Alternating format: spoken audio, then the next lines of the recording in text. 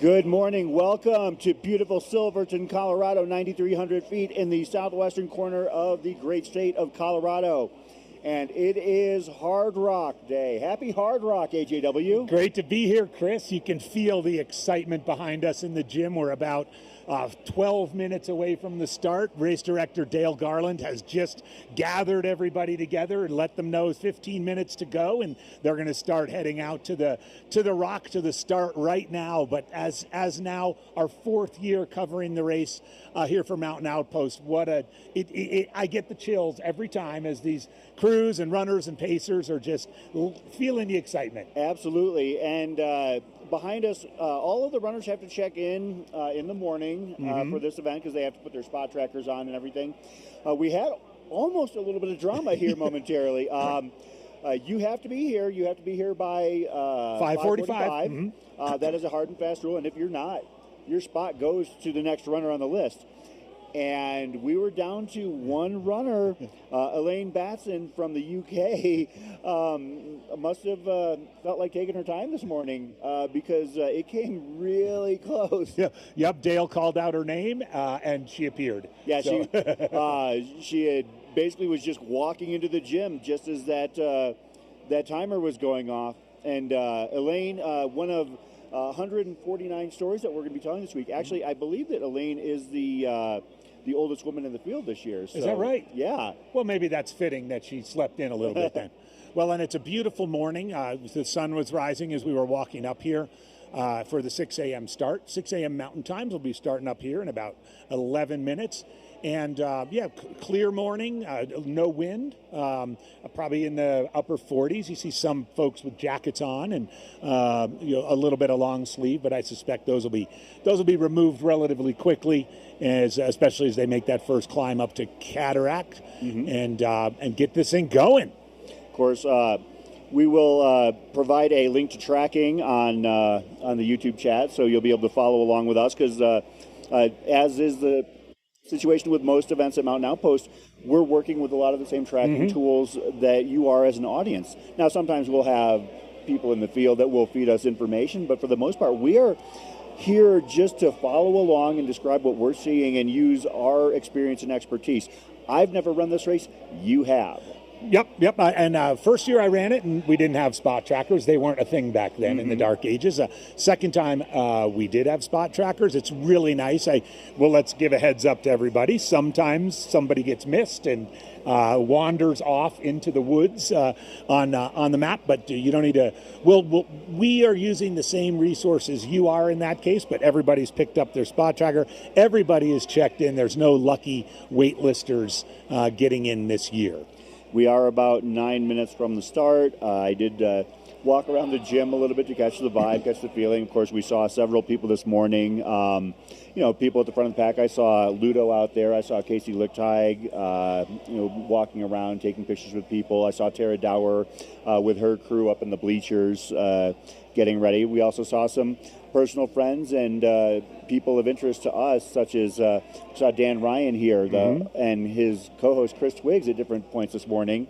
Jamil Curry came in to say hello, make sure everything was working in here. Absolutely, because and you know what's funny is he'll still be watching the live stream and following along as he's out there. Wherever he can get reception, he will be watching and tuning in and also giving us instructions. The last year they went in this direction, so in 2024, he did pull out his camera going up Cataract, and we had the Jamil cam for a little while.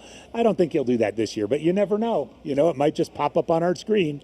Of course, some of these runners have been waiting a decade or longer. I spoke with a friend of mine this morning, Bill Dittman, and Bill Dittman first put in for this race 12 years ago.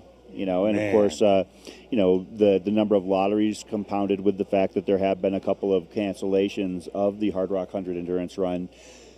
So, for some of these people, this is a lifelong pursuit and, may be a one and only shot for them. There are other runners who have done it 8, 9, 10 plus times. And Hardrock is amazing because it seems to mean something different to all the people that are involved. Of course, it is a highly competitive event. You have world-class runners like what Ludo and Courtney have done to this course in recent years. They are both the course record holders in this direction.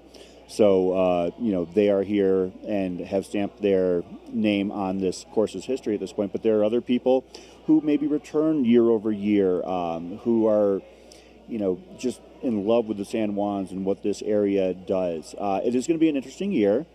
Yep. The weather is unusual. Yeah. Let's talk about that, AJW.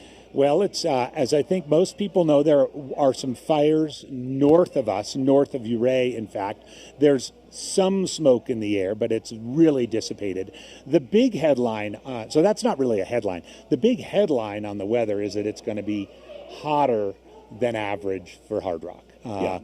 Today is forecast to be hot, and tomorrow is forecast to be hotter. And so I think particularly for those middle and the back of the Packers in this direction from Sherman up to Pole Creek, across to Maggie Gulch and down to Cunningham, very exposed, very warm. We were talking to race director Dale Garland yesterday, and he and his team are really attempting to prep with enough ice. It's likely that we're going to have a higher temperature. Again, this is speculative, but likely that we'll have a higher daytime temperature in Silverton on Hardrock race day than we had in Auburn on Western States race day for the second time in 5 years. That's highly unusual, but folks are going to have to be thinking about heat. And again, 80 degrees, as you've talked about in the past, hits different up over 10,000 feet for sure. You can see we've got drone shots over the town of Silverton as the gym behind us has emptied out, and Dale Garland is going to be doing his pre-race detail and information session for the runners. And I did see, I think the only runner that I saw in here still was Jason Schlarb. Yeah. Hanging out, taking his time. I guess as a former champion, you can do whatever you want out here. Yeah, I think he knows what he's doing.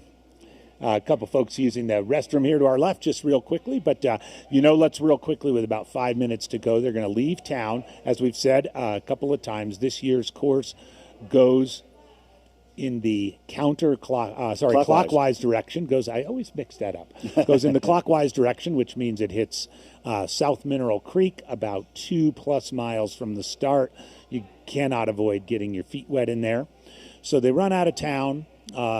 They make a right-hand turn on the single track up to Shrine of the Mines. It's a little climb. They get up on the little gravel road that circles town, and they make sort of a contour around to the west before dropping down onto some single track that rolls around for about a mile or so before it drops down a somewhat steep embankment and crosses the highway and then South Mineral Creek.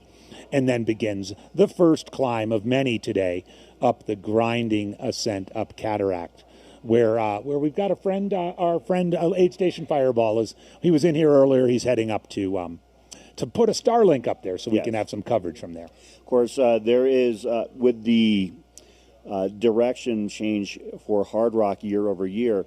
It is a quite different event, and of course, you have a phrase for what this direction entails. And can you talk about that description? And first of all, share the turn of phrase, and second of all, explain what it means. Well, I didn't make it up. Rock Horton, legendary 10-time finisher we got to give credit where credit is due. He introduced me to this phrase about 17 years ago, which the Hardrock course in general is. In the clockwise direction, the climbs, the biggest climbs, particularly in the first half of the race, are steep, shorter and steeper, and the descents are longer and shallower.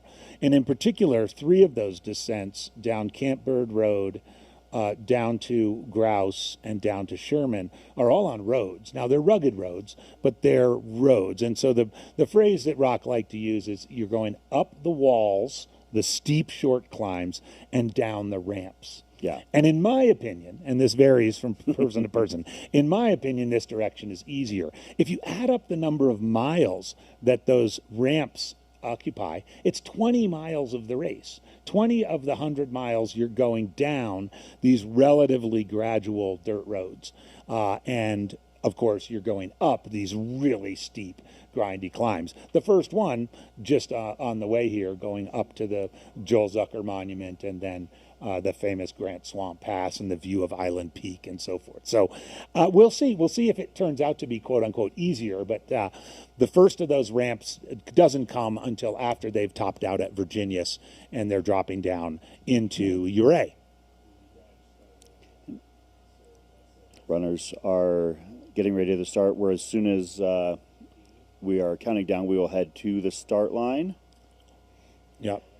You can hear music to the back right now. They're playing some music to celebrate the start. About 1:45 to go. Lots of excitement. Crews gathered, pacers, friends, loved ones. Again, as Chris mentioned, a decade or more in the making for some of these folks. And three-time winner Courtney DeWalter is here. Two-time winner Ludo Pomeray is here. Former American winner tied with Killian a full 10 years ago. Jason Schlarb is here. There's a good shot of the start. Dylan Bowman going for his third Western States finish. Arlen Glick is back after a couple of years away and a surgery. There you see Jason on the right. Again, a couple of years ago, Dale and the team decided to have the start line and finish line go the same direction every year. They used to switch directions on it, but I think they've come to the conclusion that this is a good direction for that to face. We got about 25 seconds, Chris. That's David Ayala in the blue there. Of course, David finished fourth last year and looking to improve upon that. Yep, I snuck him into my top three. Nice. That's right. Yep. Yes. All right, Dale's counting down from 10.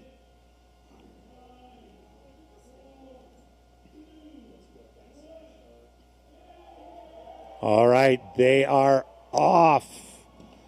The Hardrock 100 2026 edition, 31st in the incredible history of this event, has started. The journey for these 149 athletes from the front to the back. They are guaranteed to have a day or two that they will never forget. Again, a decade in the making for some of these runners. Just an incredible day. Looks calm outside. There's a good shot of the gang making their way through. Again, it's not even a half a mile on the streets of Silverton before they get onto that single track that takes them up to Shrine of the Mines. It's a nice way to start the day. Again, lots of folks, long sleeve shirts and jackets. I think those are going to be shed quickly. Very quickly. They're going to be shed quickly. Again, about 2 miles, a little bit more than 2 miles, they cross South Mineral Creek and begin that first climb up Cataract. And, so for people that might not be familiar with Hardrock, there are 149 starters to this event. To get into Hardrock can be an odyssey for some. Mm-hmm. It is a lottery race, much like some of the other high-profile events in this country and around the world. But there are very few slots for, quote, bypassing the lottery. The only way, there are three ways, and correct me if I'm wrong here, to get into Hardrock. One is by the lottery. One is by winning the previous year. Mm-hmm. So you have to win. Finishing second doesn't get it done. And then you could potentially be one of, quote, Dale's picks, as they are affectionately known. And Dale Garland, the run director, the only run director this event has ever had in its 31 runs, picks a couple of runners to spice up the field. Sometimes maybe former winners who want back in. Sometimes maybe some hot names in terms of up-and-coming runners who he feels deserve a shot. So one of the things I like to tell people when they ask about Hardrock is that you don't get into Hardrock by accident. Right. You are either a world-class runner or you have put in the time and made the effort. With the lottery, I've watched it year over year, and for example, to explain how difficult it is to get into Hardrock, in most years, there are only one or two quote, one ticket entrance, year one runners. Like that's how hard it is to get into this run. Yeah, you're absolutely right. Those are the three ways to get in. The year after you win, you will be offered an entry. You could get a Dale's pick. In recent years, by the way, this is a good shot of the trail up to Shrine of the Mine. So they're off the town roads already. They're making their way up to that shrine up above town. But the lottery, the lottery has been tweaked, especially over the last decade and a half, in an attempt to do a couple of things. First of all, to allow never time finishers to have access to the race. They've increased that number now over the last couple of years, where it's 70 plus spots are reserved for people now who've never run the race before, and also to expand the number, to expand the number of women in the field. And so there are 2 times 2 lotteries for the Western states. And bear with me here. There's in one bucket, one large bucket there. For Hardrock. For Hardrock. There are people who finished did I say Western states? You did. I just can't help myself. For Hardrock. Thanks, everybody. For Hardrock, there's anybody who's finished the race before. They get put in one bucket. And anybody who hasn't finished the race before gets put in another bucket. Of those people who haven't finished the race before, they are divided into a men's lottery and a women's lottery. And the number of tickets that they get is determined by the number of times they've qualified for and entered the lottery and failed to get in. And their tickets accumulate year after year after year. On the veteran side, on the, finishers side, the same thing. They're divided into a men's lottery and a women's lottery, and they're given an additional ticket or given a ticket for each time they've finished. So Chris Twiggs, for example, has 16 tickets in the lottery, had 16 tickets in the finishers lottery this year. And that's a good example. So as you were mentioning, in the never finished one ticket people, men or women, they have very slight chance of getting in. Yeah.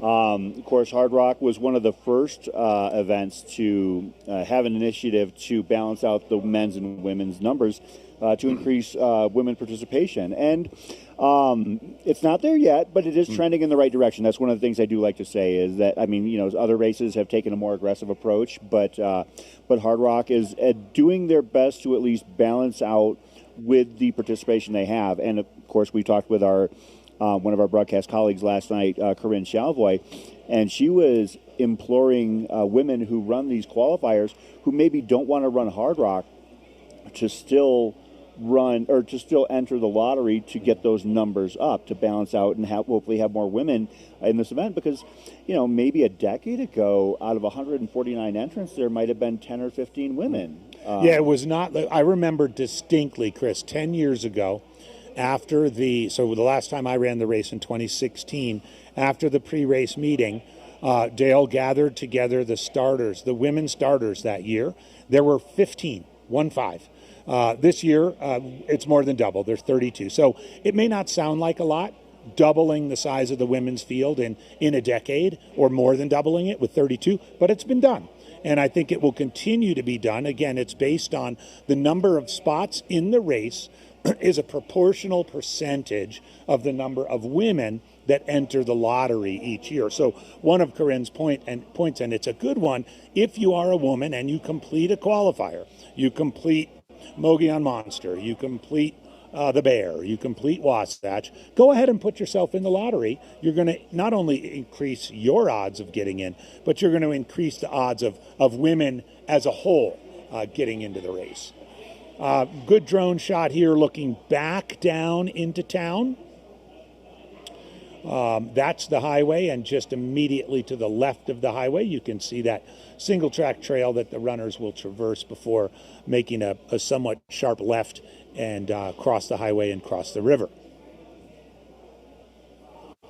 Yeah, of course, one of the things I love about this event is that Silverton has a little bit of a, when you think of small mountain towns in Colorado, you think of, your Aspen, your Vail, your Telluride, Steamboat Springs.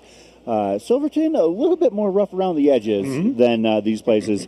As you saw, there are literally only 2 paved roads in the entire county here in San Juan County, the highest elevation county in the United States.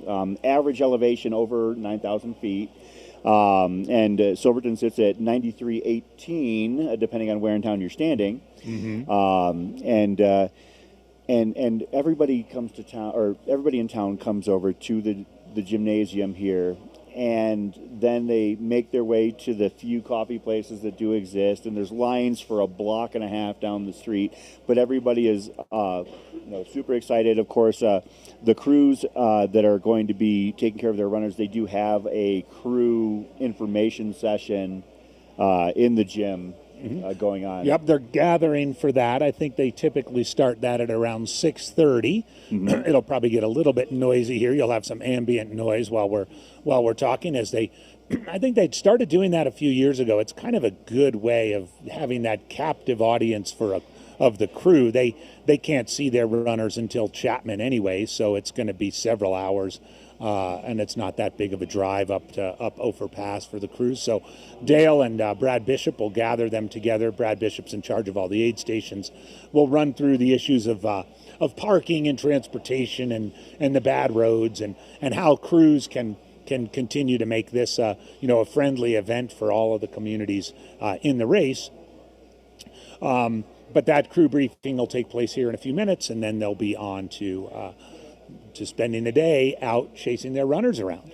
Of course, we have some overhead shots, a couple of white kits. I know that Ludo is wearing white, so we will see he's wearing that white Hoka kit. Jason Schlarb's wearing that's white. That's right, yeah. So those would be Dylan Bowman, another one. So we would see some potential white kits toward the front.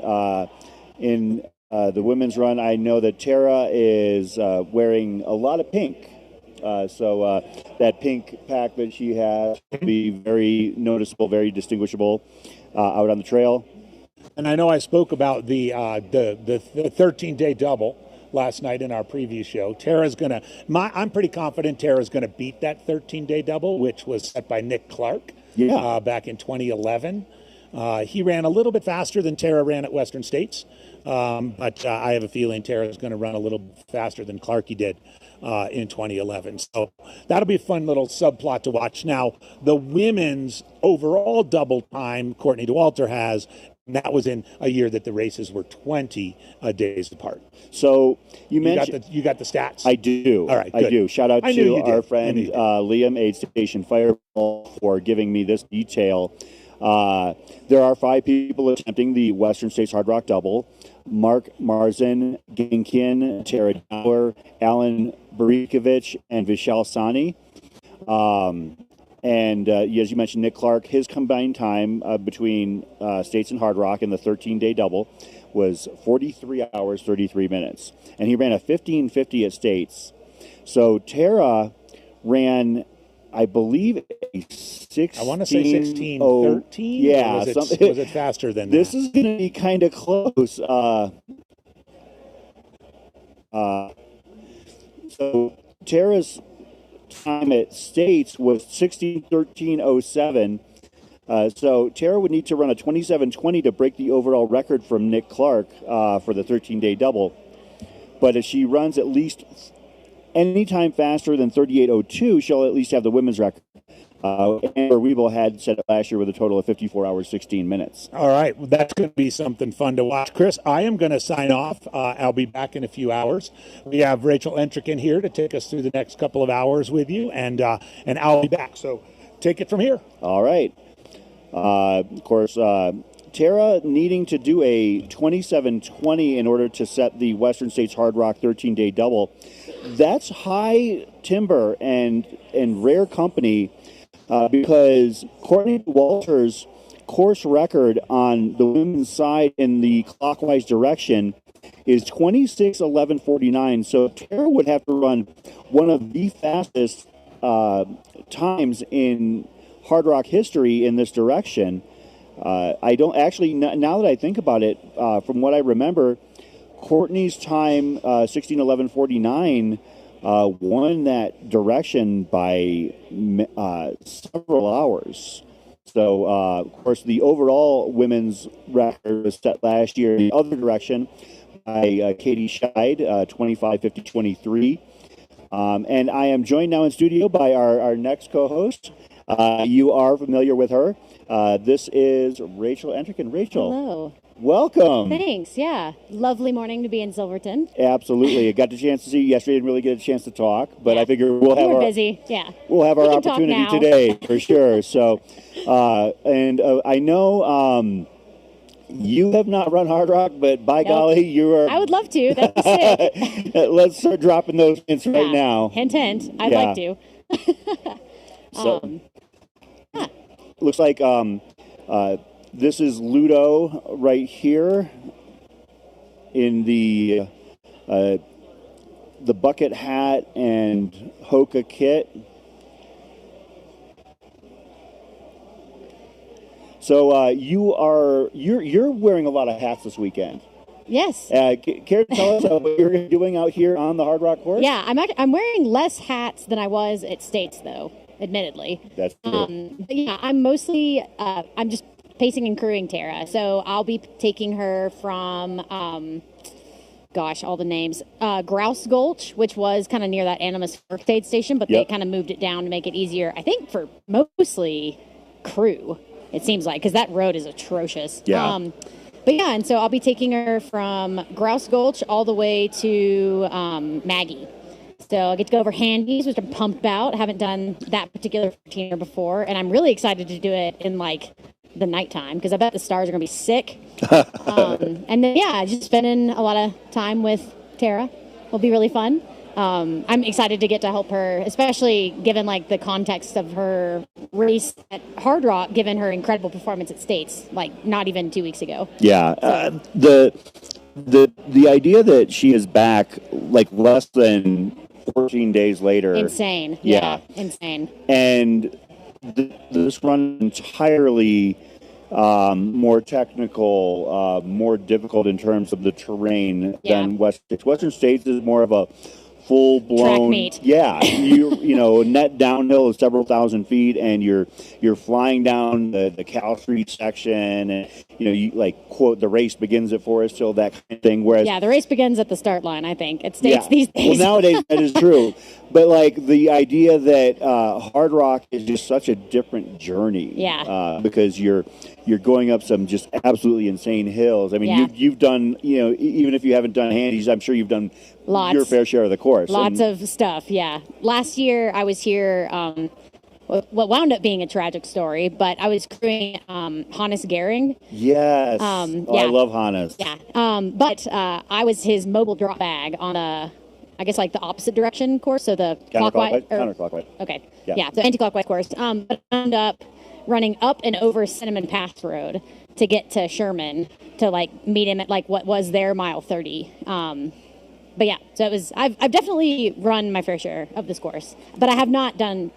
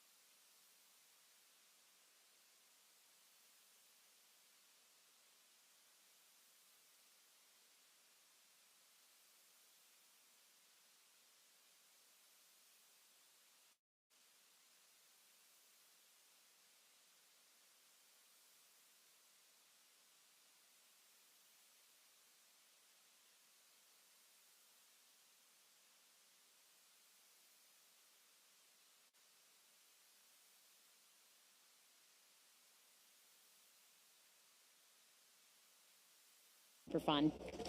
Of course, right now the crews are getting into place, and they're going to have their symposium in the gym here. So if there's ambient noise, we might have a little bit of that, just to let you know. Rachel, how many years have you been coming up to? We've got our. We'll pick that up in a second. Caveat, yeah. Yeah, Pivot. Our first runners are approaching Mineral Creek and that road crossing. Is anybody doing the Matthew Blanchard bags on the feet this year? I feel like probably not. I wouldn't think so, but you never know. People bust out some unbelievable tech for this run and ideas. I mean, I know we'll talk, I'm sure, about one runner who has his own homebrew shoe out there. Oh, gosh. But yeah, this is the crossing Mineral Creek. And to no one's surprise, it is Ludo making his way to the across the road and to the Mineral Creek crossing. Ludo likes to run very aggressively, and he's going to make you run his race. Yeah. But I do think that last night you guys were saying that Ludo is like famous for running his own race. Mm-hmm. I just think his fitness is, especially on this course, is so absurd that it probably, would stress out a lot of the front running folks who are trying to get on that podium spot. Because I think last year he didn't slip into the lead until quite late or not late, but I believe it was 50. Yeah, it was about halfway. It was Yeah. around Uray, I think, as a matter of fact. Oh no, you're definitely good. I was wondering, since we've had such a low moisture year, I was wondering how difficult the creek would be to pass. Maybe you could keep your feet ready. Yeah, who we got here? Looked like I saw David Ayala come across. Is that Jimmy? Yeah, Jimmy Elam. Yeah, Jimmy. Jimmy's so freaking good. Of course, Jimmy, a very hot name in regards to people making their picks. Jason Schlarb has already Jimmy's crossed. so hot right now, yeah. Yeah, I'm really pumped. Jimmy and I are on the Norda team together, and I'm really pumped for him to get a chance to run this course. I know he's wanted to forever. Of course, Jimmy had to pick his poison this year because He got in the States. Yeah. He was on the wait list quite high up, but and he had to decline his entry because he wanted to focus on Hardrock. Yeah, and then Arlen's coming through too. Yeah, I'm excited to see who's in the little lead pack of women, which I imagine will be coming through in the next minute. Yeah, they're usually right behind. I mean, really throughout the run. I mean, with rare exception, the last few years, the men and women have been. The Katie Zach race last year. I was here for the Katie Zach race for sure. That was fun. That was intense. Yeah, that was very fun. Keeping an eye out for our next runners. So we got Courtney and Kareth and Tara. Yep. No surprises there. Somebody else. But yeah. Hooray, ladies. Let's go. But yeah, I mean, it is almost kind of stupid to be talking about who's in the front right now. We're 2.5 miles in. But whatever. Anybody can lead the race. It's all about maintaining the lead. This is true. And with a run such as Hardrock, there's so many factors. It's not just about how fast you are. It's about how you approach, these steep ascents. How are you a strong downhill runner? We might not see the downhill runners who are, quote, foot speed people really start to, show that until maybe even, past Telluride to Camford Road, that stretch where the runners are coming downhill and running, 6.5 minute miles on that stretch. Insanity. Yeah.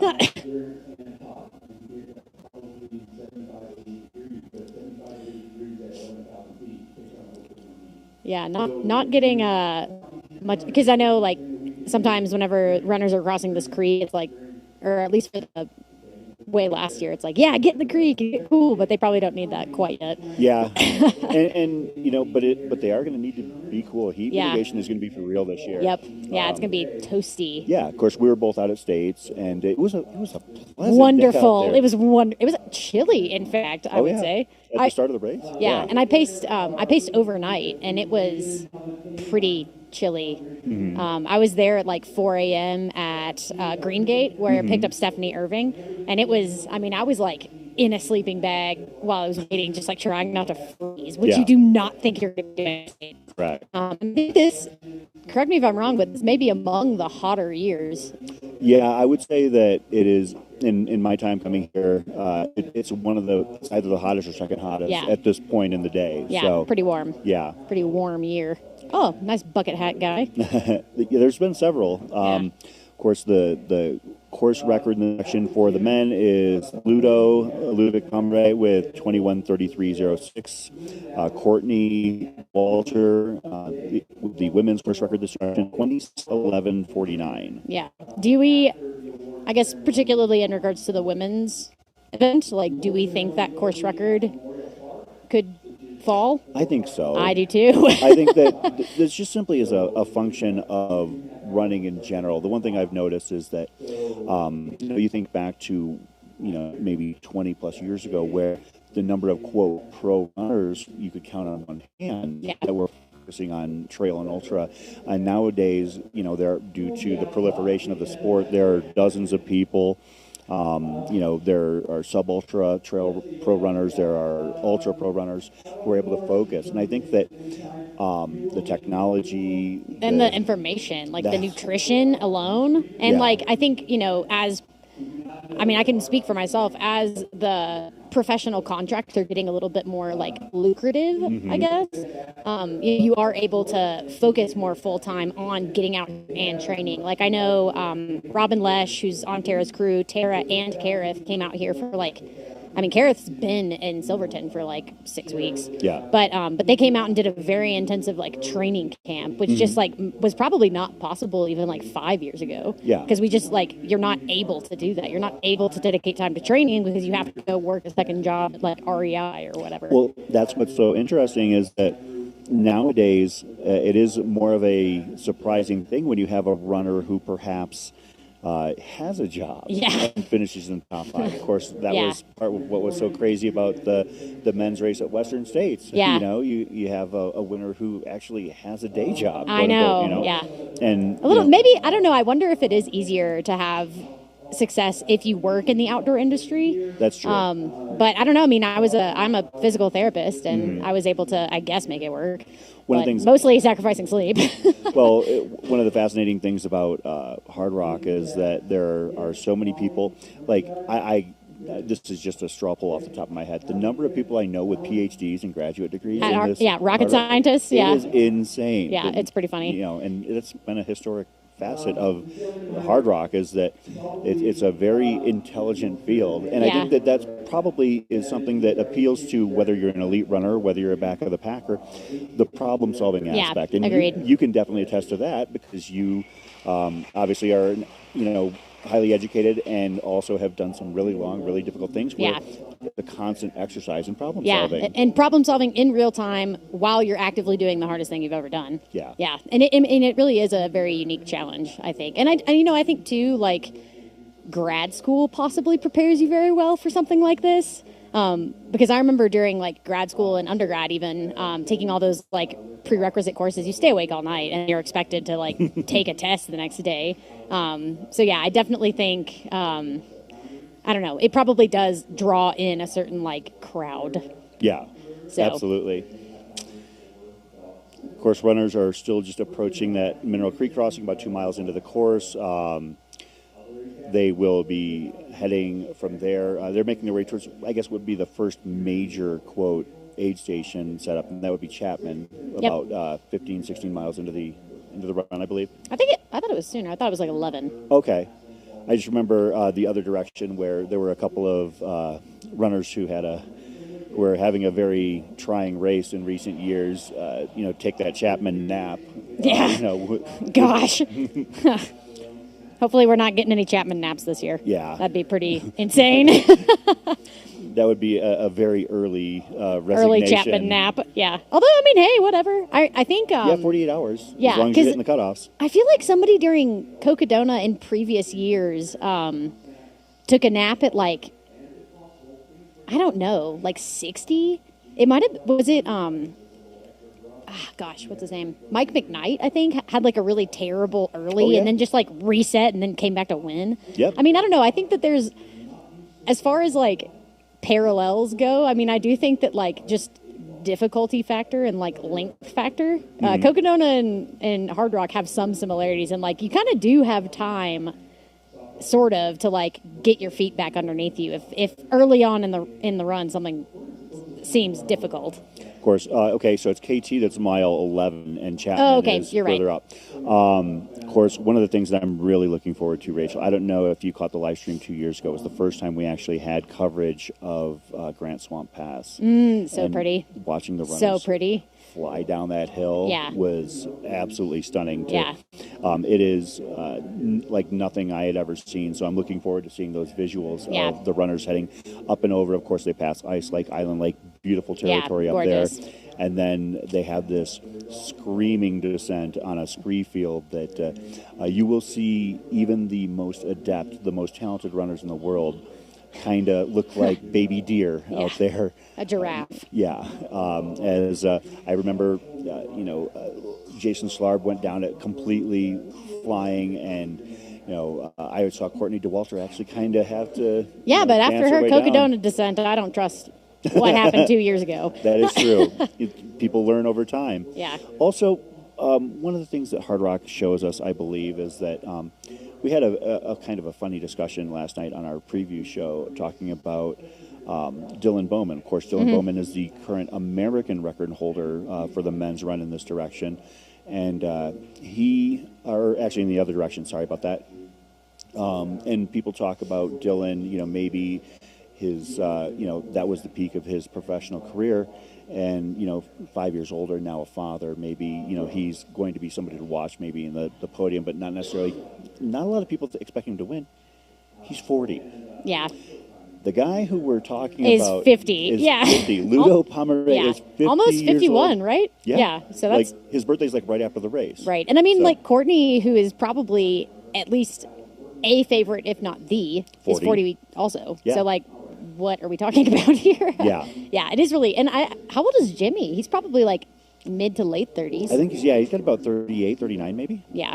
So I mean, I think more so than a race like States, I think this type of event yields itself to people who have experience and have spent a lot of time in the mountains. So I do actually think that I don't know, like an older individual I don't think is necessarily like out of podium contention in my book. I mean, I've ranked Ludo as probably taking it, and I mean, he's 50. Yeah, absolutely. I mean, over years, I think that it really does show that Hardrock is best for those who have the experience in the mountains. I mean, you might be a blazing fast, you might be a 14, 15-hour 100-miler, but these Hardrock does not care it about doesn't. your 100-mile splits. Yeah, absolutely. And it creates contenders out of people who, might not have that quote, flat foot speed because they're just so experienced and strengthened in the mountains here. Yeah. So. Rachel, obviously you're going to be working with Tara here this weekend. Is there anybody else that you're looking to follow closely over the course of the weekend? Maybe in the middle, back of the pack? Yeah, famously, I like to double dip with pacing because I love running. And I actually ran into Jameel Curry this morning, and I was like, "Yeah, who you got pacing?" And he was like, "Nobody." And I was like, "Sick! Let me get Tara done, and we'll talk." So yeah, that would be pretty funny. I think you're going to be pacing Jamil? I mean, I don't know. We'll see. We'll see. But I came here with my buddy Austin, and they are pacing Anne, who was the DFL last year. Okay. She had a situation where I think a couple of her pacers fell through, and you get an opportunity to pace Hardrock, and you kind of take it. So Austin is going to be pacing, and I think the same section as I am. So from I keep wanting to call it Animus, but it's Grouse Gulch, Grouse Gulch to Maggie. Yeah. So Anne Onanenga was last year's DFL, finishing in 47 hours, 53 minutes. Yeah. Did you were you able to watch her finish last year? Yeah, okay. we were on the call. It was Absolutely. sick. Yeah, it was really cool. Very inspiring. But of course, you mentioned Jamil's going to be running. I mentioned a runner who was going to be having their own homebrew. Nick Curry. Yeah, is that I know. Runner, So funny. Basically, having a a professional actually go and cobbler, as it were. As a cobbler, Yeah. yes. Peach cobbler. But having basically the upper on that he wanted and the lower that he wanted, and having the shoe that he believes is going to help him. Yeah, can you imagine wearing a carbon-plated shoe for Hardrock? I cannot, personally. Yeah. This is the thing about it is that Nick. I know he always wears road shoes. Yeah. But I just can't imagine. Oh, I can't either. Because I remember specifically when I was training for Mammoth, I did a particular run, and it was super rocky, and at the time I was wearing some sort of Hoka that had a carbon plate in it, and I was like, I cannot wear these for this section. Because I don't know, carbon makes my foot feel so much stiffer, and I feel like I'm going to trip. Sure. So yeah, it's pretty wild that he's just like, Hardrock sounds like a good time for a carbon plated road shoe. It's like, good for you, dog. Yeah, of course. There is a runner trucker. We'll get that pinned to the top of the chat here. So you can follow. Looks like we've still got the White Brigade out in front. Some combination of Ludo, Jason Schlarb, Dylan Bowman. I'm so pumped to find out how Dylan's day goes out there. He's been so excited to start this race. Oh yeah. So yeah, I'm really, and I know famously he is without formal sponsorship. Mm-hmm. But did you see his sick Terragnota kit? No, I didn't. Terragnota custom made his vest, and they branded it all Free Trail. So yeah, pretty cool. Of course, Dylan has, as I mentioned, the men's course record in the other direction for the American men's course record. Yeah. And that was in 2021 when he finished second to Francois in a very exciting run. But then in 2023 he came back, was not up to the level of preparation that Hardrock demands, and he had a very trying run. I'm trying to put this in the most delicate terms as possible, but we're friends here. Yeah, you can talk. He had a rough day, yeah. And I did talk. I actually ran into his father last night on the street. Oh, nice. And was talking to him. I've known his family for 30 years, okay. So I ran into Jim Bowman, and he mentioned that in 2023 Dylan was not up to the task of running at his previous level. I mean, obviously he finished Hardrock and he still finished in the top 10. I know. So when we say struggle, ridiculous, I know. Yeah, we're using very loose relative terms. But he came back this year and he did some running. I believe he ran Jemez and finished in the top 5 there. Which is a very. Didn't he have a rough day at Jemez? I think he still finished in the top 5. I believe he was hospitalized afterwards, or went to the hospital afterwards. Was what he was telling me, but I don't know. Anyway. He might have.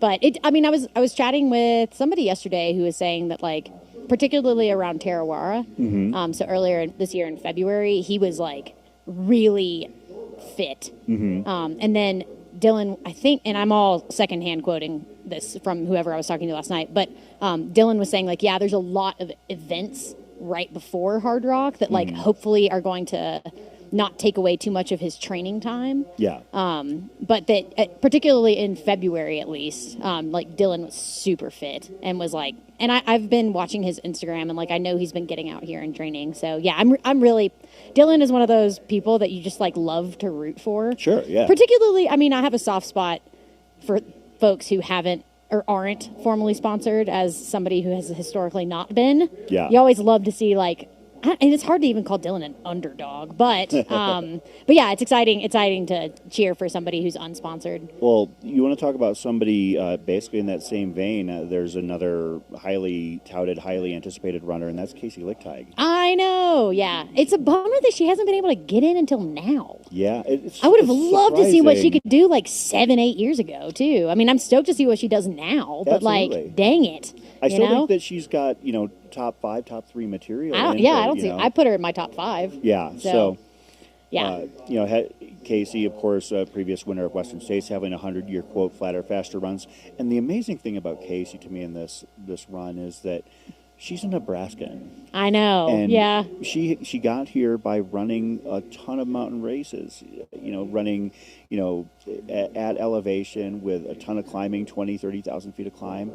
And I think that, maybe people who haven't seen Casey since her sponsored days, maybe her 10, Western States finishes, like might not realize like how gritty and tough of a climber she is. And she could surprise some people this weekend. Yeah, I hope not to be surprised because I think that she is going to do great, and I would like to not be surprised by that. I think we're both high on Casey having a great run. I actually put her in my top 3. So, nice. But I would not be surprised to see that at all. We've got some high level talent at the front of the women's field. Yeah. One of the things I love about Hardrock is just how well women do here. Yeah. And that's why I want to see those plays numbers to a lot of in our play. strengths, Women just seem to run this event smarter than men do. I mean, I think it was either 2 or 3 years ago, there were 27 starters and 25 finishers in the women's run. Hell yeah. Let's crazy. Go. That's your local 50K numbers right there, to see an above 93% finisher rate for Hardrock in the women's run.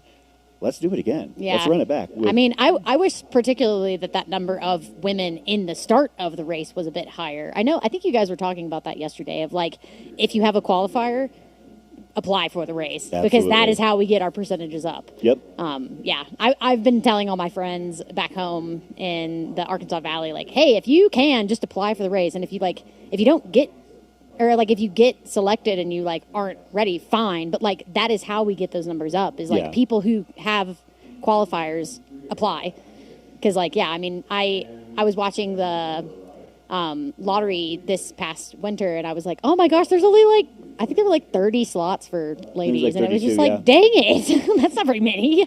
Yeah, so. I mean, and the difficulty with which to get into this run is such that anything you can do to increase the numbers is good for the sport, right? And good for women's participation. There are only 149 slots available each year. Only 5 or less are dedicated to prior winners and Dale's picks. Yeah. That still only leaves 144 slots for, in some cases, 2,000-3,000 runners entering the lottery on an annual basis. So it's very hard to get into. Yep. So ladies, apply. Yeah, absolutely. We have to apply ourselves. Damn it. Cannot stress that enough. Yeah. Cannot stress that enough. Yep. So we are, basically following the runners through the tall trees. There are going to be many of these opportunities, but as well, once you get past the tree line, you're above the tree line on and off for a long time. Yeah. I mean, the average elevation of Hardrock is, well above 10,000 feet. Yeah. So it's truly a unique event, and this is the 4th year that we have done the live stream for Hardrock. It is something that I look forward to every year because we get to show people things that they have never witnessed before. I know we have camera people that have gone out to areas that we have not covered before. Yeah. So I'm really excited about that. I believe that Aid Station Fireball has been sent out to a top secret location, and we're going to get his feed coming up. Of course, we'll have Grand Swamp Pass, and I'm going to steal this one. Absolutely. Looking at the front of the pack, it looks like Jason Schlarb, David Ayala. Things are starting to separate out a little bit, maybe at mile 4. Nice. Of course, we have a long way to go. Only 98 more miles to go. So Schlarb, Ayala, no surprises there. Dylan Bowman, I did see his name coming in. We're only 40 minutes into a run that, at its fastest, is still going to take over 20 hours. Yeah, So, only 20 hours remain. Yeah. In this year's Hardrock. Not even for the first aid station. So Yeah. it looks like our women's leaders right now, some combination of Kareth Arnold, Tara Dower, and Courtney DeWalter. No surprises there either. Yeah, no surprises there. I did. What do you know about is it Jeff Rome? What do you know about this Jeff Rome character? I know that he's a local. Yes. I know which that, I feel like is an advantage. I know that people, must be an advantage. I know that people are really excited about what Jeff Rome can do. 4-time finisher, all within the top 10. Any finisher like 26:30. Yeah. That's because Liam, quick. Aid Station Fireball, and I were chatting about him yesterday, and he seems to be like, this dude knows what's up. Yeah. So, yeah, I feel like he could be maybe someone who's like not a very common name that could do some damage to folks' fantasy free trails. Last 2 years, finished 7th in 2025, 4th in 2024.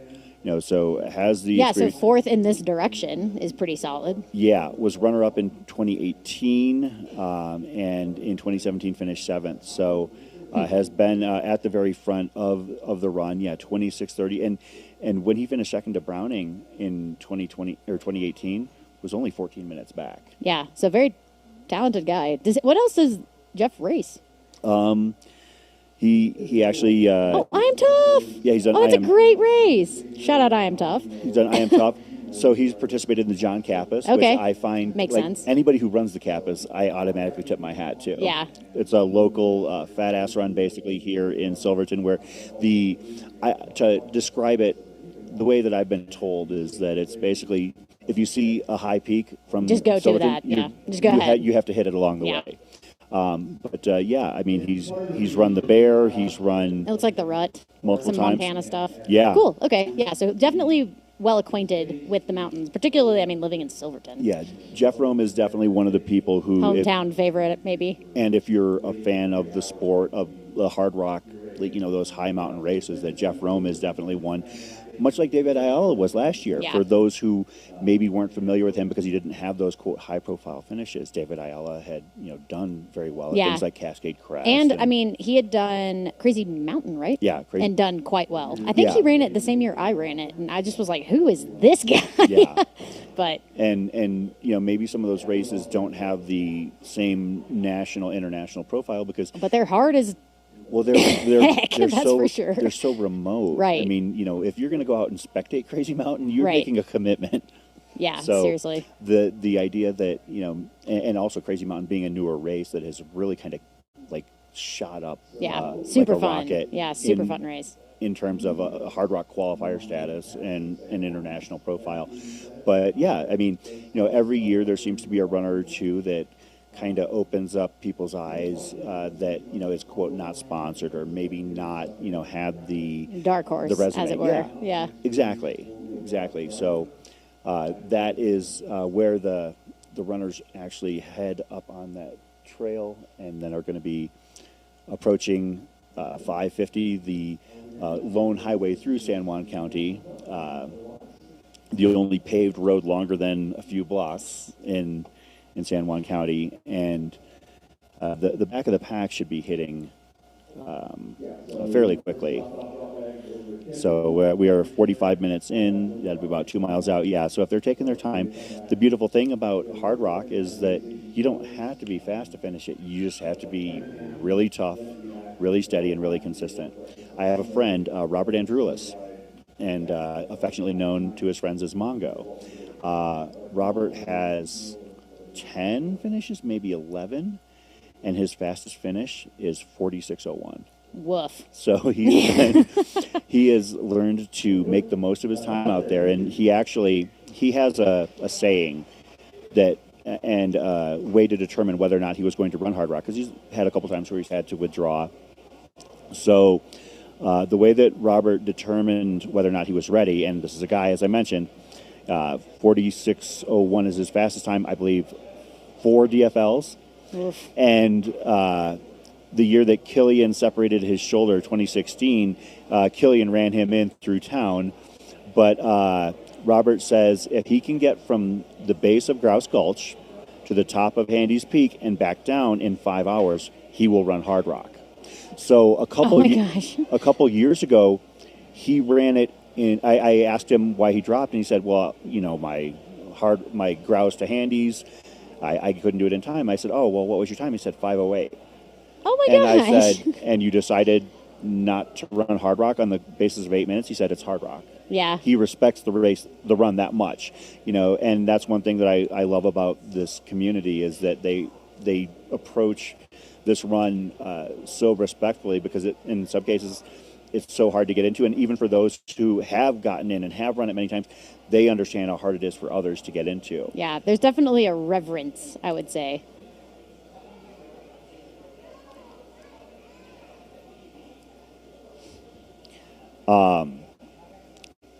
Also, well, what's funny is that whole grouse to handies run that we just talked about with like 5 hours being the benchmark.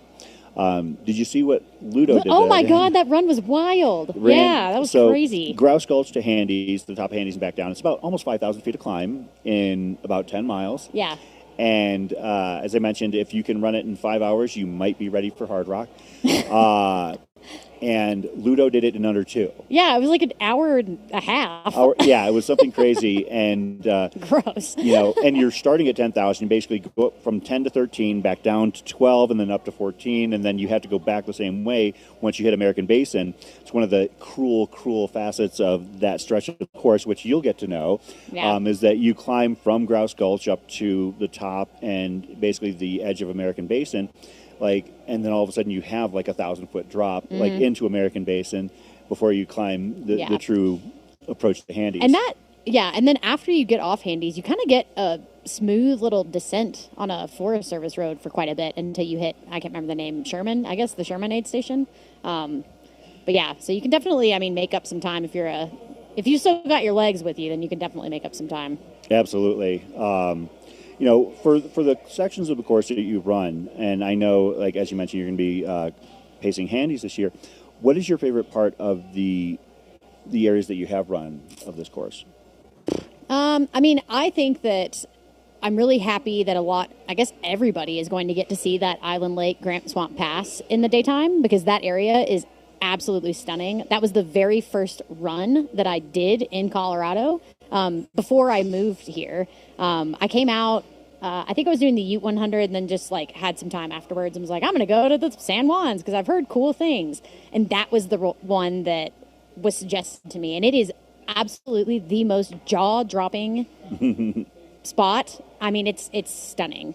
So I won't be pacing that part, but that climb up Grant Swamp Pass is so shaly and difficult. It's I know parts of it are almost like cat litter on concrete, where you just put your foot down and banana peel it backwards. So it's a very challenging climb, but that view is just absolutely gorgeous. That's probably, I would say, hands down my favorite part of the course. I feel like that area tends to lend itself to a lot of the photography that you see. Like, for instance, whether it be the runner poster or the images on the website. Example A, right? Isn't that's Grand Swamp, I believe. Did we say we're going to an... break? Okay. All right, we're going to take a quick break here. You are just barely, not even an hour into a 48-hour broadcast. This is the Hardrock 100 Adventure, or Hardrock 100 Endurance Run presented by Ultra on Mountain Outpost.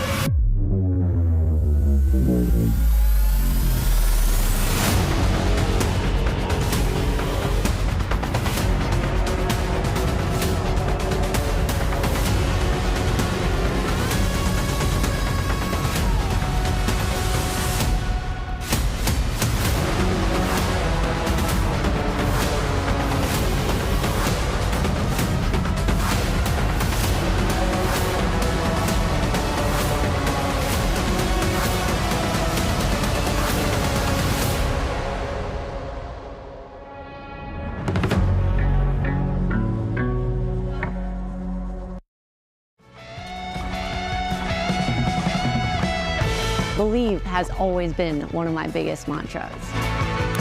I carry it in my head when I'm running. It gives me joy and keeps me going.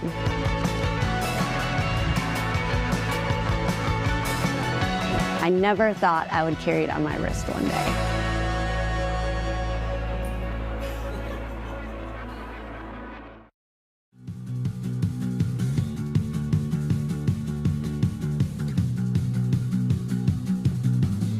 You wore your vintage coat like it was armor, and talked about some band I'd never heard of. I ran right past the station, chasing shadows. But I was keeping score behind my teeth. You're my teeth! And I don't care about your art-school friends. And I don't care how this stupid story ends. Go write your thesis on someone who cares. I'll run it down the street, run it down the stairs.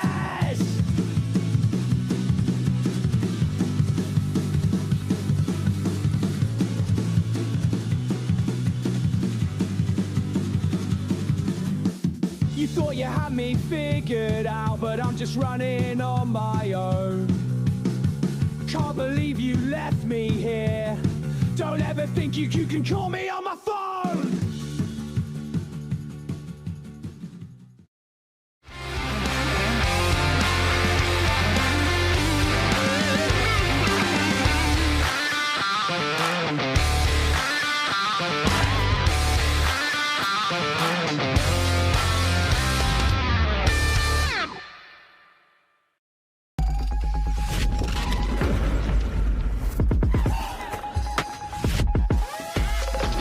Ultra Fit, with room for your toes to crush your run, not your feet. Ultra, stay out there. What does Hardrock 100 mean to me? And it just like got me hooked into the sport. Hardrock means a lot to me. How much this has impacted my life is massively profound, and yeah, a lot of emotions right now. I've had 8 finishes. I love it and I hate it. I am currently the oldest woman to have ever finished Hardrock, and I'm 66 this year, and last year was my finish at 65. The Hardrock culture to me is ultra running frozen in history. To me, this is the only event that I can come to where I get an authentic view of what ultra running was back when I was just a kid.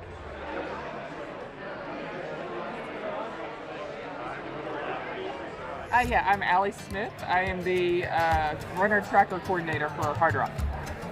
I started volunteering 2 years ago, and it's like a big family, which I know sounds cliche, but it is. It's just so warm and welcoming, and I knew I had to come back every year. And so whenever they asked me if I wanted the runner tracker job, I said yes, absolutely. So.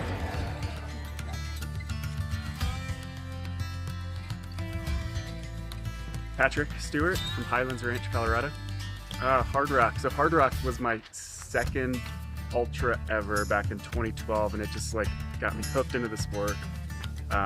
And we've been coming back as a family every 4 years. Coincidentally, I've gotten in, so this is my 4th running. Cool, just introducing my girlfriend at the time, then my wife, then my younger daughter is born. Now I have 2 kids here, and they're going to be doing Hardrock. So for us, it's just like a cool every few years to come back to one of the places that really got me like hooked into ultra running.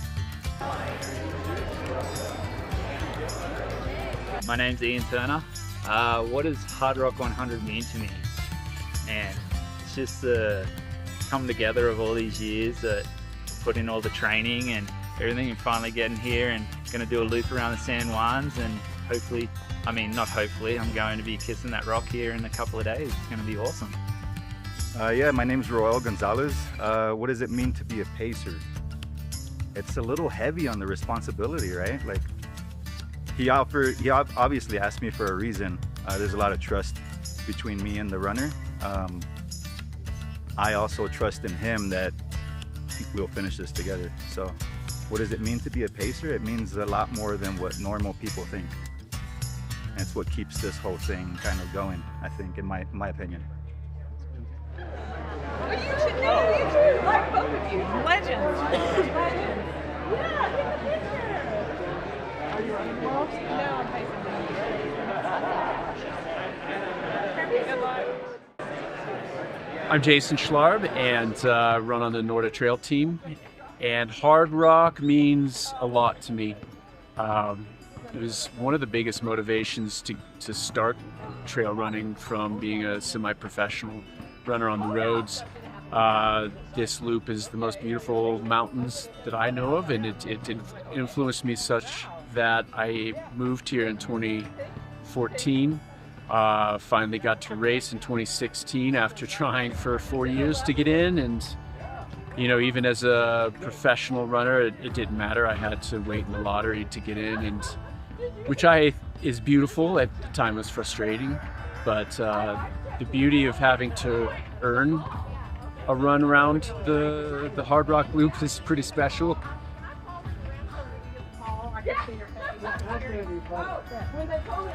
And yeah, a lot of emotions right now.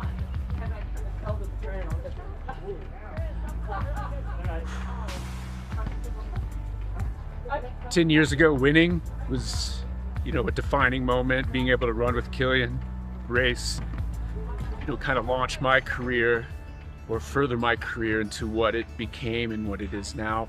Now as an athlete manager for Norda, to come back here and give it another shot. My wife is 40 weeks on Monday. So, that's heavy and big on my mind, and my wife celebrates me running the race. And, that I'll be thinking about that so much, and how much this has impacted my life is massively profound. It's this is truly like so much of who I am, what I've put my heart, my soul, my time, my family's time into. So this is home.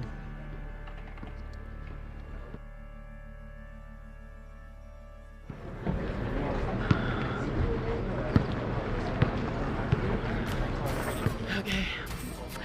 Well, my name is Tina Ure, and Hardrock has been a big part of my life for the last 19 years. I came here in 2007, paced someone, good friend, and was pretty blown away by it. But darn if I didn't start putting in for it the next year. And in 2010 I got in, and I've had 8 finishes. I love it and I hate it. It scares me.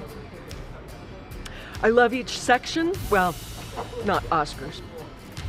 And maybe not the Engineer Jeep Road. And maybe not Camp Bird. But I love all the climbs and all the beauty, and yet putting it all together at once, overwhelming is an understatement. This year I was fifth on the wait list. And this year being 5th, you just don't train like you're in. You kind of say, that would mean, I literally told people a full third of the women's finishers field would have to withdraw, and that's impossible. So I did not train as if I was getting in. I am pretty much over my chronic injury, so I'm less injured than last year. I'm less trained.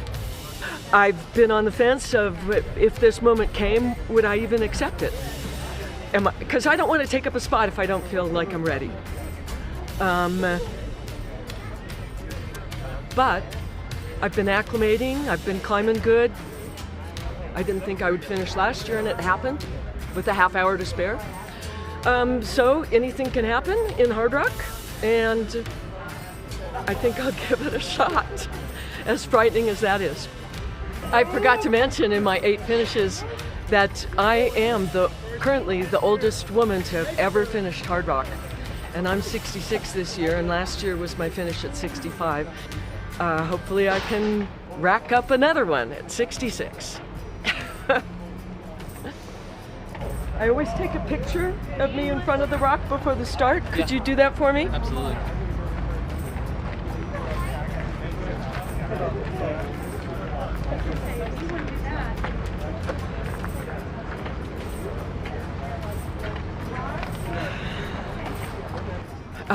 Me against the mountains one more time.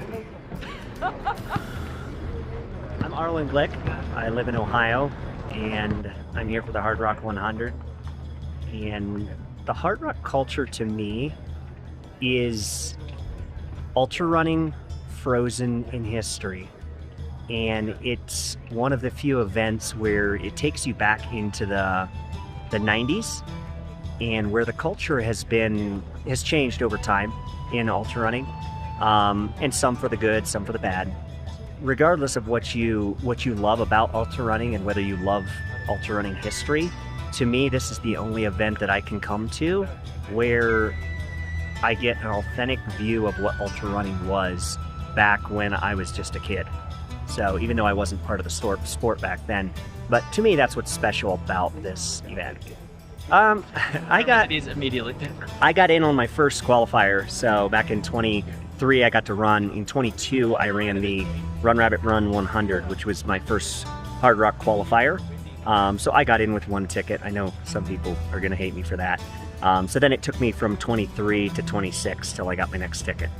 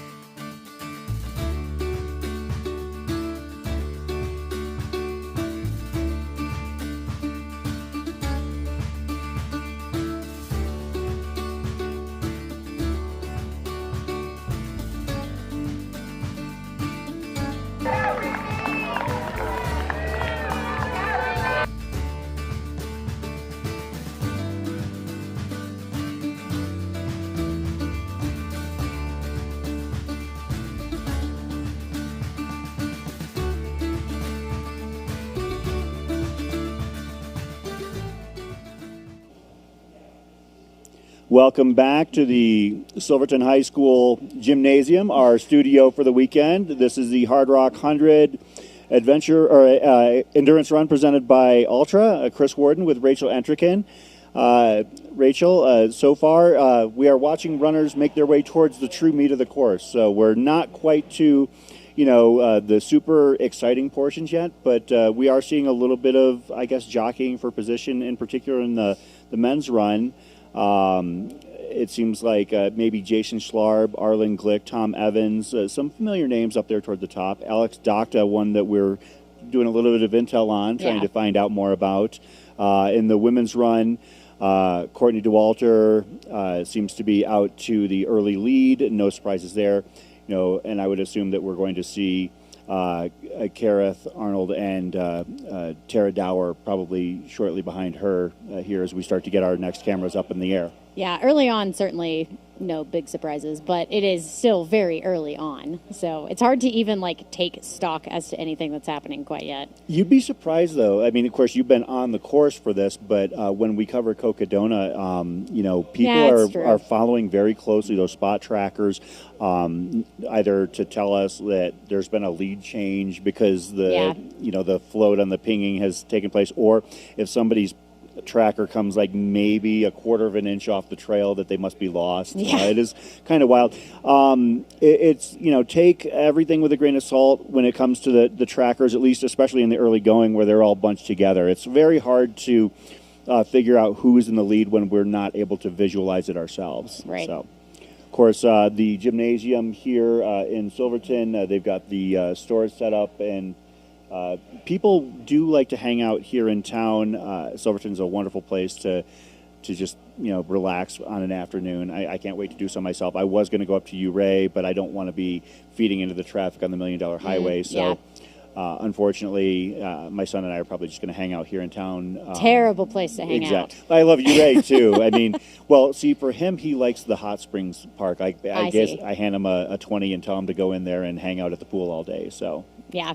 And I mean, luckily we've been good with the air quality. Mm-hmm. I feel like we have to give some thank goodness for that, because even last year at the race start, it was pretty smoky. Yeah. And I don't even know what fire that was from, but with a fire actively very close to Uray. Yeah. I was really pleased with how good the air quality is here, especially this morning. The air quality here today is much higher than it was last year. Last year it was a cause for concern. Last year they implemented a voluntary deferral for those runners who... Because doesn't it trigger at 150 AQI? I believe. Like it was in the 140s at the start of the run, so they offered people that option. This year it was down below 100. Yay! So a miracle. It has actually been gorgeous here in Silverton. I've been here the last couple of days and loving all of my time here. So yeah, AQI 72. Nice. Not bad. And yeah, even driving through Ouray yesterday, it was pretty. I mean, the town of Ouray proper was beautiful. Oh, thank you. We're getting clarification on the rule that they've now implemented. In order for the run to take place, they have to test the AQI in the key points on course, and it has to be under 150 in order for the run to take place. Anything above 100 to 149, they offer a deferral for any runner who does not want to run under those conditions. Last year they offered that, and nobody took it. I thought one person did take it. No, nobody took it. There was somebody who gave up their spot on the morning of the run. Oh, interesting. Yeah, but I actually had I've given some thought to this since that point, and now that they've implemented this air quality policy. So say you're somebody who runs Hardrock, and then you get in the next year, and then there's an AQ, or maybe you don't get in the following year, but then 2 years later you get in, and they have a deferral for the AQI. Would you take that deferral in order to run the following year in the other direction to become a true hard rocker? Oh, I don't know. That's kind of a funny hypothetical. it could happen. I mean, it's bound to happen at some point. So, but we've been very fortunate in the recent days that the conditions have been wonderful. The temperatures are warmer than normal. I did hear some scuttlebutt from people who know people that they are doing their best to have the beautiful. That is so pretty. To have the aid stations prepped for what could be a wild year in terms of needing ice and water, because getting things to these stations can be difficult. Yeah, for sure. But I personally am very thankful. We had a little bit of rain over the past couple of days, and I think that that's really helped clean out a lot of the air for sure. So this is our KT drone here. The runners will be approaching this point at mile 11. That is the first aid station. They'll have a crossing of the Mineral Creek South Fork, and then at that point they will head more north and start making their way toward the climb at Grant Swamp Pass, and then down into Telluride. So that'll be covering the first quarter of the race, quarter of the run, basically.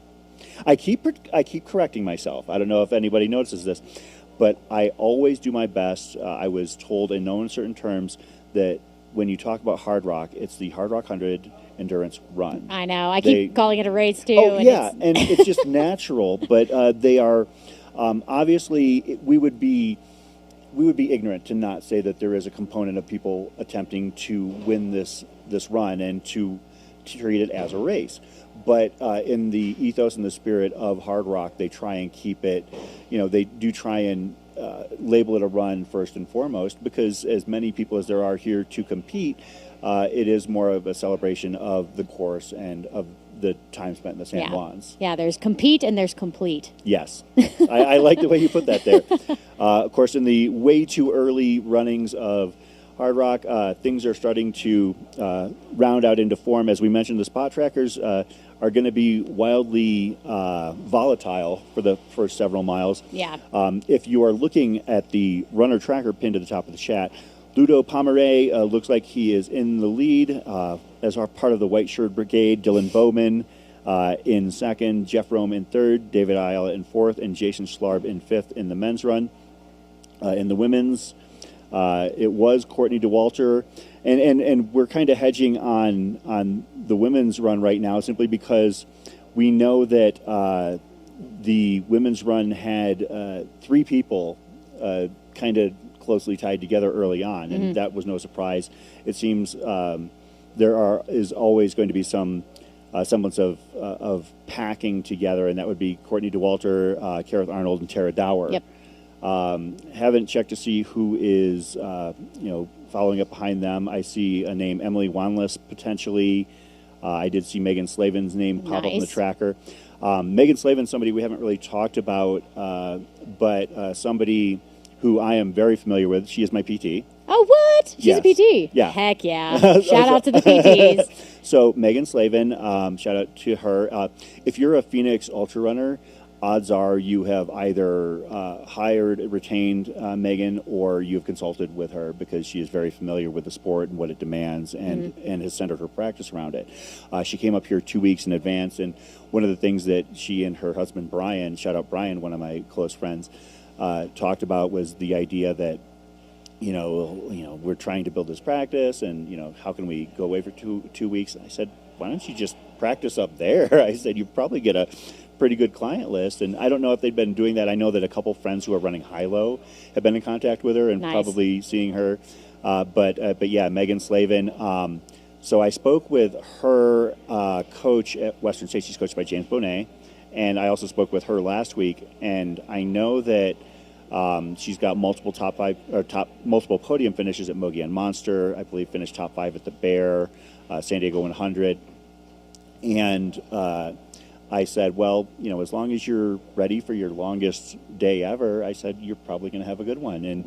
And she responded by saying, well, if things go really well, it won't be my longest day ever. And her longest day ever to this point was at Mogollon one year when she finished 3rd and finished in 33 and change. Sweet. If she finishes 33 and change, that's top 5 territory right there. So, that's something I'm hoping to look forward to.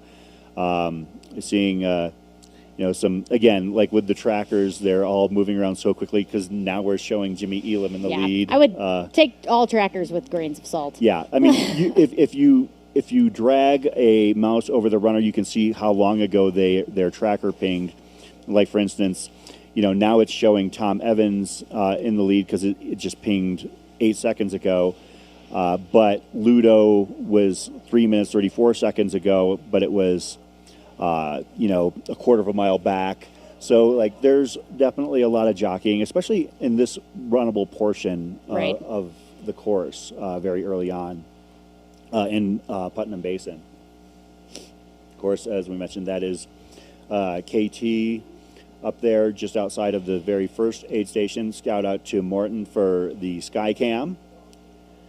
And I do believe that they are providing the nutrition and gels on course. But from what I saw from Dale Garland, run director, that the aid stations are fully stocked with brisket. Oh, what? Brisket? Apparently they have brisket at That's nearly so all funny. the stations. Yeah. Huh. All right. I did.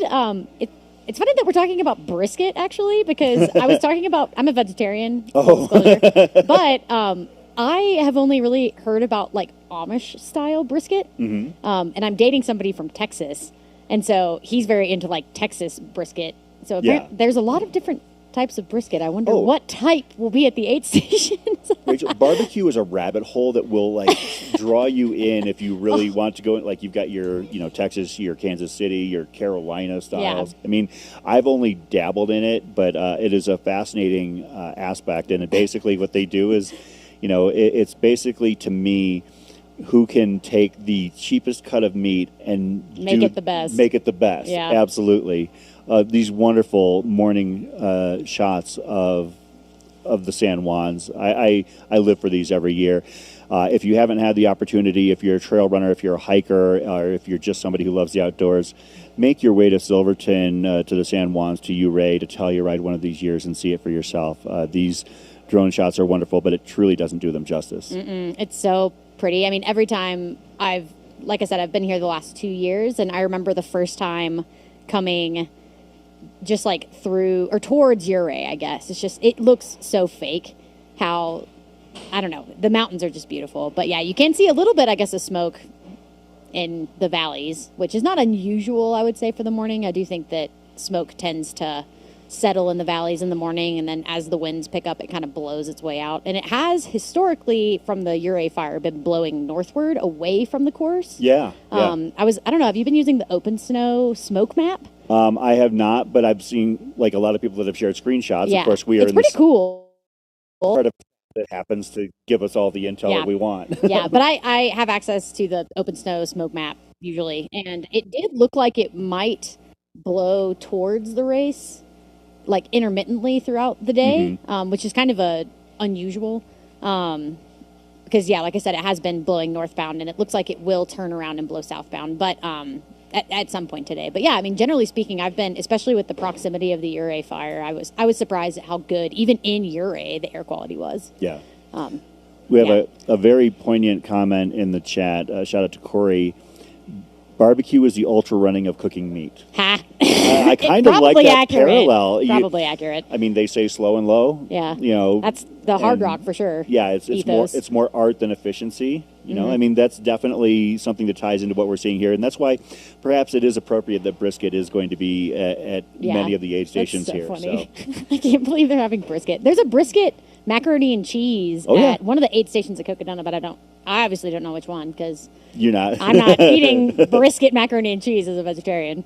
But that's one of the things I love about Cocodona is that all of the different aid stations, like the captains, are given the option to try and like have their own little item. And it sounds like actually I did hear Dale say that the aid stations, all of them will have their own signature food item here as well. Ooh. So love some signature food items at aid stations. Absolutely. Especially in a race like this where you probably, I mean, I know a lot of the runners are really interested in getting in real food. Yeah. Because you kind of have to with something like this. And palate fatigue is a thing. Like, you know, you get so used to doing, you know, maybe the more sweet, you know, sometimes like, you know, I want something salty or savory versus, you know, what constant a gel might sweet. provide. Yeah. So, you know, sometimes seeing what's out there is great. I mean, there are other times where, like at my last 100 miler, everything tasted like sand, you know, at some point. So, you know, but giving people options is what it's all about. And despite the fact that the field might be small and relative to other events, you know, with 149 runners,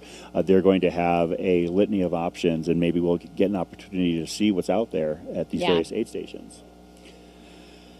The tracker is at the top of the chat here. It is pinned to you, or top or bottom, depending on what device you're using. But this is the Hardrock 100 Endurance Run presented by Ultra. Chris Warden here with Rachel Entrikin. I am here till, I believe, the top of the hour or thereabouts, maybe a little bit longer, at which point Andy Jones-Wilkins will come in and share time with us here.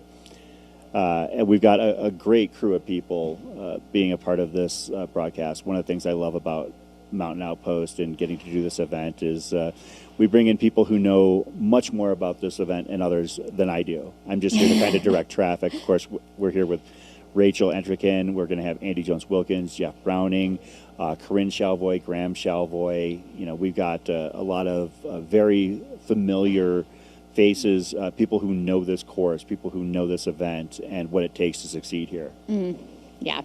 Admittedly, I only have been to this race twice, so I don't know as much as probably you do, especially historically. But yeah, such a fun event. Yeah, but you have quite... I know about running. Yeah, I was going to say, you know about running and you know about mountain running. Yes, and that's the I thing. do. You know, I mean, talking about, you know, the qualifier process. You've run a lot of qualifiers for I have Hard run a Rock. lot of qualifiers, So, yeah. I mean, there's only like 16 or 17 domestic Hard Rock qualifiers, and you probably I think I've run 6, 5 or 6. And, you know, with regard to Hard Rock, unlike other events, the qualifier is a 2-year cycle as opposed to a 1-year cycle. So you don't necessarily have to run a Hard Rock qualifier every year, but it seems like you probably do. They're fun, I think. You know, I think I was thinking about, because I've won quite a few of them, and so I thought it would be a really fun like side quest to try to see how many Hard Rock qualifiers I could win. But so which ones have you won so far? So Plain used to be one. Yes, I think it cycled out this year, which is a bummer. But that race slaps, so do it anyway. But I've won Plain. I won that one outright. And then I've won Crazy Mountain. I won High Low last year. I've run Cascade Crest, had a very weird day out there, so did not win that one, but have run it. I think there's one more, but I don't remember. But yeah, like the Bear. I haven't done the Bear. I don't remember. I haven't done Wasatch either, although Wasatch is on the list. But basically, every Hard Rock qualifier is on the list of races that I'd like to run. Yeah. I paced Devin Yanko at Scout Mountain this year. Oh, yeah. And That's a that newer is one. on the... Dude, that race is beautiful. So there has been a shift in some of the qualifiers. Of course, Crazy Mountain was just added, I believe, last year. But then there were a couple new ones that they added. Scout Mountain, Dark Divide. So yeah, there's some... Is that up in Washington State? I think so, yeah. Okay. I think it's in the Eastern Washington portion. Or is it? Maybe. I've heard that race is gnarly. Yeah. Well, that's what you need, I That's what they look suppose. for here, Yeah. absolutely. You know, there's been a pivot to focus on the 100-mile distance as your Hard Rock qualifiers by the committee and by the Hard Rock board. One of the runs that you did not mention that I anxiously anticipate you partaking in is one near and dear to me, and that's the Mogollon Monster. Yeah.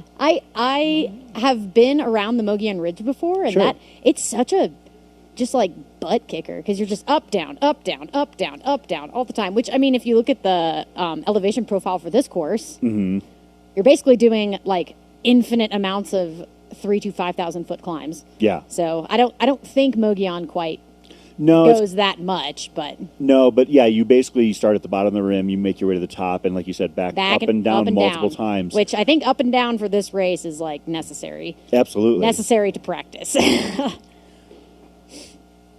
So,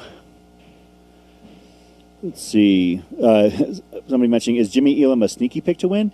I don't know about that, I would considering say he was a pick. less sneaky than like flat out like prohibitive. You know, one of the people in the short discussion for the win here. Yeah. So, of course, we mentioned Tom Evans, Ludo Pomeray.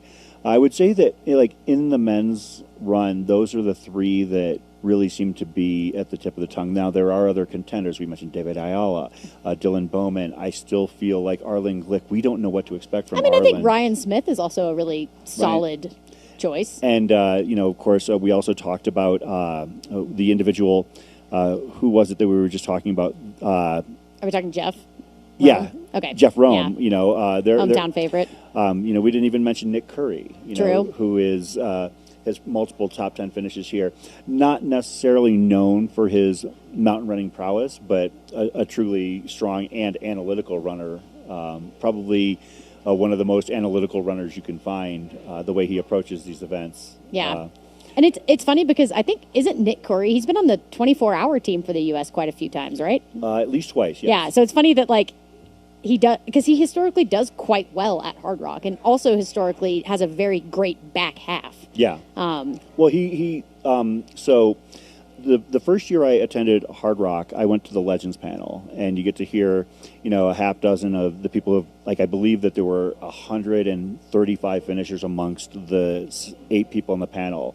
And names like Blake Wood, Kirk Apt, Chris Twiggs, Howie Stern, Robert Andrulis, and somebody was asking about, how to approach the run, and I think it was Twiggs was like, well, you don't approach it, like nobody negative splits Hard Rock, and Howie mentioned Nick Curry has entered the chat. Yeah, Howie mumbled under his breath. Well, Nick did it. Yeah, So, exactly. But that's just indicative of the wild variance of runners that get into this event. Yeah. I mean, I think the easy answer is to be successful at Hard Rock, you have to be good in the mountains. But I think you can also just be a good runner who knows how you respond to getting really hard miles under your legs. Yeah. And it definitely seems like Nick Curry does that in spades. Yeah, it seems like, looking at the tracker, your top 3 or 4 looks like some combination of Ludo, Tom Evans, and Jimmy Elam, as we mentioned. No basically, big surprises. Yeah, nothing reinventing the wheel there. So we will, be obviously keeping eyes on, who gets to KT first, and, things will open up eventually. And then in the women's run, you're talking Courtney DeWalter, Kareth Arnold, Tara Dower at the front of the pack. So Courtney looks like maybe very if that's, at the 6.5 mile mark, maybe up to a 200 to 400 meter lead on Tara and Kareth, which is, I really think, inconsequential at this point. So. Yeah, it's just very early. Yeah, so. It gives us something to talk about. Yeah, which is what we're here for. So, but that's where we're at now. As I mentioned, a name that we may have to get to know. Emily Wanless looks like she is currently running F4. Maybe somebody we need to pay attention to out of Sioux Falls, South Dakota. Nice. That's a state you don't hear very often. No, but you know what? Deceivingly hilly, especially in the western portion. For sure. So, keeping an eye on things. Ryan Smith, as you mentioned, up and near the front of the pack as well. But it's all so far from where things are going to end up. Yeah, a lot of time. Absolutely. And yeah, I mean, Ryan Smith, I raced him at Hilo last year. Did he get third? I think he got third. I mean, incredible runner. Like, super, super talented runner, for sure. So, yeah, I would definitely. And I spoke with him at States, and I know he's really, really excited to be here. Ryan Smith finished third here in 2021, now going the other direction. Will have his opportunity to become a true hard rocker. Of course, that is the term given to runners who have completed the Hardrock 100 endurance run in both directions. And in some cases, people are fortunate enough to knock it out in back-to-back years. It has happened. David this year. David Ayala. Yeah. Got very lucky. I know I have a friend, shout out Ellen Silva out of New Mexico, who ran it, I believe her first run was 2018, or was that 2016 or 2018, and then got back in last year. So there was a several year gap between her first and second in order to become a true hard rocker. And then you have weird cases like Jamil Curry.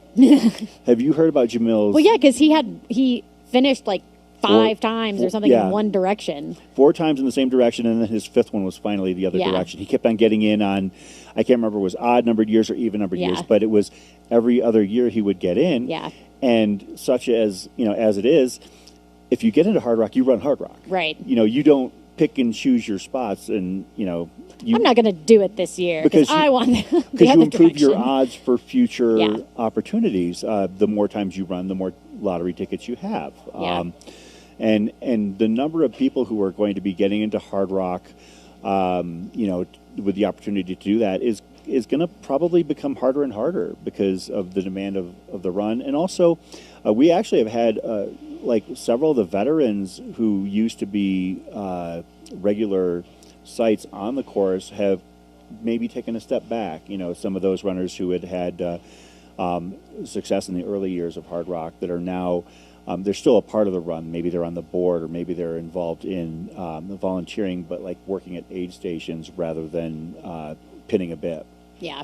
One of the things that you see about races of this caliber, of this profile, is that you tend to see those people who have been involved with it, as an athlete, stick around. Yeah. One of the things I love is, one of our broadcast colleagues, he happens to be very enthusiastic about multiple runs and races, but even though he might not be participating in them anymore, he likes to, be present at the events and take in the atmosphere. Yeah. And I mean, like I said, after coming here last year, it was like, oh, wait, I have to definitely, there's a certain amount of drinking the Kool-Aid. Oh, for sure. That you must do when you attend Hard Rock, of like, oh, you come and then you just come every year. It's very fun. I feel very fortunate and blessed. I lead a very happy life when it comes to the trail and ultra running scene. I get to go to basically all the big ones in the western United States. I mean, get to cover western states, Hard Rock, Cocodona, Javelina, Run Rabbit Run. Like, I have had the opportunity to be witness and watch these events in person, and it is just such a special thing. And to those in the audience who maybe don't ever see themselves towing the line at a Hard Rock or a Western States or another 100-miler, get out and support your community. It's super fun. Yeah. Super fun. And it's great. And you never know who's going to turn up. Like, sometimes, I mean, I know you've been known to show up at the most random of events. Oh yeah. So I like to pop in. Absolutely. Like, give us an example of that. Like, when was the last time you popped into like maybe a quote low key? I mean, I guess event? Scout Mountain, probably pacing Devon. That was a little bit of a surprise, I think, for a lot of the participants who were doing the race. They were really like, what the heck? I took a lot of selfies. Yeah, I love that. Race. But it was, Luke Nelson is a legendary person, and he's the Mhm. race director for that race. It just became a Hardrock qualifier. And Devon had a really interesting race at Scout, and so I wound up pacing her really early, and I got to see about 65 miles of the course. Stunning. Like, 10 stars. It's she had kind of gorgeous. like a rally kind of? She had the greatest back half of a race I've ever seen, personally. It started off pretty rough, but then, she, somewhere around mile, probably like 55, 60, she just like accepted what was happening and then picked off probably like 6 people in the back half. There were parts when I was pacing her, there's a couple aid stations that are down in valleys, and then to get out of the aid stations, you have to go up a really steep climb. I would like refill a water bottle, kind of like, I'd tell her, oh, go ahead and refill a water bottle, and she would have dropped me by minutes. She had an incredible back half of that race. It was fun. But she asked if I was interested in pacing her, and I was like, for sure. Yeah. Because, it's fun, too, to check out races from the either spectator or volunteer side. Because, now I really want to run Scout Mountain. Yeah. And, like, that, I don't know if I would have necessarily, like, known what I was getting into. But now, I definitely do, having run so much of the course with Devon. But yeah, it's a beautiful way to check out areas that you might be interested in. Yeah, you got some intel, some recon done of the course, so you know what you're in for. And yeah. And as you mentioned, you're kind of, collecting, Hardrock qualifiers, of all descriptions. So I Am Tough is another one I've run. Okay. That was a qualifier. Yeah, that's right. And they do cycle in and out. Like, a run that was, or a race that was not necessarily a qualifier or maybe a cycling out could very well cycle back in the future, Yeah. There does tend to be some movement. Of course, Hardrock does limit their number of qualifiers. I believe it's 32 worldwide, and they have an equal balance of, or near equal balance of domestic and international. Yeah. So.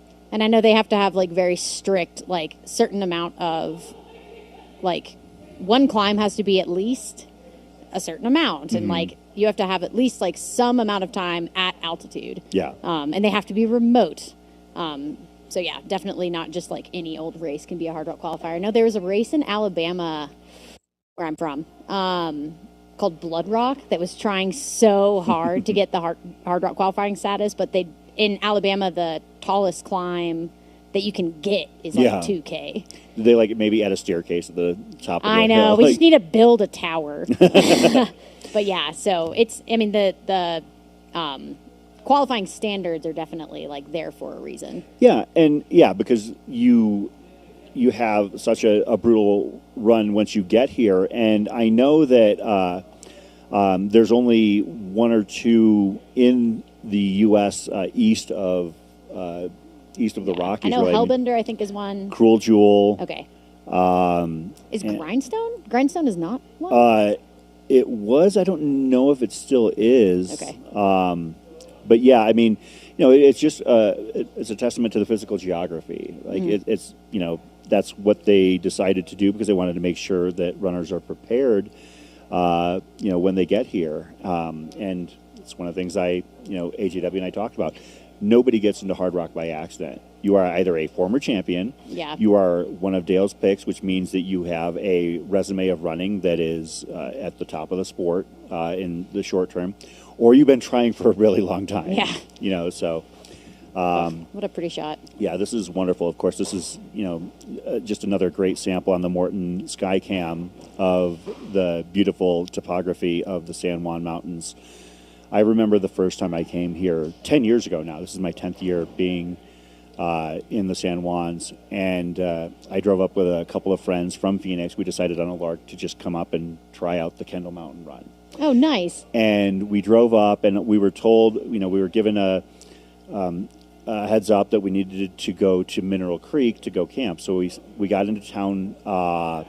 We did stop at Rum Bar, Sky Point Rum Bar. It was that was the joint back in the day. That was where everybody hung out. Now it's the Coffee Bear.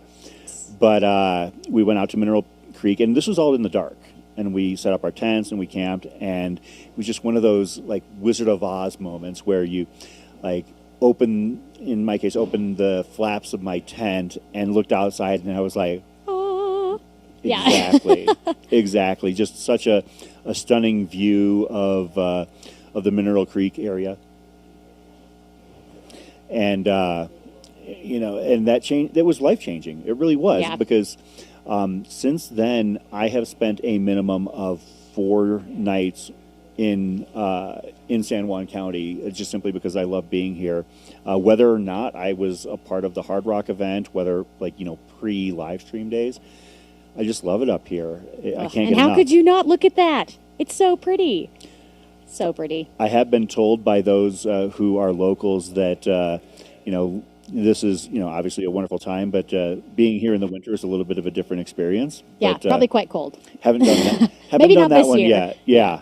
Well, I mean, that was one of the things that actually scared me about this year's run was that beginning in March, we were getting photos and pictures from Howie Stern, the incomparable race photographer, and Howie was sharing images of high peaks in the San Juans that had no snow on them in March, which is very unusual.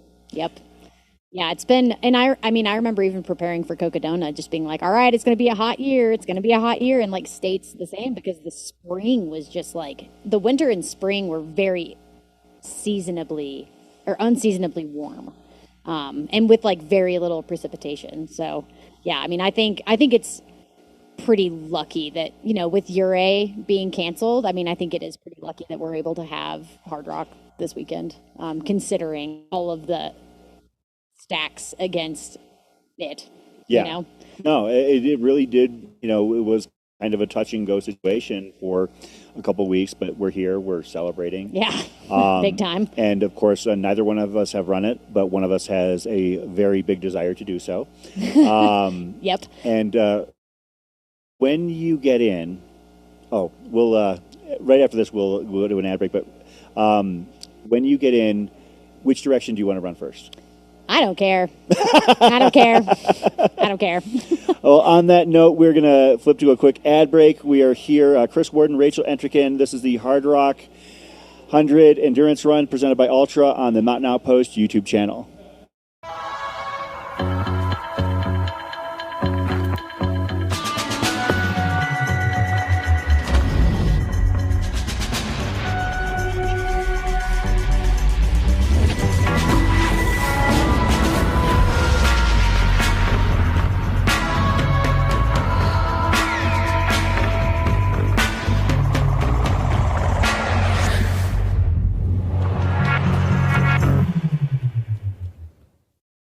At Ultraspire, my philosophy is pretty simple.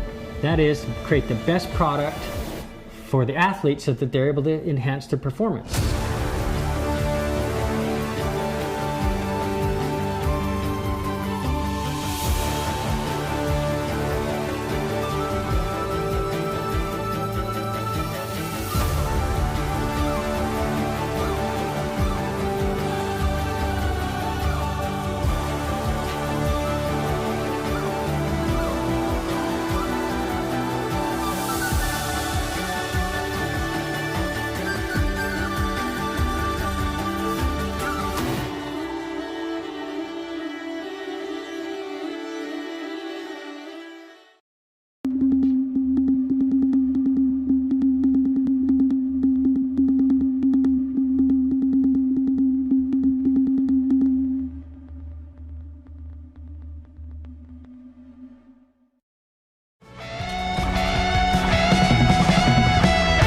Believe has always been one of my biggest mantras. I carry it in my head when I'm running. It gives me joy and keeps me going.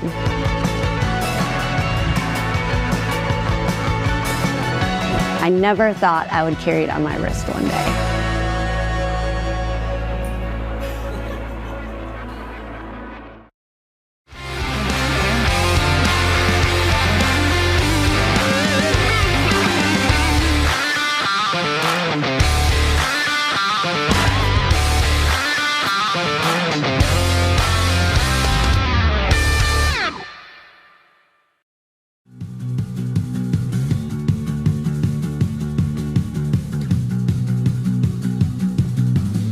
You wore your vintage coat like it was armor, and talked about some band I'd never heard of. I ran right past the station chasing shadows, but I was keeping score behind my teeth. You're my teeth, and I don't care about your art school friends, and I don't care how this stupid story ends. Go write your thesis on someone who cares. I'll run it down the street, run it down the stairs.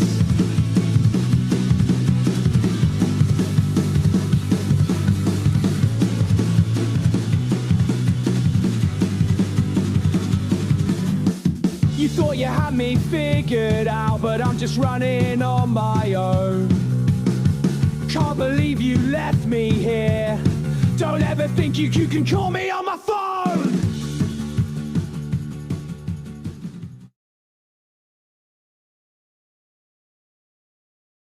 And we're back here in the studios here.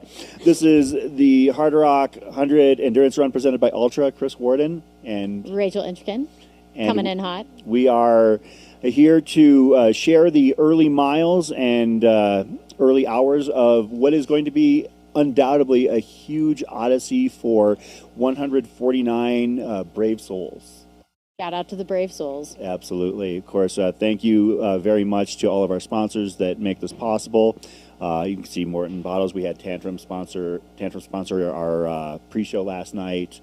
You know, it all takes a community to be able to put these live streams on. You know? Yeah. So we thank all of you, and I know that the audience is definitely grateful as well. You know, our numbers increase year over year, and to that end, you know, we do our best to improve our technology, improve you know, what we have, and from what I understand, and this is, you know, quoting our director Zach, we have more shots than we've ever had before this year. So, and I mean, the drone shots already have been so pretty. Yeah. So yeah, absolutely. I don't understand how they fly drones in places that they get drones. So I bought a drone. Did just you? to try it out? You know, SkyPoint, Chris's drone. It did not last very long. Yeah. That is an art, it is a skill, and it is amazing. So you know, to those drone pilots who are able to navigate these skies. I mean, you know, the moment that, you know, X amount of wind pops up, you have to bring it down. We do have some areas that are, you know, that we won't be able to feature drones, but we're going to have on foot cams and follow cams through some of those areas as we follow the front part of the race. And as we pivot, as the winners come in and are determined, maybe in the overnight hours, we will then pivot to following the middle and back of the pack. And of course, as is Mountain Outpost tradition, we are going to follow the final finishers in on Sunday morning. Yeah, and I mean, 6 a.m. Golden Hour is such a vibe. I got to pace a Golden Hour finisher at Western States in addition to pacing Addie Bracey. Yeah. So two very different things. And yeah, I mean, the Golden Hour finish was just absolutely so fun. So you're going to be pacing Tara Dower. Yep, pacing Tara And Dower. now you've jumped into pace Jamil Well, I Curry. don't know about that. I have to finish with Tara. That's true. obviously. So it kind of depends on, I mean, it obviously all depends on like timing. But I did say to Jamil, like, hey, if I'm free and you're lonely, he would be I'll thrilled. shoot you a text. So a few years I could ago, maybe get him at the finish or like towards the end. a few years ago with Jamil, I knew that he didn't have a pacer for the final 20 miles. Well, I happened to be out there with a friend of mine. Actually, I was in Ouray the night before, and I said, hey, can I get you a pacer for part of that last stretch? And he said, who? Because obviously, like when you're can't going, get paced by just anybody. yeah, this terrain is so treacherous that you have to have somebody that knows what they're doing. Yeah. And I was able to connect him with my friend Gary Foreman, who is trying feverishly to get into Hardrock himself. I believe he's on year 5 or 6, volunteers every year. But he had the opportunity to pace Jamil from Cunningham Gulch to the finish. Nice. And Gary had already done that stretch twice that week. Nice. So Jamil was in good hands. Perfect. And it was so cool that I have video of the two of them, and I was following behind, and Jamil's son was filming as well. And it was like you'd see they got to the creek crossing before the ascent, and then all of a sudden you see Jamil's son stop and debating whether or not to follow, and he just said bye. Yeah, He didn't this is wanna- too hard. See you later. But I've also seen Mandy Holmes. I remember one year came in, and I think I hope I'm not mistaken on this, but I believe she stepped in to pace Katarina Hartmut for the final few miles as Yeah. well. Never met, just Yeah. showed up, but of course Blind date pacing. yeah, and I like that term. Yeah. I'm stealing that term. Yeah, do it. But you know, Mandy, a very experienced, you know, high level runner, was able to just pick things up and not skip a beat. But that's part of the magic of showing up to these events. One of these years, whether it be at Hardrock, Western States, or you know another one of these big events, we need to see how many pacing gigs you can fit I know, into that'd be sick. Well, I think some at States, I don't think I had. I don't know. I don't think I had time to pick up another pacing gig. Yeah. Because you know it's only a 30-hour cutoff, Yeah. so like, you know, it's pretty. Yeah, I was rushing to try to get to Steph on time. But yeah, I definitely think it would be fun to like see how many different gigs of pacing I can pick up. Because pacing is, I might just become a professional pacer. It was so freaking fun. It was so much fun. Think about how many people you could pace at Hard Rock, like if you were like just doing different Yeah. segments and stuff like that, or Yeah. even Cocodona. Like, Cocodona would be fun. That might be something I have to try you one could year. pace like so many people on so many stretches. Basically, just you know, okay, well, I'm going to do Sedona to, you know, this section, or I'm going to do, Yeah, you got, you know, 5 days to pay, or I guess like probably 4 days to pace well, people. There, I mean, 4.5 days, people, or you know, a half day in, people are able to pick up pacers. Yeah. So I don't need to sleep. we need to put a pin in this. Yeah. Absolutely. Yeah. All right, we'll figure it out. We are back out on course here. This is the Morton Skycam. This is the KT area, mile 11, where the runners are going to start to head. Looks like our lead pack is probably about 2.5 miles out. Depending on when your tracker pings, it could be Jimmy Elam, it could be Ryan Smith, could be Ludo Pomeray, Jason Schlarb, David Ayala, Tom Evans. It seems like, and Arlen Glick's tracker just pinged. And interestingly, we have a really cool little item in our tracker that has a tracker to the course record that follows that. And as of right now, the lead men are kind of right on Ludo's record from 2024, which was 21 hours, 33 minutes, 6 seconds. Unsurprisingly, the lead women seem to be right on par with Courtney DeWalter's 26:11:49 from that same year.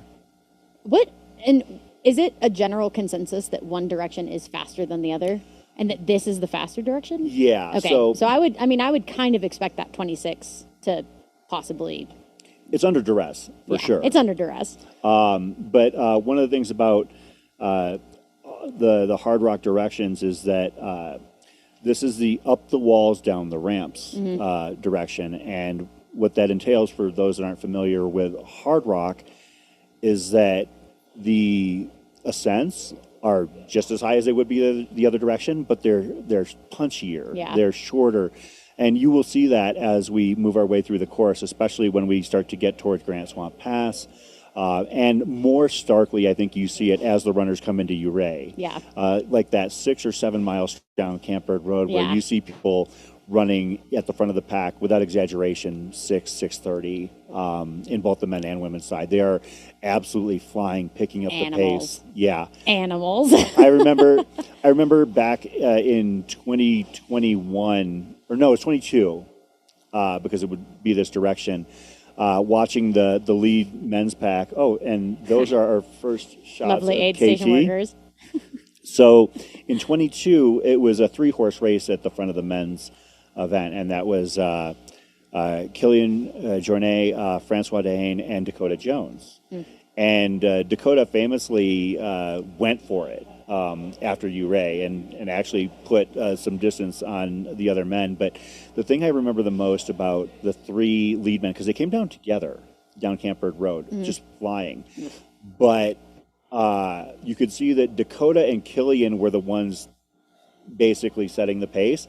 And Francois, and I don't know him that well, but I've seen enough runners to tell when somebody is not having as much fun. And it looked like Francois was kind of being dragged along. Like he he was outside of his comfort zone, but he didn't want to let them go too don't far. break the thread. Yeah, and you could see that Killian and Dakota were smiles, and Francois was more business faced. And I've seen Francois outside of that situation. He's usually smiley. Well, he just set the FKT on Corsica, right? Yeah, I did hear that. I don't know much about night, it, maybe? but Yeah. it's, he's always doing something. Yeah, you know? he did it 10 years ago. I guess was his first time getting the FKT on Corsica, and then yesterday I believe beat his time. I don't remember by how much, but yeah, beat his time by 10 years ago. That's amazing. Which is crazy. And think about it. I mean, he is now into his 40s. Yeah. Runner who is proving again, like some of the lead runners here that faster is a master. Yeah. So if you age is just a number. Yeah, if you find yourself feeling haggard and weary at 35, you got a lot of time ahead of you. You could just be a late bloomer. Absolutely. Well, I mean, we see it every year. There are runners who are in their late 30s, early 40s. When I first got into the sport of trail running, I was about 32, and people called me a baby. Yeah. It has started to skew a little bit younger. People have started to take it on earlier because it always felt like the trail and ultra scene was where people went to go, almost like a marathoner's retirement home. Like that's the way it always felt initially, like maybe 15, 20 years ago. Like, oh, I can't win the local half marathon or road 5K. I'm going to pivot to trails. And that was kind of the migration. But nowadays, people are starting trails younger and younger. Yeah. And I mean, you see high-level contending runners, at Western states in their early to mid-20s. You see, Hardrock is going to take a few years to catch up to that just due to the difficulty of getting in. But you will start to see the fields just continually skew younger. Hardrock being a very stark exception to that. Yeah. And I mean, I actually got into running road marathons at age 18 and then got into trails at 20. And it was like, I'm the youngest person here by 2 decades. Yeah, So- absolutely. That's something my son just started running. He's run a couple of fixed time events. Oh, nice. Like I think his first 50K was like the age of 10, but he started doing trail ultras this year at 18. So, and he's kind of made it a side quest goal, he says, to run Hardrock. Well, you better start applying. Well, that's what I told him. I said, if you want to get in by the time you're 30, you better start working. Start at applying or start winning UTMB. Well, is my suggestion, I suppose. Yeah, there are, as we mentioned, multiple ways. I don't know, given his genetics, that he might be able to become that level of a runner, but I'm just hoping that he enjoys the ride along the way. Yeah. That's what's important. As we are here at, this is KT. Waiting for those front running people to make their way there. Yeah, just, again, such a beautiful course. Everything out there is going to impress you if you've never seen it before. And if you have been out here before, it'll bring you FOMO. Absolutely. So the runners, we do expect our first runners to start to hit KT sooner rather than later. We're talking maybe a mile and a half, less than 3K out from KT. Quick, who do you think it's going to be? Who do you think's the first one in? I think it's going to be Ludo. Okay. Just based on what I've seen from him running, like he is the kind of runner that is basically like, I'm going to do my thing, and it's up to you to try and hang on. Yeah. And his thing is pretty fast. Yes, absolutely. Of course, Ludo with this directions course record with a time of 21:33.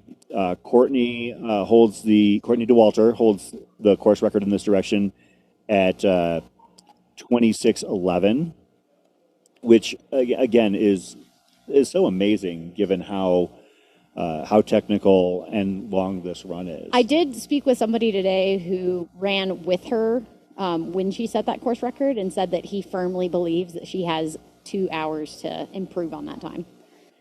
Wow. So saying, that'd be sick. To push 24 hours Yeah. would be absolutely amazing. Well, I know, Katie Scheid last year in an interview post-race said that she was almost disappointed that she didn't get closer to the 24 because she so firmly believes that it's possible. Well, you know what? That actually is an interesting thing to bring up because, as I stated, I believe that this is the faster direction. Yeah. And Katie ran a 25:20 last year. I mean, so- certainly a faster time Yeah. on the slower direction. So, Yeah. I mean, I definitely think that women's CR should, or if the women on course have a good day, I think that should be by. Yeah, absolutely. Should be And multiple runners could hit it, we've got, several contenders. I think that in the women's run, we're looking at 3 names in particular that you will be hearing us talk about ad nauseum. Yeah. Courtney DeWalter, Tara Dower, and Kareth Arnold. Yeah. We have, the woman who has stamped her name on this course in Courtney. You have Tara, who has been here, had a very good result, but knowing Tara, not the result that she was hoping for. And then a first-time, runner crushing things elsewhere in the world in Kareth. Yeah. And it's really hard to, each one of them has an argument for why they could win this run. And each one has an argument for why they won't. So it's really a fascinating thing. I think that maybe people are kind of wondering, and you would know this better than I, people might be hedging a little bit on Tara simply because of the added duress of having run Western States just 12 and a half days ago. And I mean, admittedly, I think Tara Dower is somebody who knows how to move on legs that are fatigued. Yes. So just Hashtag throwing that AT, out there, yeah. right? And I do think going from States to Hardrock is something that probably is maybe more within her wheelhouse than hypothetically if the things were reversed. Mhm. Where if you do a lot of climbing and then suddenly have to blast out a fast 100. Tara knows how to hike. Yes. Tara is going to be, I think, the person who will outwork anybody. Yeah. It's, obviously running a 16:13 just 13 days ago. Yeah. Pretty fast turnaround. But if any, I learned my lesson about don't ever count out Tara Dower at Javelina. Having a really, doing the Vermont FKT and then going into a really difficult Mammoth. Yeah. Having to drop out of that and then quickly pivoting to Javelina and then blasting it out of the park. Like a 30-minute improvement on the course record. Like you really can't, no matter what Tara has done, I've kind of learned that you just can't really count her out. Yeah. Well, one of the things that we were talking about yesterday was the turnaround of this double. And shout out to our friend Aid Station Fireball. Heyo. So in order for Tara to do the overall record for the 2-week turnaround between Western States and Hardrock, Tara would need to run a 27:20 to break the Nick Clark record of 43 hours, 33 minutes. Yeah. Now, last year, Amber Weevil had the record with a 54:16, so she would need to run a 38:02. I think that if Tara has the race she hopes for, she would definitely come in under 38. 27, that's tall timber. Got somebody. Is that Arlen Glick? Well, if we don't have runners, go back to the dog. Just kidding. But yeah, we should be getting, like I said, getting runners getting into that aid station. Looked like, that was Arlen Glick. Trying to figure out if he was the first runner through or coming up to KT. Is this?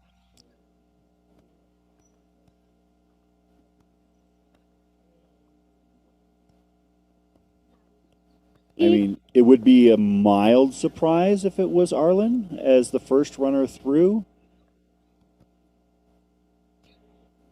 Yeah, it could be Jimmy. I know he was wearing a hat. Yeah. He was wearing a jacket, though, so would have had to take off that jacket. Yeah, I got a chance to see a couple of kits this morning. That's one of the things I did as I started taking notes on kits. I always do. Graduate level behavior. It is one of the things I always, sidebar. Post your kits on Instagram the day before a run, the day before a race, so we can see who you are very early on. But Ludo, very distinctive kit. David Ayala, I was able to see he's wearing a blue with green shorts. Keeping an eye out for him. Dylan Bowman was in all white. Jason Schlarb in all white. Trying to keep an eye those on those runners. There's somebody else. You know who's in blue? I feel like we've probably missed the front of the pack, potentially, because I don't remember anybody necessarily wearing this color in the lead. Oh, is this the Liam cam? Ah, that's what it is. Okay, so we have the incomparable aid station Fireball. This is...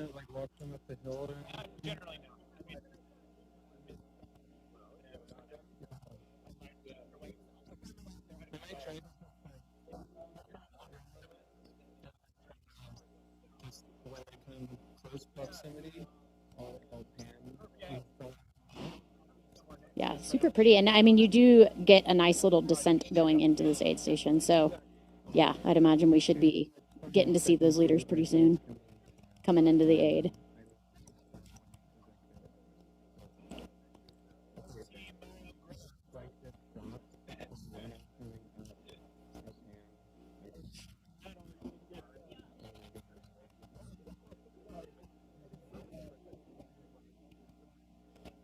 And then, yeah, based off of just like, you know, trackers, yeah, should be seeing, you know, the likes of Jimmy, the likes of Ludo, potentially Jason Schlarb coming in to that aid station first.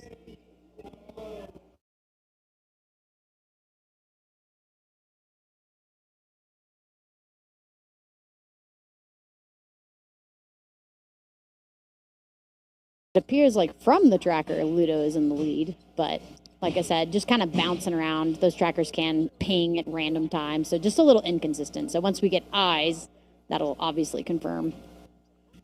Exactly.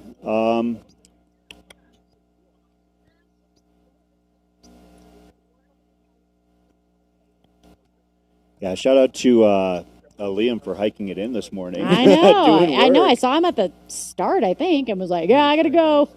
So it's cool that he's out there getting his steps in. Yeah. I was chatting with Sean Hayworth, who's a really kind of well-known photographer in the space, and he's going to be filming around Tara, and he said he's hoping to get in a 50K today. It's like, holy cow. Oh, some of these follow cams and the follow filmers, cams do the Lord's work. Oh, yeah. I mean, I know for other events, we have a friend as part of our filming community, Shad Burkholz, and Shad has been known to run a particular stretch of street in a northern Arizona town to the tune of 80 to 90 miles over the course of 2 days. That's wild. Yeah, and you know, shout out to all the people who make all of these shots possible, whether they be drone pilots, whether they be follow cams, bike cams in some cases. I see we have the hand of Fireball here on our shot right now. He just shot me a message saying that the order that passed him by was Ludo, Tom, Jimmy. Oh, thank you. Ryan, Jason Schlarb, Dylan Bowman, David Ayala, Jeff Rome, Courtney, and Arlen. So, big time shout out to someone's Starlink for allowing that message to happen. But yeah, it looks like Ludo, Tom, and Jimmy are the top three, and then Courtney is sitting in that mix. So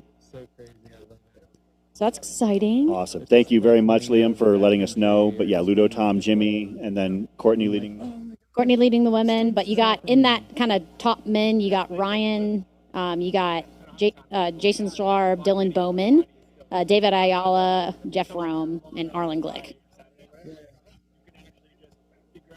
So, no surprises really at this point. Oh, we got Tara!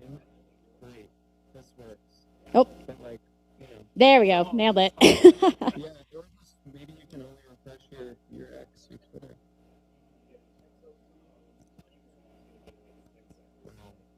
Great shot of Tara on the descent toward KT there. Yeah, Tara is a self-proclaimed excellent descender, I've heard. So, I mean, this could be the direction that plays to her strengths, I think, quite a bit. Good point. I mean, and that's the amazing thing, you know, talking about somebody who does it all. I mean, Tara, you know, ran a blistering fast 100-mile last fall, but also known for having to grit it out and push through some very long, very difficult times on the AT, So in the case of Tara, nothing about this, and her also being a previous finisher in the top 5, nothing about this is going to scare her. It's just a question of, whether her turnaround is going to be adequate to do what she wants to do in this run. Yeah.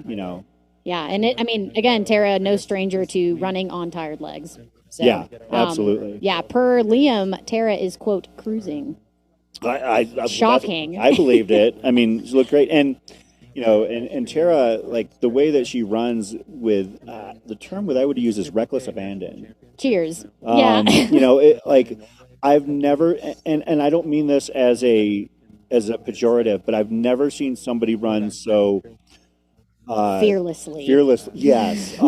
And the very epitome of falling and getting back up, because it literally happens at every turn for her, because she is so focused on moving forward as quickly as possible. Yeah. And I think, so Liam said Tara is about 5 to 7 minutes behind Courtney, perhaps. And then that Kareth should be coming in pretty soon. Yeah, that seems, I'll be honest, it's a little bit wider than I would have expected, given how early on, like maybe in the first 2-3 miles, they were very close together. But again, a long way to go. Yeah, long way to go.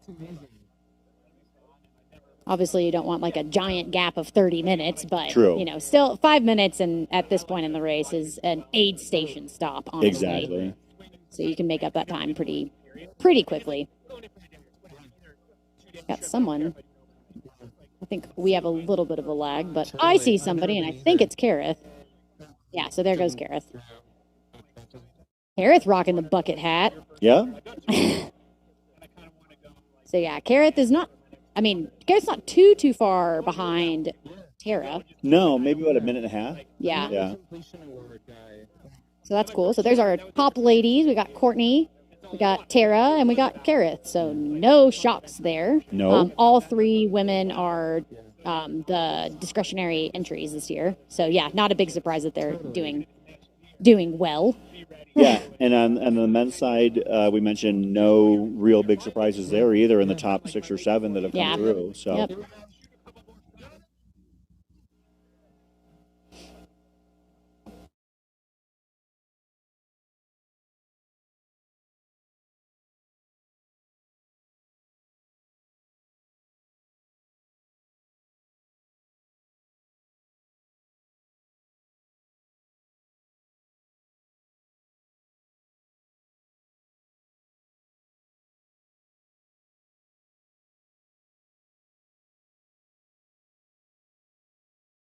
So yeah, we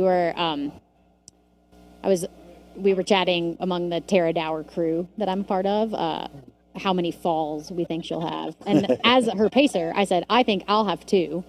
And I think she will have 1.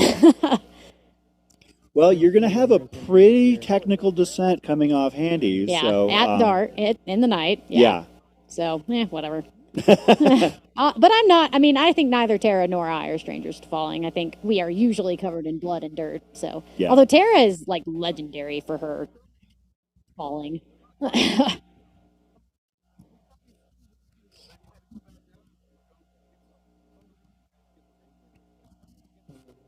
Yeah, such beautiful shots.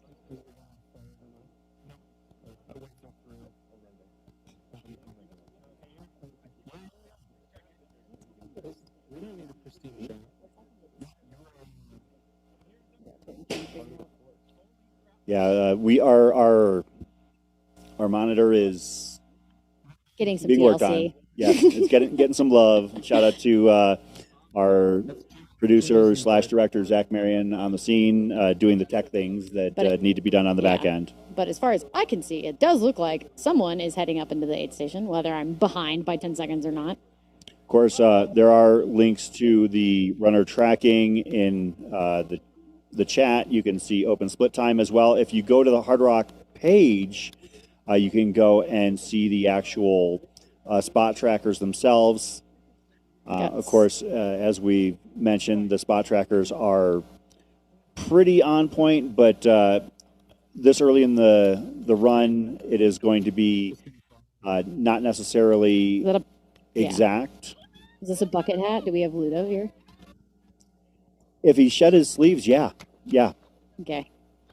It looks like it could be Ludo. But I know, yeah, those top 3 guys were all pretty close. I feel like that is Ludo. He is, I guess, 5 minutes ahead of 2024 getting to this spot. What do we think? Yeah, I think it would be Ludo, and I would expect either Jimmy or Tom to be coming in shortly as well. Perhaps Ryan Smith, actually. Yeah. Well, Ludo looks like he's straight chilling, walking up that hill. Got Tom? Yeah, Tom Evans. So, okay, yeah, we got Tom Evans. And yeah, that is Ludo taking off right there. Nice work. So a very brief lead, departing at 2:12:41. Tom Evans maybe 9 seconds back. Yeah, not very far. Yeah. Heading up to our Attaboy, my Jimmy. favorite path after this 8 Hey, station. guys, There's see you, Jimmy. Elam. What up, Jimmy? Jimmy's so freaking good. I Again, swear. the odds on favorites based on 132. what people know. Okay, so Ludo's in and out at KT in 2024 was 2:16. So we're talking 3 minutes ahead of pace at this point. So Yeah, those are I've got the 2024 splits pulled up for trying to compare and contrast. Thank you guys. See ya. Yeah, buddy. Love you, Jimmy. The top runners, through KT were Ludo and Diego Pasos. For those who remember Diego, had such a joyous Hard Rock. He and his family were here. He was here with his kids. It was such a cute thing to behold. But yeah, fast aid station transitions too. Yeah. I mean, yeah, guess get in, get out is the name of the game at every race these days. Those are some cool pants. Oh, Ryan. So we got Ryan Smith coming in hot. So Ryan Smith coming in about a minute back of the men's leaders. Still about 2 minutes ahead of Ludo's course record.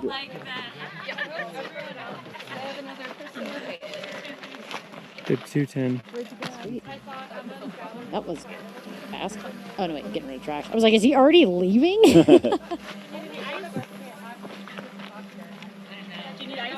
Yeah, and this is an uncrewed aid station, so regardless of whether you're front or back of pack, you are going to be relying solely on the volunteer shooters. So shout out to the incredible volunteer workers.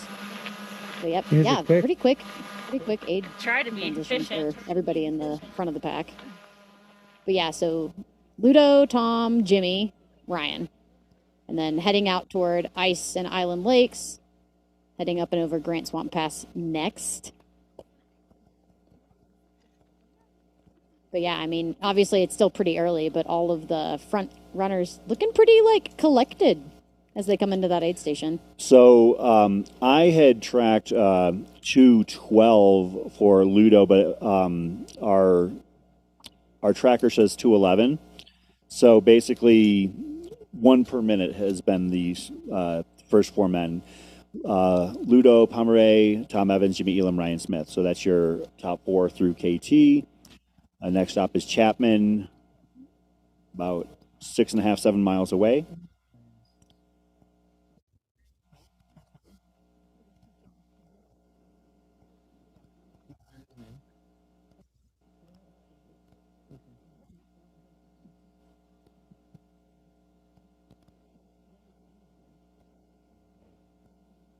Yeah, super pretty shots. Go get him, Jimmy. Yeah, I think Jimmy and I have a really funny relationship based off of Mammoth, really, because I don't know, we just kind of antagonize one another, and especially being on the same team is really fun because obviously he's just an incredibly talented athlete. But yeah, last night, and I mean during this race, it's raise your hand if you've been personally victimized by Jimmy Elam, and just everybody should raise their hand because yeah, he's just such a talented runner. I'm really excited that he got his chance to make his mark on this course. Same, and for those who follow the sport pretty closely, they're familiar with Jimmy. But if you're somebody who only tunes into, quote, the tentpole events, you might not be as familiar with him. So this could be your first exposure to him. I'm going to tell you, fast as hell. Yeah, he's ridiculous. I mean, I believe he and I both did subs. I don't remember if it was sub 17 or sub 18 hour hundreds at Mammoth for the first 100 miles. And it's not a flat first 100 miles. No. There's quite a bit. And that's his first 100 mile. Yeah. In his first 200-mile race. The man is a phenomenal athlete. So, yeah, I mean, definitely one to watch. My I think, first time moving forward. watching him was at Run Rabbit. Ridiculous. And that race spends so much time above tree line. And to see him out there, I was like, wow, this guy is amazing. Yeah, very talented athlete. And, such a funny guy. I really like him. But, yeah, I mean, here's a shot of all the front-running men. So, I mean, you can see how close they all are to one another. That is Tom in front of Ludo right there on your right-hand side. And following up behind them, that would be Ryan Smith. Yep, Ryan Smith in fourth. So Tom, Ludo, Jimmy, and then Ryan was just around the little switchback.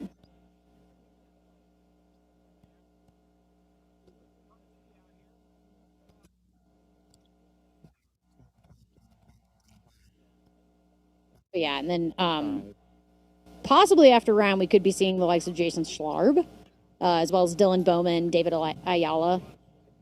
Schlarb's after? Cool. But yeah, we should be seeing those folks coming in, maybe. Or maybe they've already come in. But yeah, these are the lead guys coming up the climb towards... Oh, there we got Jason. There's Schlarb. Rocking the mullet. Schlarb has been somebody who his longevity in the sport is matched by very few people. AJW talks about having raced with Schlarb, at the highest levels back in the, 2011, 2012 days. And of course, he famously was the co-champion of Hardrock in 2016. Still out there, still healthy, still, at or near the top of the fields. One of the things that you're going to love, watch his descent off of Grand Swamp Pass. Yikes. Yeah. He is so comfortable and natural, it defies description. To watch the runners who are so comfortable on that they actually treat it like a sprint opportunity. You've got, I would say that Schlarb and Ludo are the ones to watch on that descent because they will blow your mind with how comfortable they are. Yeah. So that's Debo in following David Ayala right there. David Ayala definitely in the blue. Pretty sure that's Debo right behind him. Woohoo! Best day ever. But yeah, David and Dylan coming in hot also. It's funny saying coming in hot when they're hiking up a hill. But this is hot for hard rock pace. I was going to say they're probably hiking about a 13 and a half minute pace, up a hill. Not casual. Yeah. Not casual. At altitude. Again, I think that Dylan is a bit of a wild card here this year. Of course, he's experienced the highest of highs, being the top American and, in a really amazing battle with Francois Dehane back in 2021.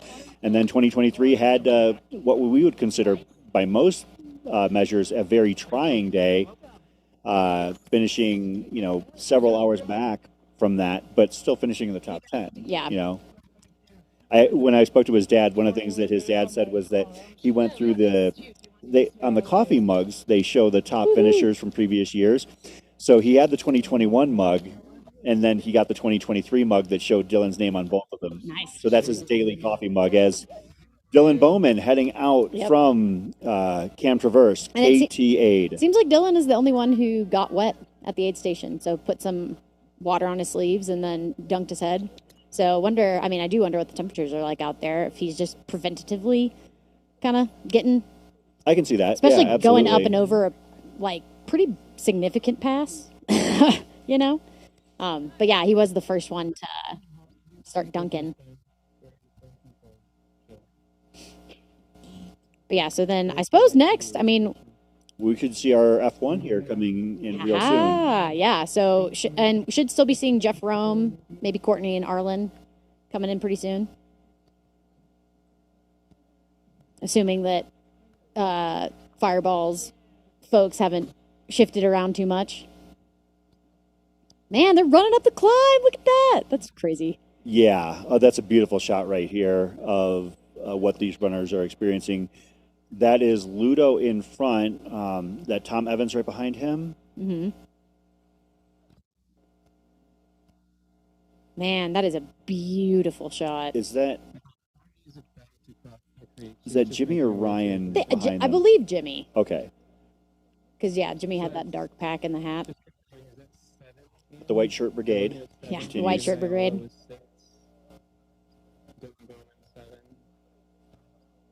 Yeah, so pretty.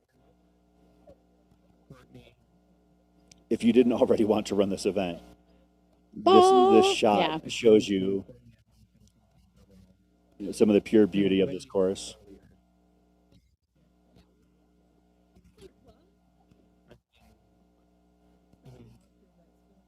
Yeah, beautiful shot. Well, on this beautiful shot, I am going to take my opportunity to depart. Rachel, it has been a pleasure. Yeah, cheers. And you are going to be now joined by the one, the only Andy Jones-Wilkins, who will take you through to Telluride and beyond. Thanks for hanging out, everybody. Stick around. This is the Hardrock 100 Endurance Run live stream presented by Ultra on Mountain Outpost.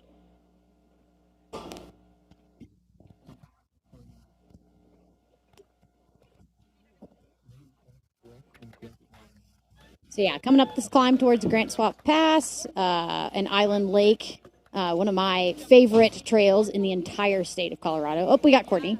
Never mind, we're going to stop talking about that because here's Courtney. And it does look like there is a runner departing from in front of her, so my guess is that that's probably Rome leaving the aid station. But yeah, this is our female lead in Courtney DeWalter. Coming off about, I think Cocodona was like not that long ago. So coming off of a Cocodona second place with a freakishly fast time. Not using poles. I think everybody has mostly been using poles up the climbs. But yeah, not using poles quite yet.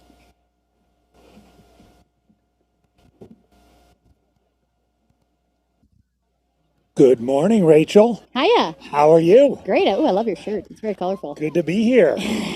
This is Courtney rolling into KT. Yep. And then, yeah, there are a couple runners, I think, in front of her that we may have missed coming into this aid station. Potentially, maybe Rome and Arlen Glick, perhaps. Kind of depends on the positions. But yeah, definitely Courtney coming into this aid station. I can do it. Thank you.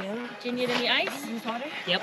No, Meaning thank you. that, How are you guys? Good. Kara should be coming in. He was about 5 minutes back from Courtney, 5 to 7 minutes behind. When we last saw them going down the descent, with Kareth about a minute and a half behind. Have such a great day out here. Yeah, you too. Yeah, she'll be getting in the front running ladies pretty soon. Indeed. Go Courtney. Cocodona when we got incredible footage of Courtney going down. I did see it. Did you get a chance to see it after watched. that? Yeah, I was like, this is that's ridiculous. Even a clinic for you. Yeah, it was. I picked my way down that descent. I mean, when Corinne and I were broadcasting that, it was like we were like our mouths were open, and the drone pilot was just doing a brilliant job, kind of getting it. If you're watching and you haven't had a chance to check that out, you should definitely check it out. It was incredible, and yeah. It was ridiculous. Fun to see. Yeah. Ridiculous. An absolute clinic. Yeah, and I mean, having done that descent myself, I was just like, what the heck? How did you do? Same with me. I had done that before, and I was like, it would have taken me 5 times longer to just get. I mean, I think it did take me like twice as long. Right. But I think I much prefer ascents to descents. Yeah. Courtney seemingly doesn't seem to care whether it's ascents or descents. Like, she's just good. She is just the queen. You know what? I'm just scanning back to the last in this direction, And Courtney was at exactly the same time. Nice. 2:24 and 2:24. So she's right on her split from Knows what she's 2024. doing. Yep. Yes. She may or may not know what she's doing. But yeah. So yeah. Again, should be kind of seeing in a couple, 5 minutes now or so, should be seeing the other podium ladies coming in. It looks like, I believe the top men came in at about 2:11 laps. So Courtney's about 15 minutes behind. So yeah. And then we did have Liam's camera was up there. It looked like it was Tara and then Kareth. Yep. Yep. With maybe a few minutes between Yeah, them. it was only about a minute and a half between Tara and Kareth, and then per Liam, the fourth and onwards ladies have not come through yet, so quite a sizable gap between those top three ladies and everybody else. So this is the early slopes of the climb up Grand Swamp, as you mentioned, one of your favorite climbs. It's so pretty. Incredible climb. So you'll see Courtney just duck right by that car and get onto the single track. It's a little over 3.5 miles from the aid station to the top where the Joel Zucker Memorial is. And then from that point, about a little bit less than 3.5 down to Chapman. And of course, you've got that first scree, sand, rock, whatever you want to call it. Cat litter on concrete is what I call it. Yeah. Just enjoy. My funny story about that is that 10 years ago when I last ran this race, I had a hip surgery a year prior. And I remember my doctor saying, after my follow-up checkup, okay, you are free to do unlimited activities. Do they know what you did? And I was about halfway down that scree thing, and I turned to the guy who was like sliding down next to me, and I said, "You think when my doctor said that, he knew I'd be doing this?" Yeah. Needless to say, my hips were killing me. Yeah. This is pretty No cool kidding. to see Courtney just get the poles out right when the climb steepens. Yep. And yeah, I mean, I obviously raced her at Cocodona, but she and I had a very, very close race at Chianti. And that's watching right. she and Ingvild just like beast up those climbs was nuts. And then, I mean, famously at Chianti, I mean, her coming from at about the 10K from the finish mark and just demolishing the descent into the finish to eventually claim the win. I mean, she's just such a talented runner. Absolutely. Just an update. It does look like in between Debo and Courtney are Arlen and Jeff. Okay, cool. And looks like they were together at 8:23. So probably that person up on the right is one of those two. Yeah. Oh, we got Tara. So she was what? 2 minutes behind Courtney? Yeah, Nope. so Yeah, Tara 3 Dower, minutes behind. second place female coming into KT. About five minutes, judging by the race. You want any ice? Just water. You got water? Not me texting the crew. Yeah. Yeah, I'll be pacing Tara later. So Tara's also getting some water on her neck. Yeah, not a lot of runners have been working on her. So did she go with the pink packs because it's the color of Pepto-Bismol and I don't know. keep the stomach issues away? Who Good knows? work. Yeah, Good who work. knows? I mean, that was a quick aid station stop, by the way. Yeah, Did you see that was very Yeah. fast. All right, so her crew is going to be over at Chapman, I assume. Yep. Yeah. Yeah, that was where they were heading this morning. So there you can see that sign, 6.6 miles, more up than down. Quite. But some beautiful scenery on your way, It's really nice to see the clear skies here, too. Yeah. And then, yeah, we should be seeing Kareth coming in pretty soon. She wasn't too far behind about a mile and a half ago. She was about a minute and a half behind Tara. Up at the Fireball Cam. Fireball Cam. Yeah, the whiskey cam. Katarina Hartmuth was second the last time they went in this direction. She was about 4 minutes behind Courtney, so it's a very similar kind of gap here. There we're back on Courtney on the climb proper.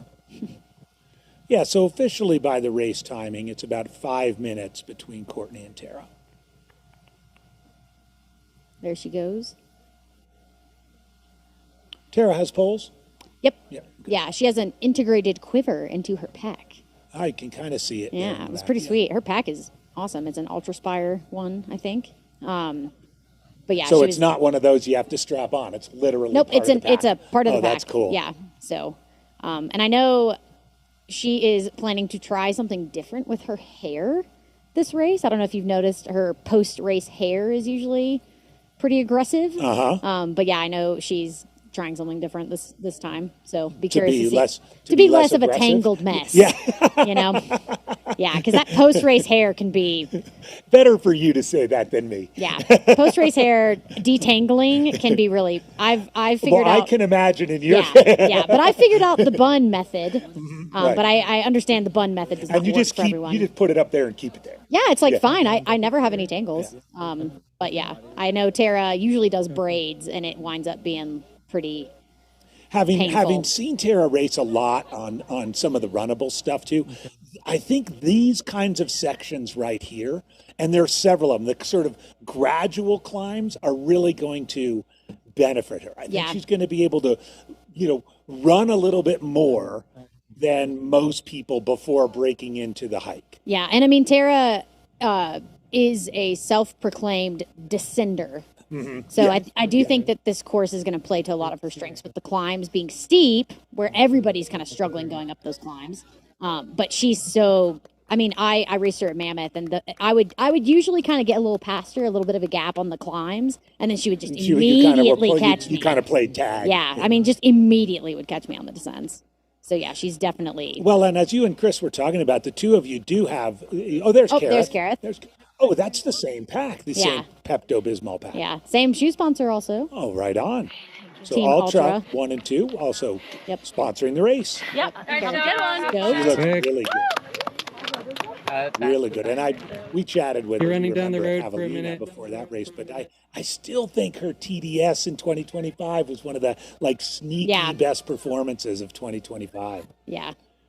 So she's in and out, looks like just about 4 minutes back at Tara. So you've got about 10 minutes between first and third right now in the women's race. Yep.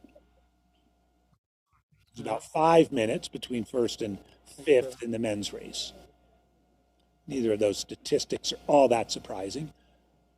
But I do think, and I do think both of you are legendary fallers as well. Yes, can confirm. Yeah, at Mammoth it was who's going to bleed the most. Right. So we could do some over under on falls for. When are you taking over? By the way, you're taking over in Ure? I am taking over. So Jacob, I don't remember his last name, but he just finished states also. But he's going to take Ure to not Animus, Grouse. I'll pick her up in Grouse, take her up and over Handies, and then I'll finish at Maggie. So I've got a pretty big section. You're not going to switch pacers at Sherman because it's a pain to get out. No, I think we are going to have crew for Tara's squad out at Sherman, but that was kind of like hey, we can actually do this. Well, you get that section that's high for a long time. The Pole Creek. Yeah, I'm excited. I mean, I love altitude, so that's a section where I bet you there'll be some action in this race. So this is Kareth Arnold coming out of KT. Yep. 2:35 a lap. So we now have our top 3 women. Those are of the women.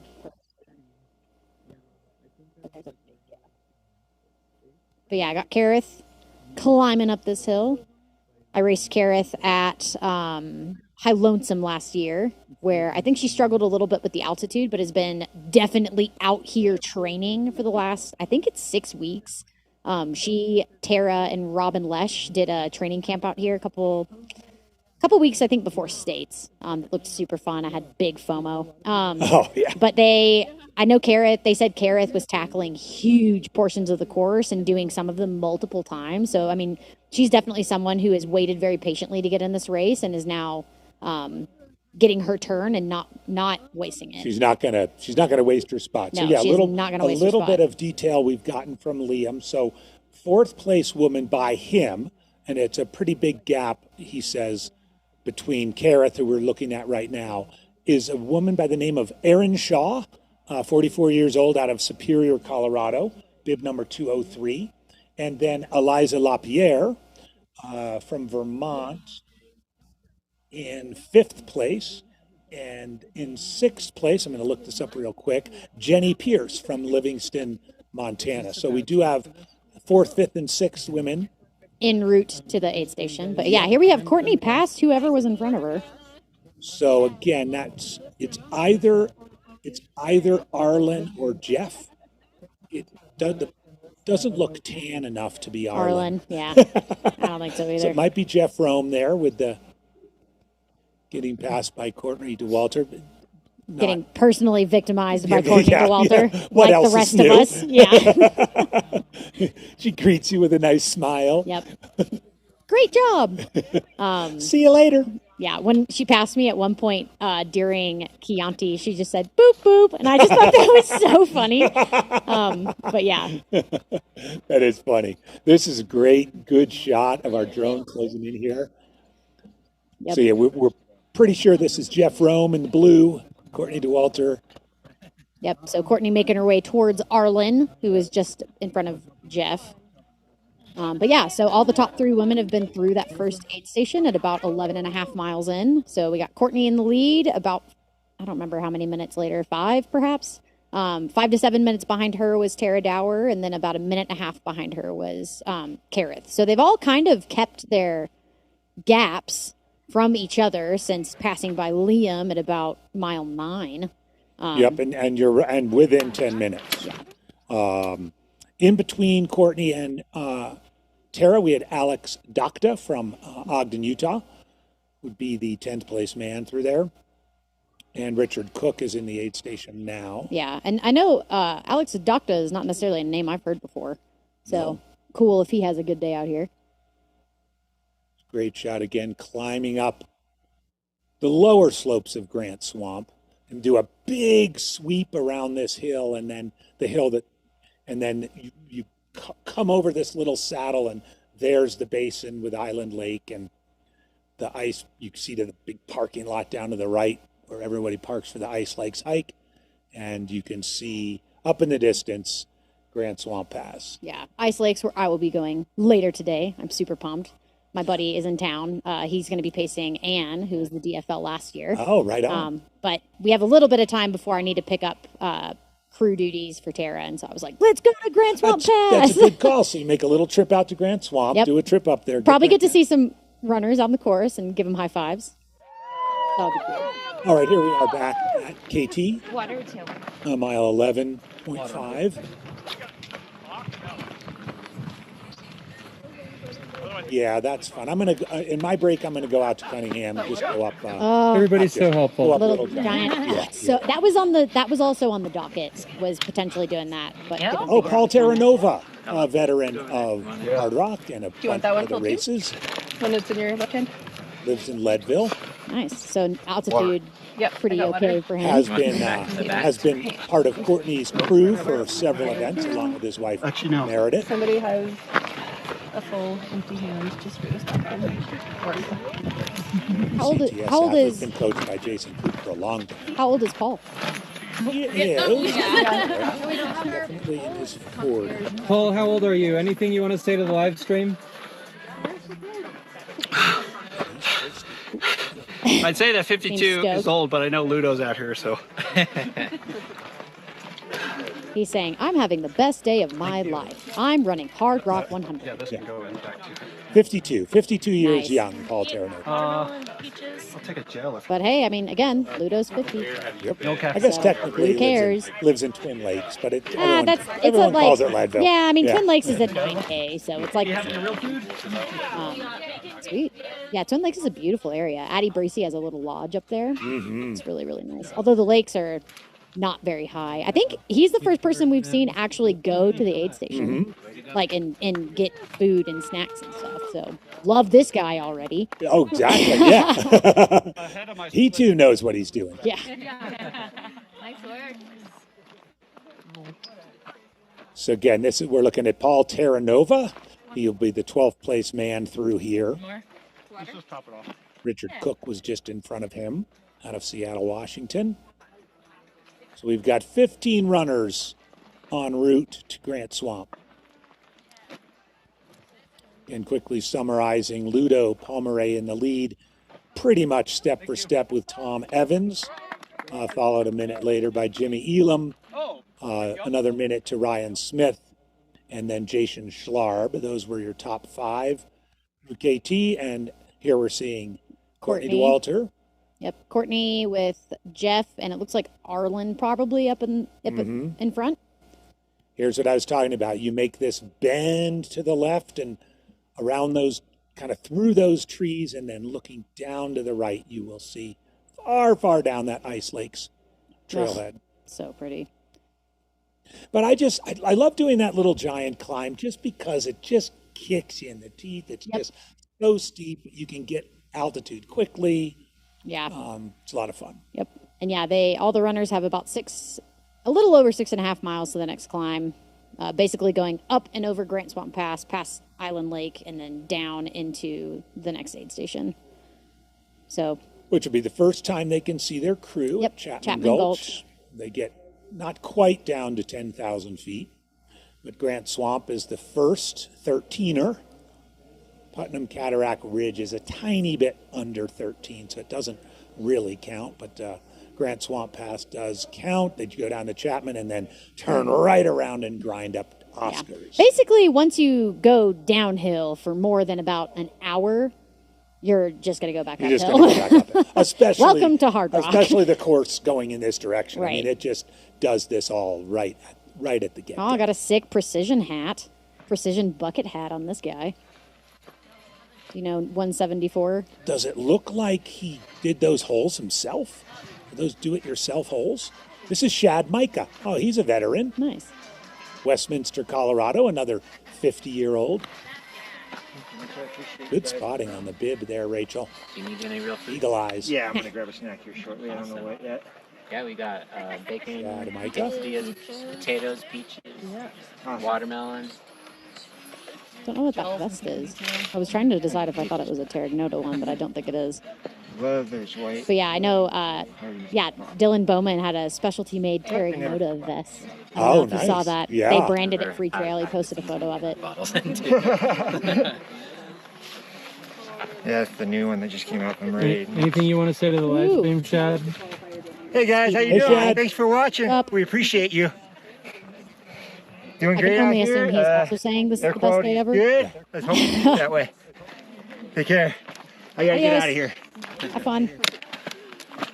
Enjoy the climb.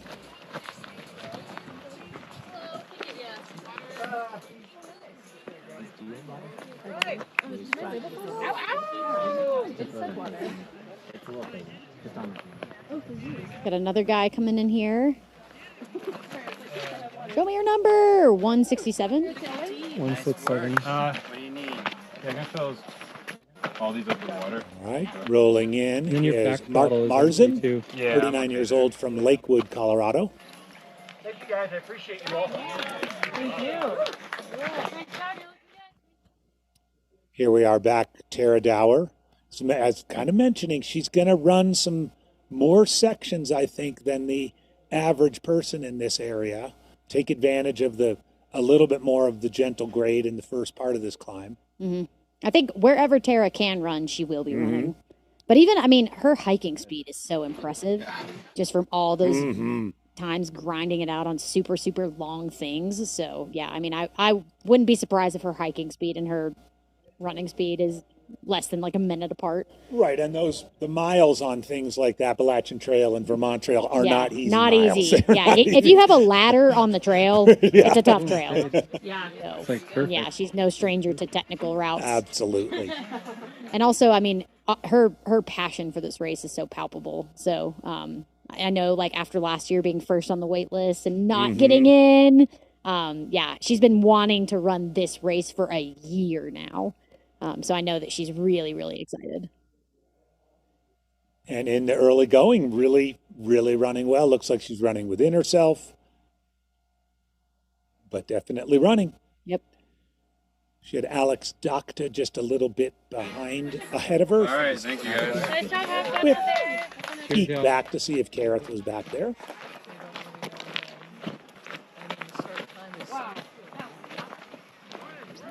This is Mark Marzen heading out of KT.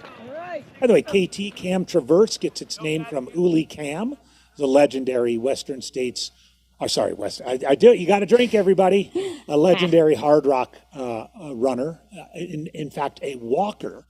Walked pretty much every step of the course, and about 23, 24 years ago, they needed to find a way to connect. There was some mining stuff going on and some sections of the old course that were going to be sort of decommissioned. And Uli Cam discovered this traverse and kind of mapped it out, both this road and then the trail that we just saw Tara on, and they named it Cam Traverse, KT.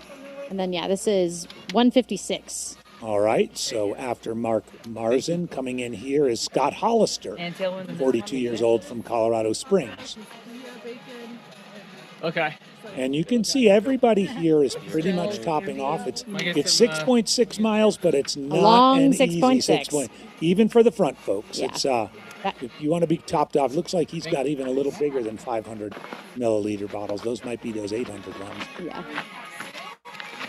I know the Tantrums vests come with a 600 That's bottle. a nice. I know it is, because, yeah, it's like, I like to use those bottles for filtering, too, because, like, you know, the filter takes up a little bit of space. By the way, if anybody out there has an extra Tantrum vest and bring it by the gym, I'd love to try one. I'll get an They are sweet. Are you a woman's extra small? Because I got you. I don't know. My Solomon does fine, but this just looks lighter and kind of maybe a little bit more, I don't know, what an old guy like me. See, running again. Yep. Tara Dower. So again, this is that it's kind of going to contour around right where you see those trees, and then see this big drop off to the right where you'll see the parking lot to the Ice Lakes Trail, and then the real grindy climb proper. If you just look to the right of your screen, you can see the valley below. I mean, that's the road. That's 550, way down there. Ugh, that's such a pretty view. And yeah, you can see a little bit of some smoke remnants, but it generally, I mean, looks pretty clear. Yeah, I went on I just ran out to South Mineral this morning, and it was, you could smell it, but it was kind of that just lingering smoke smell. Yeah. You can kind of see it down in the valleys. Yeah. And in general, that's what Dale and the race organizers kind of realized, is that it'll probably settle in the valleys, and as soon as they get up high, they'll be pretty much out of it. Yeah. So there may be a little bit of smoke Yeah. down in Telluride, a little bit of smoke down in Uray. Yeah. But I mean, I was through Uray yesterday, and it was clear as a bell. There you go. There's that Ice Lakes trailhead where you'll be a little while from now. Yep. But yeah. Wait. That's really good shot to get perspective. How high up they are. Yeah. How much they've already climbed. Mhm. Because, I mean, that river that they crossed when we first saw them is down at that level. Mhm. So, yeah, they're Look climbing. at that. And they went all the way to the right off the screen, looping around. Tara running again. You're right. Yeah, she's going to run when she can. She's going to run when she can. I mean, her strategy on the climbs, since, again, she believes that she is a much stronger downhiller, is just continuous forward motion. Mhm. Run when you can, hike as fast as you can when you can't. Yeah, because I mean, I think every one of the like discretionary picks, I think, is just ridiculous on climbing. Mhm. Courtney Careth, you know, they're insane runners, and I mean, Tara is obviously no exception.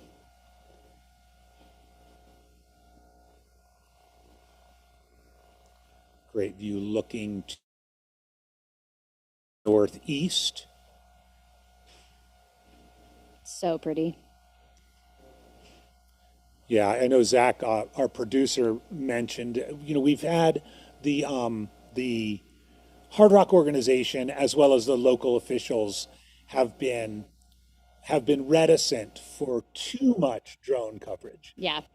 But each year, I think this is the fourth year being here, as the Mountain Outpost has sort of proven their respect for the environment, the respect for the privacy issues that a lot of people find drones annoying, have opened up more and more potential drone opportunities. And this is certainly what we're seeing here. Yeah, and is this Ludo, yeah?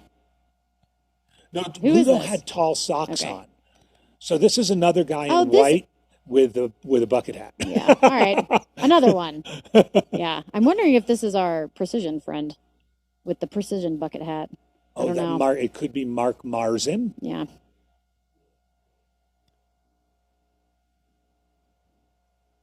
Or they could have scrolled back. They could have scrolled back from Tara, and it is Alex Duck. But we can't see that. Can't read that bib can't number. Can't quite read that bib number. But yeah, another guy in a white shirt and a bucket hat. Seems like that is the theme of the year. One of the most fun things they're coming into, too, is a lot of people do hike up to Grand Swamp or to the view looking down on Island Lake. And so they'll have a fair bit of company coming up that last section of climb. Spectators.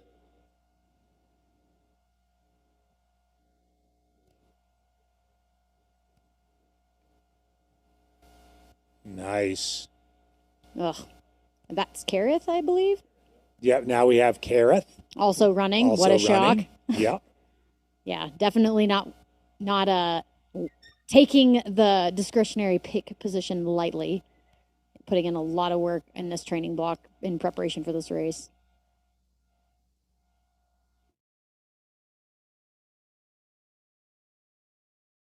Yeah, Kareth is one of, I think, like the nicest people I've ever met. Oh my gosh, yes. She's so sweet. nice. And she's a mom of two of the cutest kids ever.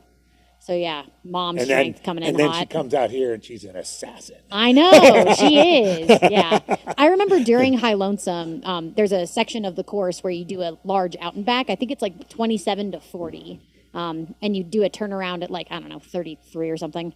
But I had an opportunity. I was in the lead at that point during the race, and I had an opportunity to see who was behind me, and it was Kareth. And Kareth is not somebody that you want to see behind you. I was like, and she just was like, you know, I was going up the climb that she was coming down, but she just looked effortless, and it was like, oh God. Yeah, definitely a scary moment, because I was like, oh, I'm feeling pretty good. Like, I probably put some time on these ladies. No, I did not. No, you didn't. No, I did not. So that was a little bit of like a damn it. So I'm guessing, just because we saw Tara here a few minutes ago, it's probably just still a couple of minutes. Yeah, I would imagine that they're not losing a whole lot of ground from one another. But so here again, it ducks into these trees and continues bending around to the left, and then they begin that more grindy climb up to Grand Swamp.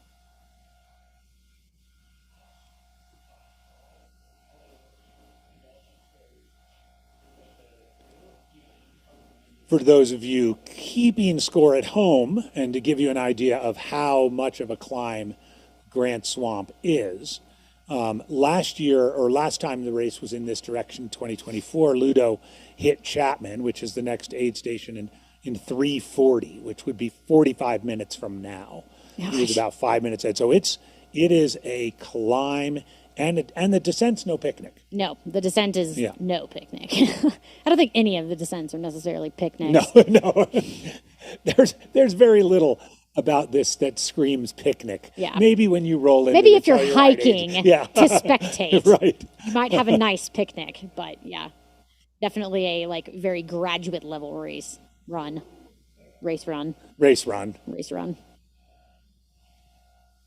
But yeah, I don't think they won't kick us out for saying race. I don't know. What do you? Yeah. Maybe if we said it too many times. Yeah. Habits. Sorry. Doing my best. It's kind of like at the Masters golf tournament. If you call it the front nine instead of the first nine, good Lord, they kick you off. We're going to talk about golf. You're not a big golf fan, Rachel? No, I'm not a big golfer. I love putt-putt. Well, yeah. Love putt-putt. I will demolish putt-putt. Actually, before Cocodona, me and a couple of my friends went and played putt-putt. And I won, which I took as a very good sign. Yeah, I won 2 of the 3 games. But it does seem like 4 or 5 hours out on the course might be a little too much. Yeah, I don't think, I'm not a big golf. I like the carts. Those are fun. Yeah, I like the carts. All right, got another. Carts are fun. Snacks are fun. Snacks are fun. Do you snack in golf? I know you drink in golf. Yeah, well, you snack too. Okay. You snack too. They have these little carts that drive around and they give you snacks. Nice. So you got to buy. All right, our first sitter. Oh, is that Dominic? For you. Gross one. I saw a mustache, so I'm making some assumptions. David, you want Nope. anything with the live stream? Oh gosh. Another David? mustachioed guy. We got a little, Look like I'm little hello to the live so much stream. right now. How you feeling? I'm okay. I'm just feeling it more than I did last year. Yeah. I'll take the watermelon, by the way. Okay. Yeah. Great. Oh, nice. Watermelon. Yeah, no worries. Throw some salt on that and hit- call it a day. Hitting the watermelon. Forever. Speaking of watermelon, you had a chance to try the watermelon juice from Precision yet? Yes. What do you think? Yes, they smuggled a few into the studio at Cocodona. Oh, I love them. Yeah, I it's love super them. good. So if you know anybody, Ray, I might know somebody. I might know somebody. Can I get a couple of tailwind? Yeah. No, I had. It might have been. Okay. I mean, it was kind of right about the same time I had you on my podcast. I had Andy Blow on my podcast. Oh, And nice. Yeah, and we he's such a talked funny guy. all about like the very. And I didn't realize this. You might not know this too. Those original devices for the sodium concentration tests came from. He was in like medical equipment supply. Oh, interesting. It was a piece of equipment for testing children for cystic fibrosis. Oh, interesting. And he basically said, "Still works really well." I bet we can use this for Yeah, sweat. we could use this for Yeah. sodium concentration in ultra runners. funny. But it was just a fascinating conversation about how, and like explaining, how we all think the precision colors are so cool, like the color of their just kind of logo, but that all has a reason based Yeah. on the 4 levels of salt electrolyte in concentration. each of the drinks. And that was like their first and only product for a long time, back in 2010, 2011. It's kind of cool to get into like the history of a product company and how much you have to grind before they hit where like they've hit. More people in the 8. Sorry, I got carried away there chatting. Talking about watermelon. But yeah, number 143, I think 151 just left. Do you need any sunscreen or ice? I think I'm good on both for now. Thank you. Lots of good food. Yeah, looks like some folks are getting asked about ice, so I don't know if it's hot out there yet. Sweet. All right. Loud cheers. Mustache guy still hanging out at the Yeah, edge. he's taking a little break. He's perusing the menu. Yeah. I'm telling you, have you had watermelon and salt? Like, put Yeah, salt? oh, Oh, yeah. my God, Oh, it's yeah. so fantastic. Yep, Dan. People are sleeping on watermelon and salt. I've had it, yes. In fact, I've probably overdone it on the salt sometimes because it's a good vehicle for salt, Yeah. right? And then it just turns into a tortilla chip. And it Shoot. just kind of, you don't have to follow it very much. Yeah. Yeah. Do you want another slice of watermelon at all? No. He does not want another slice Right. of Yeah. What's up, Dom?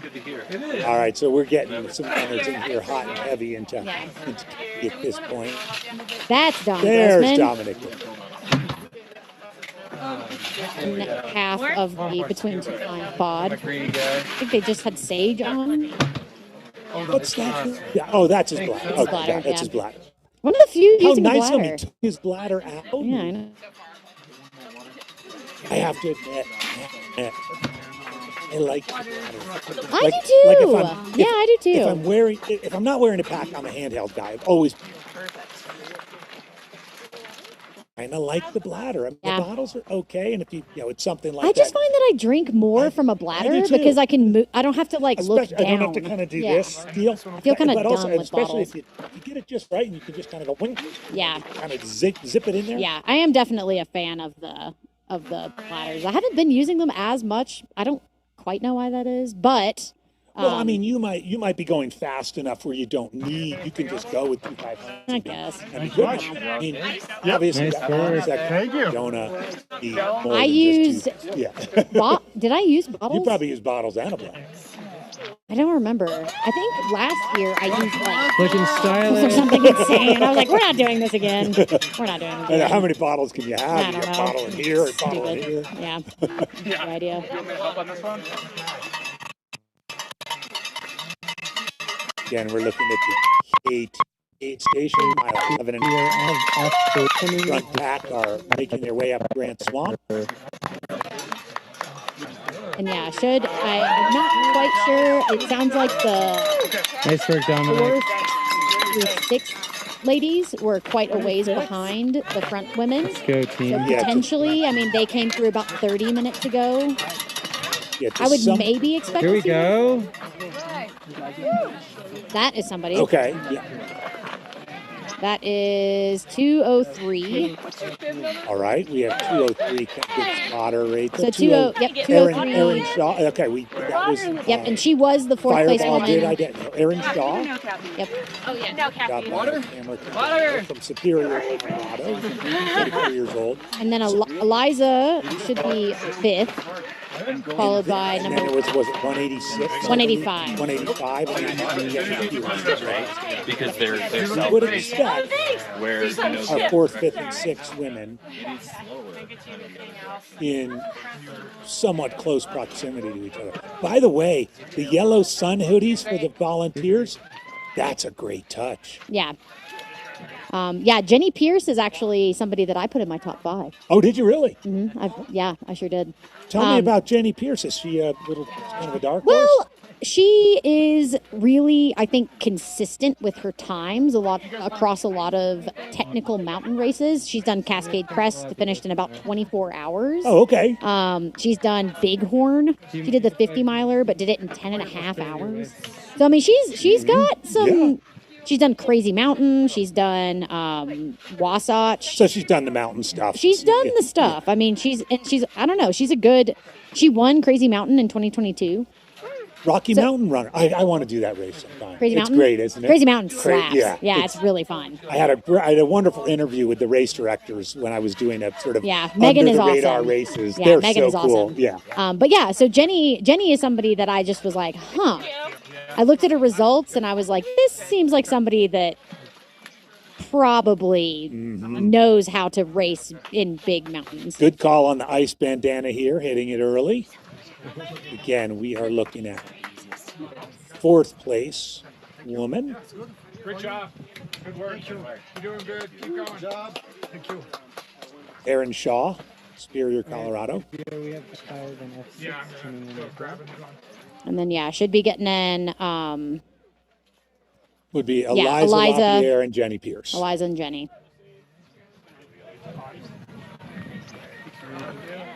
And if Eliza and Jenny. If that's Eliza right there, pink hat. And is that Jenny? My guess is yes. I actually don't know what she looks like. You're popular. But I dig the braid and the glitter. Yeah. If this is Jenny, she is a vibe. Show us your bib number. That is. 185. Yep, Yep, it is that's her. Jenny Pierce. Okay, so Jenny Pierce, Eliza LaPierre together. Hi there. Yeah, we are rooting for you. We're rooting for you, Jenny. And Erin Shaw. I'm not sure Erin has left yet, so we could have all three in the AT. 10 and 12. Again, mile 11 and a half. Feed it back in here. Yeah, I got you. Early. Yep. See ya. Okay, there goes Just poking out just a touch so you don't have it. Erin Shaw. Thank you. Do you need food? Yep. Yeah, go. So the 4, 5, 6 kind of packing up. We're looking at Jenny Pierce here, and The live stream wants to say hi to you. Who does? The live stream. Oh, hi, live stream. Hey, Eliza. What's up, Eliza? AJW and Rachel say hi. Did you know that Eliza has a And race? Rachel, say hi. Like, it's like the Eliza LaPierre 50K. Does she really? Yeah. And Eliza has won it quite a few times. But yeah, I was looking through Eliza's results and it was like, the Eliza LaPierre 50K, whatever. That's cool. Yeah, super funny. I think it's out in like the Northeast. Yeah, no problem. Hey, you're doing There great. she goes. What's that? Untapped. She's very closely associated with Untapped, those gels that are. Oh, yeah, that's from Yeah, Northeast. heck yeah. Kinda classic Sounds like the Vermont Northeast. style. Yeah, exactly. Do you want privacy, Jenny? Like earlier, Jenny was shouting out her kids. That's all that's coming. So got another mom out. Another mom out there. 2 moms in the top 6. Very nice. Yeah. Perfect. Thank you. Yep. Awesome. You want me to tie or anything? You good? Yeah. Thank you very much. Bye-bye. All right. So I am going to go actually to this area and do my run with my buddy Austin. So I'm going to sign out. But yeah, it was super fun getting to chat with you. Awesome, Rachel. It was fun, and I'm sure I'll see you out there somewhere. Yeah, I'll see All you. right, you got it. Thanks a lot. Rachel Entrikin, everybody. She's heading out to outside. No. Really have some time here with Rachel on the, obviously, all y'all know she's a natural on the microphone. So when she quits this running business, well, I'm sure Zach can sign her up for hour shifts like he does with me and Chris. But in the meantime, there goes Jenny Pierce. That was a quick aid station transition for Jenny. So the top 6 women are through. And I guess to summarize it, they're kind of in 2 groups of 3. If you could, it would be sort of the best way to describe it. Courtney DeWalter, the lead, by Tara Dower. At this aid station, they were about 5 minutes. And then Beth Arnold was 4 minutes behind Tara. So the top 3 women were, again, at this aid station. You got all your bottles? 40 minutes, 35 minutes out of this aid station. They were within 10 minutes of one another. Pretty significant gap of about 25 minutes to the next 3 women, which were Erin Shaw, Eliza LaPierre, and Jenny Pierce, all relatively close together. I also understand that Ben Wyrick is in the find Ben. Ben Wyrick is a multi-time Hardrock finisher and a back east guy. I used to train a lot with old Ben. He also made an incredible film, a short film about Hardrock called Animus Means Love, and fantastic. Interviewed Rick Trujillo and some other kind of legendary Hardrock figures. So check it out. He made it, I want to say, it was maybe right around after COVID. There's Ben Wyrick. And here we go. We have our first look at Ludo Pomeray coming up to Grant Swamp. Ludo Pomeray, first place male at Grant Swamp Pass. He'll hit the pass here. There's Island Lake in the back, and here's the descent. And you can get an idea of it. Most runners will keep their poles out coming down here. Oh, yeah, it's kind of a skill free. Ludo Pomeray first and through in 3:08. Here comes Tom Evans, right behind him. Tom Evans on Grant Swamp. His line, and looks like he's going to take the same line as Ludo. This section is marked, but it's a little bit of a choose your own adventure after you drop the first 200 or so feet. You can go a couple of different directions. There's gullies. There's no snow this year, obviously, but there's a couple of different gullies that you can slide / scramble down. And then there are actually a couple of rocks when you get down to the bottom where if you're filled up with tree, you can take a quick break and get it out of there, or you can wait till you get down to Chapman. But this is the top of Grant Swamp. We've got our camera up there. This is one of the high points, literally, figuratively, of the race. You can see a lot of spectators have hiked up there morning to take in the race. This is a point in the race. There's a Bulls monument, a memorial, a gentleman who about 20 or so years ago passed away, not at Hardrock, but afterwards. And there's a memorial up there for Joel. There's also a scholarship, the Joel Zucker Scholarship Fund, which provides scholarships every year to local high school students to defray their college costs. Here we have, looks like our third place man. Yep, Jimmy Elam. Jimmy Elam coming up to the summit of Grant Swamp Pass. Let's go, Jimmy. He is going to take a similar line to Ludo and Tom. So they are, and he's keeping his poles in, it looks like, at least for now. And so these guys are really close together, probably as close together as they were leaving AT. A couple of minutes. Here you get, this is our camera getting a little bit over just to give you an idea of what it's like descending off this scree field. And I want you viewers to imagine what it's like up this in the other direction.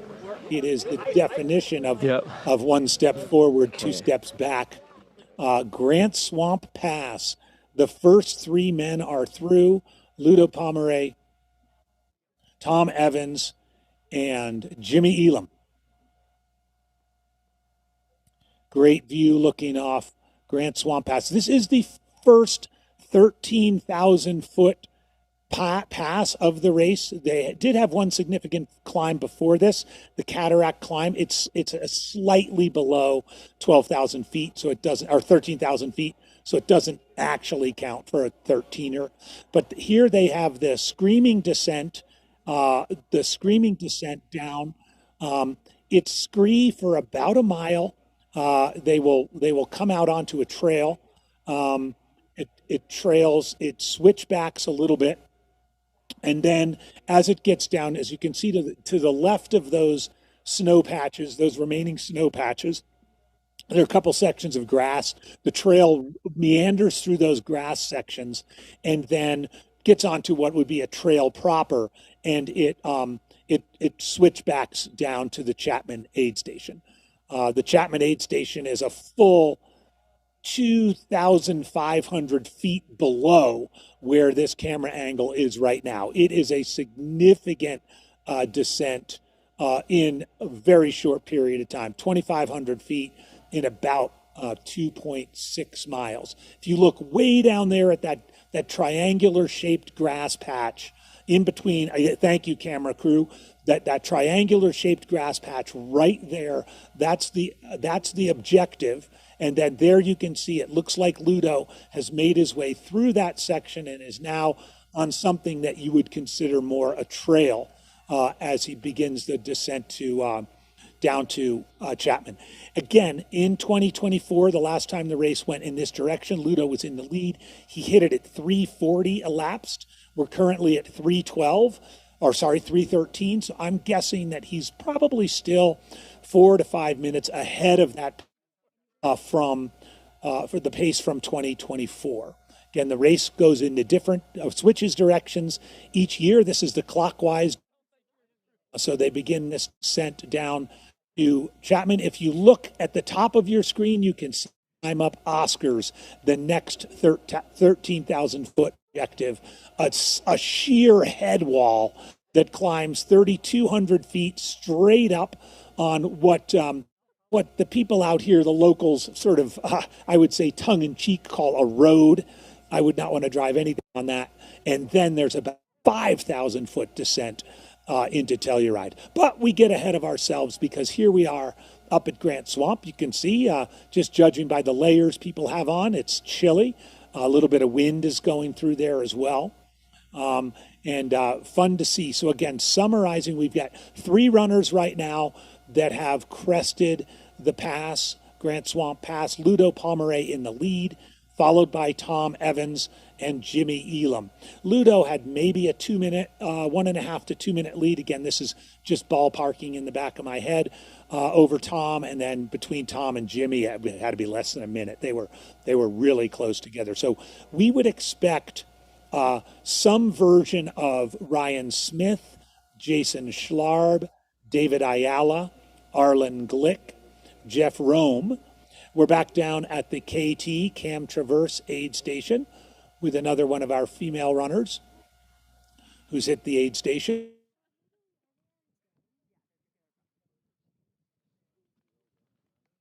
There's a good shot of the descent.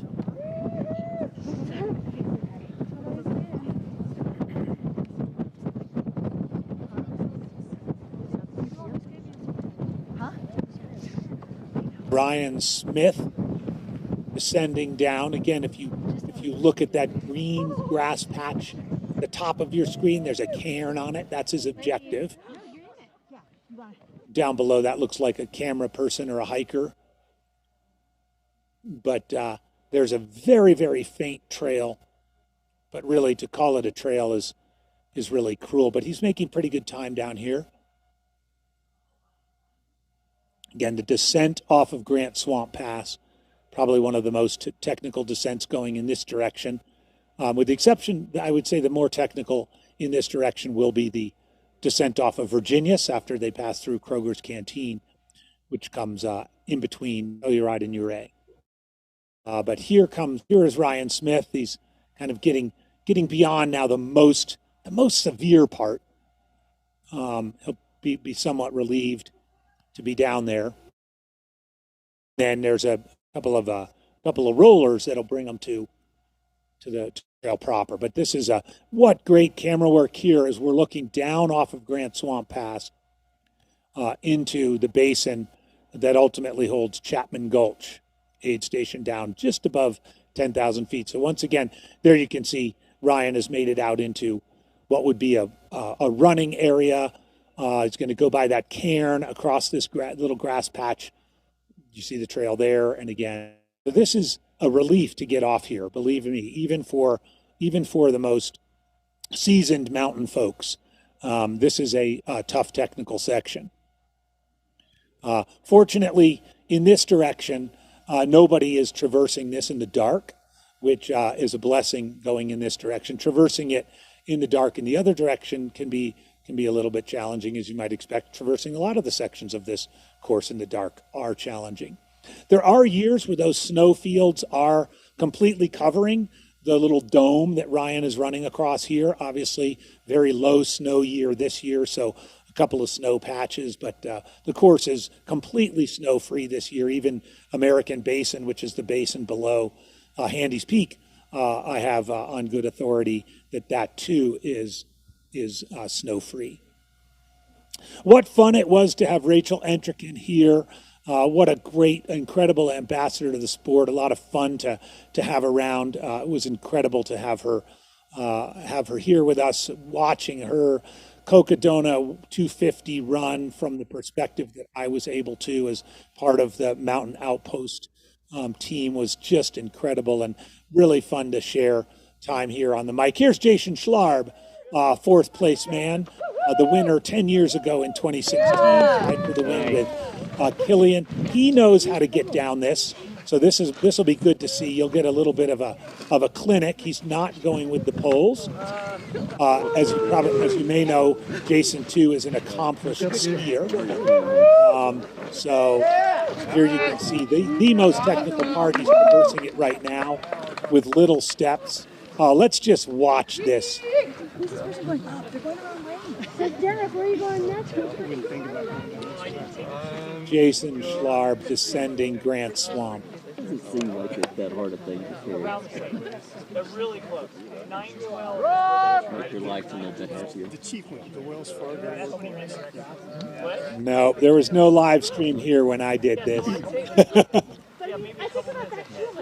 But it's drier this year, so all hunting is bad right now. Because there's all this crap in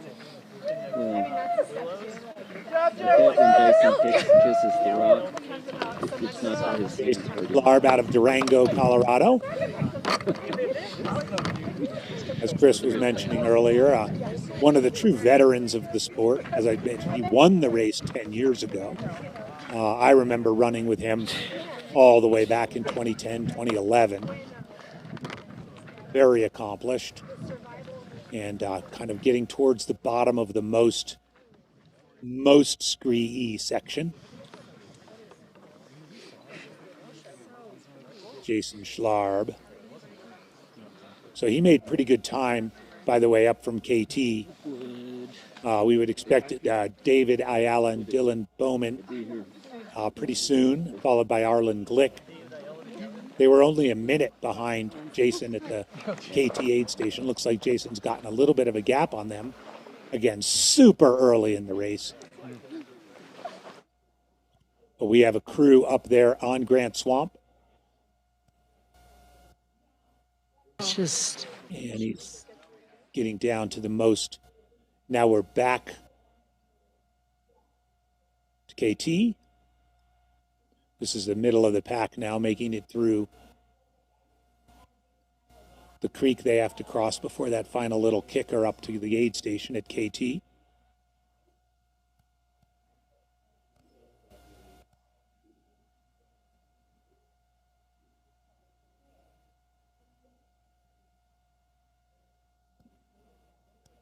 Yep, so these folks getting to KT in about 3 hours and 20 minutes. It's 11.5 miles. They've got a little bit of a pack together.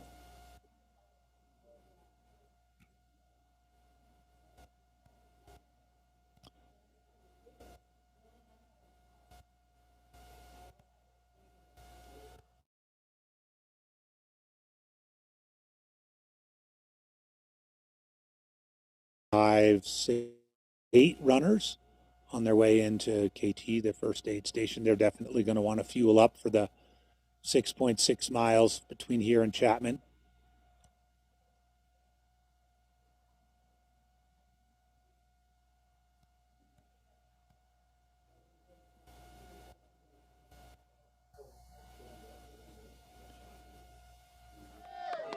Here we have back up at Grand Swamp, Dylan Bowman beginning the descent.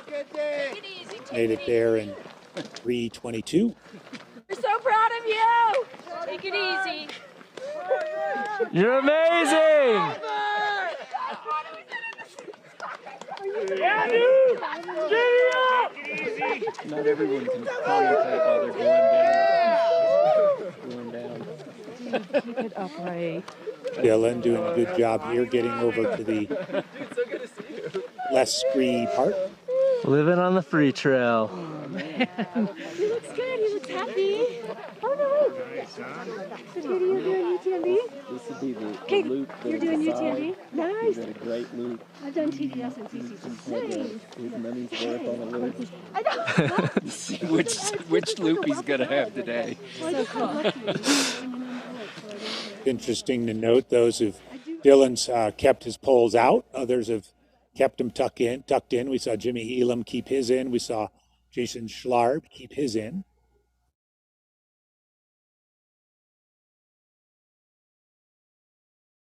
So Ludo, Tom, Jimmy, Ryan, Jason, and Dylan are through the pass, Grand Swamp Pass. David Ayala, I believe, as well. We would expect Courtney DeWalter in a few minutes coming to the summit of the pass. And it will be fun to see Courtney descend this. She knows what she's doing. I suspect she'll take a few chances and make a run for it. Again, it's about a 2,500-foot descent. 2,500-foot descent down to the Chapman Aid Station. Here we are back up at KT. Again, if you're interested, just to put this in perspective, the cutoff at KT is not until 12:45. 12:45, so the cutoff is still 3 hours and 20 minutes away.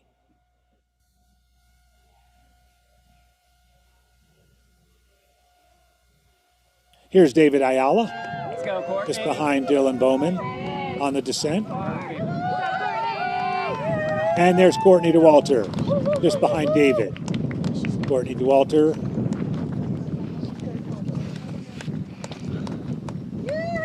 And I think Jeff Rome in the blue with the green shorts. It's unconfirmed. Nice job, Jeff. Yeah, Jeff Rome, Dylan Ayala, David Ayala, Courtney DeWalter, more or less together going down the descent. David Ayala there with the yellow shorts. Jeff Rome with the blue shirt there to the right. Yeah, so that's how they go way back.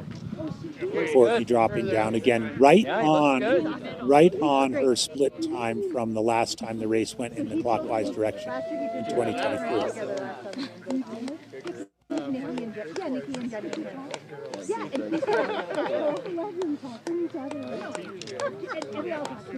We're watching the beginning of the 2,500-foot descent from the top of Grant Swamp. Jeff's going down to all fours, probably a good call.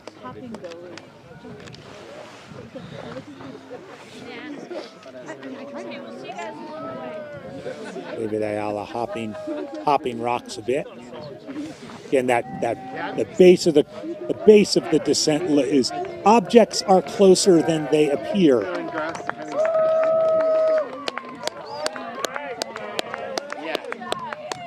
All right, we've got another runner. Arlen Glick. Arlen Glick has hit Grant Swamp. Arlen Glick from Worcester, Ohio. Getting over to the less techy, less scree part. We've seen a couple people do that. Jimmy Elam. There you see David Ayala on the far right of your screen. He's now made it down to that first flat. Arlen's going way to the left here. This is kind of cool to see.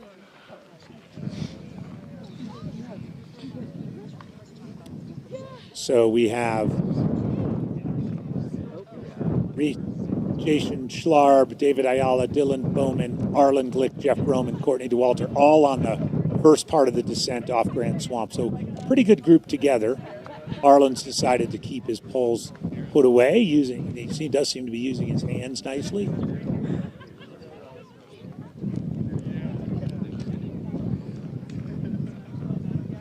And I tell you what, however steep this looks on camera, it's steeper in real life.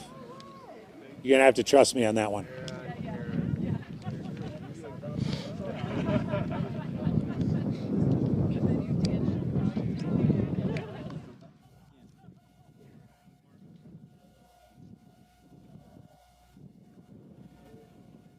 Yeah, again, a couple mentioning in the chat about the course itself. The course is marked, but for this section, right where we see Courtney here, you'll see a cairn up here. That is the course proper. There, and you can see there's Jeff Rome. He's taken a rock to get some of the scree out of his shoe. That's really where the trail starts, that large cairn. You can kind of get down it any way you can between there and the top. There's not really a course cutting. You can veer a little bit to the left or a little bit to the right. You just kind of have to pick your line and go for it. And since like I said, there are markers, but if you deviate from those markers 5 or 7 feet, you're not really going to make the route any shorter. And if you do make the route a little bit longer, it's probably because you're cutting your own switchbacks, which will then help take some of the sting out of your legs anyway. So this is Courtney DeWalter. We've seen her now.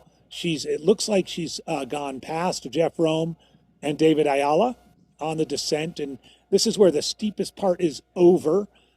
She'll get to the end of that last grass patch and begin another steep descent, but it's on more of a properly packed, kind of hard packed, what you would conventionally consider a trail. Once they get off this first false summit, it's the false summit when you're coming the other direction. Here we're zooming back. If you look at the top of your screen, there's Oscar's Pass. That's their next objective, a straight up wall. And now we're back onto the summit itself, the pass itself, and back to that group that's coming out of KT. Aid station back at a mile 11 and a half, 3.5 hours in to our coverage of Hardrock 2026, brought to you by Ultra, as well as Morton, Sunto, Tantrums.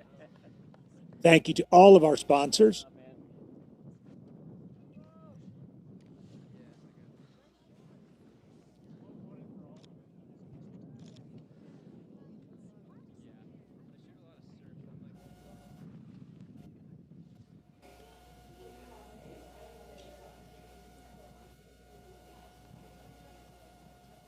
So this is the lower slopes. These 4 runners leaving KT are on the lower slopes of the climb up to Grant Swamp Pass. Put this into perspective. They are still 3 hours and 15 minutes ahead of the KT cutoff, which is 12:45. Some of the early cutoffs are relatively generous. The Chapman cutoff is at 4 p.m. Here we have another runner.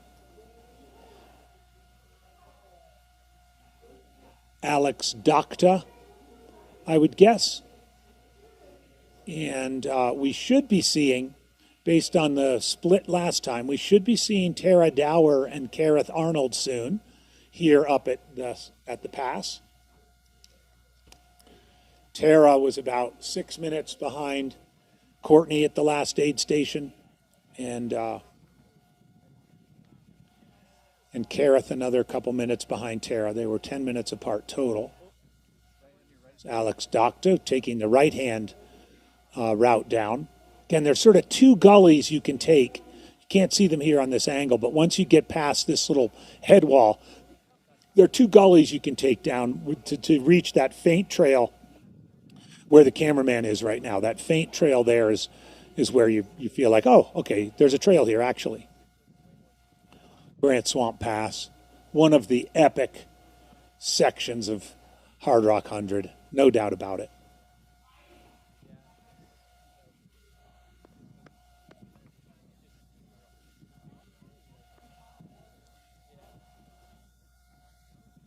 $149 people started the race this morning, the 31st Hardrock 100. There's Jamil Curry back down, beginning to climb up to Grant Swamp.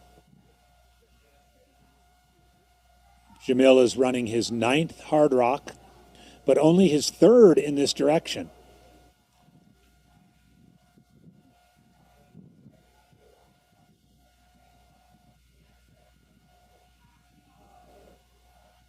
So Jamil's hitting KT.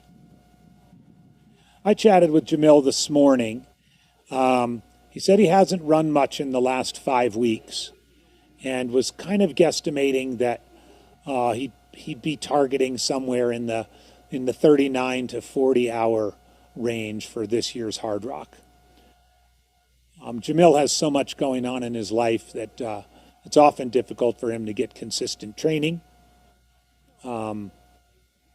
But he also sometimes sort of gets into other stuff and doesn't train very much, but then trains a lot. I know he's done several 50Ks, and he can surprise you. He's an experienced veteran. So, yeah, someone in the chat, he ran the counterclockwise direction 5 times before he had a chance to run it in the clockwise direction. Now this is his 3rd time in the clockwise direction.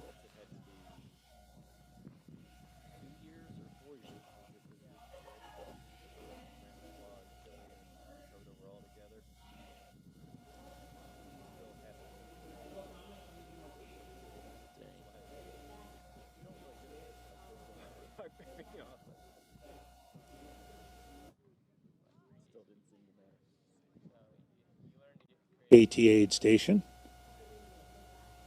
And Jamil's checking his phone.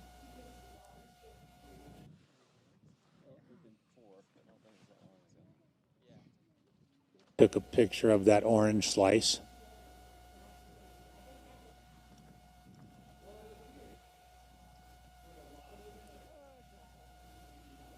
That's right. Zach was saying he was checking in on the live stream to make sure that we're doing our jobs here. There he goes. Jamil Curry, 11 and a half miles into his 9th Hardrock. Hasn't DNF'd. He's come close a couple of times. He had a 6-hour nap a couple years back and then rose from the dead and had maybe the fastest split ever from Telluride to the finish, back in the other direction. You forgot something. Jamil Curry from Phoenix, Arizona.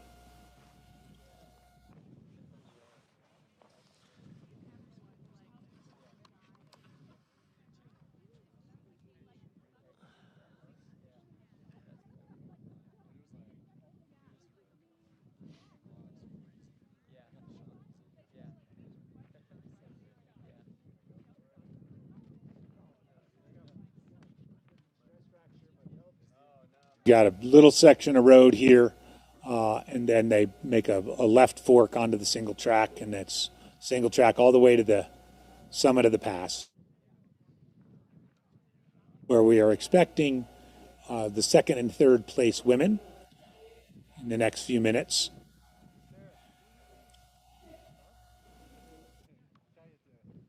Again, going on historic splits. Back the last time the course went in this direction, Ludo Pomeray hit Chapman in 3:40 elapsed, so that would be about 5 minutes from now. And just like that, here's Tom Evans into Chapman at 3:36. All right, we just got info that Ludo left about a minute ago, so Ludo again was running about 5 minutes ahead of his split in 2024, and this is Tom Evans, so about a minute between the two. Our crew on the grounds got those splits for us. This is mile 18.1, Chapman. You get there via the road to Ophir Pass. It's going to cool down here. Again, Tom Evans from the UK. So we've got France and the UK at the front of the pack.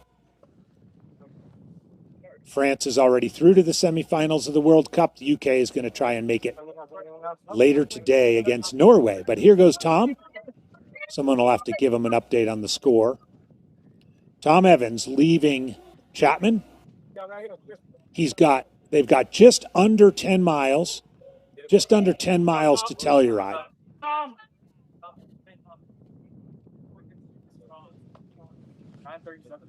And the climb up Oscar's Pass. Oscar's Pass is the second pass over 13,000. Gets over about 13.2. Gets incredibly steep up at the top. And then there's a little bit of route finding right after you go off the summit.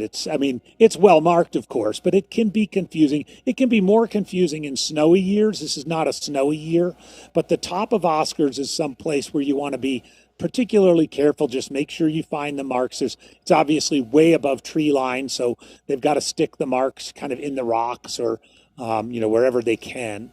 But the descent from Oscars Pass to Telluride is over 4,500 feet. 4,500 feet downhill.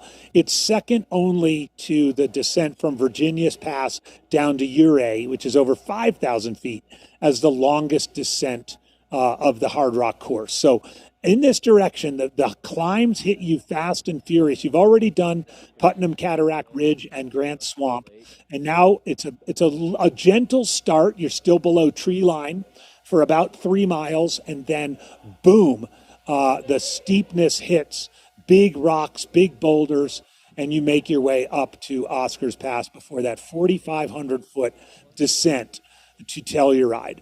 So our first two runners are through, close together. Ludo Pomeray in 3:36 elapsed. So again, that's about 5 minutes faster than he was at this section. Here's third place, Jimmy Elam.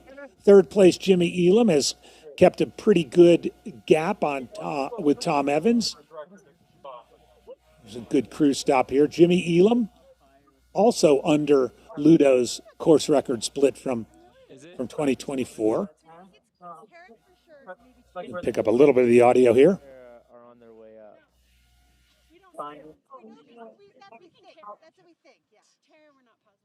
Okay. All right.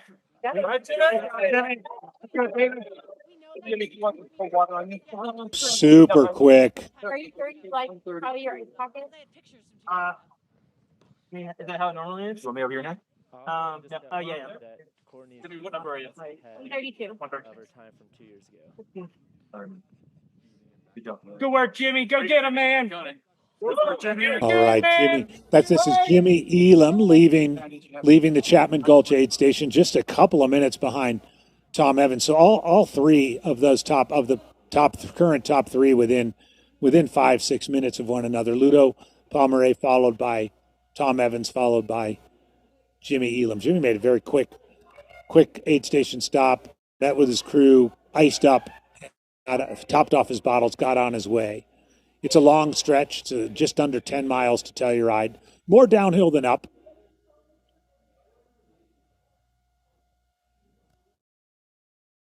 All right, and in addition, Courtney's time, as we've got it over Grant Swamp, also over her previous course record by about 4 minutes. So our first three are through Chapman. First three men, Ludo and Tom Evans and Jimmy Elam. Another runner coming to the summit of Grant Swamp. He's looking down with a little bit of a smile on his face, or perhaps a smirk on his face. Yeah, Tara! And here comes Tara Dower.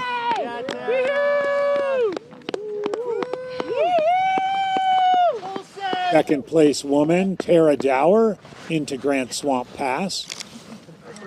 Oh, yeah, he's going for it.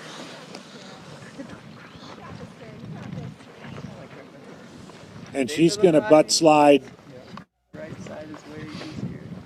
See if she's going to take the left or the right. Oh, The crew is yelling right side. We haven't seen this technique yet, a full butt slide. No, she does not. No, she's not. She always has gloves on. I see a financial opportunity. There she goes, ducking into the right. I'm guessing we're going to get back up to Kareth Arnold. There she is. Kareth Arnold, just behind Tara. So our top three women are over Grant Swamp Pass.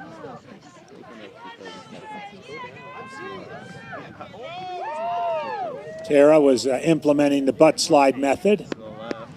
Went to the right. Kareth is heading to the left. I haven't done it. This is what the woman who was doing it says if you go. Again, as I was mentioning earlier, it's kind of choose your own adventure for the first 300 to 400 feet of this descent.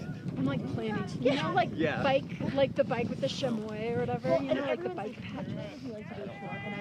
This is like a way because So Tara Dower, Kareth Arnold, pretty much together. that to me.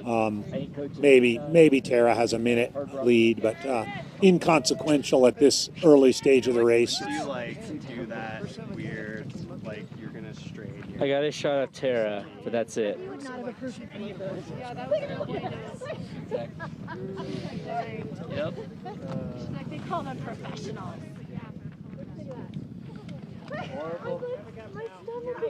So we've got, just to summarize real quick where we stand with the race, the top three men are through Chapman, all under course record pace. The top three women are over Grant Swamp Pass and heading to Chapman. I'm going to guesstimate that Courtney Dauwalter had about a 10-minute lead on Tara and Kareth, who are pretty much together coming over the pass. Again, they're on about a 2,500 foot descent down to Chapman. Our three leaders are on about a 4,000 foot climb up Oscars. 3,500 foot climb up Oscars. Oh my God, I'm so proud of you. Your recovery is stuff the camera in my jacket.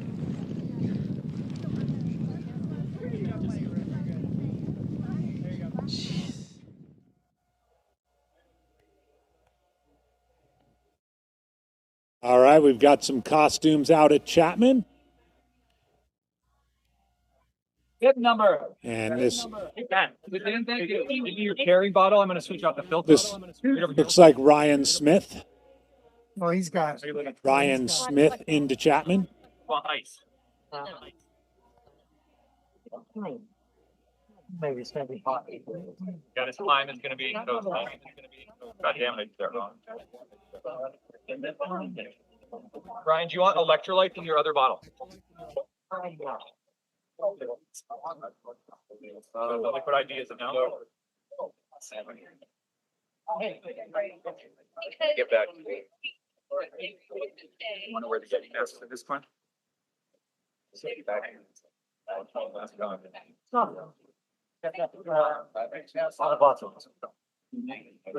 You don't want anything in it.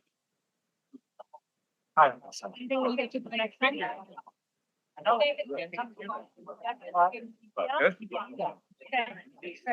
All right, go.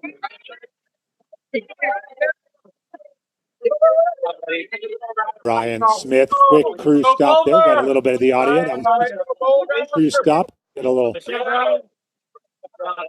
And he's now on the lower slopes of the climb up Oscar.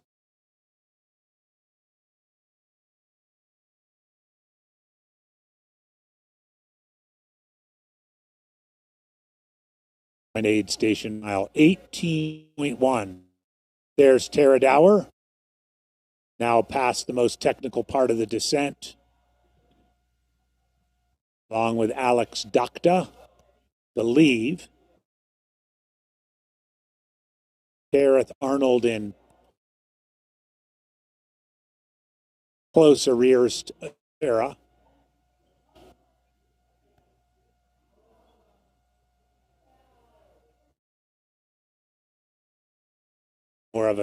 More of a proper trail at this point.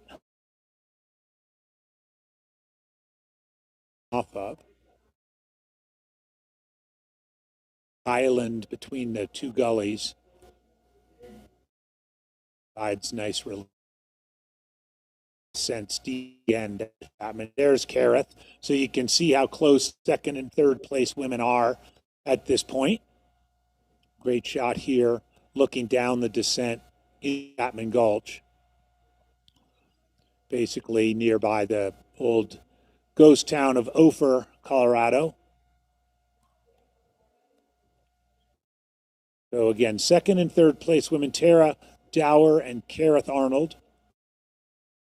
That river and sort of willow thickets down there, that's their objective. That's where they're headed. Chapman is just down there, and slope at the top of your screen, descent back, the ascent up Oscars Pass. Look closely, you can see lines cutting through. It's kind of a primitive Jeep road up there. Pass itself just to the right as that diagonal line rests. Just about 4,000 feet above the Chapman Aid Station. 3,500 feet above the Chapman Aid Station. Tara Dower, Gareth Arnold on their way down. We have four men through Chapman. Ludo Pomeray at 3:34. Tom Evans at 3:36. Jimmy Elam at 3:39. Followed by Ryan Smith at 3:45.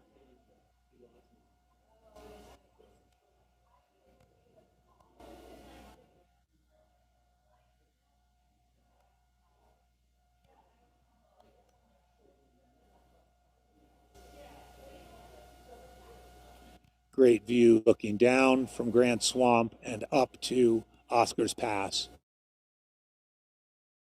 Idea of the incredible relief that runners have to contend with here at the Hardrock 100. Some of these base summit climbs just defy imagination.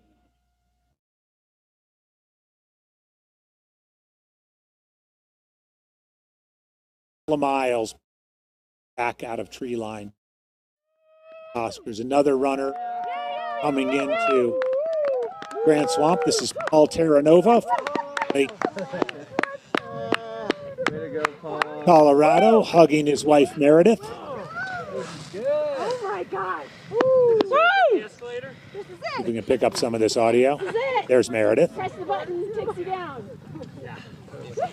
See how it's done, Terranova? Let's go, Paul. Meredith Terranova, by the way, if you don't know her, she is an expert nutritionist. Nutritionist to some of the top ultra runners in the world. Been a student of endurance nutrition for a couple of decades now, and obviously helps Paul with his nutrition, but also a couple dozen other elite level trail and ultra runners. Meredith Terranova saying hello to her husband Paul up at Grand Swamp. I mean, the top three and then two. Yeah. Courtney actually did better, I felt like. Yeah. Dude, he's a mountain goat. Great job! Go get Good him! look at Paul. Paul is taking it like a veteran. He's using his poles. He's going to the generally believed to be easier side on the right. Wow. He's going to have a great day. Yeah. I'm just tell. Yeah. Great energy. Yeah. Woohoo! See you! We talk about how both of us just jumped right in the shot. See how quick he can go down. He comes up pretty quick with it.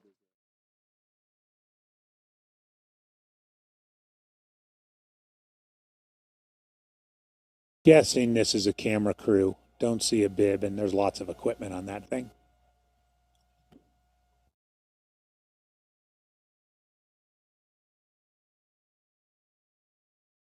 Back down to Chapman, where we await the arrival of Jason Schlarb, who would be the fifth place man. And back up the course, we had in relatively close proximity Jason Schlarb, David Ayala, Dylan Bowman, Arlen Glick, and Jeff Rome, and Courtney DeWalter, all within a first place woman will probably be Courtney DeWalter into this aid station. Mile 18, the first crew accessible aid station. Crews have to hike in the O for pass. Not a super long hike, but no vehicles can get in there. It's a good place to have crew because you got a full 10 miles, a little bit less, 9.6 miles between here and Telluride with the big Oscars Pass in the middle.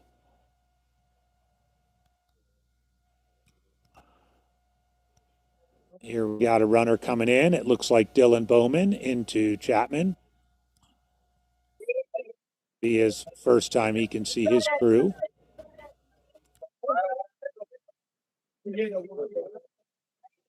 Guys, number. Hit number. And there's Jason Schlarb. So Jason and Dylan are in the aid station together. They're fifth and sixth place women. Sorry, men. Fifth and sixth place men.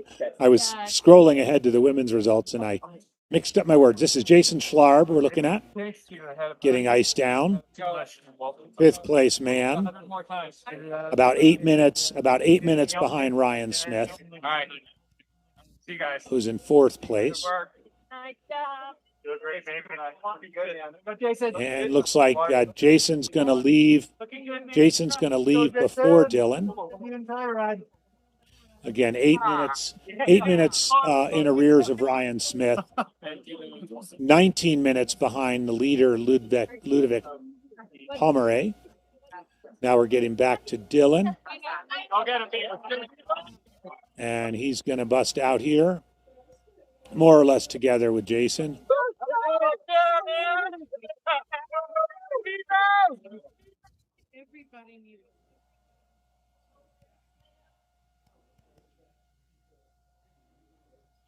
All right, so fifth and sixth place men, Americans Jason Schlarb and Dylan Bowman are out of Chapman. They're 19 minutes behind Ludo Pomeray, the overhaul leader, 8 minutes back of fourth place, Ryan Smith. So we have our top six through Chapman. We would expect Courtney DeWalter shortly, as well as David Ayala, Arlen Glick, and Jeff Rome, and in some version of that order.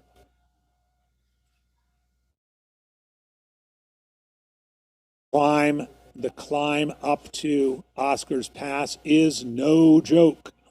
It's about 4,000 feet. A little bit less. Sorry, I'm going to call it 3,800 feet.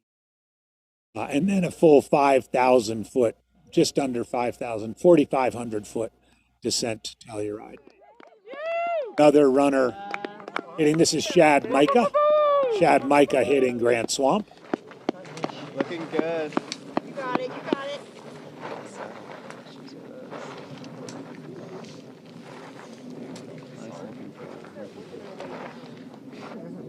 Works every year. You got it, bud. Doing great, Shad. All right, all right. Woo, woo, woo! Woo! Great. Good job. Good job.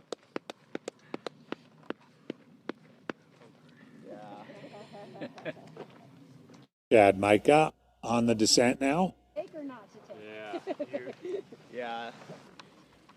Shad's going head over heels. People that have gone left have been successful.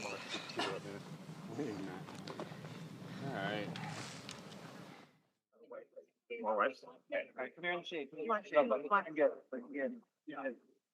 And you're a get more light from Taylor. All right, we've got another runner into Chapman. Here's David Ayala, last year's fourth place finisher, coming in seventh here. Just a couple of minutes behind Jason Schlarb and Dylan Bowman.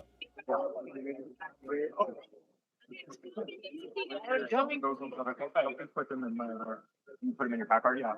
Top seven, Ludo, Jimmy, Ryan, Jason, Dylan, and David. Getting some good audio here from the aid station. And here comes Arlen Glick, eighth place man into Chapman. There's his crew, affectionately known as Arlens. They're his sisters. David Horton, the first ever Hardrock finisher, in the black shirt there, greeting him. Virginia legend, Barkley finisher. Let's hear what Horty has to say. Hey, Jeff, where'd you go, buddy? Where'd you go, man? How you doing? How are you doing?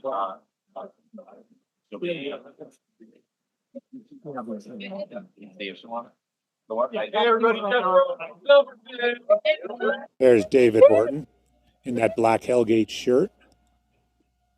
As I mentioned, he was the first Hardrock finisher in 1992.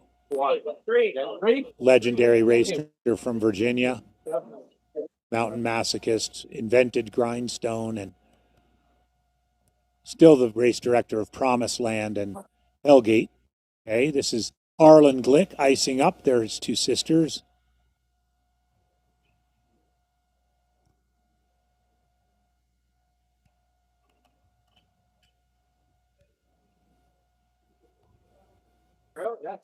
First runner from Pennsylvania.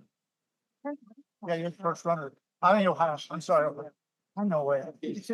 Yeah, I actually really like it. David is no doubt dispensing some of his decades worth of wisdom to Arlen and his crew as they're getting ready to begin this climb up Chapman. All right, there goes Arlen. Oh, he almost went the wrong way. Almost ran off into the meadow there. Don't want to do that. All right, we would be expecting Courtney DeWalter any minute now. That's Jeff Rome in and out of the aid station. So now our top 9 men are through Chapman. And here comes Courtney. Courtney DeWalter, first place woman into Chapman in just under 4 hours. Number. Thank you, ma'am. Courtney DeWalter, the women's leader after 18 miles, getting crewed by her loyal crew, Kevin.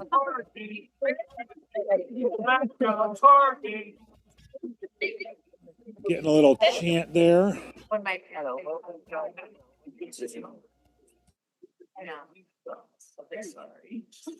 Courtney is 5 minutes now, 5 minutes ahead. It's super early. This is probably meaningless, but she's 5 minutes ahead of her split here in 2024, the last time the race went in this direction.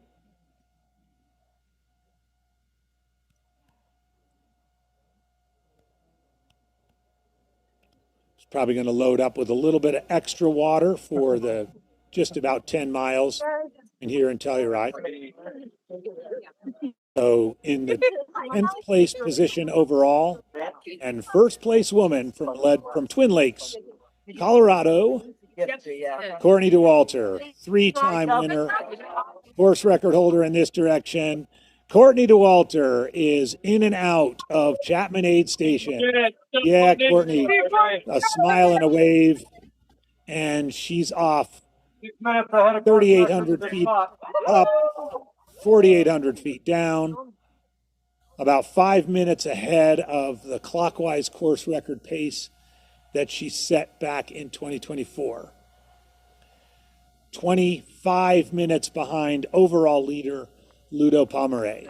Back up to the top at Grant Swamp. A couple more runners hitting the pass. You got it. Nice job. Would be.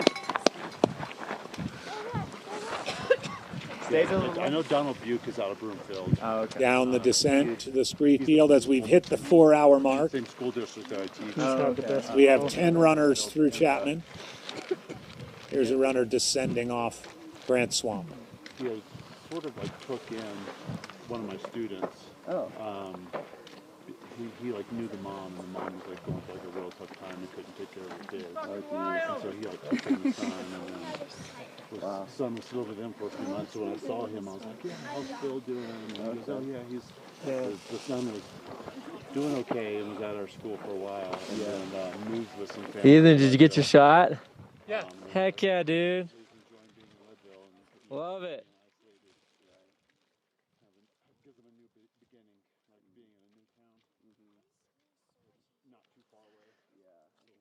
Another runner choosing the choosing the left side on the descent off of Grant Swamp.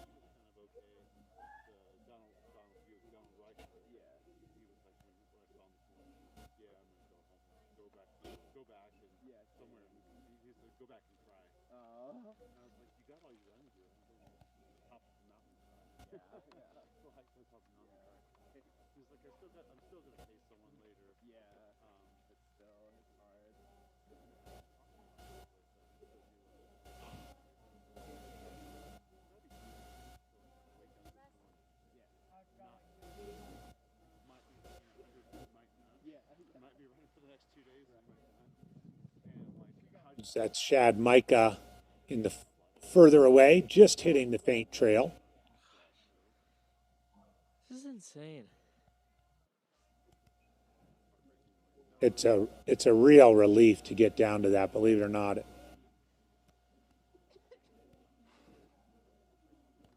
It is not as fun as it looks. It's like half this course. Yeah. I mean, I think this one's the worst. This is like, yeah. The other ones don't. One more pass that's bad. Yeah. So just to give you a little reset now, we do have 10 runners through Chapman, the first crude aid station at mile 18.1. Top 9 men: Ludo Pomeray, Tom Evans, Jimmy Elam, Ryan Smith, Jason Schlarb, Dylan Bowman, David Ayala, Arlen Glick, and Jeff Rome. They're 24 minutes separating first from 10th, and then 10th place overall and first place woman in and out of Chapman, Courtney DeWalter. We did see about 7-8 minutes ago the second and third place women, Tara Dower and Gareth Arnold, come up and over Grant Swamp Pass. They're on their way down to. Dude, he's just sitting down there for a while. But then I think it's very low and gradual until you get. He sat down on that rock and perched in the white. Most of them going to empty rocks out of the Yeah, that's what he's doing. You can see it. To get to the top of Handy. I'm gonna try to. Yeah, it's definitely steeper going this way. But you'll have the downhill from Engineer Pass to Grouse. Yeah, so you can see this runner here. I think that's Shad Micah. This is not.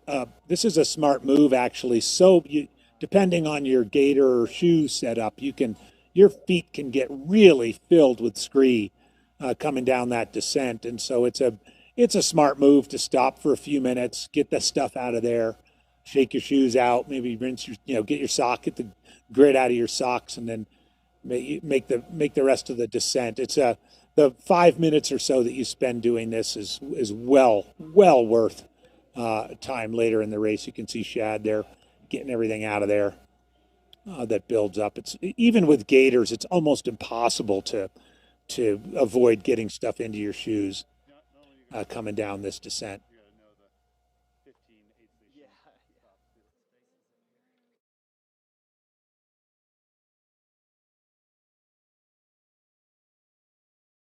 And there he is. Shad Micah back up and on his way down to Chapman. This is the Mountain Outpost broadcast of Hardrock 2026, the 31st running of the Hardrock 100, brought to you by Ultra. Huge thank you to Ultra for their sponsorship, as well as Morton, Tantrum, Sunto.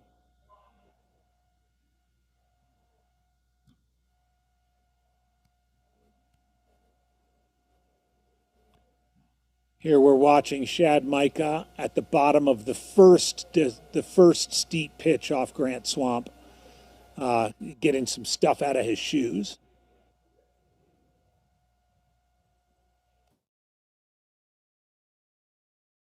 Thank you all so much, those of you joining us on the broadcast and in the chat. It's great to hear from you.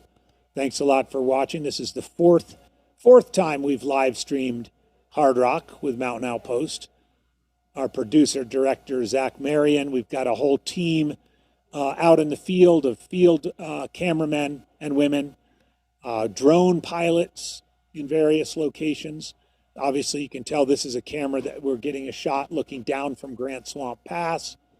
You've already seen some pictures from the Chapman aid station.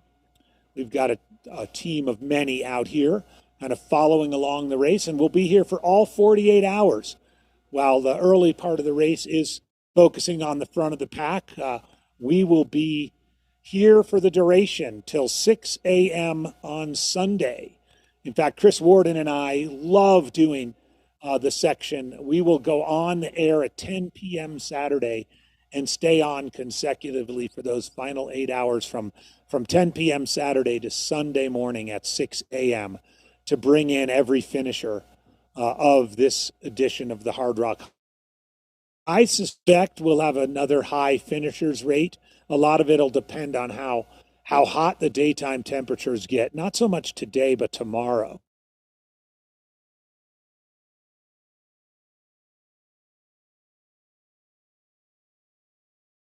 Had a runner down into that little island between the two small snowfields this year. Going off Grant Swamp Pass.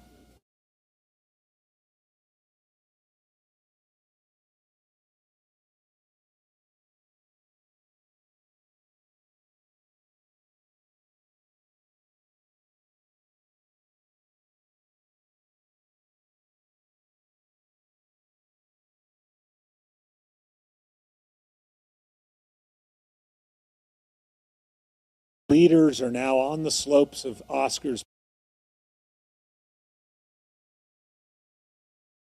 Road. I don't know why they call it a Jeep Road, because there's no way, especially the top pitch. As our camera zooms back, you will see it in the distance. The wall. Back on the summit of Grant Swamp.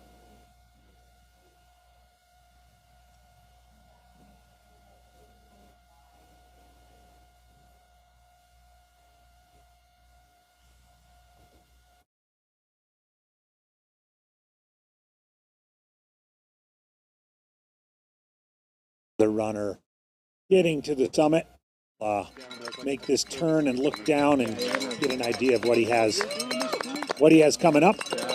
Good work, buddy. Oh, breaking them down. Gonna go no poles on the descent. That was a pretty decisive no poles there. Looks like he's done this before. Just go for it. Oh.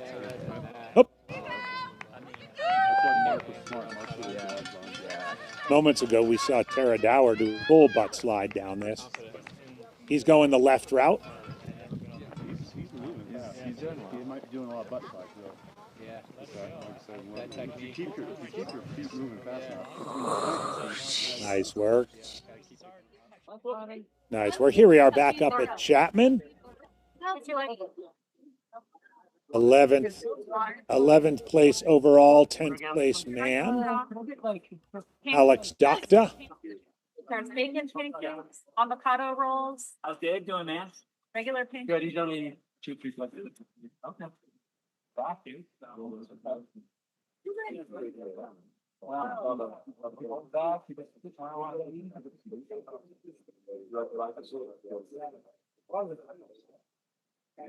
Alex Docta into the aid station. So he's about off the lead, 45 minutes off the lead.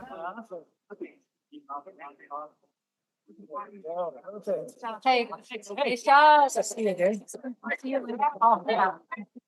And through. So we would expect, next two runners we would expect here are Tara Dower and Cora Thorpe. Again, just to put it in perspective, it was 9:59 that Courtney DeWalter came through here. So about 13 minutes ago. She left at 10, so we'll call it 12 minutes.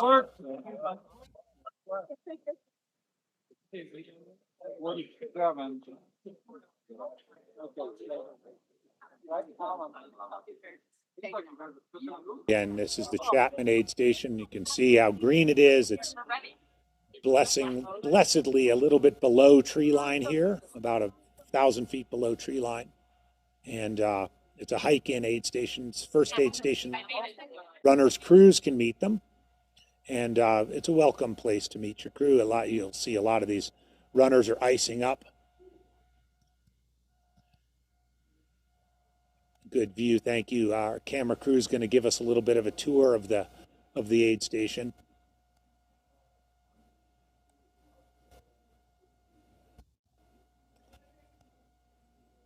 Looking back from where they've come from, the descent off of Grant Swamp.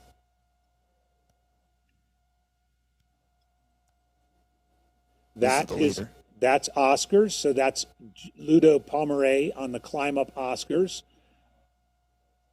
Our first view from the summit of Oscars, you can see, I would not characterize that as a Jeep road.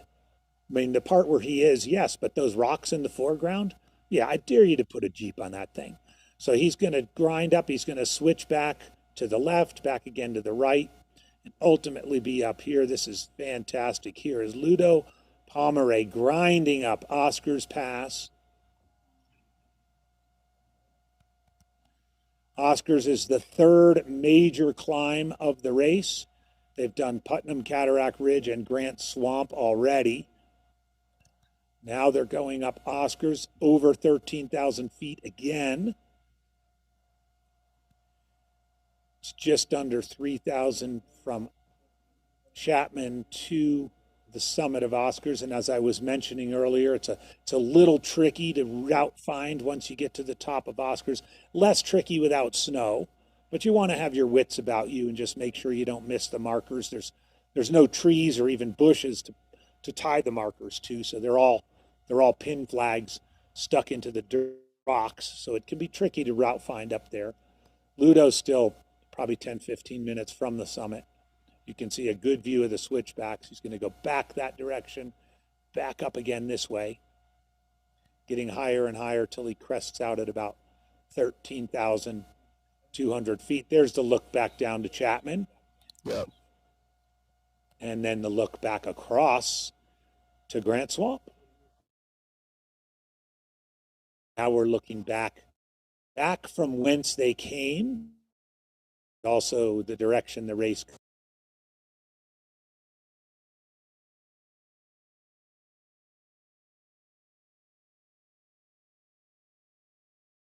Silverton local.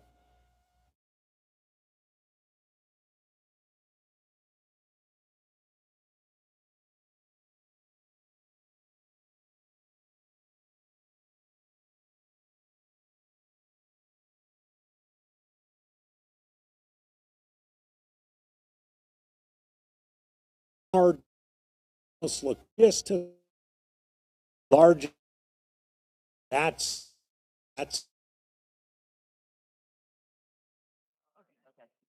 And like here half are mile flat, and then you'll Gareth head Arnold down and Chapman. Let's pick up a little bit of this audio. Yeah, Lottie has your Joe. Eat those cookies too. Hello. You want to chug some of this coconut water? Yes. Yeah. Coming. She had a little Gareth bit of a Arnold. long grand swamp, but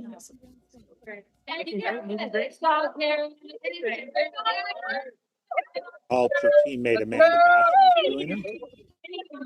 Basham is doing her. Yay, Karen! Yeah, Karen. Bill! Right here, let's go. Gareth Arnold. There she is. Second place woman through Chapman aid station. Yeah. Quick aid station stop. That was nice. Got some crew, got some topped off her bottles out of there. 10:15. How you doing? Clock time. We'd be expecting Tara Dower any minute here. Next mail is coming in. So 15 minutes behind. Oh, she has not come in yet. Courtney's opened up a 15-minute lead on Kareth. Again, really early, 18 miles. Richard Cook from Seattle, Washington, coming into the aid station.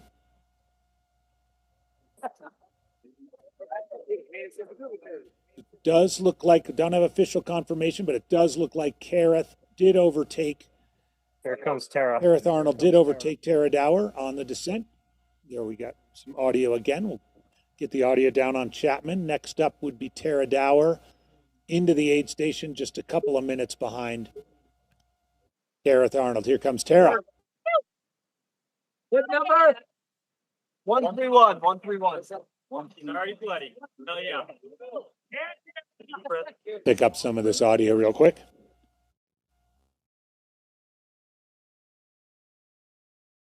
Hey, that's one fall down. Cut it out. Nice, Sarah. There it is. Oh, right. I think I heard a crew member say that's one fall down. Tara's a notorious faller. Crew is working a little bit on her legs. Let's pick up some of this audio. Really bad.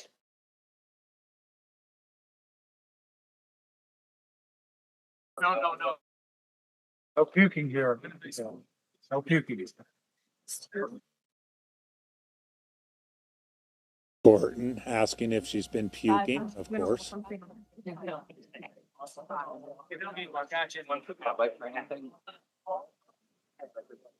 a new bug? You want it on? Yes.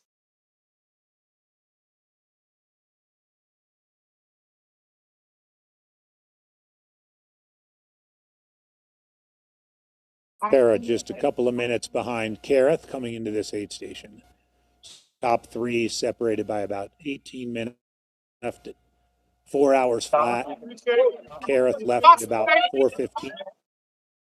Like Tara will be out. It's Richard Cook from Seattle who just went by.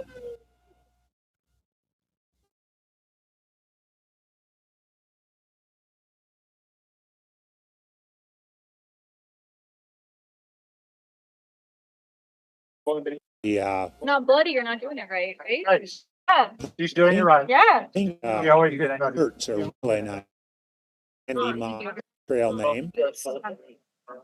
We'll get better. You're good. You're good. You're good. Okay. Like she's going to get out of there.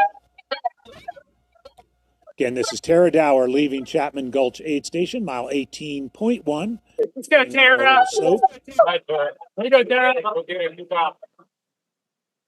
work, all Tara. right, well, second and third place women, both sporting the Ultra shoes, our sponsor here, Ultra Footwear. Good to see. So Kareth and Tara within a couple of minutes of one another and about 15 and minutes behind Courtney Walter at Chapman. So there, our top 14 runners are on the climb up Oscars. We saw a few minutes ago A great shot, that camera up above Oscars of Ludo making his way up that 3,500-foot climb on the gently flowing Jeep road that this race calls the ascent up Oscars. Race director Dale Garland is here in the studio, just gave me a little chuckle at that. No doubt is not gently flowing either direction. But again, it does, as I've mentioned before, you do want to have your wits about it, eyes out for the course markings. Again, with no snow, it's not going to be that difficult, but there's a couple little tricky turns up there, and you don't want to miss them. So it does make sense to just keep your wits about you. Make sure it's super well marked, but you want to make sure you don't go off trail. When you get up there after about a quarter mile, it's obvious. And then you've got, almost a 5,000-foot descent. That's not a misprint. Almost a 5,000-foot descent to Telluride. That will wake up your quads if they're not awake already.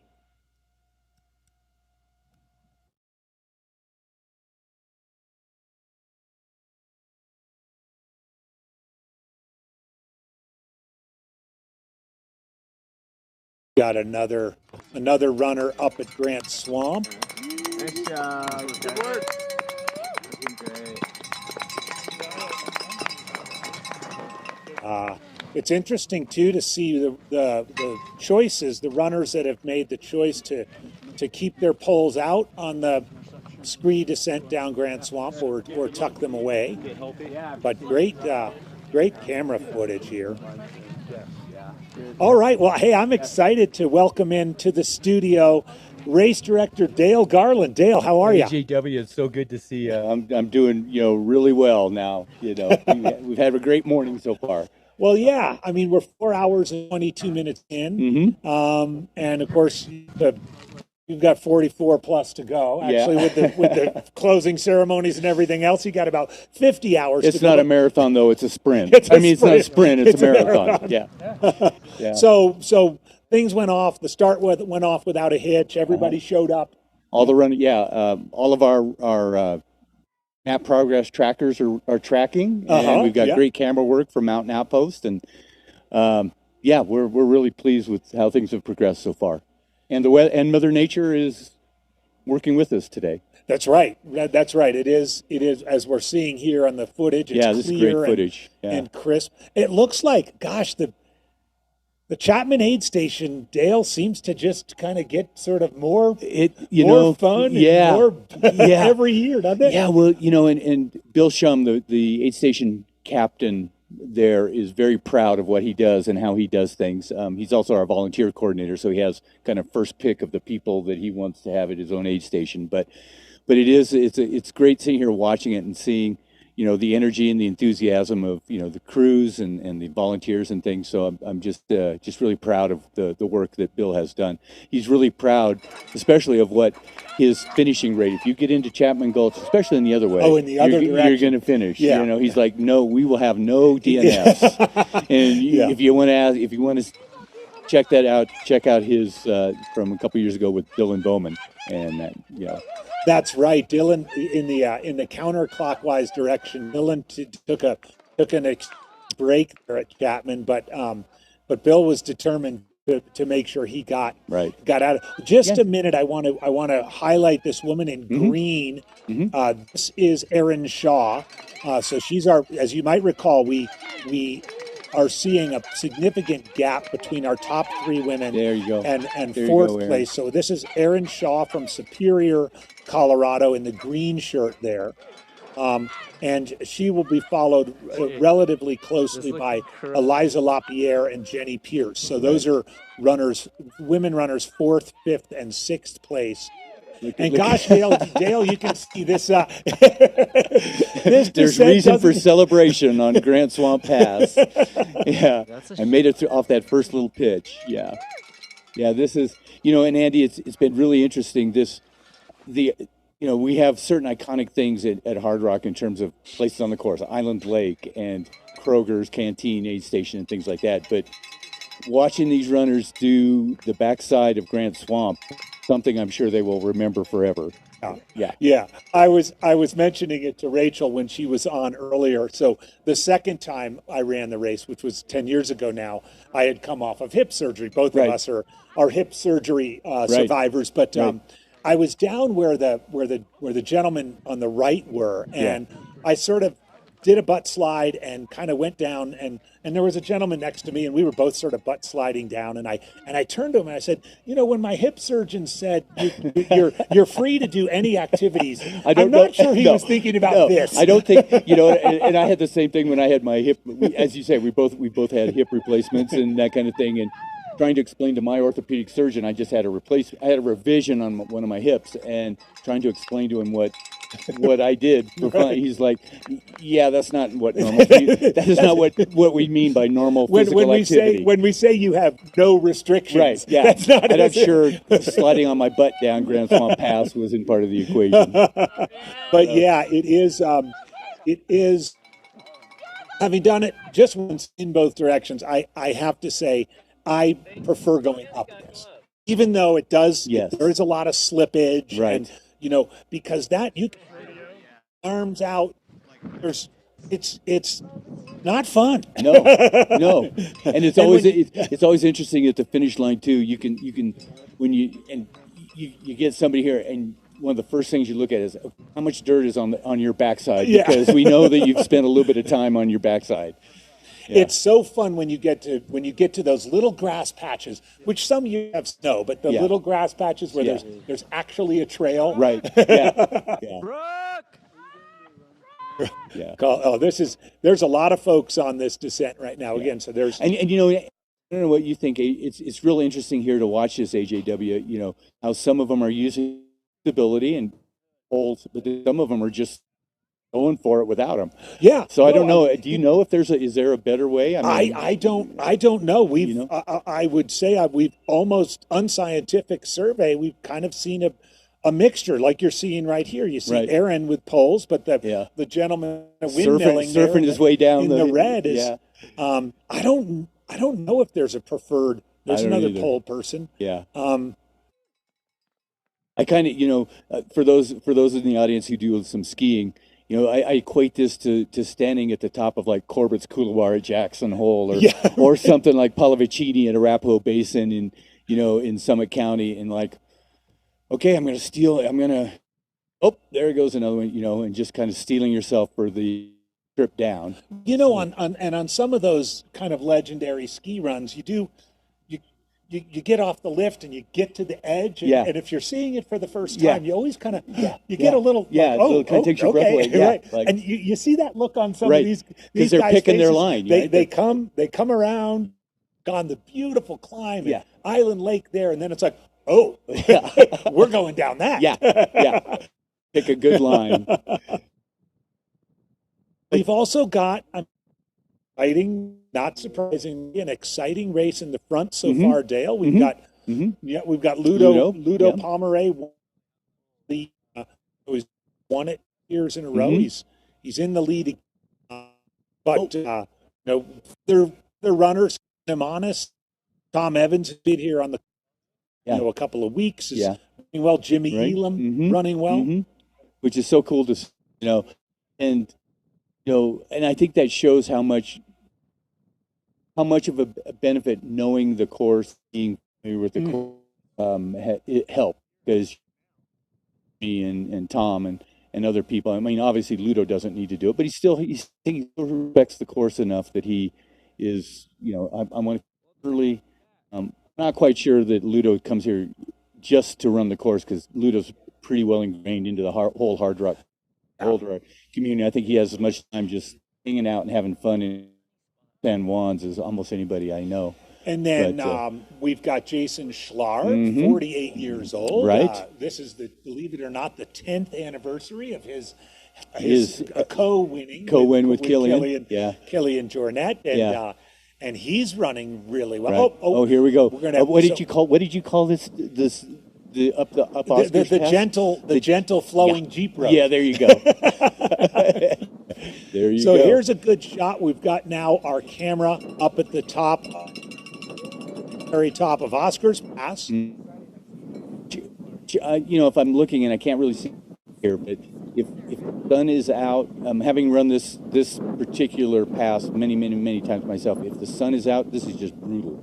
Yeah. Because it just bakes you. Yep. And it's whatever the degrees are, it feels significantly hotter. Right. So if you have a little bit of cloud cover, that would be a good thing for everybody. So, by the way, viewers out there, a good look at Ludo's sort of double polling technique.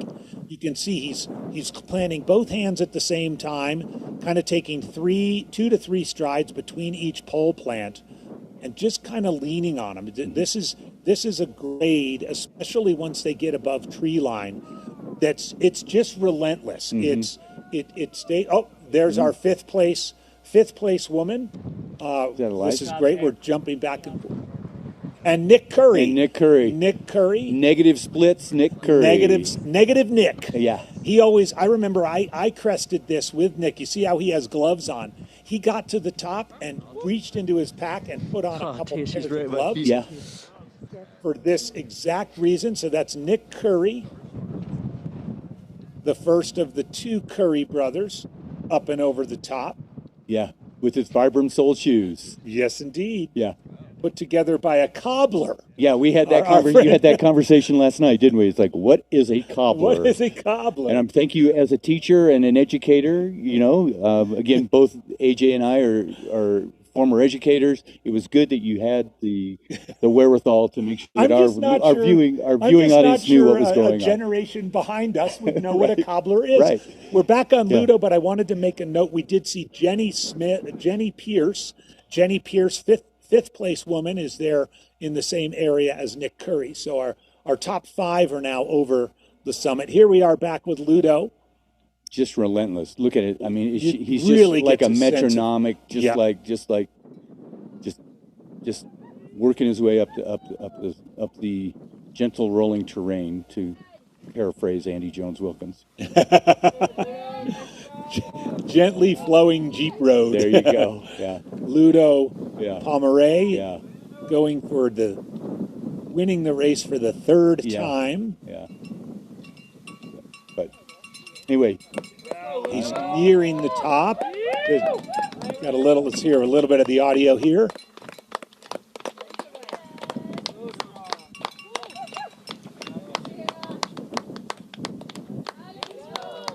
This is our leader, Ludo Pomeray, on the summit of Oscar's Pass, the 3rd significant climb going in this direction. There we go.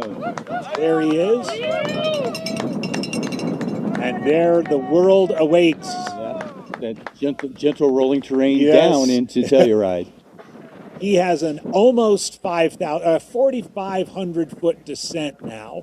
As he gets down to that saddle, there's a little bit of a tricky turn. Right. Again, with no snow, it's a lot easier. Right. It's harder in the other direction. You get to, and it's especially if it's in the dark. Right. You get up. Where do I go? Where do I go? Where am I? And where do I go? Yeah. I mean, there's no frames of reference or anything.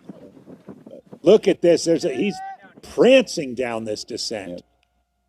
I enjoyed your comments from the pre-show last night. It's like, well, I'm not excellent at anything, but I'm pretty good at everything. Yeah, right. So we're seeing that case being made even as we look at that today. That is just a pile of rocks. Yeah.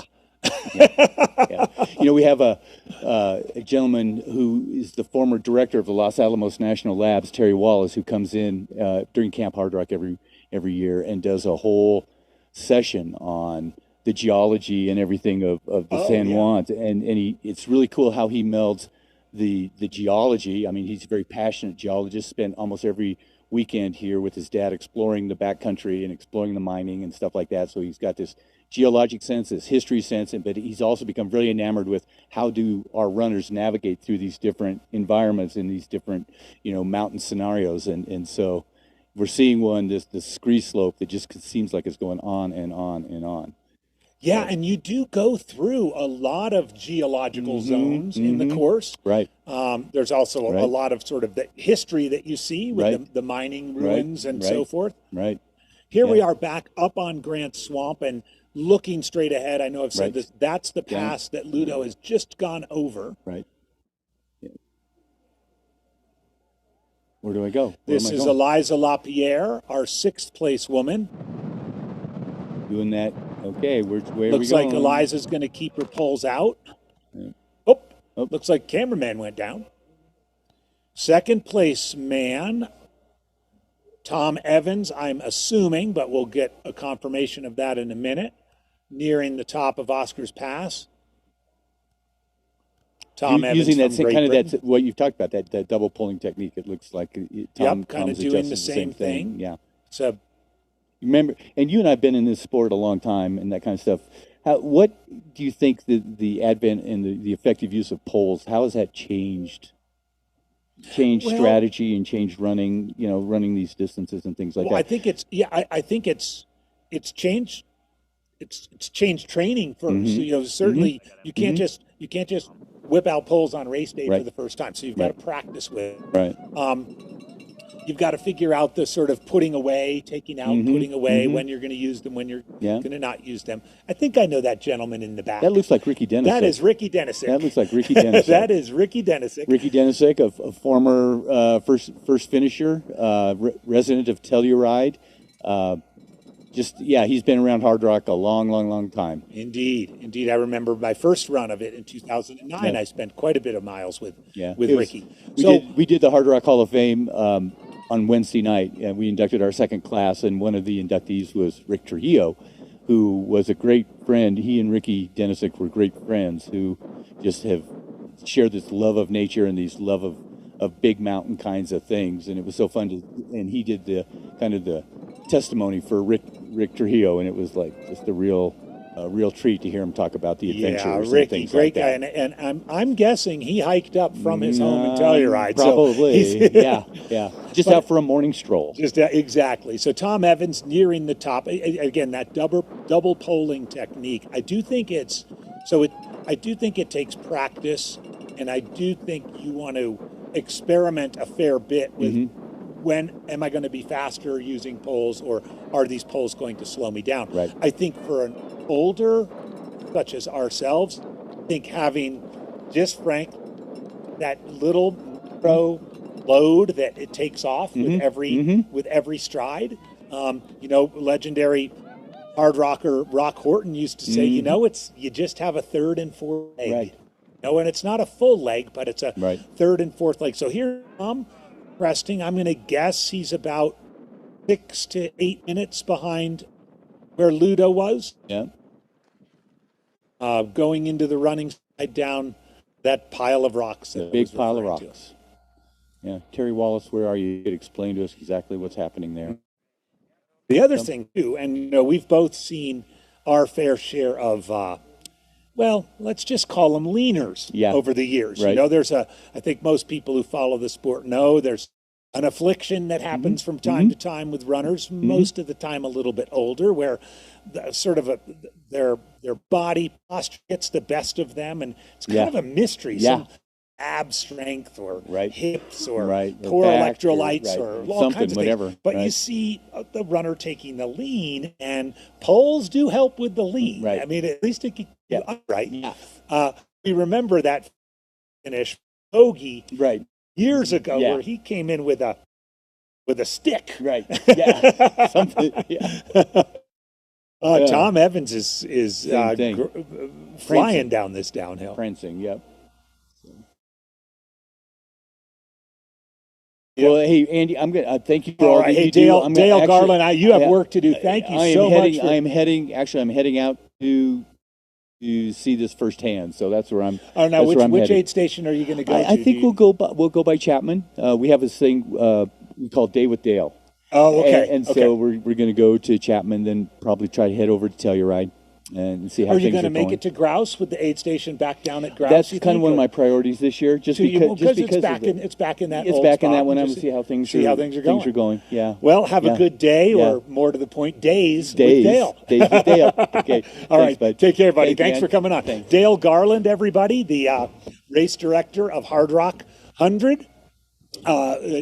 Long-time Durango educator. We share education in common. We've both moved on to bigger and better things now, but you never really fully leave the classroom. And Dale presides over a massive classroom here at Hardrock. In addition, the award ceremony is a graduation ceremony, and Dale puts on a cap and gown for the awards and bestows the awards. The awards are a print, a limited edition print, and Dale will hand each commissioner, if he was handing them their diploma from graduate college.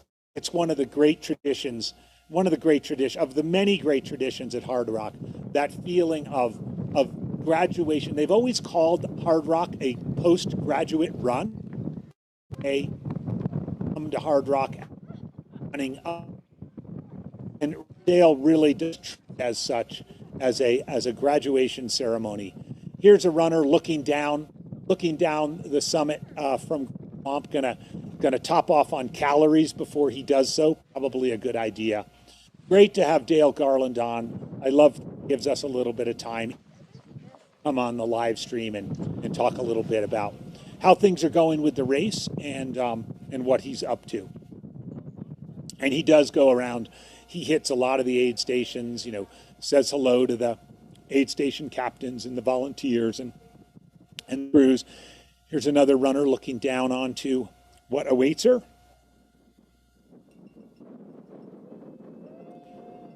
Again, I'm Andy Jones-Wilkins, AJW. This is the Mountain Outpost YouTube channel. You've tuned into the 2026 coverage of the Hardrock 100, our 4th year doing live stream coverage here.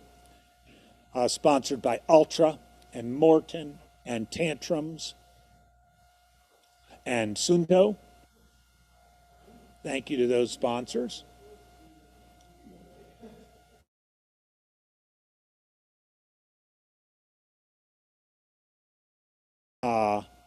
Third place man, Jimmy Elam, is coming to the summit of Oscars Pass. We'll pick up a little bit of the audio here. We've got some cowbells going on.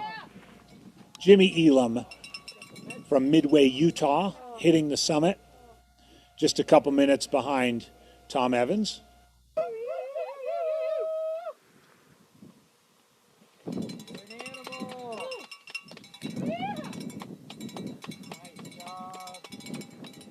Jimmy Elam ran a mind-blowing 45-hour 200-miler at the Mammoth 200 back in September.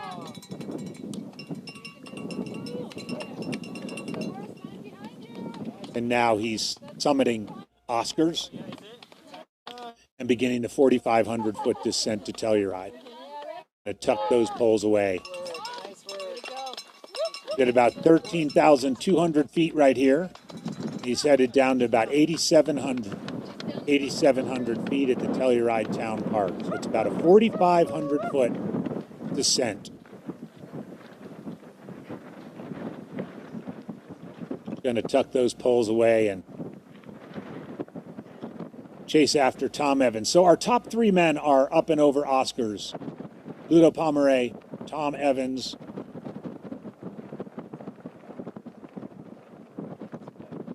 conditions do look good up there. Again, no snow this year. Dry, warm, warm but not hot.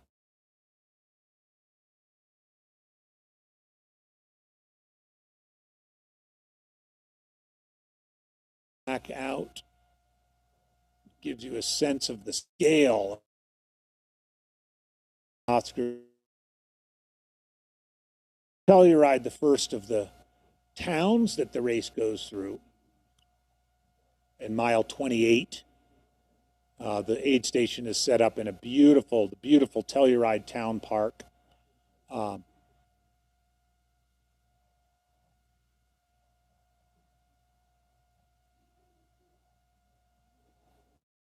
Righty, we're going to go to a break and we will be right back.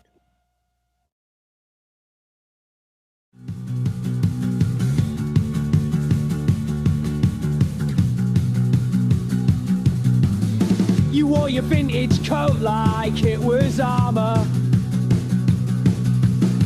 and talked about some band I'd never heard of. I ran right past the station, chasing shadows. But I was keeping score behind my teeth. You're my teeth! And I don't care about your art school friends. And I don't care how this stupid story ends. Go write your thesis on someone who cares. I'll run it down the street, run it down the stairs.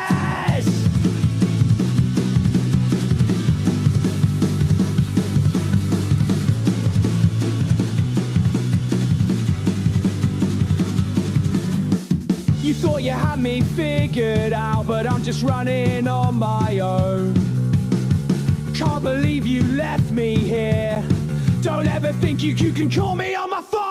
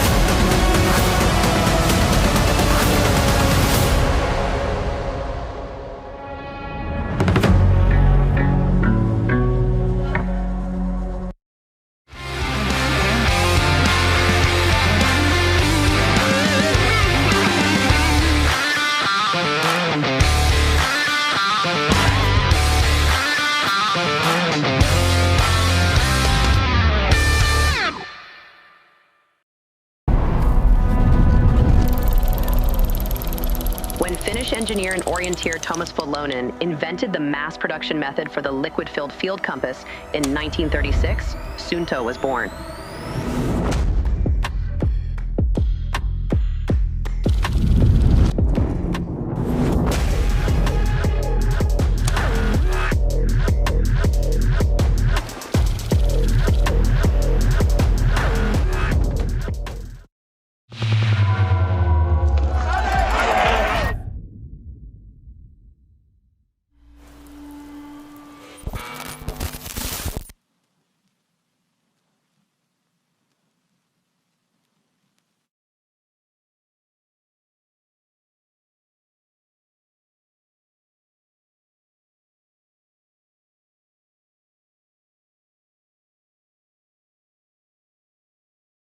Yeah, baby! Alright. So if you ever scream so hard you make yourself dizzy, I cannot do that shit. I was gonna do that on the sitting. There's no air. Yeah. Get it. Yep. You're not racing, right? No. Oh, okay.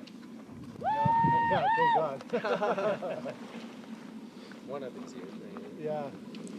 Yeah, but I'm gonna choose you on odd years. I have to come up this. I don't know. Odd years coming up this is pretty rough. It's like 20.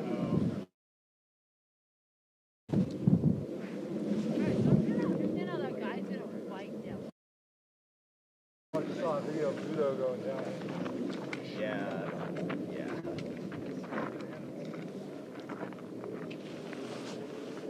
How's it going, man? Good, man. Heck yeah. Enjoying it? Yeah, dude, it's so cool. This is my first time out. Oh, heck yeah. Yeah, dude, just being part of the whole vibe is just awesome.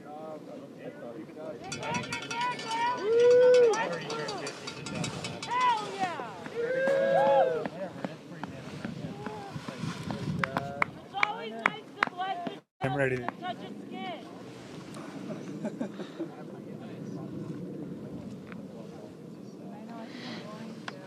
All righty, I am back, Andy Jones Wilkins, here at the studio at Silverton Gym.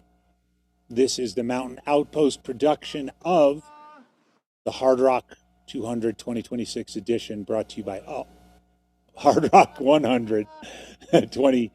26 edition, brought to you Ultra, Orton, Sunto,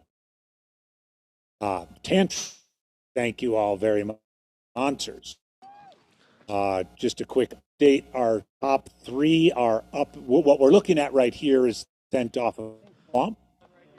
Looking at If you favor our polls, it may be your best. sort of checking out which way to get down. Bib number 225. Let's get a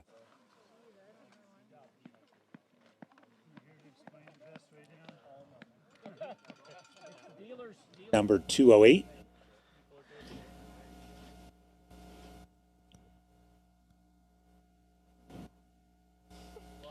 Gloves are good. Like where he is, you can go right and there's only three. Like below this rock, there's a step. They cut switch back last year so you could take those. But you have to cut pretty hard. Here getting a little guidance on the descent off of Grant Swamp. We've noticed that folks are choosing one of two ways to go. Neither of which are all that much fun, I have to admit.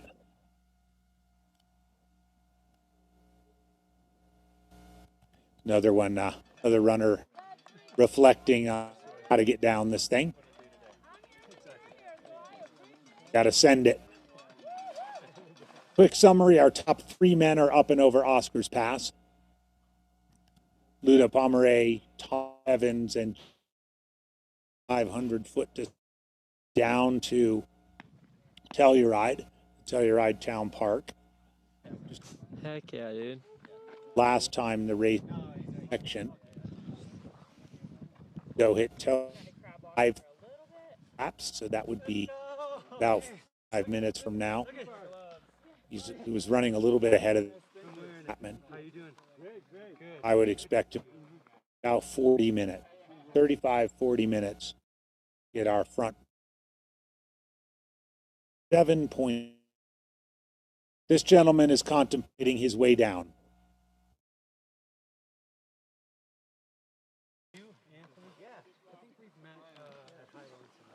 Weren't you, you were recruiting for Kelly maybe? And he's, it looks like he's stalling.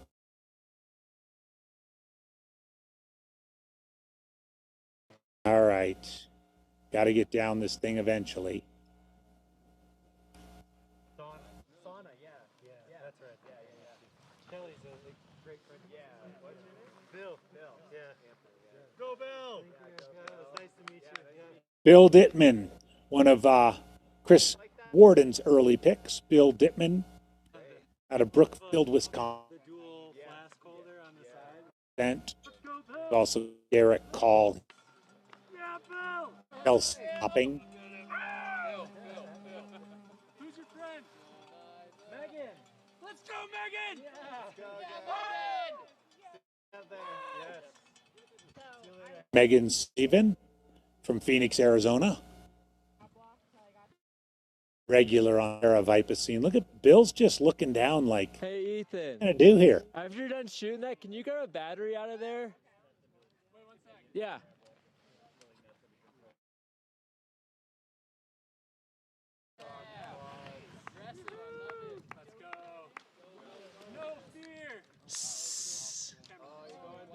Bib number 17, topping, Canmore, Alberta.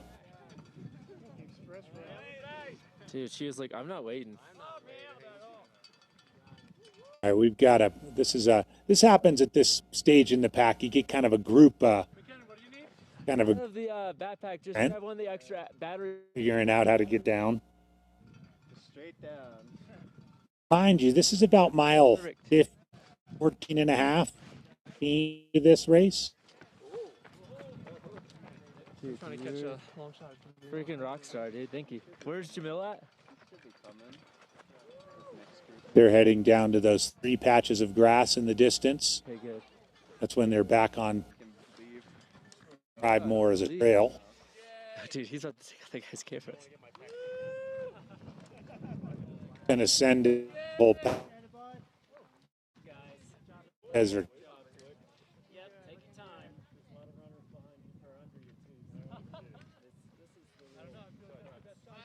Can you hold this really quick? Yeah, I gotta grab a cord. Yeah. Batten down the hatches. Another one coming in, 107.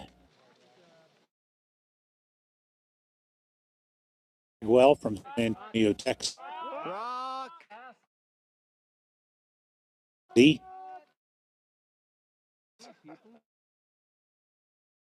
At this point, saying something along the lines of having hills.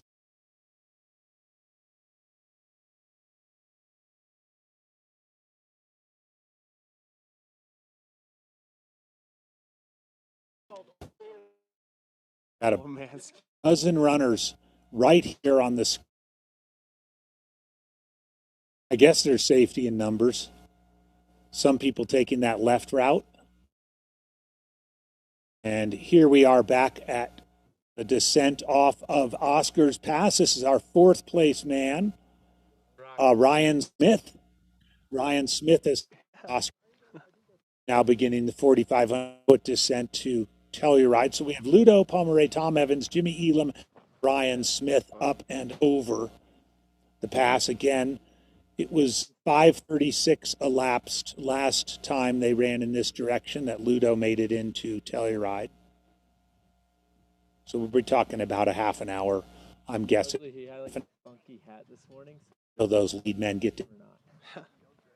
It's a pretty steady descent. When they get out of tree line, it's kind of nice. It gets into some more dirt. Actually, you feel again, walking their dogs and out with their kids and everything else. It's you sort of feel like you're in civilization. Yeah, a little bit. Yeah. Left Silver. Here we are back at Chapman. Chapman. Yeah, where's happy to help out.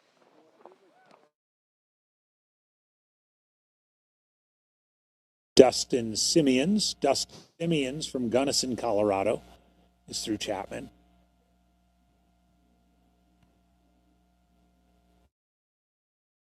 Just to show how intense this is. Yeah.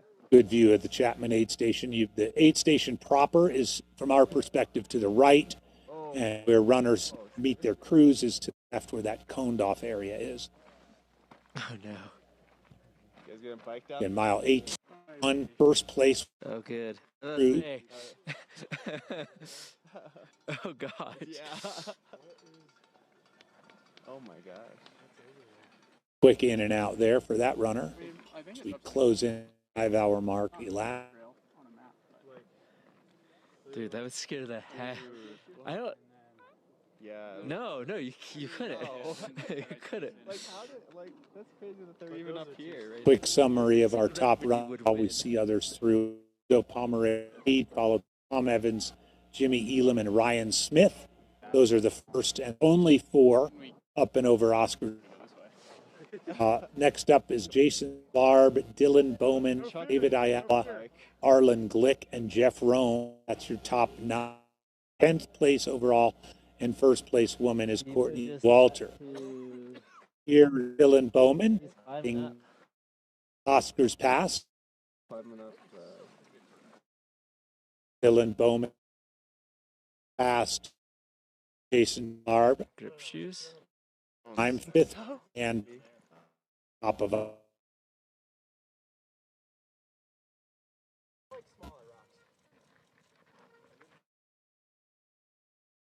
In the Dylan Bowman beginning 4,500. Get them in the shot. It's actually kind of.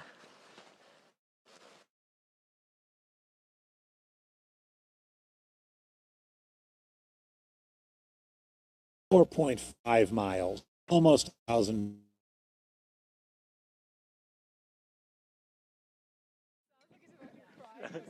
So excited. There's our 4th and 5th place. Ryan Smith, right of you. Dylan Bowman, middle left of your screen. Hit that saddle where you see little snow field and go around to the left. I'm gonna pan around. Out there of Just remote, massive mountains of San Juans of South Colorado. Here we are back at Chilin, runner getting some leg rub down. Dreamed of this all my life. I'm now gonna sing you a song. Serenade him.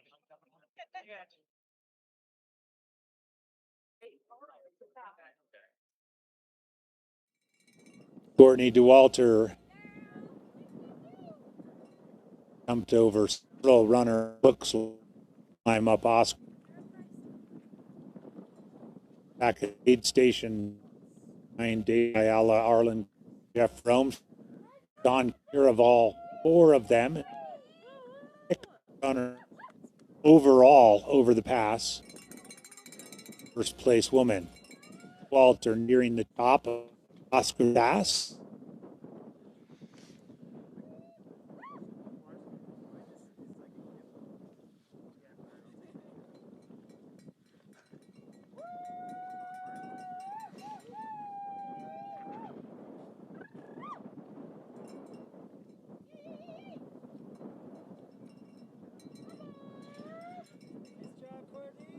Courtney's on here going as the record in this direction.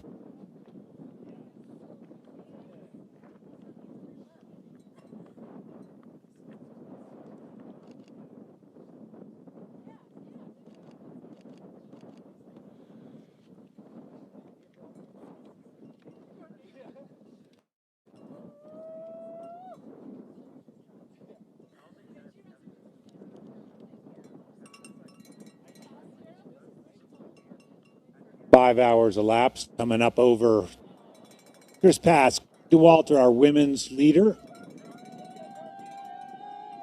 That's just in the distance, Ayala.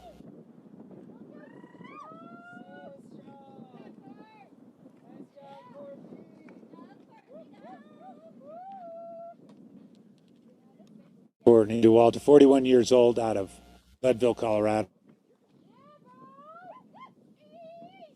The first woman up and over Oscar's Pass.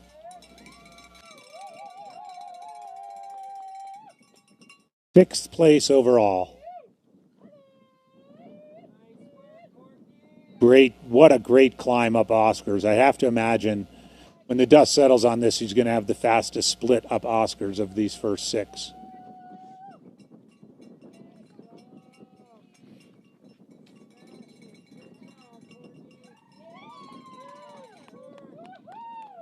And on the left screen is Jamil Curry, bent down Grant Swamp. On the right, Courtney Dauwalter, just summiting Oscars. On the left, Jamil Curry and somebody on a bike. See that very often. A hug. Courtney Dauwalter up and over Oscars, 6th place overall, the first place woman. Just a couple minutes behind Dylan Bowman and Ryan.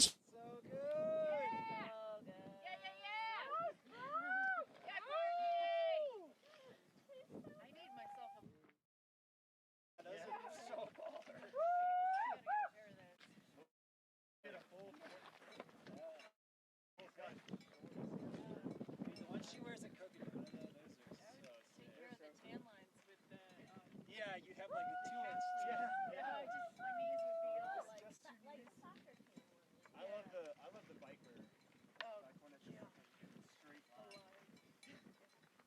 biker. Courtney's making time already on this descent. Look at that.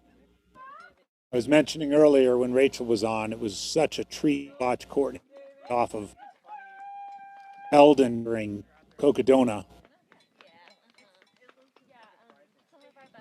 Left, we've got a shot of a group of runners, including Jamil Curry, heading down Grant Swamp. Right, Courtney Dauwalter dropping into Telluride.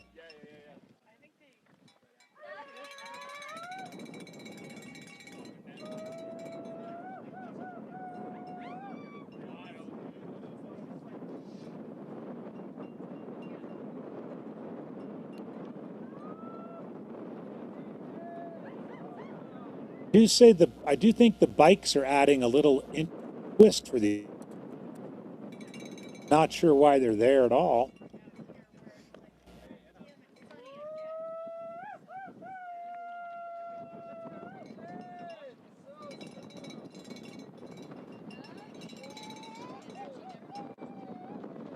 Jamil getting a shot.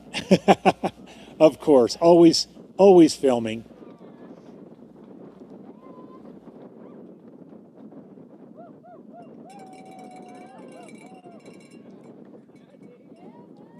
Ayala summiting Oscars.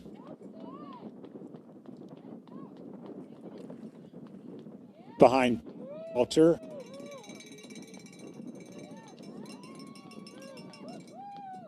Looks like Jeff Rome in the distance just behind David.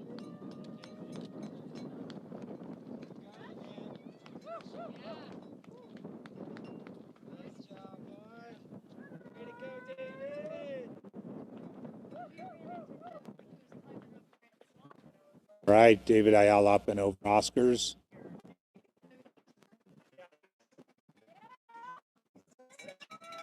Seventh place overall.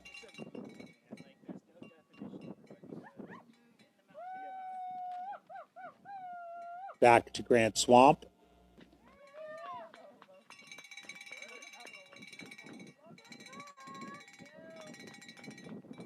Looks like Bill Dittman is donned Jamil.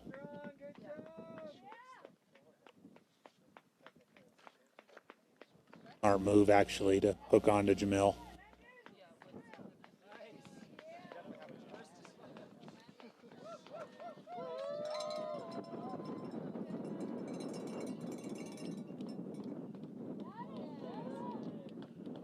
A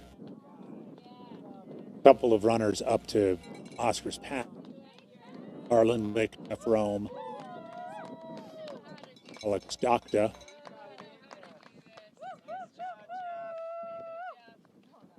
Are back on. Deepest part, the first couple 100 feet, really the worst. You got to have your wits about you. Just take your time getting down here. It's really important to just take your. Use all fours if you have to, like this runner is doing. Get on your butt if you have to.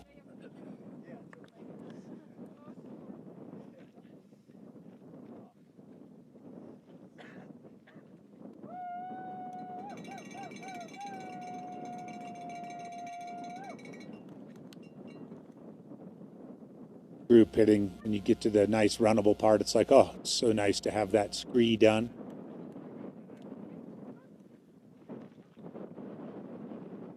Probably the most technical downhill of the course in this direction.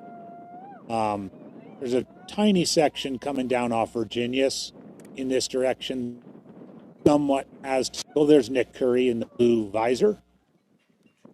But really the most technical uphill in this section is the climb up to Virginius.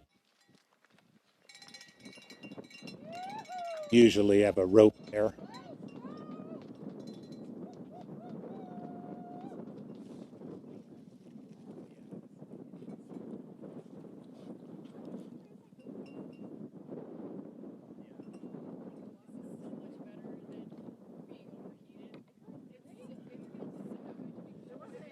Here we have Tom Evans heading down into Telluride. Sorry, Jimmy Elam. Jimmy Elam on the downhill.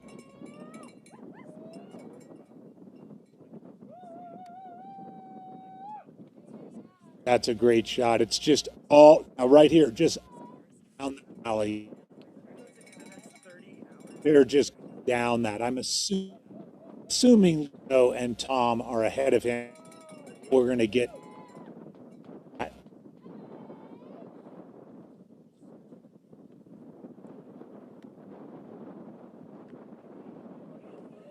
Look back up towards Oscars.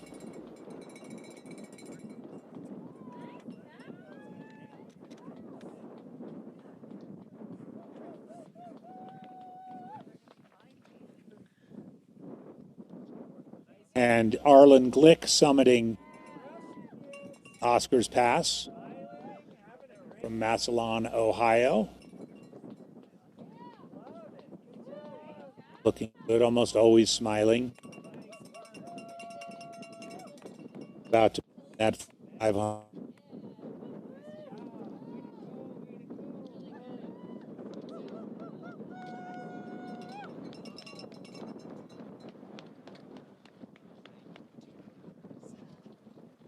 Arlen does typically make up time on the runnable. Not that there's very much of Hardrock that's runnable, but on the parts that are runnable, Arlen is definitely we saw him do that a few years ago at Coca as well. He can just flat out run. I would expect him to get close to David Ayala, Dylan Bowman by the end of this descent, maybe even Courtney. Probably have a little bit closer spread than they are right now between David Ayala or Jeff Rome.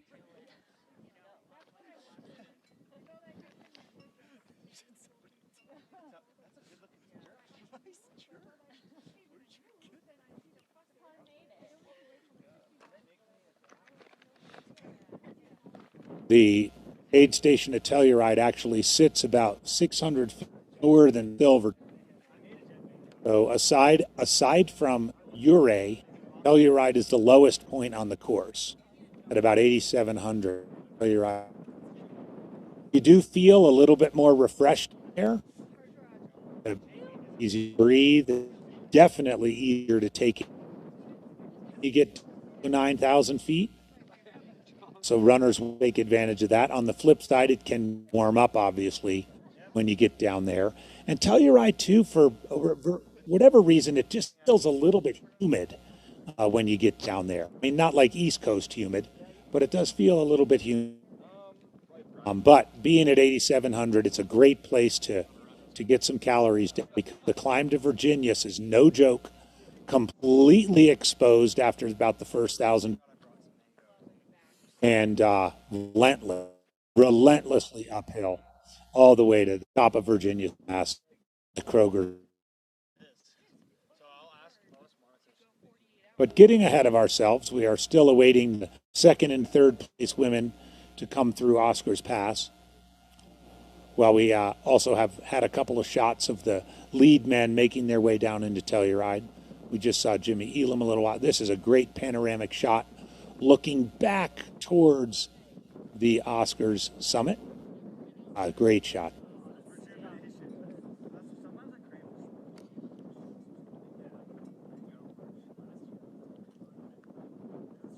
You really do feel small when you're in the San Juans. It's just a massive, massive mountain range. As you can see, lower slope.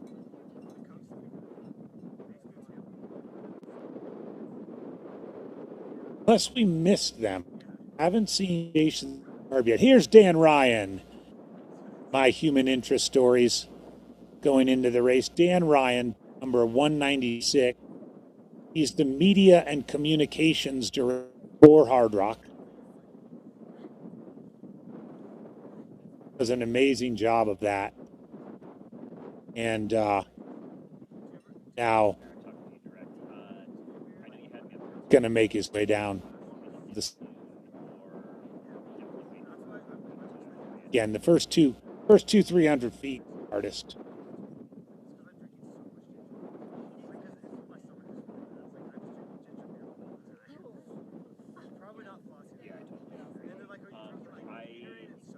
I think I'm supposed to be in Grouse at like 5, which is completely innocent. I think I'm gonna go up and around. My tires are a little bit fucked, and I'm just gonna slow the cars over. That's a 2-hour drive, but I heard it's Looking at Dan Ryan there in the blue shirt. Looks like he's going to take the route to the right.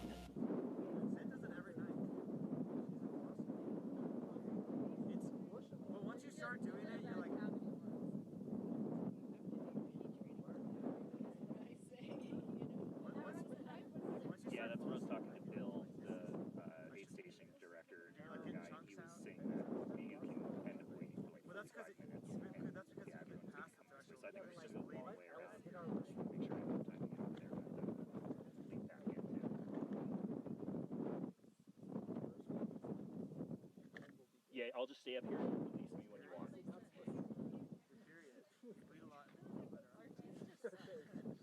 a problem.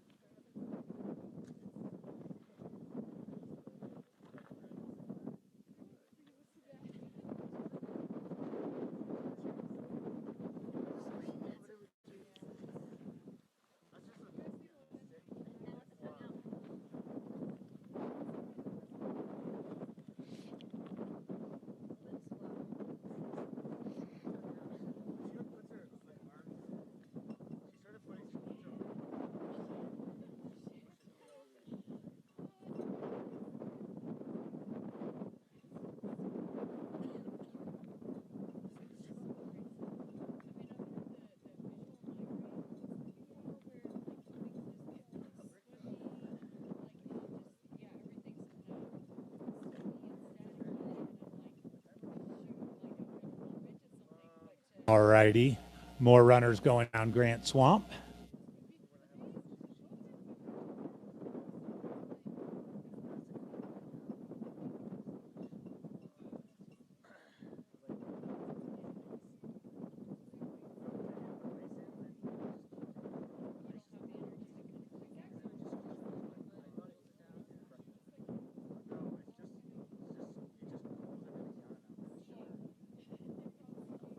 So this is guesstimating by time here. This is the middle of the pack of the Hardrock on the descent down Grant Swamp now. 5 hours and 17 minutes into the day.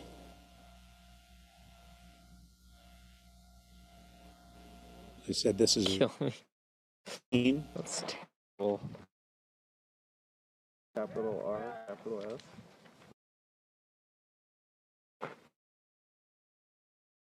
On the right, if you can get over there and there's fewer people to kick rocks on. Just send it.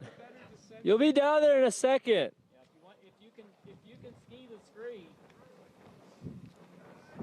Just side to side, side to side.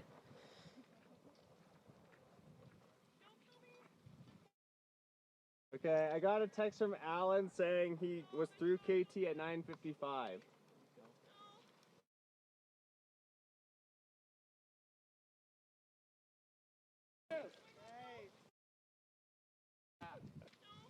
You got it, Tori. You're doing it. You're already. It's easier to go down than to come back up.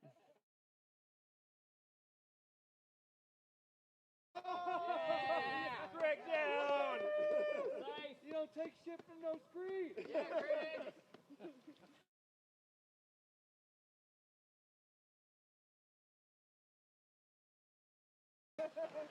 Got runners kind of all over the place here, picking their own way down. As I mentioned, there's kind of a choose your own adventure on this section of the race. The trail proper begins down there by that cairn. And however you can get down from here, you can get down. Hey, is that Poe? It is. Good job, man. Yeah, there you go. You ready for the real fun? Absolutely. All right. Another couple of runners contemplating the descent. Slide of your life. Mel Leader just made a Telluride. There we go. Wow. This is Ludo into Telluride in 5:20. Ludo Pomeray, the race leader, mile 27.8 at Telluride aid station. 20 to get the time. That's not. He's 16 minutes ahead. He's 16 minutes ahead of his course record pace the last time the race went in this direction. 16 minutes. Supposedly. He was in here at 5:06 back in 2024. He's here at 5:20 right now. Made really, really fast time on that descent. Ludo Pomeray, your leader of the Hardrock 100 at Telluride, mile 27.8, going for his third consecutive win, his three-peat at Hardrock at the age of 50. Wow. That was an incredible split from the Oscars to here. 4,500 feet downhill. Did it in just about 38 minutes. That's my back of the envelope. What a Telluride. Quick aid station stop for Ludo.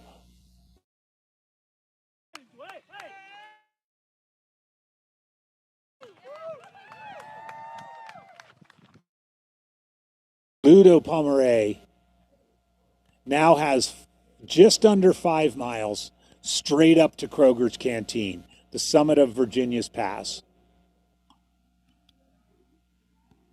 11:20, 5:20 elapsed, a full 16 minutes faster than the last time the race was run in this direction, when Ludo ended up finishing in a time of 21:33.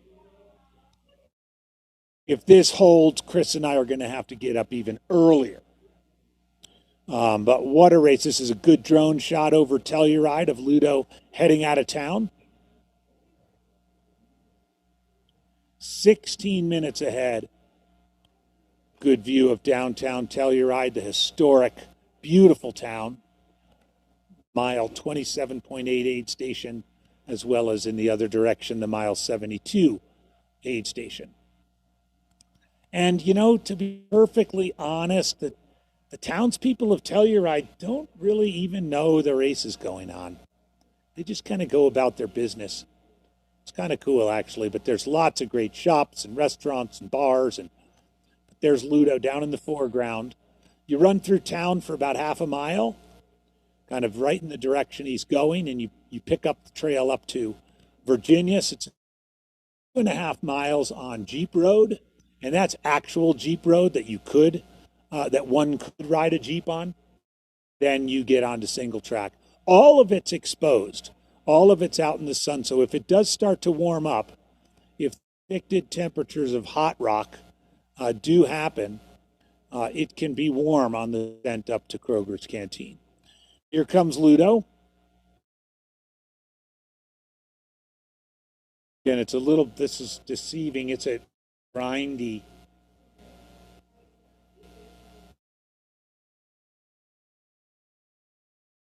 climb up out of town. Again, Ludo Pomeray in 5 hours and 20 minutes into Telluride. I remember during COVID when Jim Walmsley attempted to do a solo Hardrock, kind of as an FKT, rolled in Telluride at about this time, at about 5:20. Calling it a day at Sherman and spending about 6 hours in the porta potty there waiting for his ride to get him. But that's a story for him. Here comes Ludo, leaving Telluride 16 minutes ahead of his previous.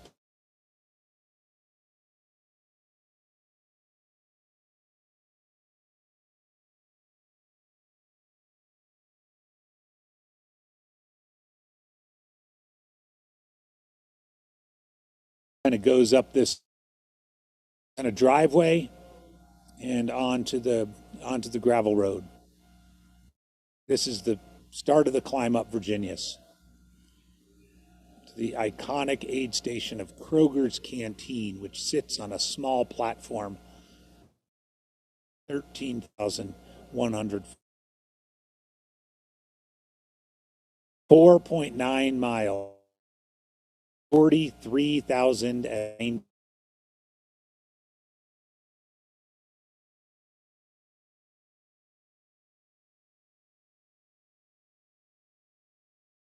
hello to some of the townspeople.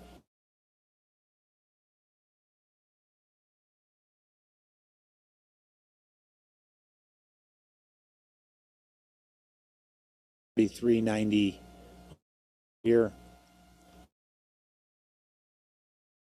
Fourth place, Ryan Smith on the single track on the way down into Telluride. This is where we saw Jimmy Elam a few minutes ago. So we would expect the next runner into Telluride to be Tom Evans. As you look to the right, that's the valley that Telluride's in. It's just a straight shot downhill, single track gives way to kind of a double track, almost town trail. As I was mentioning, you got families out there and people walking dogs and so forth. Here we've got Kareth Arnold, our second place woman, coming up to the summit of Oscars Pass. Kareth Arnold.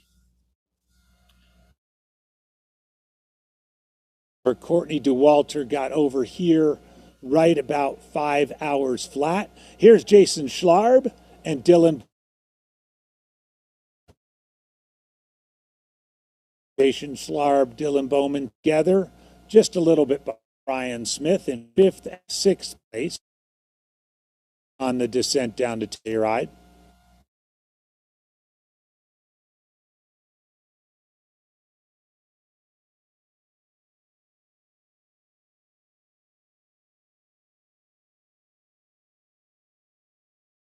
Again, back to Kareth Arnold on the final little pitch of Oscars. The J road. You call that a. Here's Kareth Arnold, our second place woman out of Paonia, Colorado.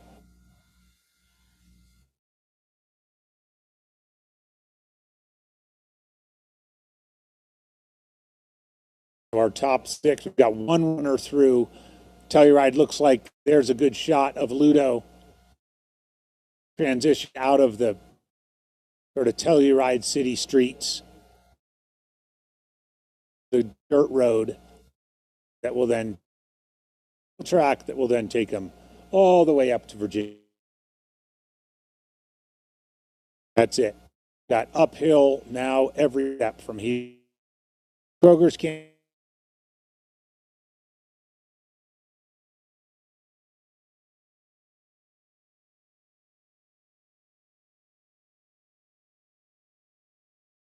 Kareth Arnold. Nearing the summit of Oscar. Race leader Ludo Pomeray, 16 minutes, of course, 24 on the right, beginning the long, arduous climb, 4,300 feet, Kroger's Canteen.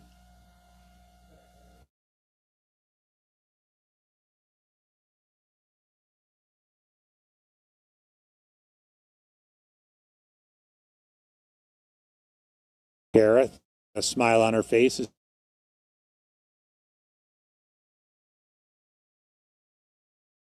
There we go. Oh, they got a little cheering circle for Kareth as she summited.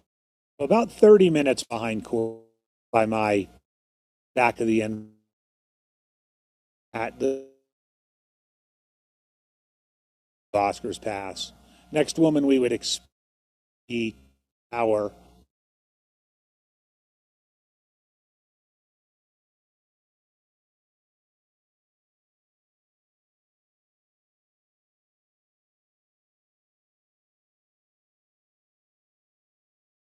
so Pomeray beginning the climb right.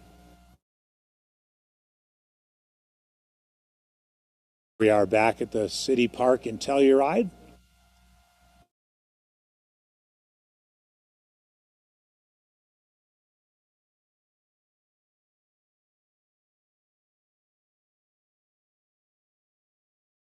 Women up and over Oscars, Courtney DeWalter and Kareth Arnold. One man through Telluride, Ludo Pomeray, got through there about 10 minutes ago. Expecting, followed by Ryan Smith, Larb, and Dylan. It looked like Dylan and Jason had closed a little bit. Ryan Smith out.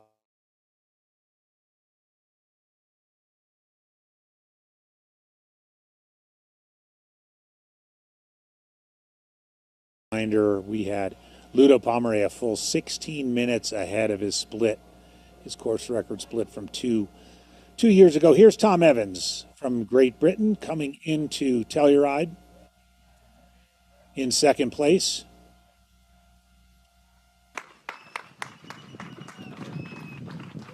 After the descent off Oscars. Again, he's at 8,700 feet here, a little bit lower second lowest point on the course. It's about 500 feet, 600 feet lower than Silverton. Still about 1,000 feet higher than Ouray, which is still a couple hours away for these runners. But Tom Evans in second place, about 10 minutes behind Ludo. Still, shockingly, 6 minutes ahead of Ludo's split from his previous course record. And lots of racing left, lots of racing. Let's remember that it is mile 27.8.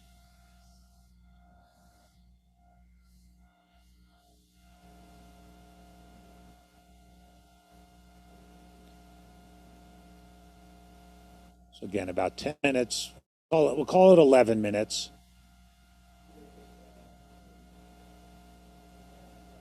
After Ludo left. You don't want to be in any hurry through here. Again, just under 5 miles to Virginia's. All uphill.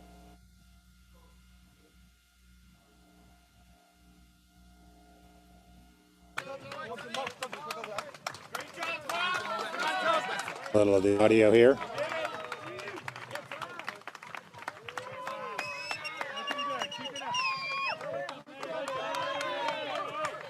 All right, and Tom Evans is out of the Telluride 8's second place. We'll call it 12 minutes behind Ludo in hot pursuit.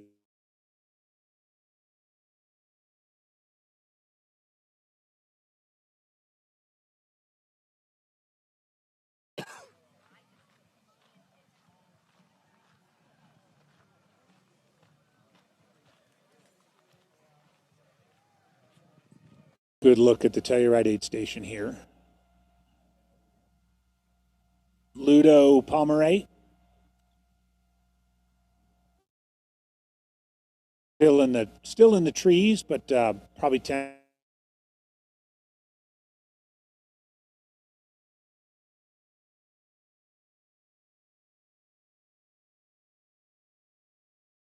Next runner we would expect into Telluride would be Jimmy Elam. Next woman over Oscars we would expect to be Tara Dower. There's Ayala looking really good. Probably excited to get into the little bit lower altitude of Telluride and its environs.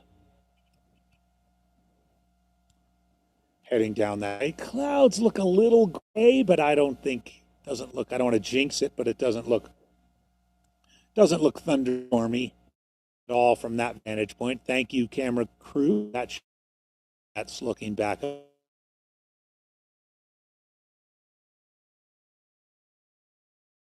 And next up, probably going to be Courtney DeWalter.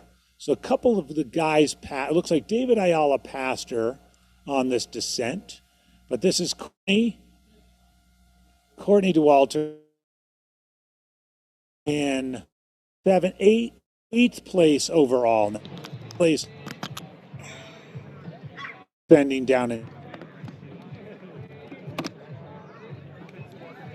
moving really well. Courtney DeWalter.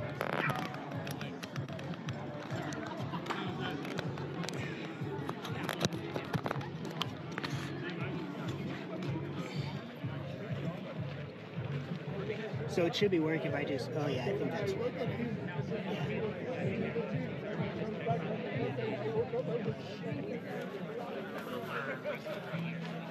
Back up with Harlan.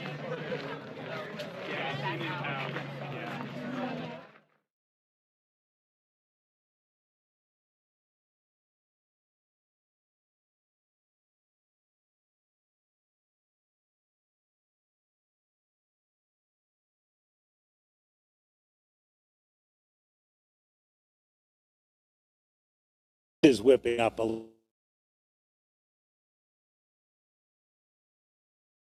These runners navigate top section, that top couple.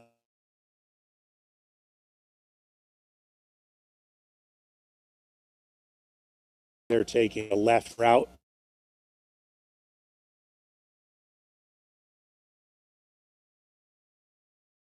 All right, 2 runners. Again, to summarize, top 2 men are Telluride aid station 7 point. Ludo Pomeray 5:20 and Tom Evans in 5:31. 2 women are up and over Oscar's pass. Courtney DeWolf, Gareth Arnold. Courtney, we just saw our remote out.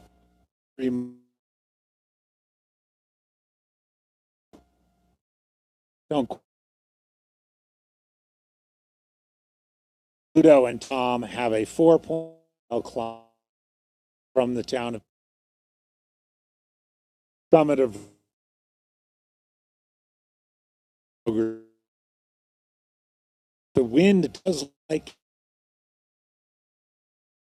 Grant Swamp, the horse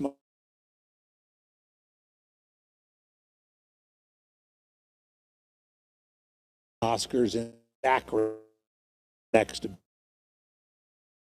I'm Andy Jones Wilkins, AJW. This is the Mountain Outpost of the Hardrock 100. 2 more coming down. 26th edition. The 31st running of the Hardrock 100. Brought to you by Ultra, Sunto, Tantrums, Morton,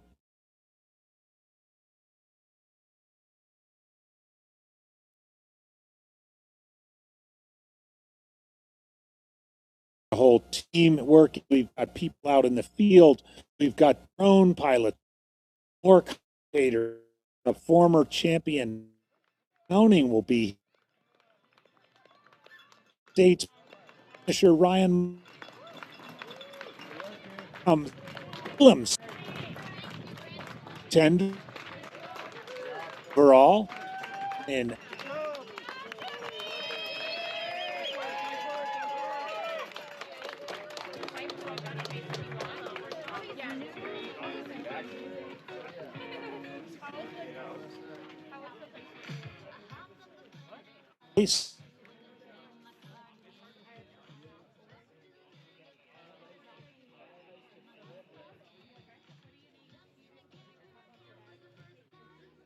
lot.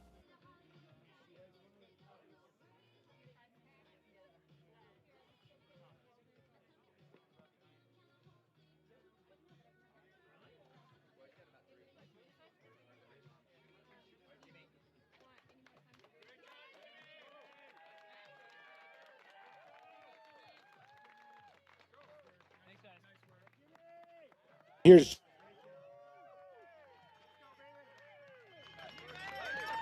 quick out minute.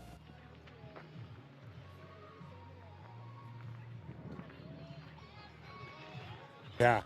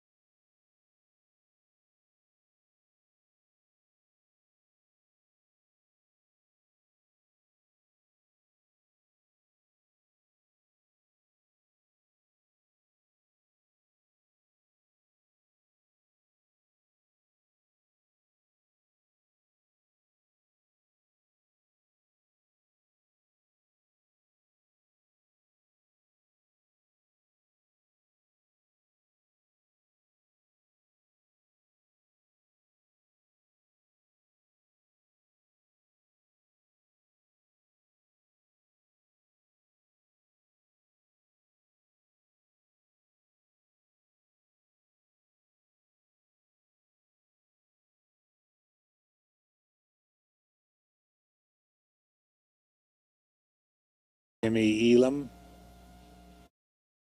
coming through Telluride. He's straight up that road, make a bit of a right turn, and then another quarter mile or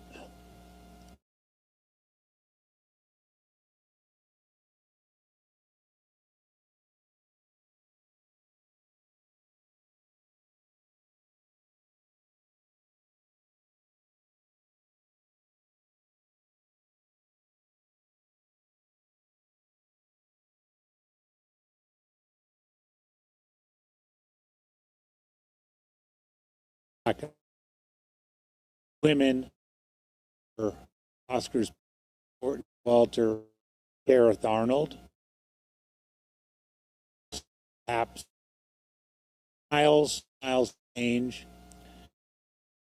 Playwright, Tara Dower, our third woman, making her way up to the final pitch of Oscar.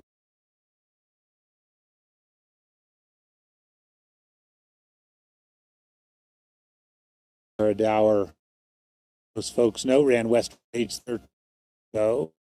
Place finished 16 hours and change.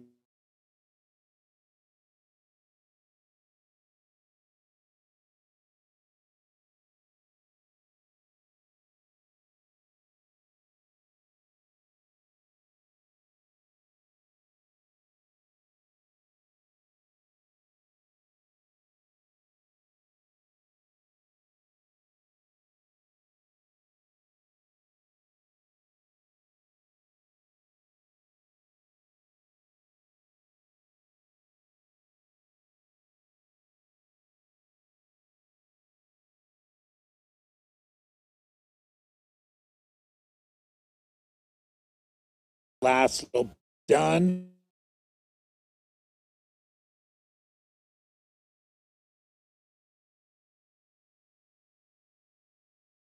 Again, this is the second time today they've gone up and over 13,000 feet, about 13,200 up Oscar.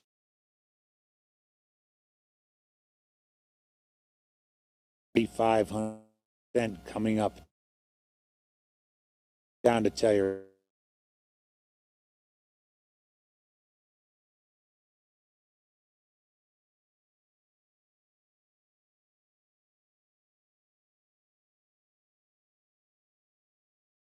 Watching Tower on the final bit. Summit of Oscar.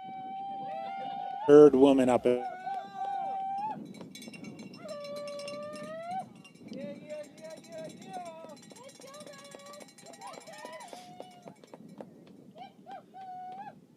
work. You got this. Got that dog. Third hour. Just a couple strides away. Looks like a dock back there.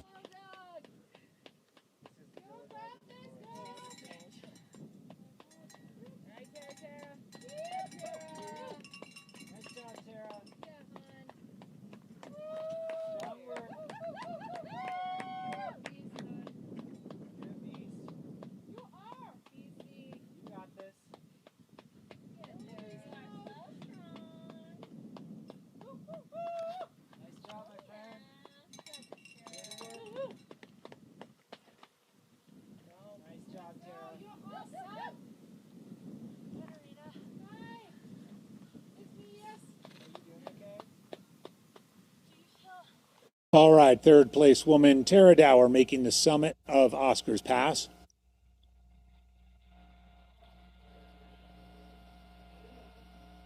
About 8 minutes after Gareth Arnold.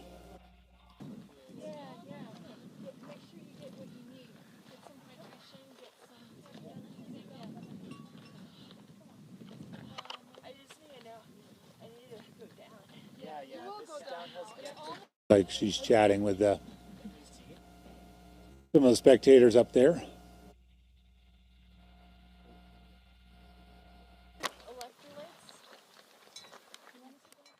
Back down to Telluride. We'll keep you updated on Tara's situation up there on the pass. Again, she's at 13,002. Slide a little bit, but then you'll stop when you get to the thicker stuff below you.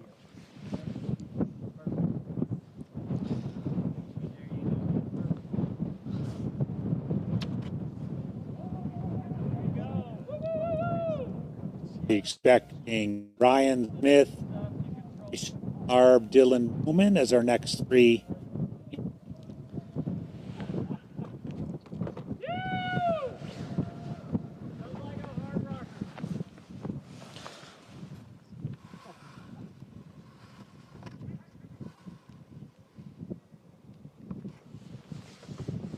back to our camera. This again, it's about 3 miles up from Telluride aid station.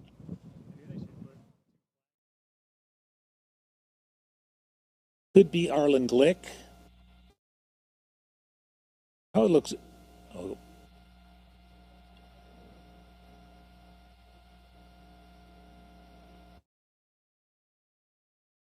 Not Arlen Glick. Arlen already came through. I think that's a day jogger. Just out stretching his suffering.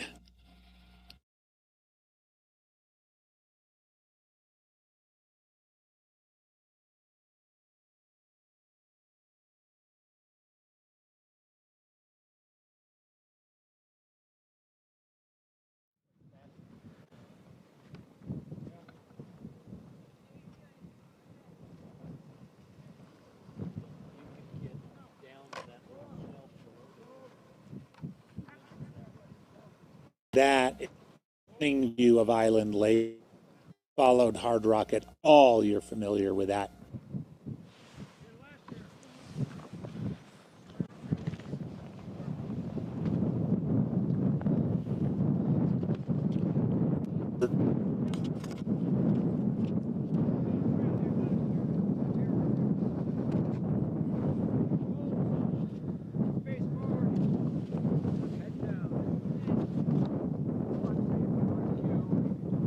Couple of runners up to the summit of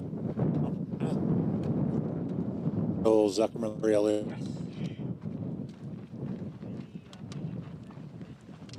Left-hand turn and scramble down.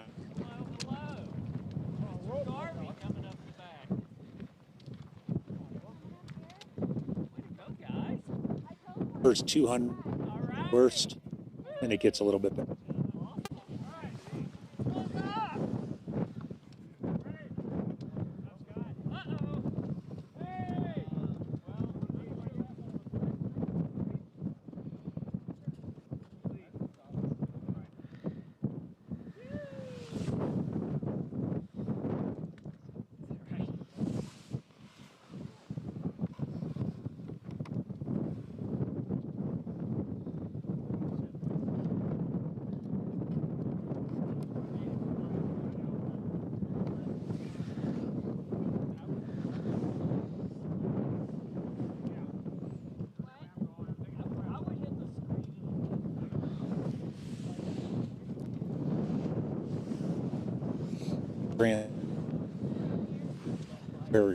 In my now 40 or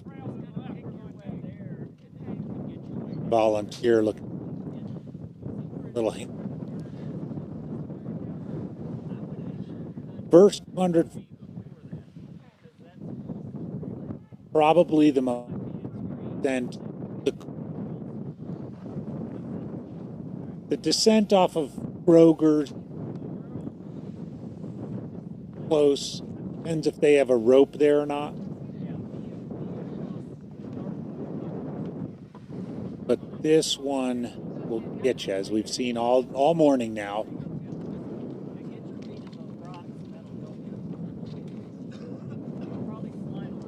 They're taking it all the way to the left route. We haven't seen this yet. And Tara's on her way down now. Looked like she almost took a little digger there, but collected herself at the summit and is on her way down to Telluride. Again, got about a 4,500 foot descent in a little bit over.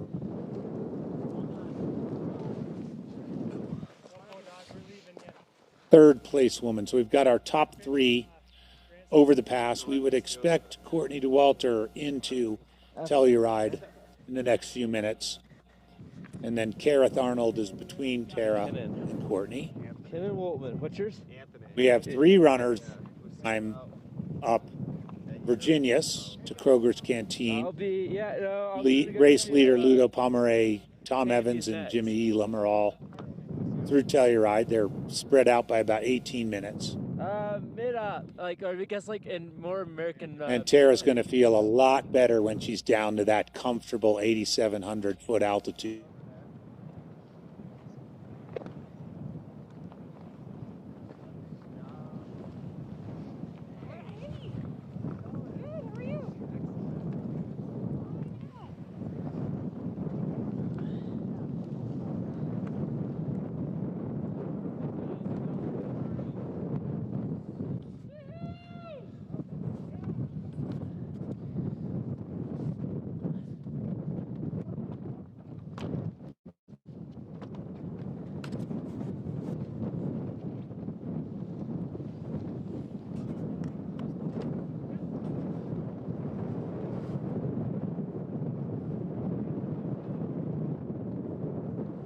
Great panoramic shot looking back.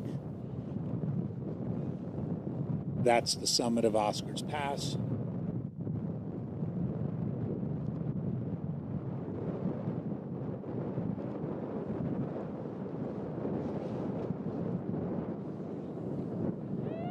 Another runner up the last couple of feet of the climb.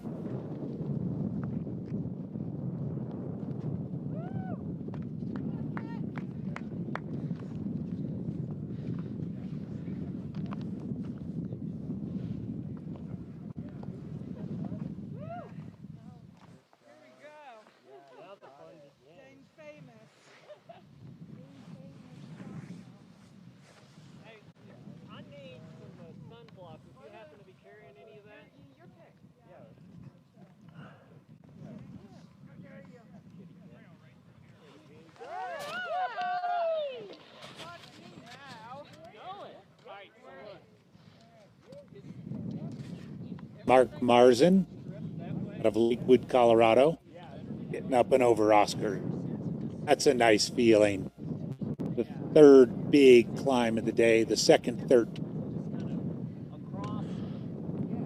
Good to collect your thoughts there before beginning the descent. Your body takes pounding on this descent down to Telluride. There's no way around it. Then 4,500 feet in 5 miles, you're going to suffer a pounding. Probably only exceeded by the pounding your body's going to take going down Handy's, between Handy's and Burroughs Park, and then Burroughs Park to Sure. Mark Marzin up and over Chapman.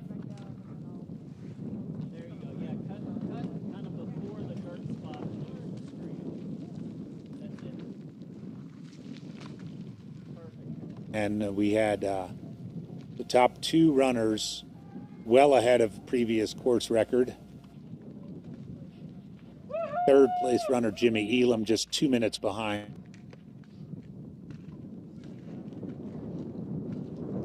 This is the descent into Telluride aid station. Looks like Jason Schlarb with Dylan Bowman just behind him.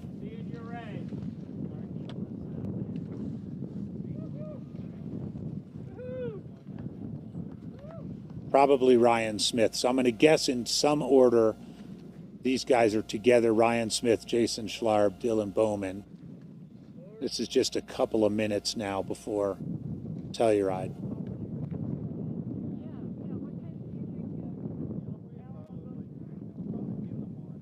Lots of town trails through here, as you can see. So lots of zigzaggy.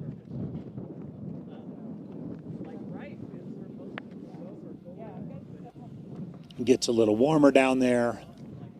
It's green, even a little humidity.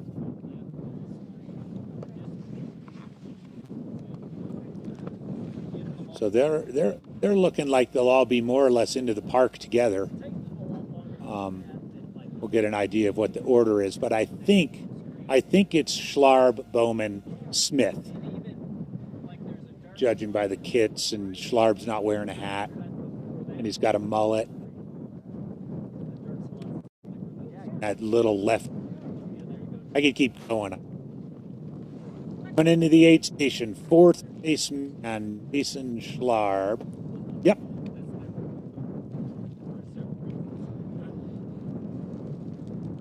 Goes straight through. Again, this is mile 27.8. Jason Schlarb, 4th place in 550 lapsed. Next up, Dylan Bowman and Ryan Smith.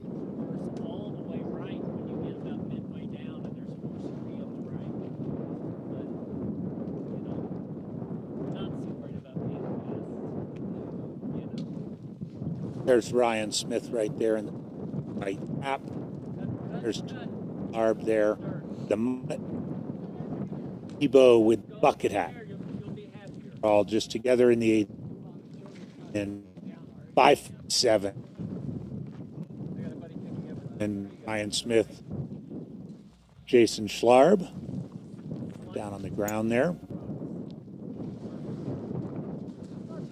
Guys are all about 36 Amare.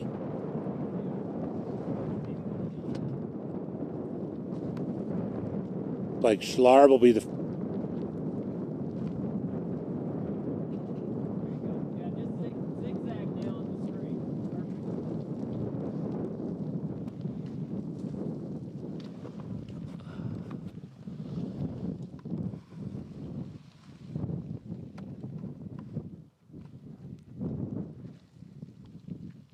Looks like Ryan Smith is getting. Jason will be the first one out here. We'll call it 5.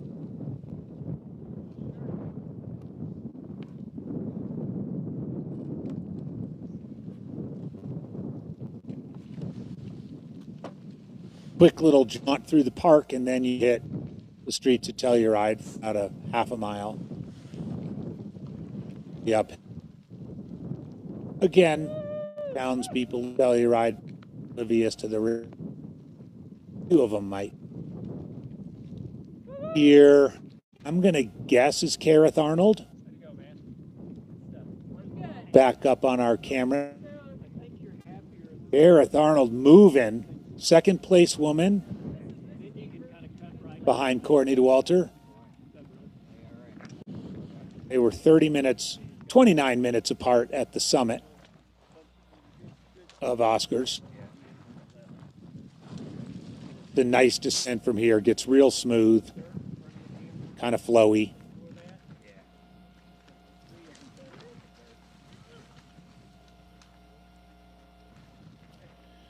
So our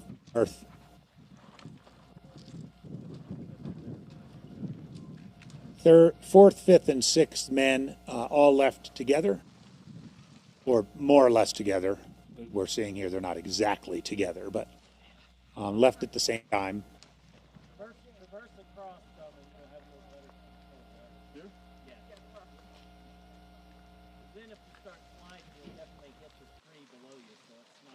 Six runners through Telluride before the 6-hour mark.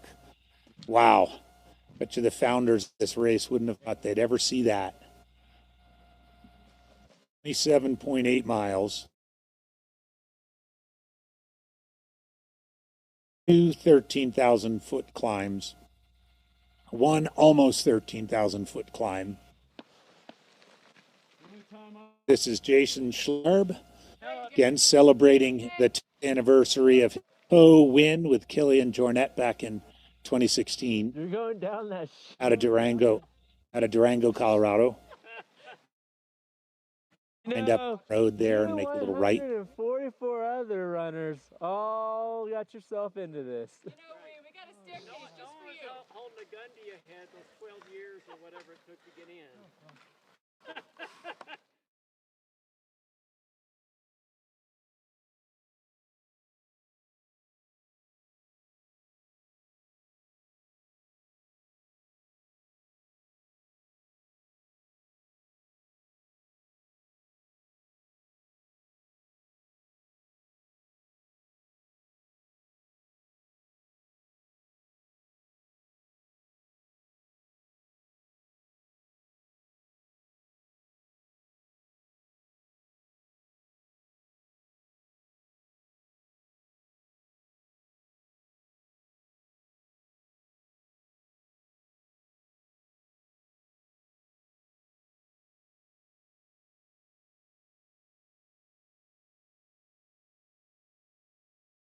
Looks like Ryan Smith and Dylan Bowman are together out of Telluride. So just a minute or so back of Barb in 5th and 6th place.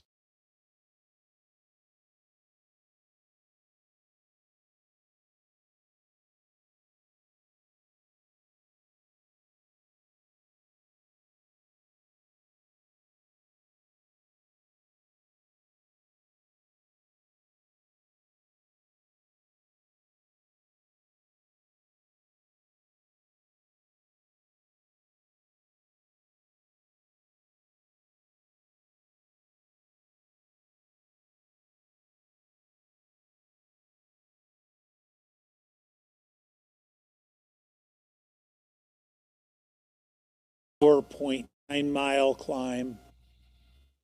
Genius, their third 13er.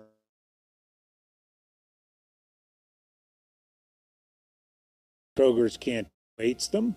Aid station cut into just this notch in the mountains. Maybe one of the most famous aid stations in Welcome Sunday when they finally make.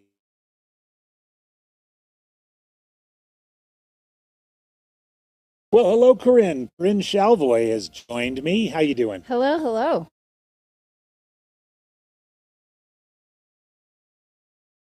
Corinne Chalvoy is here, and now how are you doing? I'm doing great, AJW. Doing well, really well. We have another fun Hard Rock this year. Always. Hard Rock is always an epic time. Yeah, playing out very interestingly. So much going on already, and we're very early. That's right. That's right. Looks like we're back up at Grant Swamp Pass again. We've had some great camera work up at Grant Swamp with various runners, and to make it one way or another down this crazy descent with McKinnon out there. McKinnon up. Imagine he's there eventually. McKinnon is. So our man McKinnon is earning overtime. But thank you, McKinnon, for your work here. Yeah, the drone shots have been incredible already. Oh, yeah.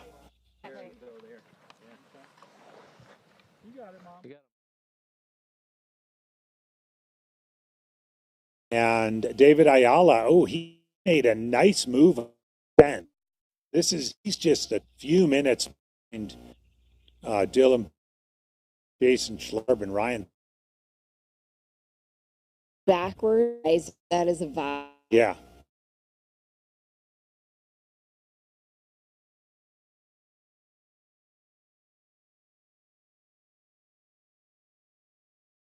Let's get him a job at Rogue Valley Run. Putting a new vest on. This is a pro move. Vest already prepped, ready to go. They're going to have to attach his tracker there. But they're doing that. Yep. I wouldn't want to be this guy from Sherman. He had an incredible close last year. Comfortable and. You say that he might be finding the flow because that was his goal, is flow during the race this year. I also learned that as and partner said, if you want to, got to run before everything gets going. And so he's been out in the dark. He said it was so boring that downloadable like mitochondrial function, and he's basically been like, I have like these papers, I upload them LM, and I can ask him questions and interrupt him, and he's like, it's honestly been learning so much. He's a mathematician professor at Montana State University. So a lifelong learner. Anyway, you were saying that in our pre-show. He has lots of positive ratings on Rate My Professor, which is always nice. Hopefully some of his students are following along today. This is Dylan Bowman and Ryan Smith now together. Now on the climb. This is the climb proper. They don't get to go downhill again. Yeah, so they're going on this red clay right out of Telluride. This is actually how the Imogene Pass run finishes. That's right. And it's nice and smooth for a while. I mean, it does look exposed, and we did see everybody taking on ice. Yep. And so again, just a little ways ahead, I would guess a couple of minutes, is Jason Schlarb. And those are 4th, 5th, and 6th place. And David Ayala is through, so we would expect Courtney DeWalter soon-ish. Courtney out there doing Courtney things. Yes, she is. She is. Love it. Oh, hi to my friends in the chat. Hello, Hagen. Hello, friends. Good to see you. It's great to be here. This is Hard Rock. You get up high pretty quickly, just right out of town there. I mean, those last that mile they're on, I don't know, is probably a 500 to 600 foot mile. Yeah, but they only get a mile and a half or so in the trees, and then they're back out of the trees. Yep. And they're going to be making their way toward Virginia's. Mm-hmm. Mm-hmm. That's going to be a show, everyone. Yeah, if you haven't seen the Kroger's Canteen aid station, it's incredible. They spend several days setting it up, hiking up from this side of the mountain, and they set up, a couple of tents, literally on about a 12 kind of platform. We got another runner literally coming a rock in. notch. Yeah, it's really a rock notch. Is more like, that's a better term than platform. Well, but it is kind of drops off about 1,000. Arlen Glick coming in. Hey, let's go, Arlen. Moving well. Looked like he did a good job on that descent. You need to tell you right at mile 27.8. Yeah, Arlen's been spending some time out here. He's been here for the last 4 weeks, just and here's playing our in the mountains. First place woman, Courtney DeWalter. This is very interesting because Arlen told me that he spent a lot of time with Courtney the last time he ran this race, and it Did he really? appears that they are linking back up again in a way. So that's kind of cool. All right, Courtney, first place woman in 6:08 elapsed.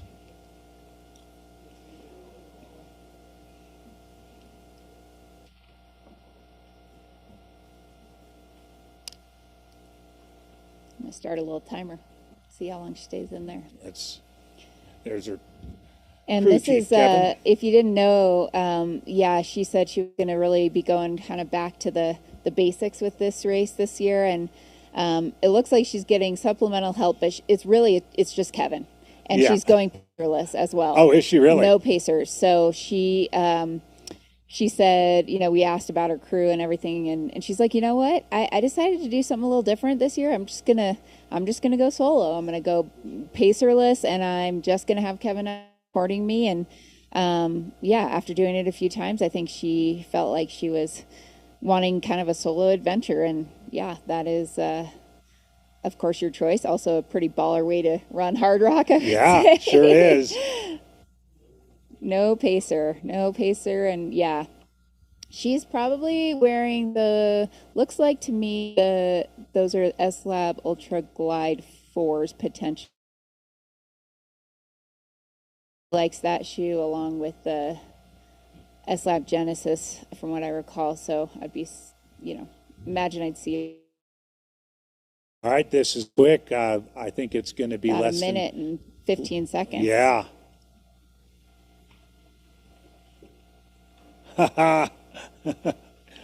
We got a pizza delivery. We got right. Pizza Director's tax. Pizza delivery with a note on the top. Thank you, Mike and Missy from Tennessee. They brought us some Rockhound pizza from Golden Block Brewery here in Silverton. That is really nice. So nice. And yeah, we're always down for coffee. Caffeine is always welcome in this studio. If you stop by the gym and you want to bring some caffeine, you are more than welcome. So this, again, shot of Telluride aid station here. It looks like they have a pretty big turnout out there. Look at that. That is great. Yeah, I tell you, the upgraded drone, Director Zach suggested we had some upgraded.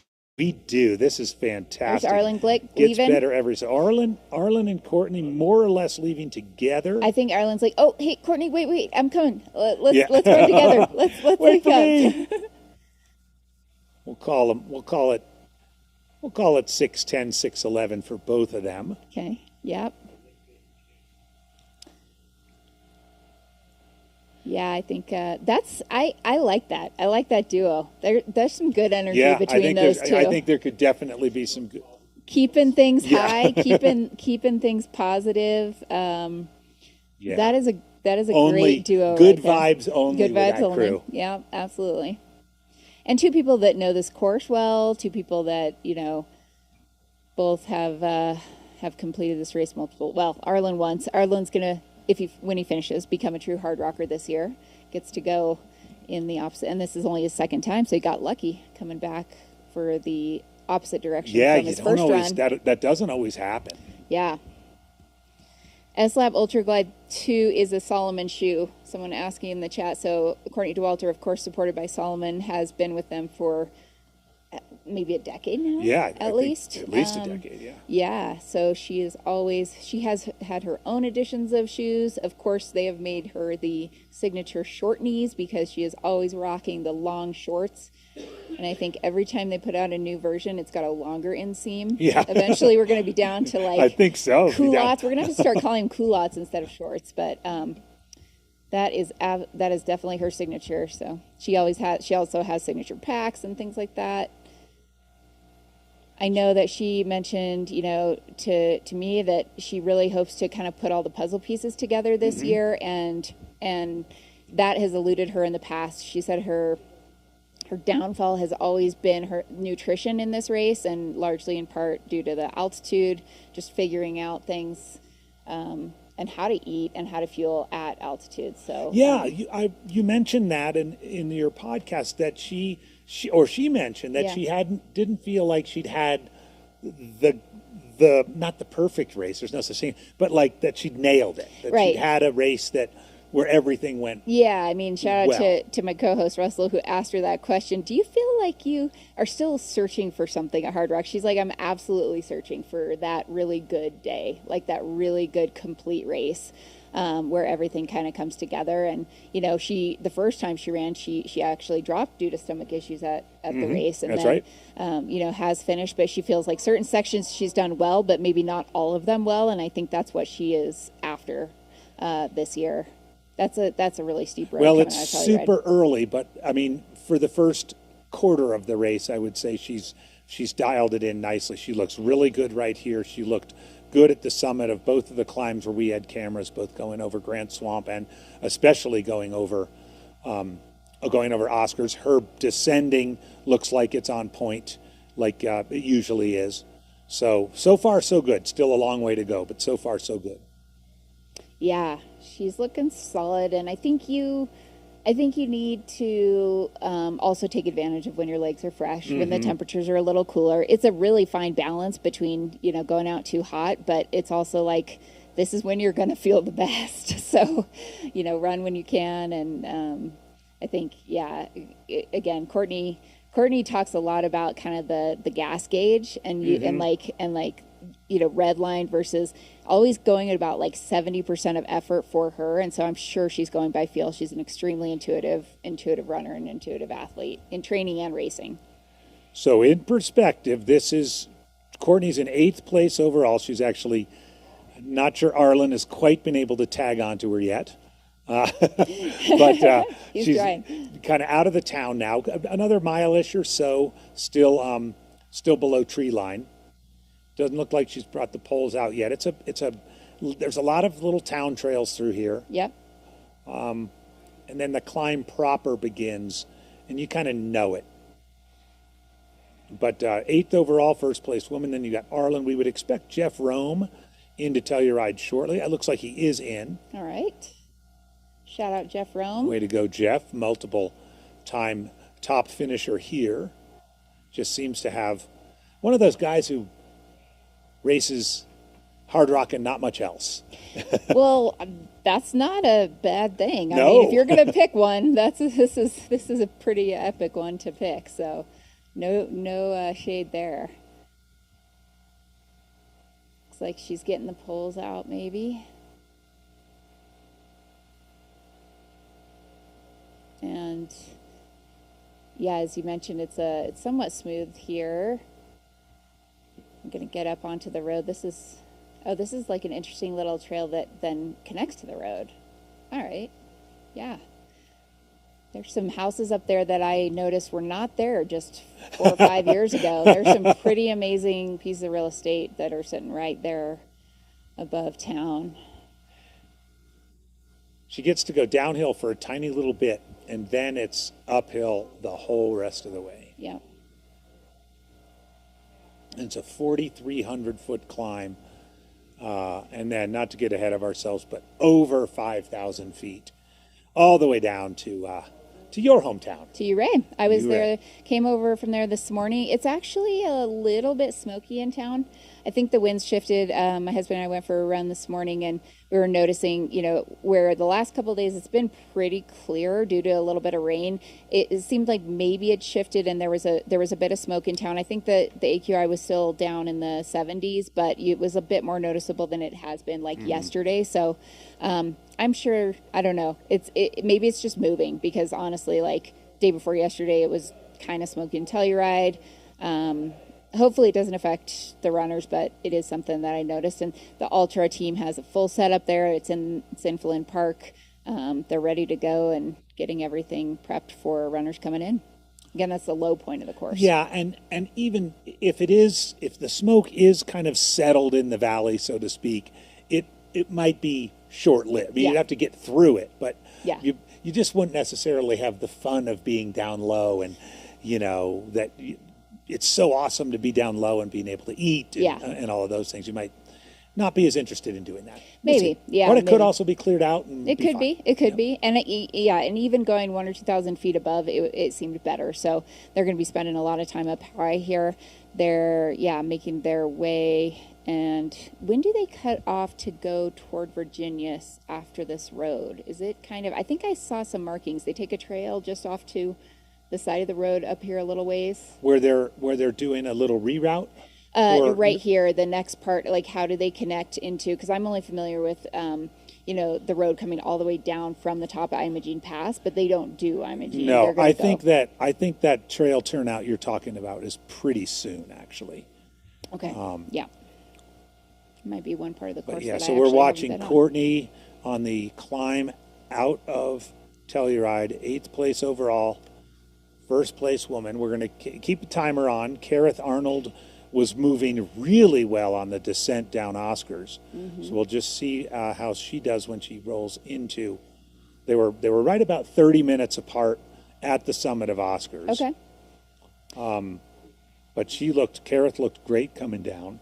This is back to Telluride. Back to Telluride, expecting more runners. Someone asked in the chat if Courtney has always worn long shorts. Yes, all the way back to high school, and like literally playing basketball, but like running in high school. I know she's posted a few photos when she was a teenager.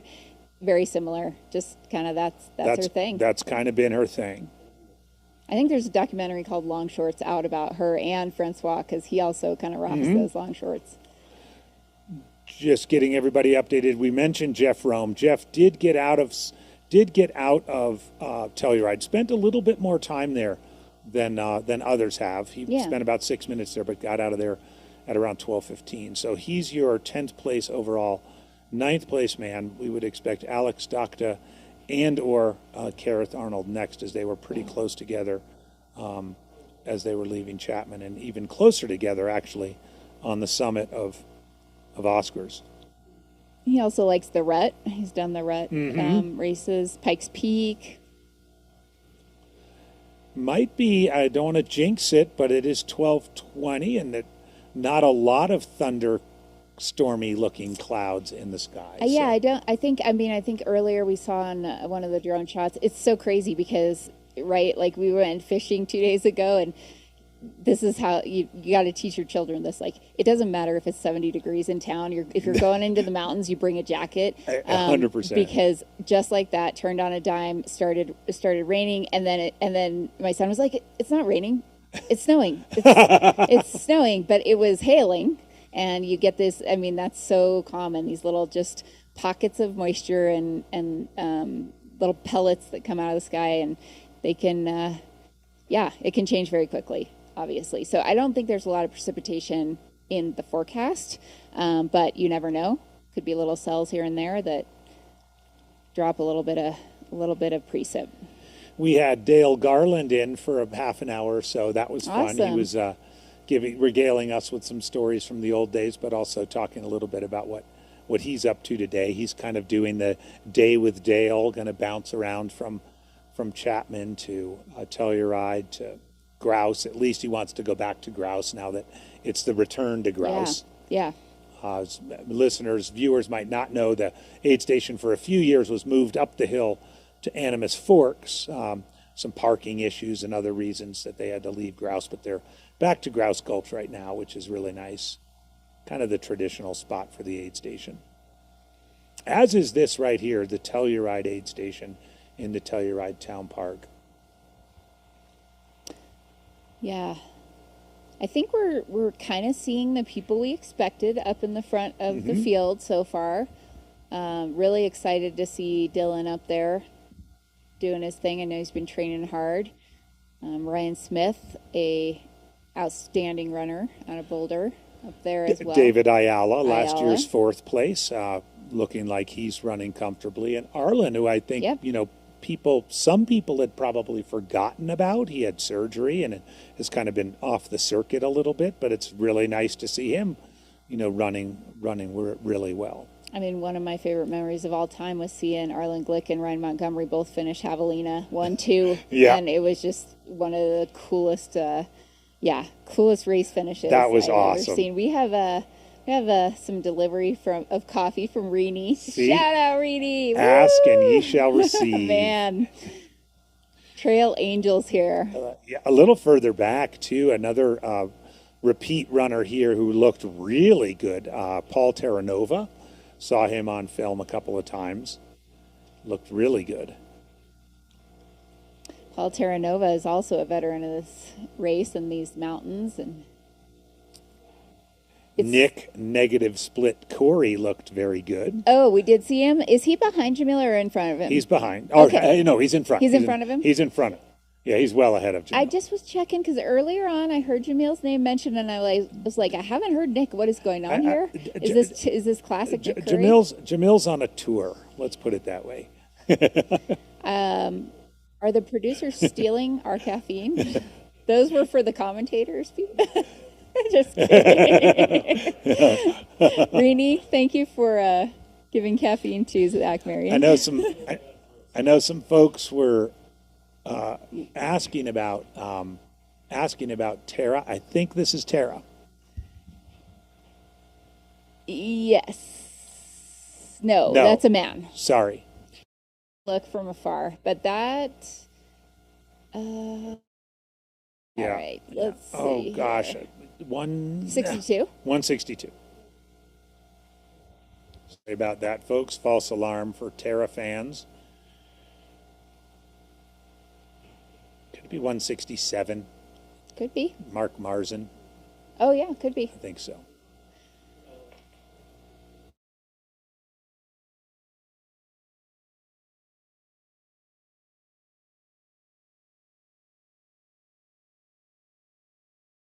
Is this the Mark Marzin who may have actually just run Western States?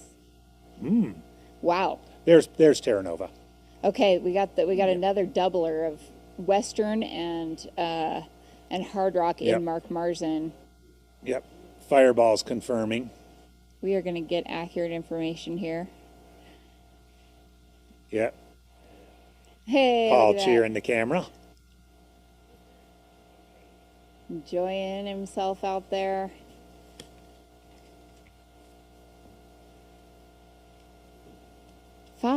There are 5 people, according to my friend Liam Aid Station Fireball, that are doing the Western Hardrock Double this year. That is an unbelievable undertaking. They are 13 days apart. Mark Marzin, Gang Quinn, Tara Dower, Alan Barachievik, and Vishal Sani. I know Vishal is, again, going to be paced by his friend Katie Asmuth out here. Vishal finished last year as well into Hardrock. Man, these are some lucky folks entering, getting into lotteries, but yeah. And I know Alan is being supported by Skip Brand of Healdsburg Running Company, cool. kind of a Northern California contingent. Great. Of those 5, of course, Tara Dower ran the fastest time in 16:13 at Western. And then it looks like a couple of those folks, Alan and Vishal, were in the 28-hour. So they spent some time out there on the Western course. Mark Marzin, who we just saw, potentially ran 19:40 at Western, a really solid Western time. And Gang Quinn ran a 25:19. just the courage it takes to line up at both of those races so close is awesome. When I did that, we ran in the other direction here, and I got to the top of Little Giant, so it's 7 miles in, and I was like, "There's no way I can do this." Really? Really? I felt. Did you just? I felt so like, "Are you kidding?" I got 93 miles to go of this. Yeah. I mean, you could just the still feeling, feel the race feeling in your went legs. away eventually, but it was like the initial shock. Like, oh my gosh, Like you your know, body going, what? My feet What are you were doing trashed. again? My Yeah. legs. It felt like I was running Western States again, just like way worse. Yeah. Yeah.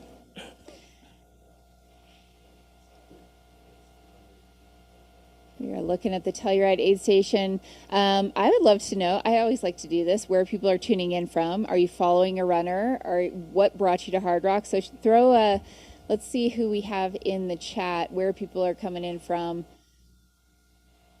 You can call out and give some shout outs to.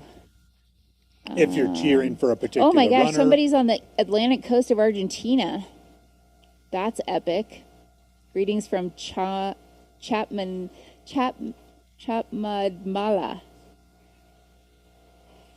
What's up, Argentina? We got Montana in the house, Charleston, South Carolina, Santa Fe, shout out Boston, Virginia, Florida, all over the place.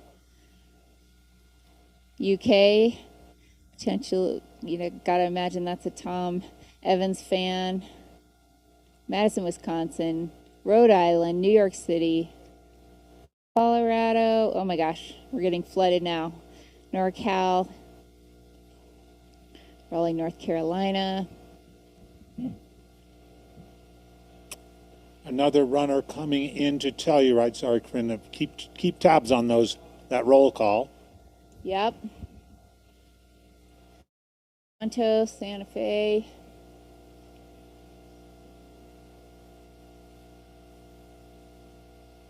Munich, love the international presence in the chat. Thank you all for being here. I think it's probably getting to the evening time there.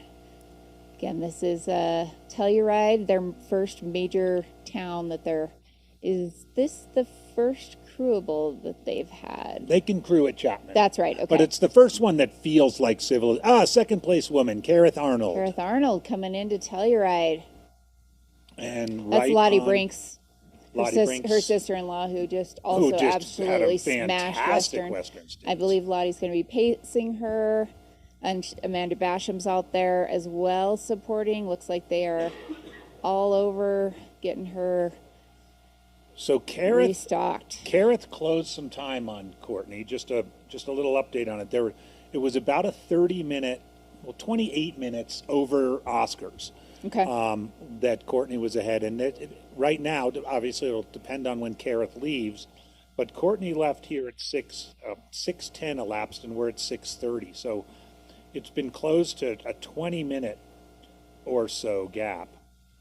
And it looks like she is doing either a shoe change or just taking rocks out of her shoes. There, it looks like just maybe getting the rocks out of her shoes. Kareth, shout out to the moms out there. Kareth is a mom of 2. TDS winner.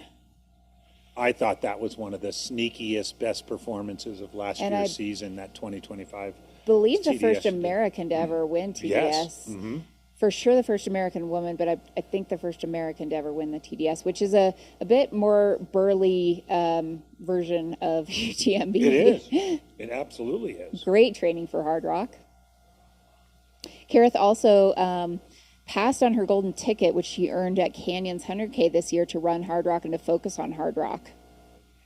So she has done Western once in the past and earned another golden ticket this year, but turned it down and said all eyes are focused on Hardrock. And she has been a volunteer for many years out at Chapman aid station, and just done a lot for the run organization in general. So it's really awesome to see her getting her shot at taking on the loop here. All right, and you know your shoes. Of course we know those are ultras, but do you happen to know what model are they? Blanc. Is it the Mont Blanc? I don't know. I would guess it was would be the Mont Blanc, that plated shoe they have. It's a nice one. I don't think I couldn't totally tell. Looked like they were just sort of adjusting her gaiters. I think that they took some rocks out of her shoes, but she kept the same pair on. Yeah. That was quick. She's got a filled ice bandana. Well, there you go. Bucket hat back on. It's about a 22-minute gap. And that was about a minute and a half to a minute and 45 seconds stop there for Kareth. Quick and efficient, especially for one of the major, checkpoints where you're seeing crew. So she didn't waste any time. Yes, that crew looks like they're a classic elite crew of these days, just all business. Socialize later. Kareth Arnold making her way out of the park, going to go through the streets of Telluride for half a mile or so, and then on to the climb up to Virginius and Kroger's Canteen. Yep, ultra running athlete, mom of 2. Very easy out there right now. And into 11th place overall. Amazing. Looks like, again, super early, but yep, quick aid station stop. Looks like in there, Alex Docta is in there right now. Just a little bit behind, I think we saw. There he is. 1:30. Yep, that's Alex Docta. All right, Alex. Throwing on some sunscreen. Ogden, Utah. Getting, see, we've got nice cooling, topical cooling there.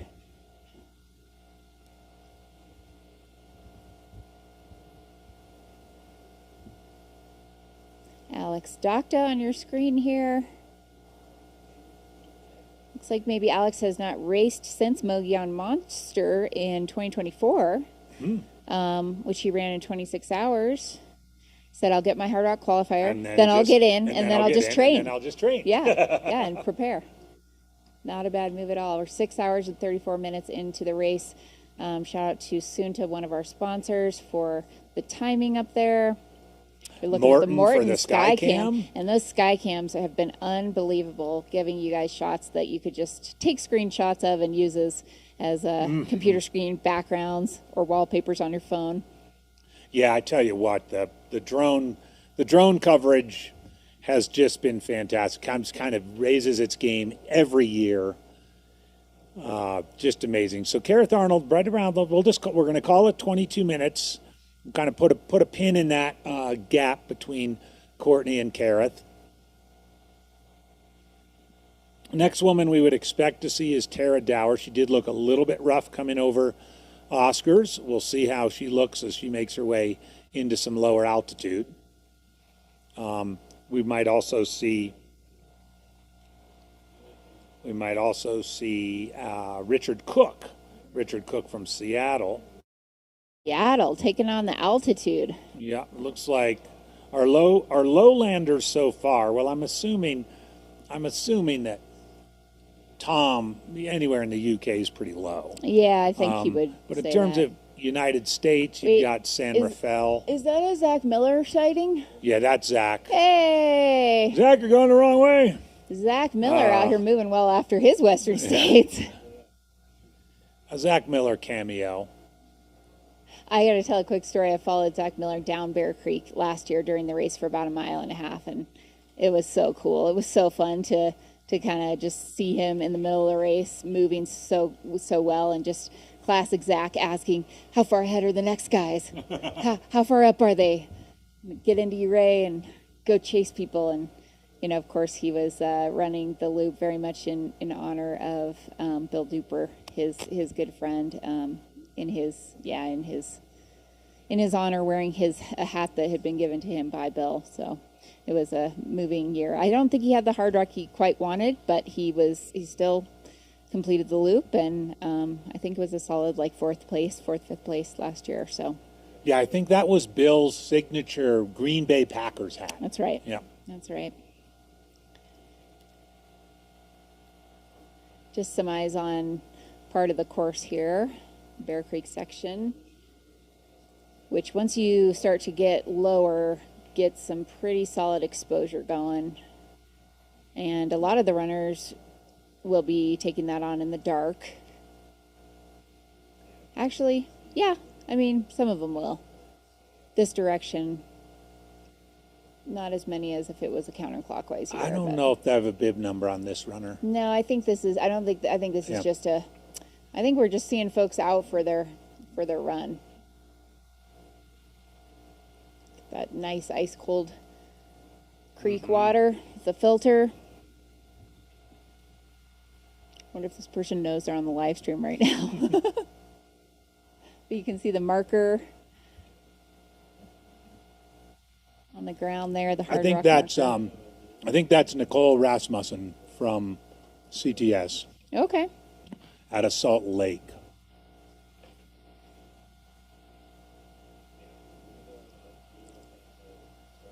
Yeah, so if you're just joining us, Courtney DeWalter's race right now. Yeah, that's Nicole. What is she, about 30 minutes up on Kara? 20 Or minutes 22. up? 22, because a little bit had closed there in the last section. So 22 or so minutes up on Kareth Arnold, who's sitting in second. Last we saw Tara Dower was in third, awaiting the next runners on the women's side into Telluride. And on the men's side, what's going on, AJW? Well, we've got Ludo Pomeray and Tom Evans, both significantly ahead of course record pace in and out of Telluride. There was about an 11-minute gap Ludo had over Tom. Then 7 more minutes to third place Jimmy Elam, and then a cluster together, all within a couple of minutes of one another in Telluride. In fact, within 2 minutes, Jason Schlarb, Ryan Smith, and Dylan Bowman. Then just a couple minutes back to David Ayala, and then Courtney DeWalter, our first place woman. After that, you had Arlen Glick and Jeff Rome and Alex Docta rounding out the men's top 10. So they're all on that climb up to Virginius, where Kroger's Canteen is. It can be exposed. I'm guessing the first 4 of those guys are out of the trees now and up above tree line and into some more warm sunshine. But been a good race so far, kind of as we expected it to play out.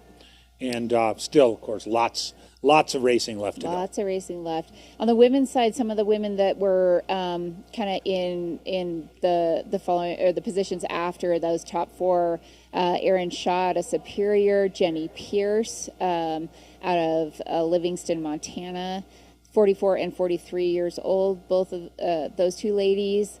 Then we would be looking at Eliza LaPierre, who is from Richmond, Vermont, 46 years old, running back there with Andy Pearson, it looks like, as well as Darla Askew and Emily Wanless.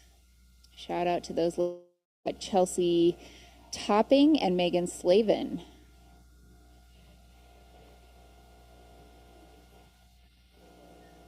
Fan favorite Casey Lichtig looks like she might be back in that kind of the back half, maybe 9th or 10th woman right now.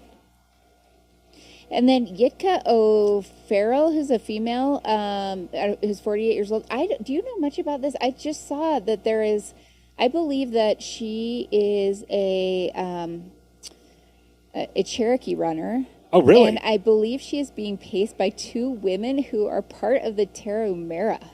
Really? So, Yatika Fields? Yatika. Yatika Fields? I'm saying Yatika. Out of Tulsa, Oklahoma. Wow, that's cool. Yatika O'Farrell. Sorry, Jitka. Okay, so Yatika Fields is a different person. Okay, wait. I'm confusing him because I think it is Yatika, and I think he's a man, and I think he is being paced by the women from Mexico. Oh, yes. Yatika Fields. Yeah. Bear with us, everybody. Yeah, we're fact Yatika Fields is a male from Tulsa, Oklahoma, Yes. and then you've got Jitka O'Farrell, female from Lakewood, Colorado. Gotcha. Yeah, and I'm going to find the info on it because it just seems like a very cool, I wonder how this came to be, but just seems like a very cool setup of having, a ton of diversity in this one crew of, everyone knows the Tarahumara from Born to Run. Yeah. And I think these women who are pacing may actually be wearing sandals. Oh, really? While they're running this race, which is... When Rachel was a on, thing. she did mention as well that, and I didn't know this, that Jenny Pierce is also in the moms division. Okay. A mother of two actually not so little ones, I think. Okay. I think they're, I don't know, 8 and 6 or something like that. But yeah, Jenny Pierce, another of the shout out to the power moms out there. Power moms, for sure.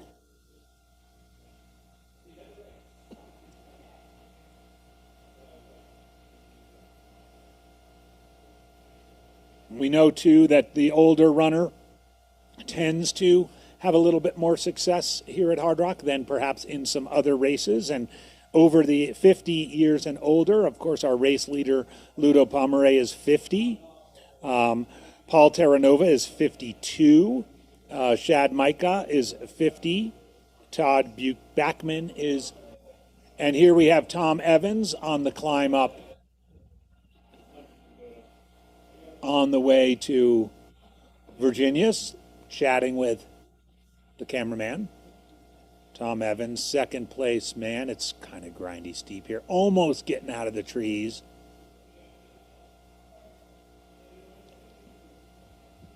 Of course, Tom Evans, past UTMB champion as well as Western States champion.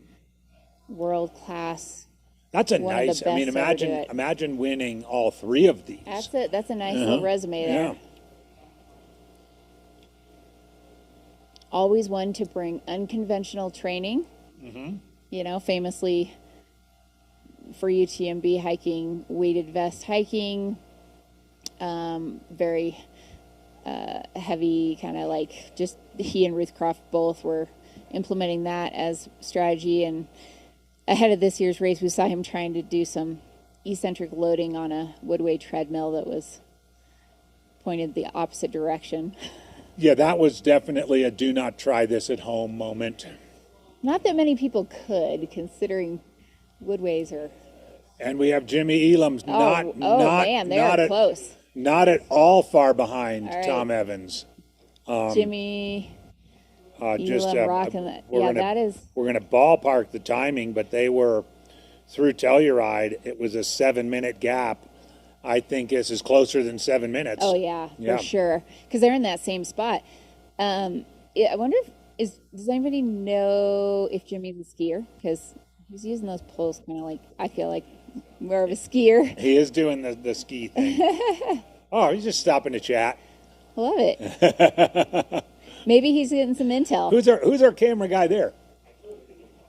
Oh, okay. Got a female camera person out there giving runners a hard time. All right. Caitlin Masters out there. Shout out to our camera folks out in the field getting to these remote spots so they can bring you visuals of our front runners.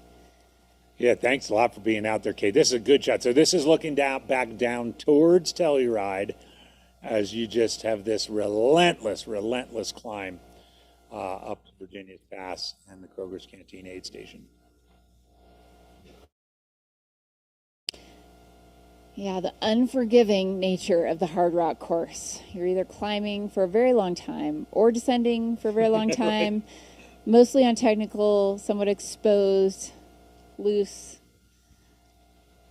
Not really any easy sections of this course, except maybe a couple of the dirt roads heading into certain towns, into Sherman, into Uray. Otherwise, this course does not stop down to the very, very, very end where they make you do another 1,000 or 2,000 foot climb in the last 10 miles. So yeah, that last climb is a real kick in the teeth. If you think that, I've got 10 miles to go, you do, but it's not your grandma's 10 miles. Yeah. And even those roads, the ramps, the going down the ramps, but they still pound you. They still, yeah. Well, maybe mentally you can zone out a little bit or something like that. They're still gonna be rough on your body. And, yeah. Looks like this might be Richard Cook from Seattle, Washington. Wasn't quick next in between Alex Docta and Tara Dower. Nice. Another a sea leveler. So I was talking about, we do have Dylan, who's from San Rafael, California, and of course we have Arlen from Massillon, Ohio. giving a shout out to the Sea Level folks. And now we have Richard Cook from Seattle, Washington. Now, most of these folks probably spend some time at altitude.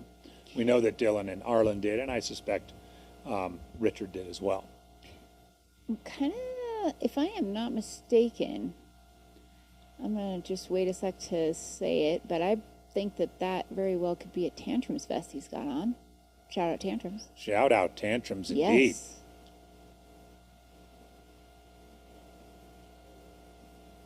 Their 6-liter crest vest, I think, is still on sale, so you can go pop one. I actually recommended that. I have an athlete I coach who just did his first 50 miler. He said, I think I need a vest for this, coach. I said, yes, you need a vest. I would recommend one, and here's one I'd recommend. He went and grabbed a Tantrums, and he's like, this thing's cool. And he's 19, so, like, I mean, these are cool with, like, the younger generation, yeah, if they're too. cool with 19-year-olds, they've Yeah. got to be cool. Yeah. So it has both a bladder and a bottle setup, right? Okay. Yep. You can put a bladder in that pocket in the back. It looked and like two he had bottles just. It on looked the front. like he had just pulled one out. Let's see. Are these I more day think trippers? These are just some runners out there just having fun. Yeah, more day Great trippers. spot. Great spot. Back to Telluride. Can't blame them. They're probably here because they're waiting for their runner, and they're like, well, let's go up and come back. Yeah. Lots of love for Arlen Glick in the chat. It's cool to see him coming back, after getting a repair on his knee, which he had been doing the things that he did on a torn ACL that he did not realize was torn before he got it fixed were absolutely incredible. Yep. But at some point your body says, you got to fix that or else we're not doing this anymore. So hopefully things are all intact, and I know that he absolutely loves running in the mountains. He and Courtney DeWalter linking up, potentially.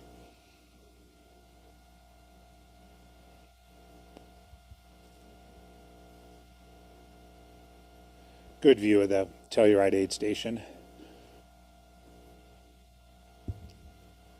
This can be a dark and lonely place in the other direction.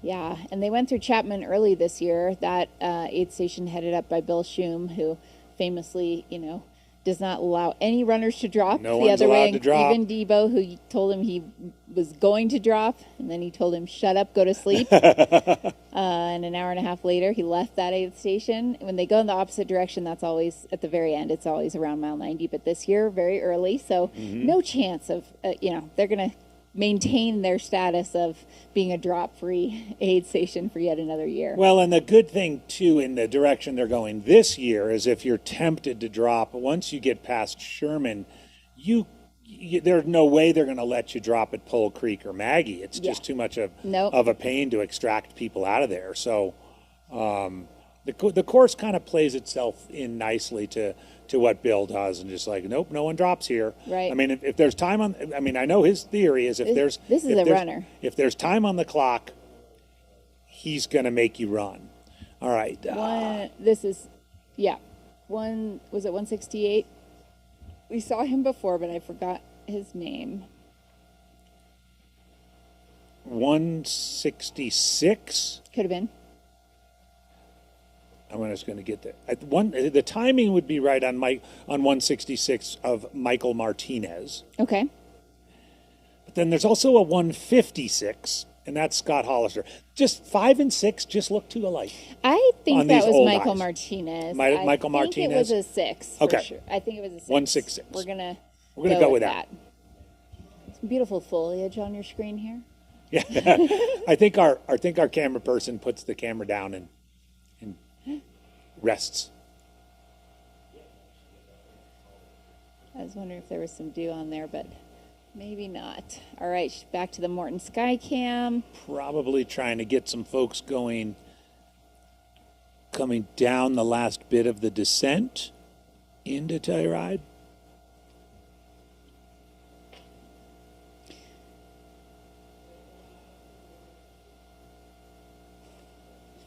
Well, I'm eating some pizza, Corinne. You eat. I had something right before I came over, but I'm gonna partake in that in just a little bit here. Leave me a couple of. Mike and Missy from Tennessee, thank you so much.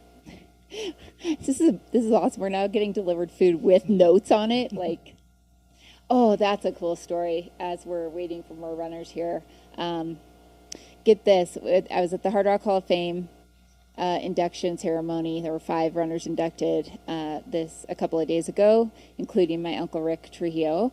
And he told a story about one year when he was running this, and he was running with his pacer, and they kept seeing these pieces of paper on the ground.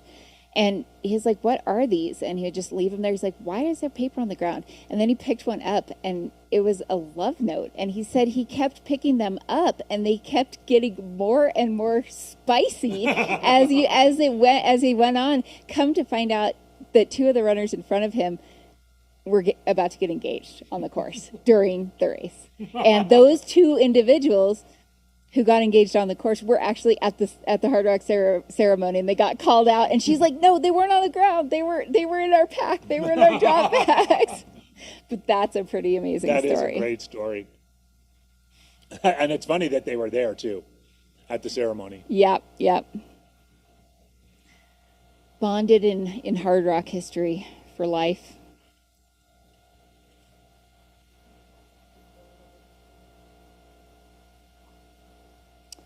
If you're just joining us, this is a view of the climb out of Telluride. How many runners have we had through Telluride at this point? Probably a good 13. I think it's 12, 13. 12, 13, yep. According to our tracker, Ludo's also in and out of Kroger, but if he hit, I think he kind of had to hit that mat in order for that to trigger. Yeah. So if that is accurate on the tracker, which, take it with a grain of salt. 12:51 in and out. So an hour and a half from Telluride. Wow. That's quick work. That is really quick.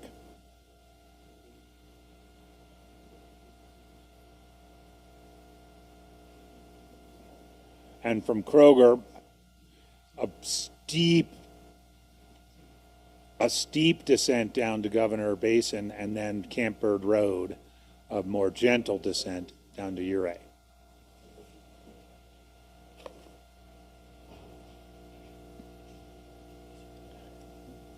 So yes, Ludo through Kroger's, Virginia's Pass, covered that 4.9 mile section in about an hour and a half. That's incredible. 4,300 foot climb. In an hour and a half. In an hour and a half. Goodness gracious. Goodness gracious. That is...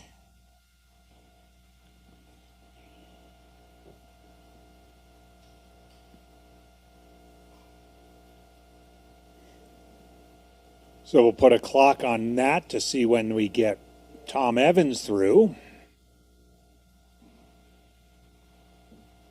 We're also getting eyes on the descent into Telluride.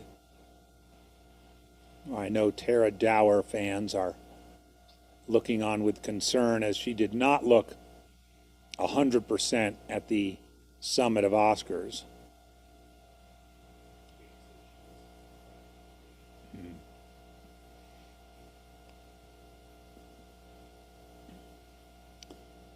Appreciate everyone being here with us. I'm Corinne Shalvoy, joined by Andy Jones-Wilkins. This is the 2026 Hardrock Endurance Run, brought to you by Ultra.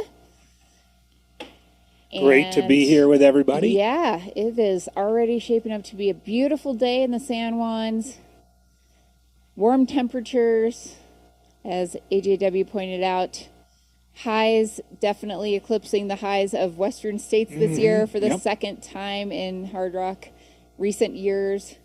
I think you always got to prepare for heat in these summer months, and at elevation it is quite intense. So we've seen lots of ice bandanas. I think I heard somebody even icing or putting a bandana on this morning when I was listening in at like that first aid station, like 11 miles in, which we saw some good for them putting them on there. Good for them. And to put the race everybody in perspective, that aid station KT just had their cutoff 10 minutes ago. All right. 12:45 clock time. So while we're paying attention, justifiably so, to these runners at the front of the pack, they're strung out all the way back. I mean, we saw some footage of the runners going over Grant Swamp. There are still runners going up and over Grant Swamp well within the cutoff time. So For sure. this is a 48-hour event, and keep in mind we're zeroing in on hour 7. Mm-hmm.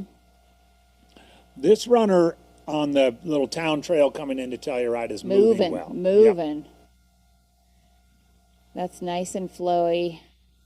Yep, and you can see all kinds of town. I remember running this race, people with their dogs, and they're out for their morning run, and they're just kind of out with their kids. It's kind of nice. There might be more dogs in Telluride than there are people. There might be, yeah. Extraordinarily friendly dog friendly town, I should say. Yeah, whoever this is rolling down into town. Love this footage from the Morton Skycam. Yep, they make that little sharp switch back there. And then Telluride, it's about 2 or 3 minutes away from the aid station. Telluride again around mile 27.8. It is crew accessible as well as drop bag accessible. They will kind of restock everything, get ready to, as we have mentioned, make a very, very long climb up to Kroger's Canteen at the top of Virginia's Pass. Second lowest point on the course. Yep. Only Uray is lower. It's about 600 feet. In Telluride, you're about 600 feet lower than you were at Silverton when you started. So 85, is it around 80? 87. 87, yeah. So, yeah.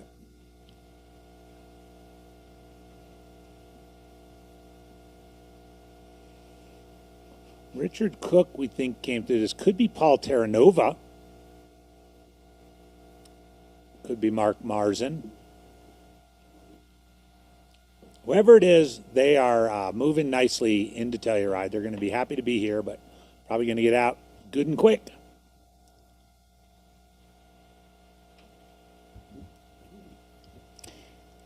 And Ludo was how many minutes up on his course record split? 16. 16, okay. Yeah, that was at Telluride. I'm not sure what his Kroger time was, if you want to look that up. Yeah, but I research that. 12:51 into Kroger. I bet you he's even more than 15. Just about the 7-hour mark. 7 hours to Telluride. That's moving. I mean, I know there's perspective on this, of course, but wow.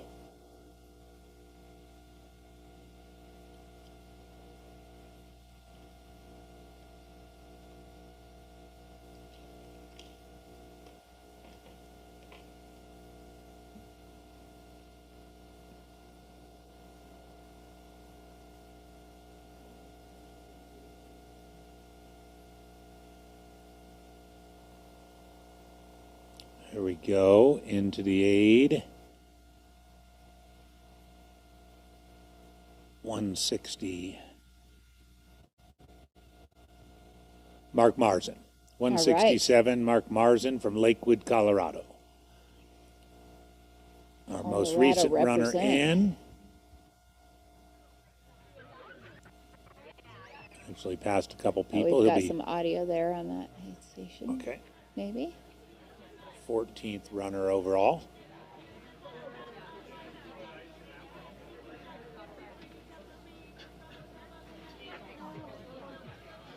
Got music pumping down there. Mm-hmm.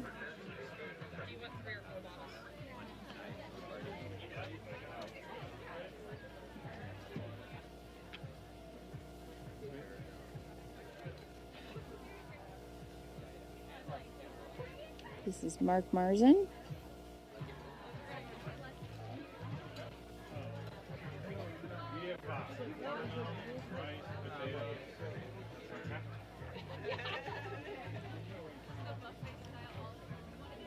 A little cloudiness up there, Corinne, but nothing too threatening. It just kind of looks like that sort of afternoon clouds that occasionally roll in. Oh, shout out Berkeley Park Run Co. Got a shirt being rocked out there. It's a great great run shop. Where's that? In the Denver area, in Okay. Berkeley Park, near Denver. But they're very trail focused, and I think the cloud cover is great because Yeah. as soon as the sun hits, it feels toasty. So I wouldn't mind cloud cover at all if I were out there. Especially on the part they have coming up. Yeah. Once they get above the trees on the way up to Kroger's, it's exposed. Yeah, I think, guys, in the chat, I think there's some question about, like, Courtney. Trackers are spotty sometimes, and we're in very remote areas, so I don't think anyone should be alarmed about people not paying for a minute or two. Famously, I think it was Western States that one of the runners lost their bib, so there was no tracking. It's like they had disappeared. But yeah, we'll hopefully want to see some eyes on runners to confirm, how they're doing. Yeah, I mean, it was multiple time podium finisher Fu Fu Zhao Zhao, Fu Zhao Zhang Well, was and like, then- it was like, did she drop? Did she get lost? And then Did I think they ended up putting an Ann Flower bib on her because it was just a replacement bib. But people are like, "Who's this Flower person?" I'm like, "No." And unfortunately, couldn't start the race. They're just like, quick, grab a bib. Grab a bib. Here, we we'll have use this this one one. ready to go. Yeah. All right, so Mark Marzin is out of Telluride. Good looking stuff there.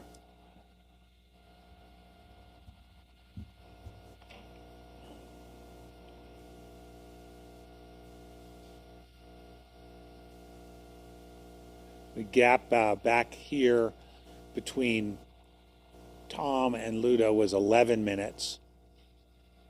We're right at that point now. Okay. Just by comparison. Mark Marzin ran, according to Ultrasign Up, his first ultra back in 2013. So he's been at this for Attaboy. Good long time. Nice list of results on Ultrasign Up. Lots of the big classics. Orca Island 100 miler, Never Summer 100K, Rio de Lago. He's run Leadville. Run the Sangre de Cristo 100 miler, and just recently here, Western States, just 13 days ago. That's right. He's one of the doublers. He's one of the doublers. And then Jemez Mountain 50 miler, which also Dylan Bowman partook in earlier this year. Great training race for Hardrock, just high altitude, apparently quite technical. It was really hot this year, so that's a great option to take part in ahead of Hardrock. Great old school vibe too. It's been going on forever out there in New Mexico. Great race if you're looking for kind of a spring tune-up Jemez Mountain 50. Mark likes to race. He also did the Big Alta 100K like 3 weeks before Jemez. And then back in December of 25, he did Desert Solstice 24-hour and ran 120 miles. Huh. So he's fast on the flats too. He did that quick in 15:58 and was 4th place. So he's got some wheels. It's always so cool to learn about these runners who have just been out there doing it for a very long time. Pulling out the pulls as the first. It looks like it's first Hardrock though, right? So I think so. I think probably this is, paid his dues yeah, with his qualifiers. I think this is his first Hardrock. Another runner coming into Telluride, Paul Terranova. Paul Terranova. Always smiling and waving to the camera.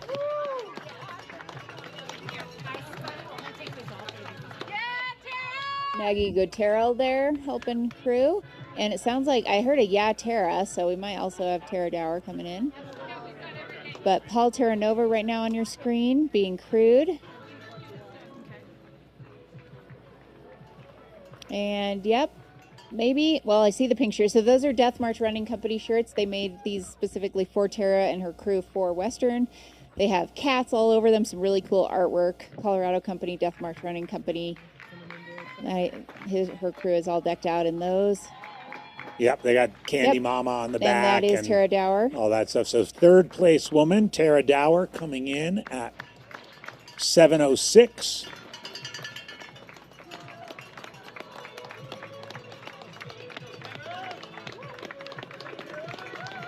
So we are going to stay here on Paul Terranova.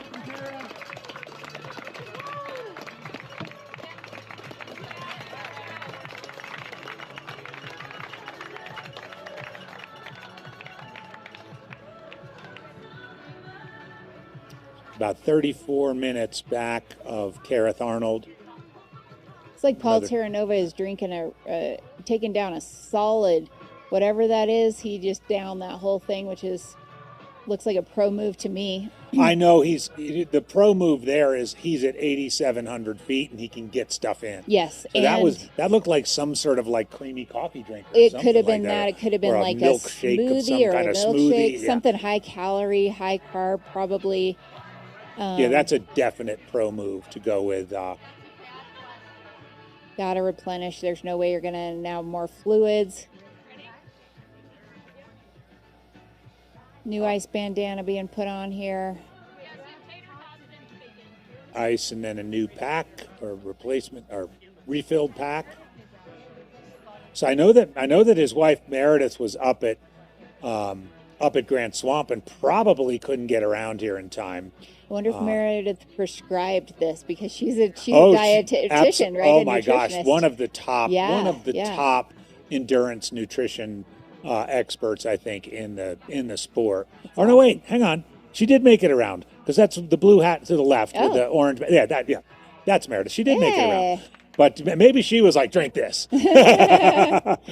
No, she is no dummy. Special cocktail of all kinds of macronutrients, and you will now be drinking this entire thing. She is. Meredith Terranova is whip smart when it comes to endurance nutrition and what works, but also how to customize it for individuals and for dietary restrictions, whether it's gluten issues or you're a vegan or vegetarian. I mean, she's just first rate. So, Paul, quick work of the aid station. Having fun. Yep, definitely in good spirits. Man, this is so cool. Love to see people just embracing the challenge, but having a blast out there in the mountains. We're giving Tara Dower a little bit of privacy here. Looks like she's got her crew around her, and she's standing at least. But that's Paul Terranova through, 16th place.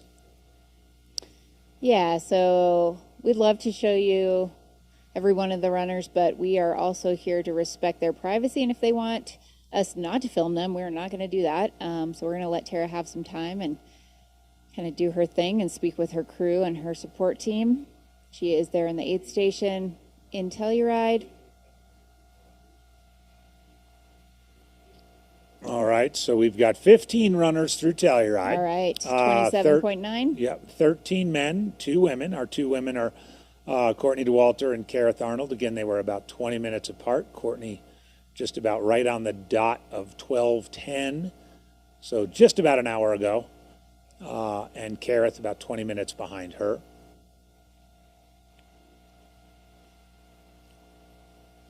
Saw a post from folks asking about Dylan Bowman. Saw a post from Free Trail saying, our guy's having a day. So you love to hear that. All smiles. Dylan's such a stalwart in the ultra running community and space and has done so much, given so much back to the sport through Free Trail and building out media and coverage everywhere. An ultimate fan, and I know he pours his heart and soul into his work, and so it's this opportunity here to be an athlete and be out there completing the loop again for the 3rd time. Yeah, and being able to get it done in this direction has got to be fun for him as well. But yeah, every time the camera's seen him so far, he's been looking great and happy, and so long way to go, but man, he's just enjoying it. You can tell. As is Arlen. I mean, Arlen's looked real happy. David Ayala has looked solid. I mean, got to say, these front 12 or 13 men and front 2 women have, very little struggle, apparent struggle, at least when we when we see him on camera. So good stuff. Oh, thanks, Jeff Pelletier, letting us know a couple of Canadians in the There race. goes Tara. She's out. Oh, all right. Tara Dower All out. right, so Tara's out, and looks like it was about a 5-minute aid station That was stop solid. for Tara. That was pretty quick. Yep. So shout out to both Chelsea Topping and Tori O'Farrell, who just got in off the wait list a few days ago. Right on. Intel there from Jeff Pelletier.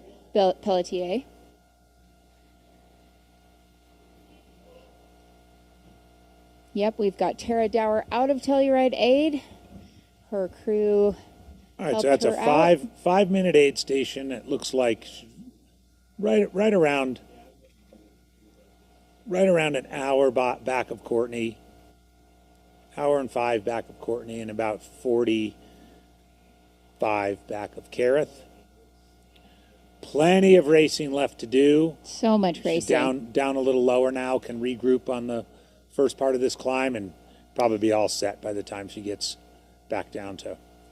Yeah, and you never know. I mean, runners are going to be going through highs and lows throughout this entire event at very, different times, and sometimes you just got to ride those and roll with them. You never know if you can come back and when things will come back around. So sometimes you experience a low early on in a race, and you can rebound. We've got Arlen. No, that's I recognize that runner. Something. Yeah, he looks like Jeff Browning, but it's not Jeff Browning. I'm trying the Jeff to Browning remember. lookalike. I'm trying to remember his name. I definitely know this runner. Apologies if anyone knows in the chat. Pop his name in there. Looking strong, solid through that spot right there. I want to say it was maybe a 2:33, but we're gonna go back here. There we go, Steve Whiting. Steve Whiting, shout out to you.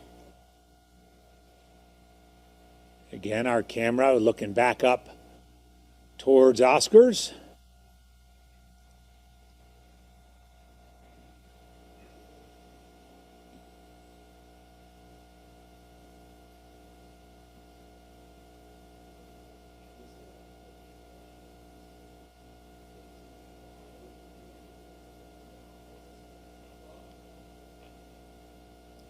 All right.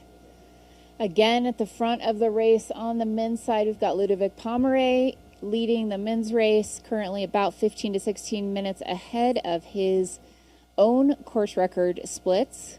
Tom Evans is sitting in second.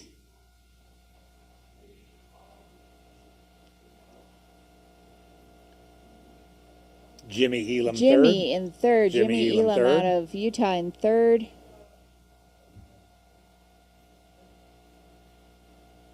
Then we had kind of a group in 4th, 5th, 6th of Jason, Ryan, and Dylan. Jason Schlarb, Ryan Smith, Dylan Bowman, fairly close to one another. David Ayala also charging up toward that pack. I wouldn't be surprised if he links up with them. Yep. Courtney DeWalter following those folks and sitting right in between David Ayala and Arlen Glick right now. By the way, like we saw out there, it looks like Jimmy has reeled in Tom Evans. They got into Kroger's together at 1:12 and left together at 1:14. Nice. So the gap looks like, 14 plus 9, 23 minutes. Okay. That now Ludo has a 23-minute gap on those two runners, and they're running together, it looks like, at least for now, Tom Evans and Jimmy Elam. That's our top three through Kroger. The next that we would expect is potentially that group that could still be relatively close together, Jason, Ryan, and Dylan. On the women's side, top three are through Telluride and en route to the aforementioned Kroger's Canteen. First off is Courtney DeWalter, who left Telluride at 12:10, followed by Kareth Arnold, who was just 20 minutes behind, 22 minutes behind at 12:32, and then just now Tara Dower left at 1:11, so an hour and 1 minute back of Courtney and about 45 minutes back of Kareth. Yeah, fair amount of separation. between those top 3 women right now, but as you may or may not know, that can disappear very quickly in this race. You know, someone spends 30 minutes at an aid station and all of a sudden they're right back together. Or if someone's moving real gingerly on a downhill, that could change quickly. So you never know. It is very, very early in the race. Yeah, and as we've seen, especially the last couple of years, there's a lot that happens in the last third of these races. Maybe not full-blown passes necessarily, but certainly jockeying, or a gap gets closed that was 45 minutes and ends up being 8 minutes. Yep. That definitely happens. A couple of runners now by our remote camera here. Again, this spot's about 3 miles from the Telluride aid station after they cross this creek. That's Dominic Grossman. Dominic Grossman. I love his fit there, the purple. Thank you for wearing an identifiable color, Dominic. And this is our 4th place woman. We've followed her a little bit through the day. It's Erin Shaw. All right, Erin Shaw. Erin Shaw, 44 years old, out of Superior, Colorado. Smiling. Yeah. So, you know, a good probably 45 to 50 minutes behind Tara at this point. The next woman we might see would be Jenny Pierce. We were talking about her a little bit.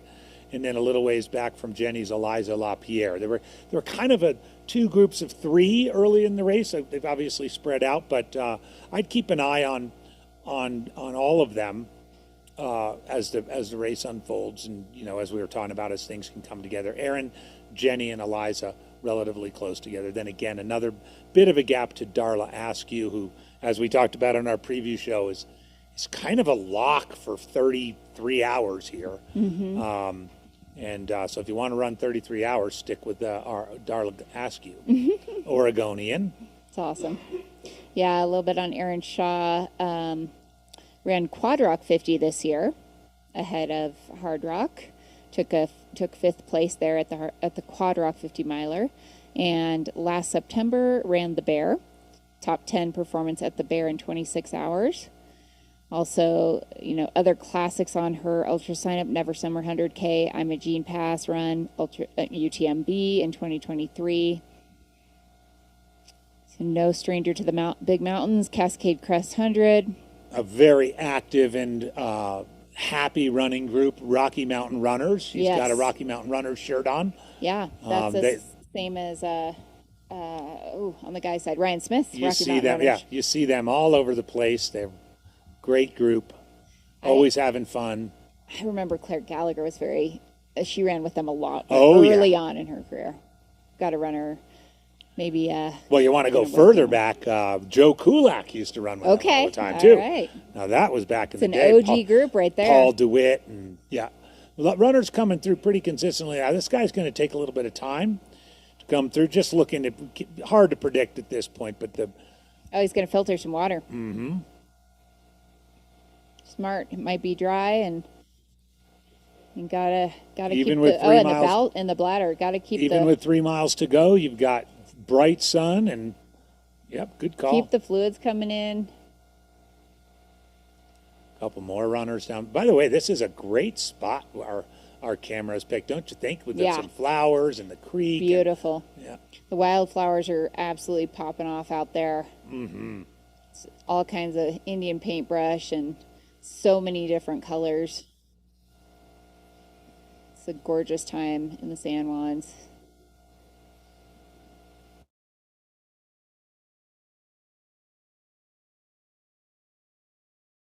All right, and as ask and you shall receive, Jenny Pierce right there. I recognize those pink shorts. Let's go, Jenny. In that mom's division.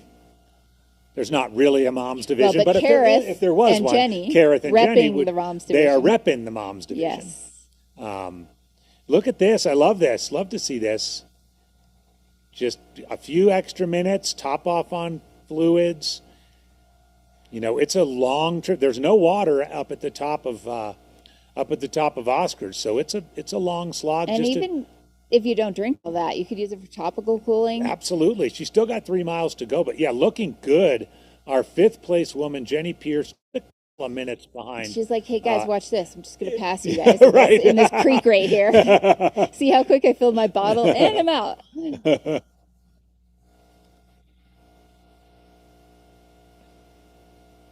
So we've got 5 women now through this point. They'll most certainly be the next 2 that'll get down into Telluride.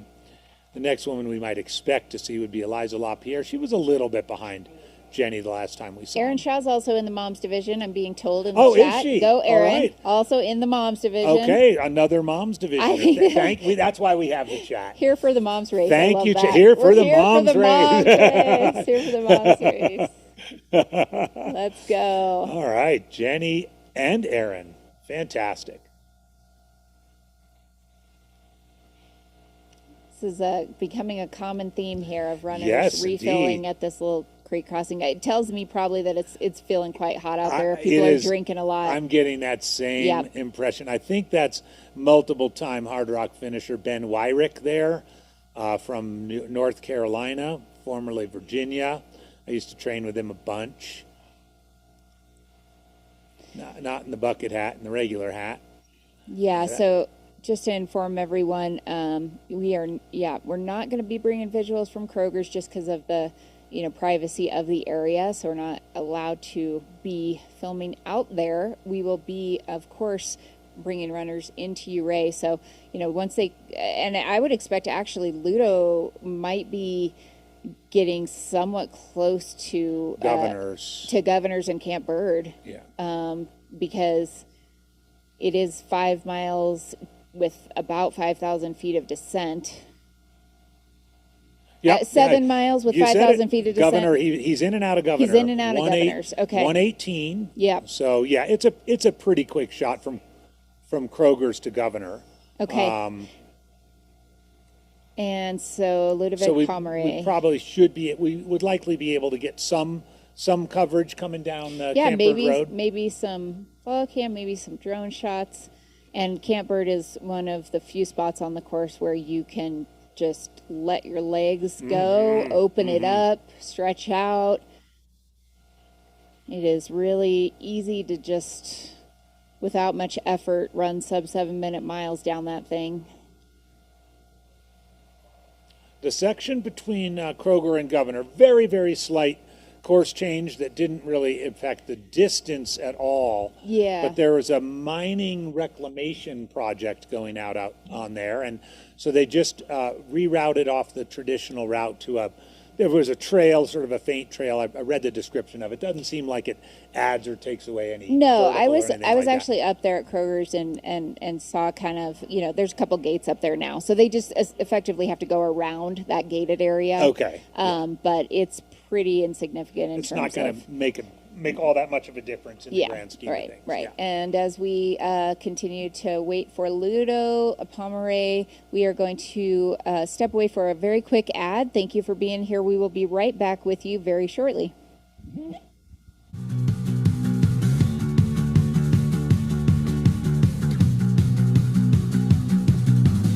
You wore your vintage coat like it was armor,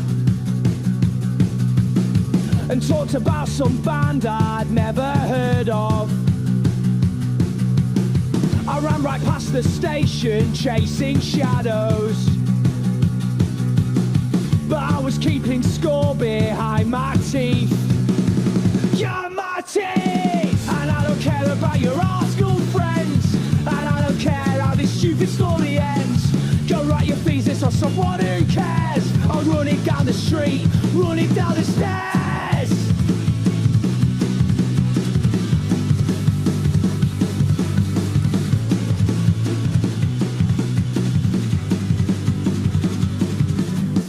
You thought you had me figured out, but I'm just running on my own. Can't believe you left me here. Don't ever think you can call me on my phone.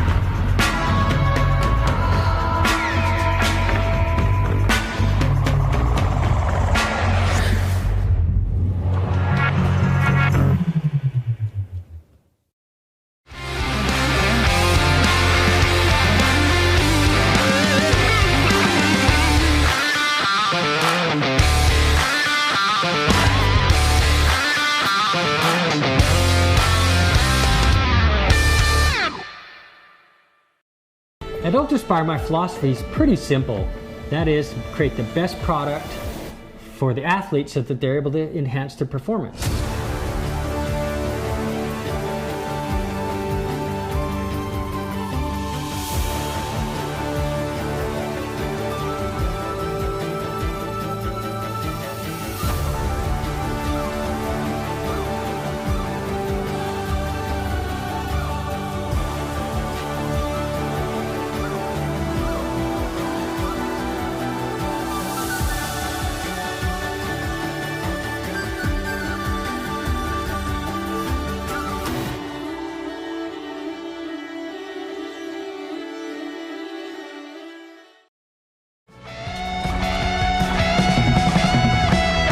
Believe has always been one of my biggest mantras. I carry it in my head when I'm running. It gives me joy and keeps me going.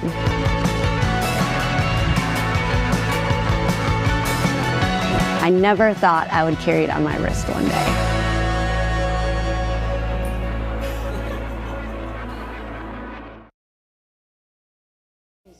Do you have one of these? These are all the rage. All right.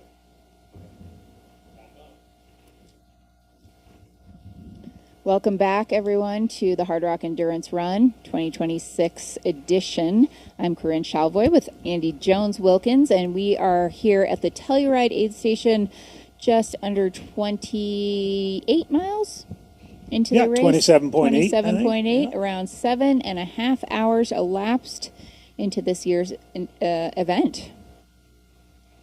We recently had both Paul Terranova and Tara Dower leave this aid station. And we have our lead man, Ludovic Pomeray, making his way down off Kroger's Canteen and Virginia's Pass into Governor's Basin and then down into the town of Ouray. He is currently leading the race and about 15 minutes ahead of his previous course record splits. On the women's side, Courtney Dauwalter is your women's leader right now. She is also trending pretty, I think she's a bit ahead of course record splits as well, her own. And she is sitting in around 9th or 10th place overall at the moment. Kareth Arnold is second. On the men's side, we have Tom Evans sitting in second place, with Jimmy Elam in third. The men are much closer together. The top 10 men are, you know, I don't know, what would you say, JW, maybe 30 minutes? 30 minutes apart separating at Telluride. 1 through 10. Yeah. And on the women's side, we've got a good 20-minute gap between first and second, 22 minutes or so, and then probably another 30 maybe back to Tara. Mm-hmm. So they might be separated by an hour, just the top three right now. Yeah, I think one of the interesting things on the men's side that happened is Tom Evans and Jimmy Elam sort of ended up together at Kroger's. That's right. And so That's they right. were about 19 minutes behind Ludo at Governor, and so we'll get a split on them at Governor. But then you had the group that more or less left Telluride together, and we'll get an update on them when they get to Kroger, and that's that trio of Jason Schlarb, Ryan Smith, and Dylan Bowman. And as we commented, David Ayala was not that far behind and looking really good. Yep. And so I wouldn't be surprised if by the time those four runners get to Kroger, they might be relatively close together. That's right. And I think that's where there was a lot of bunching. And even after that, it was Arlen and Jeff Rome were pretty close together. Yep. I like that runners are kind of running together. I think that's a good strategy. It's real easy to get out in the middle of nowhere by yourself on this course. So it's kind of exciting if we do have someone like, you know, Jimmy and Tom kind of working together to maybe try to bridge a bit of a gap to Ludo. Also, you know, we saw Arlen Glick and Courtney Dauwalter pairing up. Doesn't have to be. It can be one man, one woman working together. If you're moving at a similar speed, you know, I think that that makes a lot of sense, and sometimes can keep you in a bit of a, you know, continual forward motion, which is what this run is all about. I think it's fun. I think one of the early cool stories from an in the sport standpoint is definitely the Arlen Glick story. surgery and being away from the sport for a while. There's so much in the sport these days that's like, what have you done for me lately? And an athlete is gone for a year, and next thing you know, like, where'd they go? And it's really kind of cool to see Arlen, a very patient, a very hard-working guy, kind of burst on the scene with a lot of really fast, flat hundreds, a really good top 5 finish at Western States, featured in the Cocodona film a couple of years ago, The Chase, and then kind of just wasn't around very much. And he's certainly, he's not necessarily in the hunt to win the race here at Hardrock, but certainly to have a good result and to be like, hey guys, I didn't go anywhere. And you also never know. We're at a very hot pace that, there could be carnage in the front. We unfortunately saw that on the men's side at Western States this year in a big way. And so you never know when sitting back in 4th, 5th, 6th could be a huge benefit later on, depending on what transpires ahead of you. We've got another runner here making his way out of Telluride.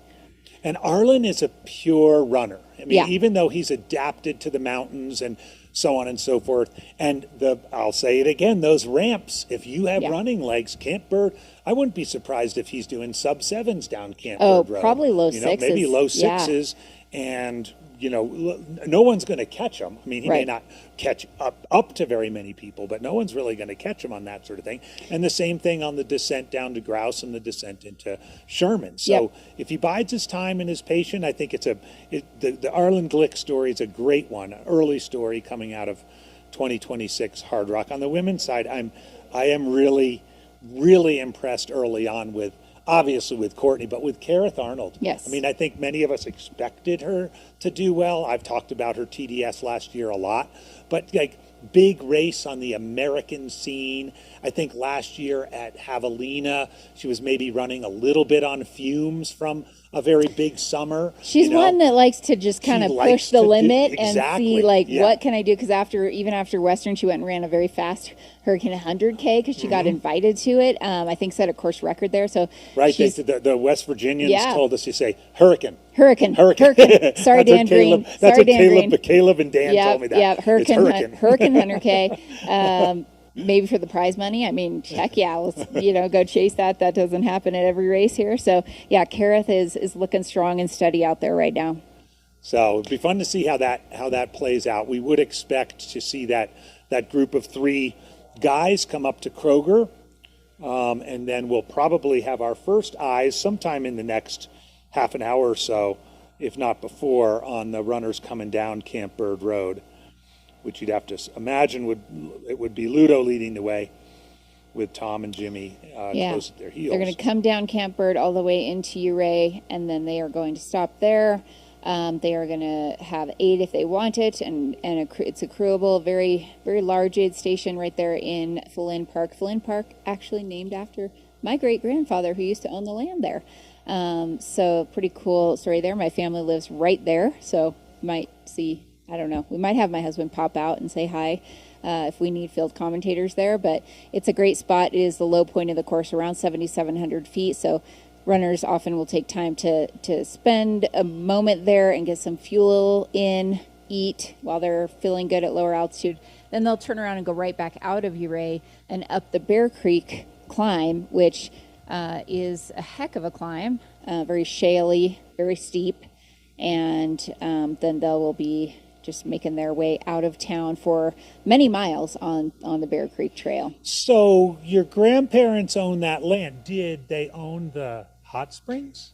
No, that's now the big pool. And everything? They did not own the hot springs. They just owned the land that is the park. That's the park. Yeah, okay. And I think they bought it for like $10,000 or something. It was insane, many years ago. But when it was sold to the town, they decided to name it after them. So some people say Felon. It's Felin. That's our family name, Felin Park. Yep. And yeah, it's a great spot right by the hot springs. So if you want to go spectate in Ouray, you can pop into the hot springs. You walk uptown, go to Mouse's Chocolates, get a delicious coffee drink or homemade chocolate. All kinds of great spots in town to get lunch. Yeah, the years I ran the race, my kids just did not want to get out of those hot springs pools. Well, it's fun. They would just rather stay there than help Dad. It's fun because there's like a warm, like a bathtub kind of temperature. Then there's a very hot section. Yeah. Then there's a cool section, and it has an obstacle course on it. There's a little rock wall. There's a couple really cool slides now. So it's a good spot. One of the best descriptions I ever heard of that lower section of the Bear Creek Trail was from legendary 10-time Hard Rock finisher Rock Horton, who said, Andy, imagine running across thousands of broken dinner plates. You run through it, the lower part. You get up, and it's just it's shaly, and it just it literally sounds like you're running on broken Here's glass. another fun story. My dad and brother went up there, collected that, and put it as tile in our bathroom floor in our house. So your floor is tiled. Our floor is with the stones of the Bear Creek. Yep, it is. The Bear Creek china. It is, so and my dad did a ton of hunting, elk hunting up in that area. But it sounds like music when you're running across it. It really does. It sounds really like somebody's does. playing almost like a for people who are running it in the dark, sometimes they're like, "What is it?" Because it kind of happens all of a sudden. You're on dirt. You're like, did I step on something I'm not supposed to? Right, like if you're not going this direction, but if you're going the down direction, you're kind of on dirt, and you have to be very careful because it's kind of steep drop off and all this. But then the dirt sort of gives way to rock, and then it gives way. And if it's dark, and all of a sudden you hear the ding, ding, ding. Yeah. I mean, it's something else. And then off to the side is a very, very, very steep drop off that if you are afraid of heights, some people would get very nervous being in that area. So a lot of exposure there. Well, here's especially if you're running down an almost scary story I heard about that was the another legendary Hard Rock runner, Blake Wood. Late in his Hard Rock career, started to develop what a lot of older runners do, and he developed the lean on that section, and it was going counterclockwise, and was he was the lean going in the direction toward of the drop off, no. And that is what convinced him to stop. Yeah, I could see that. I mean, I've thought many times about just the fact that you have 40, 50 miles on your legs. You take one wrong step up there and it is not a good situation. So, all the more reason that, of course, 60 years old and older runners at Hard Rock can have a pacer from the very beginning of the race if they want. But from Ouray, they can pick up a pacer as well. So. And if you do run, if you get to just go out and hike it, and I encourage people to do it. I mean, it's a stunningly beautiful trail, and there's places where you look at it and you're kind of like at the ground. How did they build the trail through there? It's definitely one of those. And there is a couple of sections that they have to do every single year. My uncle was telling me about this. Like when they first developed the course, they were asking him, is this section passable? And there's some washouts with just really, really, really steep drop-offs that get affected every year, and they have to fix them every year. And apparently a year or two ago, I haven't been that high recently, but they put in kind of a bit more structure there, and there might be almost kind of like a little bit of a bridge to avoid that from happening every year. So they're doing a lot of work up there to maintain that trail and keep it safe for everyone.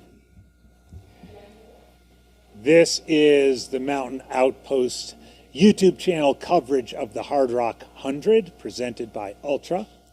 The 31st running of the Hard Rock 100. You see the Telluride aid station now. This is the time of the race where runners are certainly spread pretty far apart. As we found in recent runnings of big races like Hard Rock and Western States and UTMB, there tends to be a somewhat congested front pack, a little bit of a gap, and then a steady flow all through the rest of the day of the rest of the pack. We're kind of in that mode right now here at Telluride. We did find out too from our director Zach that our camera person Kate is up on the saddle on the pass on the way up to Virginius, not all the way at Virginius, but on the way up to Virginius. You saw she was able to get a couple quick shots a little bit ago of Tom Evans and Jimmy Elam going up there. So she's going to be up there for a little bit, getting us some footage from that really high country.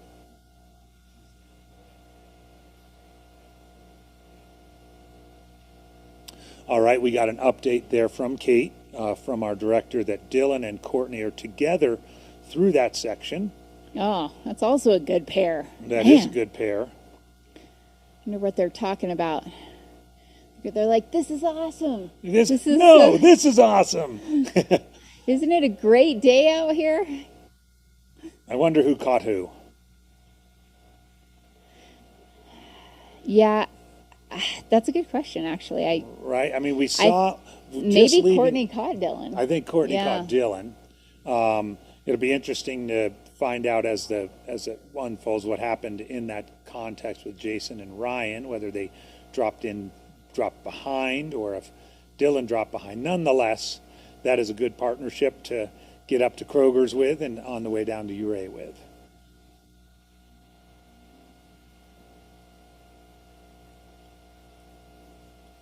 Another runner just into Kroger, and that is Jason Schlarb. So Jason has moved into fourth. He was a good 22 minutes behind the pair of Tom Evans and Jimmy Elam.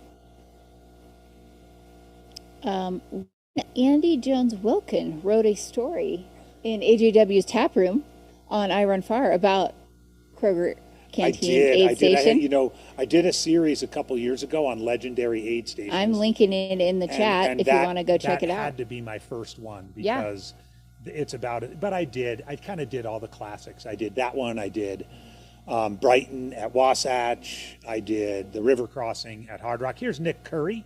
Yay! Nick Negative Split Curry and his father Peter.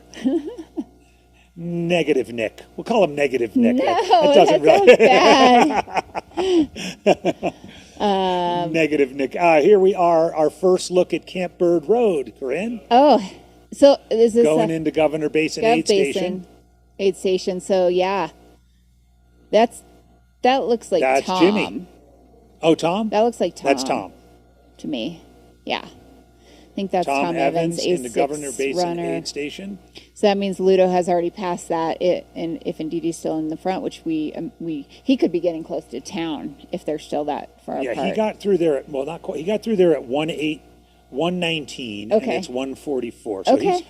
So he's opened up a 25. Oh, there's Jimmy Elam.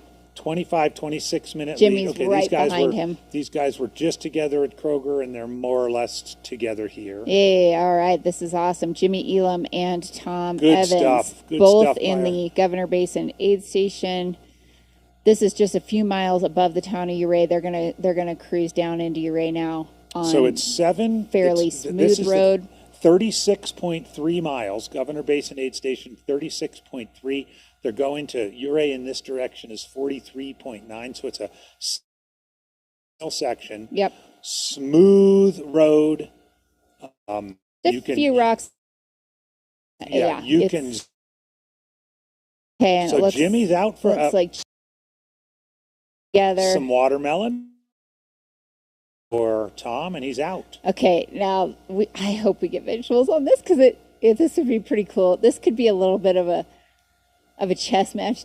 It could be. Do I stay together? Do we push the pace? Right. You got to take stock of odds. And in doing so, am I going to? This is great. There we got a nice visual on the screen there with the gaps. Shout out to all those volunteers at Governor Basin. This is actually how you would go to Yankee Boy Basin as well. There's a split right here, and Yankee Boy Basin is one of the most beautiful places in the entire world. Well, that's the route you take up, and then you can climb Sneffels and up in there. Oh, it's beautiful. Yeah, it's so just wildflowers everywhere, waterfalls. The two waterfalls that are on the OG Coors can, is that the second one? I think. So I've got Ryan, Dylan Bowman, and Courtney all to get up and awesome. So they're in a group of three. Schlarb hit it in one.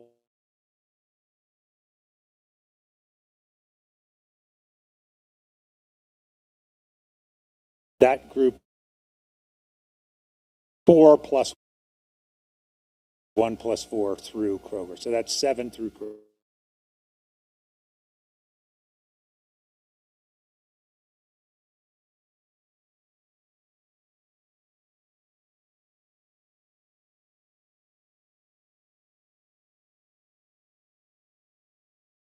And here they're probably at about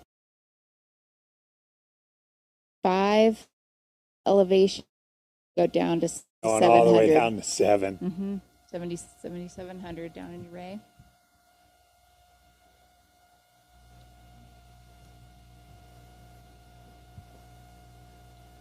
Race communications by ham radio. And we were told yesterday by Run Director Dale Garland that there is brisket available at every aid station. Yeah. Famous brisket. So I put the link in the chat to your article, AJW. But if you want to check out some visuals of Kroger's Canteen, we do not have visuals for the live stream, but there are plenty of photos out there you can go look at of this iconic and dicey but epic aid station on the top of Virginia's Pass. Yeah, I had a fun time doing research on that. Talked to a lot of the old timers. The original idea for it. I actually have a photo of my dad standing in that notch when he was about 20 years old, really? with rocks on his back, and he was assaying and doing some ore sampling up there. It's pretty cool.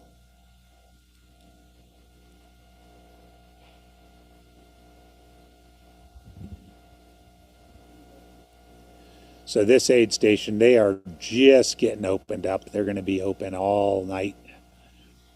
The URA cutoff is tomorrow morning. Ham radio. It's funny you mentioned that. My son Carson. My son Carson is, of our 3 sons, he's the real, he wants to do stuff and he wants to have certifications and be able to do things. And so hang on a second. We've got another runner through Telluride.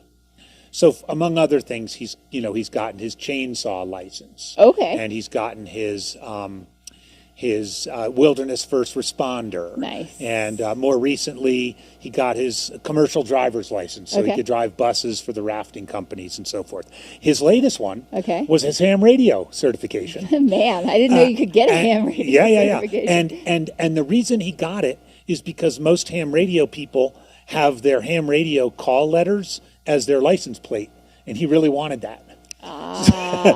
But the unintended consequence was they did, Hardrock did a big outreach to all the ham radio operators. As you might expect, they all have a network that they're asking for, ham radio operators to do the race. So Carson's off somewhere today doing ham radio for the race. Yeah, with my granddaughter Kelly Jo. Very good. Thank you, Carson. Yeah.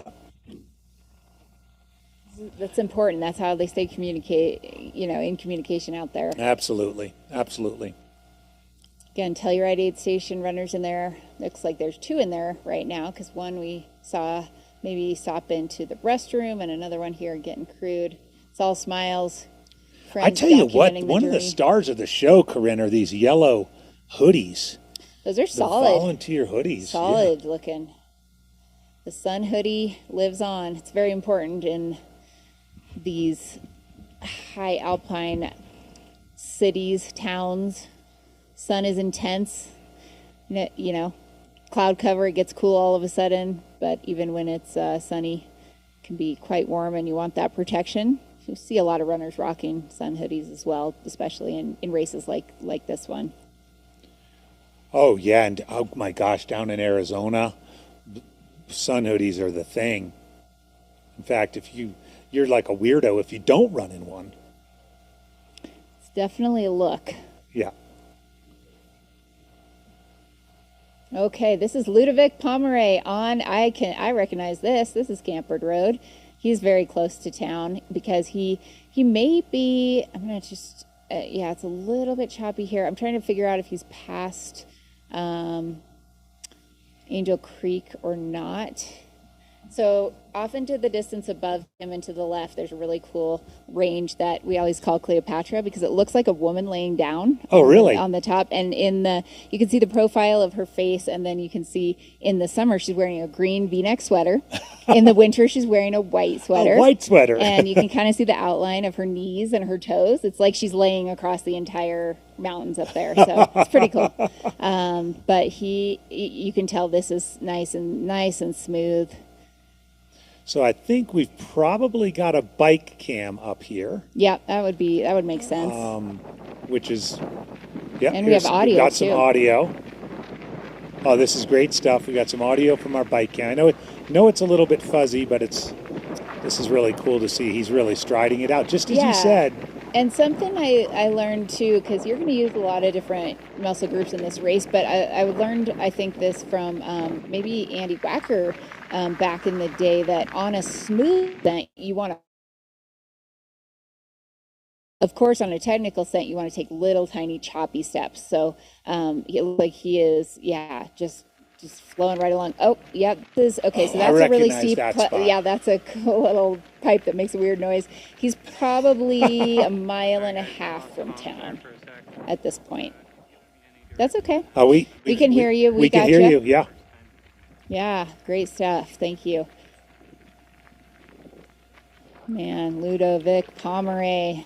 All right, so it's great to have you're a local here on the call. You're estimating about a mile and a half. I think it's probably about a mile and a half, maybe 2. He is going to start, because you start to see a little bit of civilization or buildings. And there's a little bit of it goes back and forth between like this, again, if you've run the Imogene Pass run, this is the start of the Imogene Pass route, and so it's probably 200 to 300 foot miles. And as he gets closer to town, he's going to have what really steep pitch before he comes into town called Jim Brown Hill. We used to train on that all the time. That's a steep one. But right now he's in a section that, it's probably like a 10% grade. Nice and flowy. And he is definitely striding out. Yep. Definitely striding out. So just to update everybody on the gaps. So the gap was opened up. Governor. Again, we've got second and third place, me and Tom together. At Kroger, Ludo left at 12:51, and the pair left at 1:23-minute gap at that point. At Governor was 8:26. It was opened by 3 minutes. It was 11. He more on the climb. Looks like back of the end, gaining more on climb. I don't. Okay. So if there is a spot for Jimmy and Tom to make a move, it would, or not a move, make up a but little to close on the ground, it would be here on Camp Bird Road. Yeah.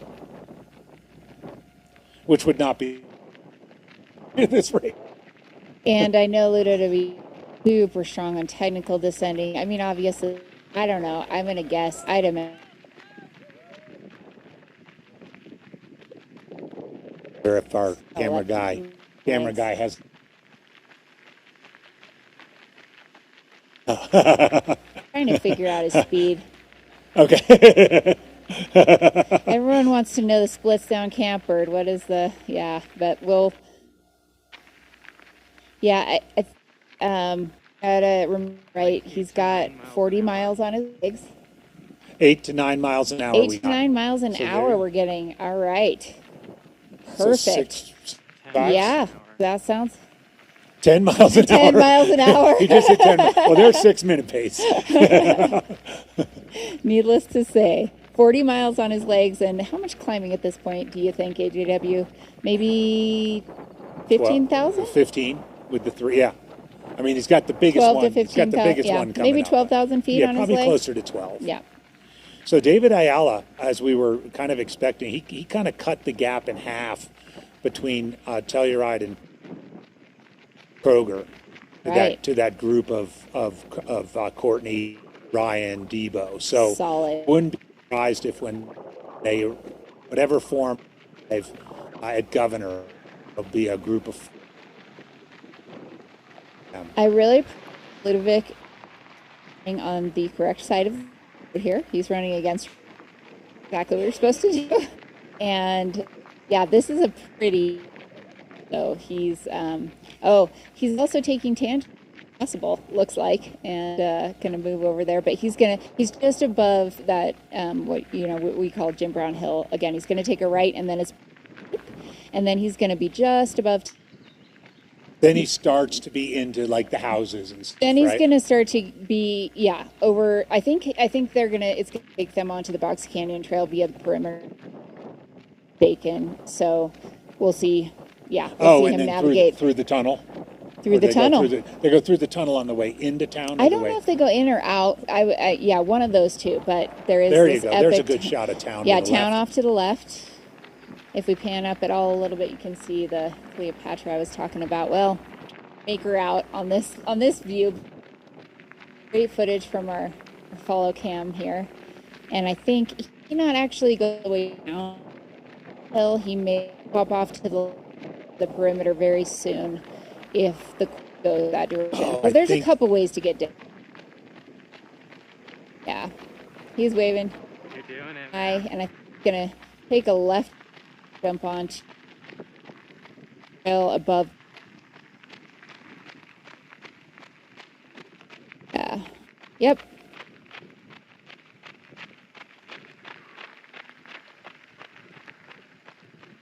And this is Jim Brown. There it is. Yep, there it Ludo is. Pomeray. So he didn't go all the way down Jim Brown Hill. So this is nice and smooth and flat. You can actually go a really cool bridge that's probably 300 feet above. Oh, you're right. It's kind of that metal bridge. It's so cool. We have Corinne Shalvo here. She basically lives here. Yeah, this is training grounds. This is all growing up. Corinne's training grounds. Inside information on all these trails. Can you run all the way up in high school? Can you run all the way without hiking?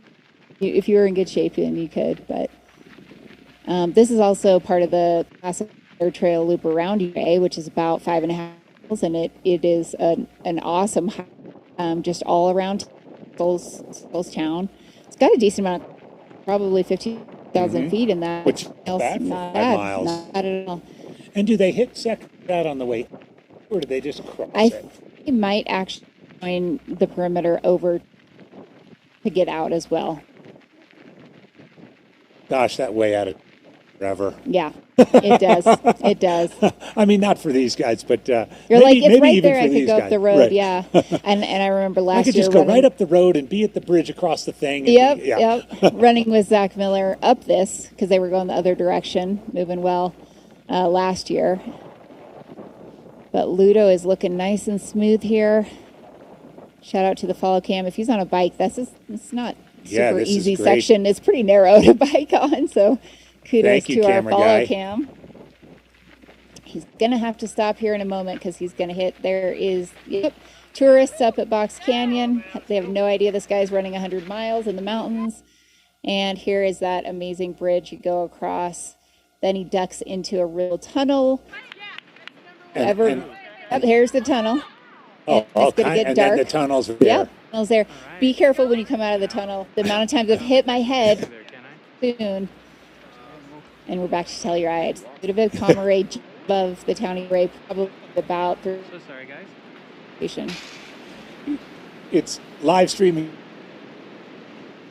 I can get through that. No, probably not. You can walk through there, but you probably can't go through there on the bike.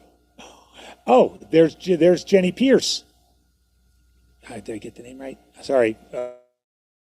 Right there, pink shorts. I think you're right. Yes, Jenny Pierce.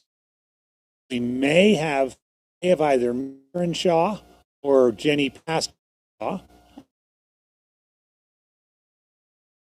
Right? I'm at Hardrock for her. Yes. One of the founders in state.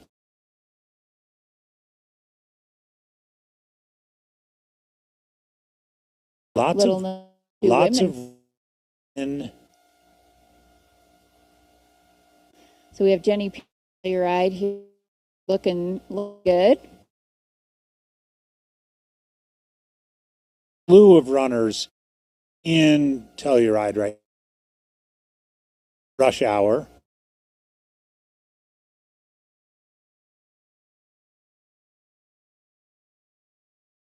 That's Jenny Pierce. Fourth or fifth place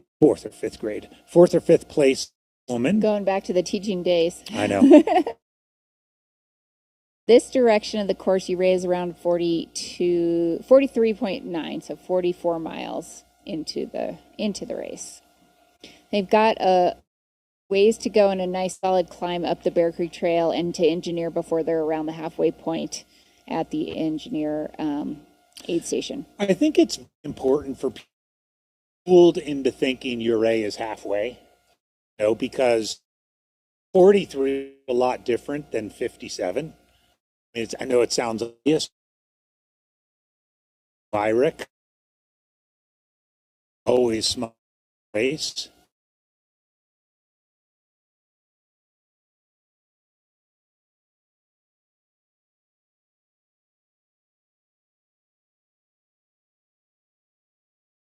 Art teach Quaker school.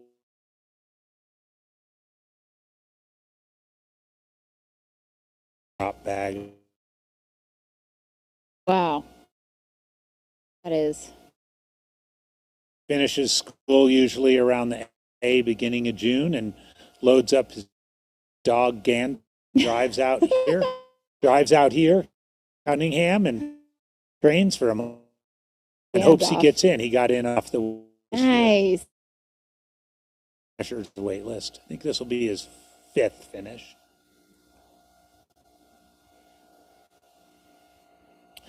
Corinne, this is really fun. Always is. It is.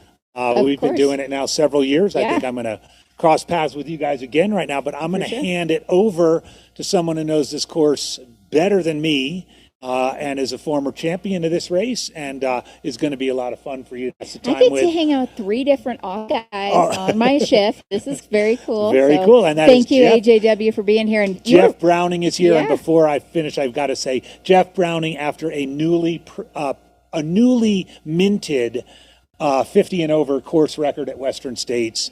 It's a sought after age group record in the sport, not something that is for anybody. And he just crushed that 13 days ago. So it's a good thing he's here doing the live stream and not out running, although he did spend like 5 or 6 days marking the course as well. So yeah. See you later, Corinne. AJW. We'll see you again soon. See you later. Bye-bye.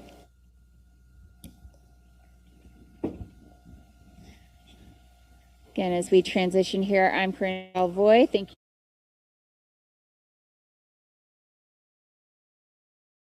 We're going to get ad break. Right back with you.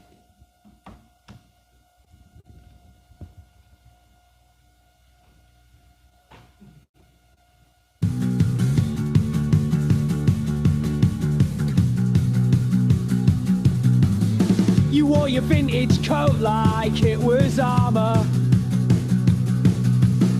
and talked about some band I'd never heard of. I ran right past the station chasing shadows, but I was keeping score behind my teeth.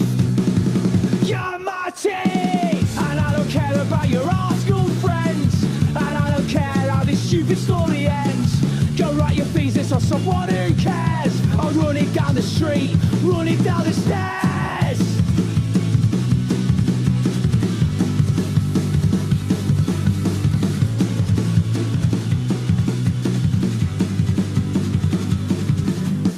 You thought you had me figured out, but I'm just running on my own. Can't believe you left me here. Don't ever think you can call me on my phone.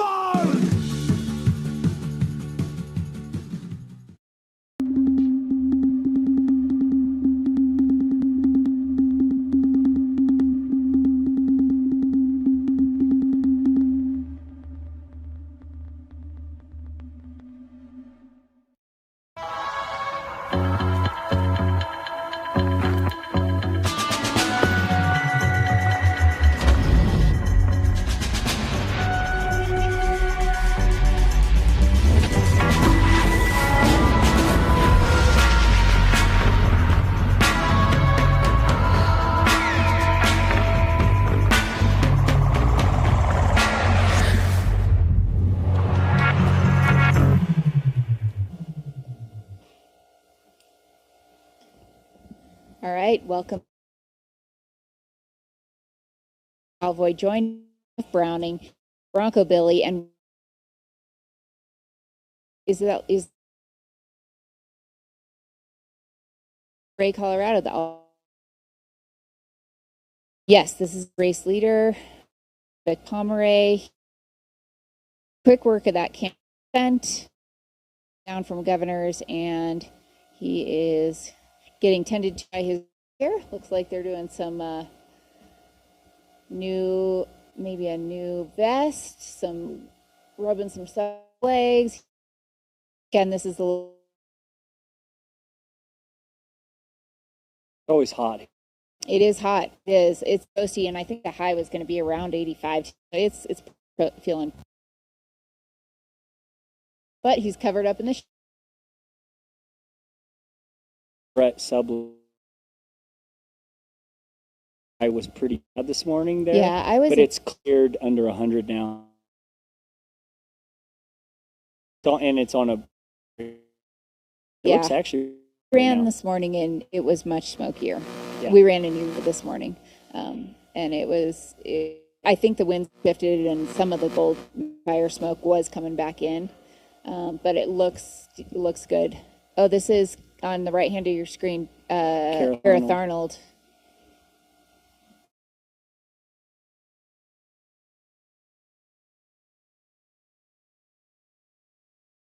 Screen.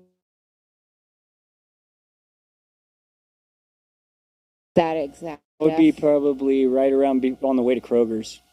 Okay. Oh, so we do have someone up there. We were thinking we might not have any visuals. We don't have them exactly of Kroger's, but looks like that's on the top out the big Telluride. All right. Kroger's. Great.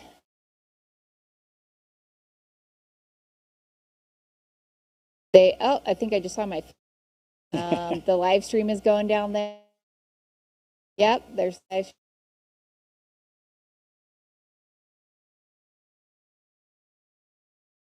So, Beth, from your experience, like, how are you feeling at this point? If you've got, when you're going clockwise, you're around 44 miles. Yeah, tell everyone how you are. I always feel in the run. Yeah. I feel like this is kind of like a quick regroup. Make sure you get everything you need because you have a big warm in the front of the pack, warm climb back up Bear and up to Engineer, and that it's west facing with dark rock, and it kind of really radiates, and you're kind of in the sun, or it's just warm in general because you're coming out of that bowl of Uray. Yep. So I think it's always like I've always had to carry liters in there. Well, I carry a filter a whole liter above up Bear Creek. Mm-hmm. So I think it's always been make it up that.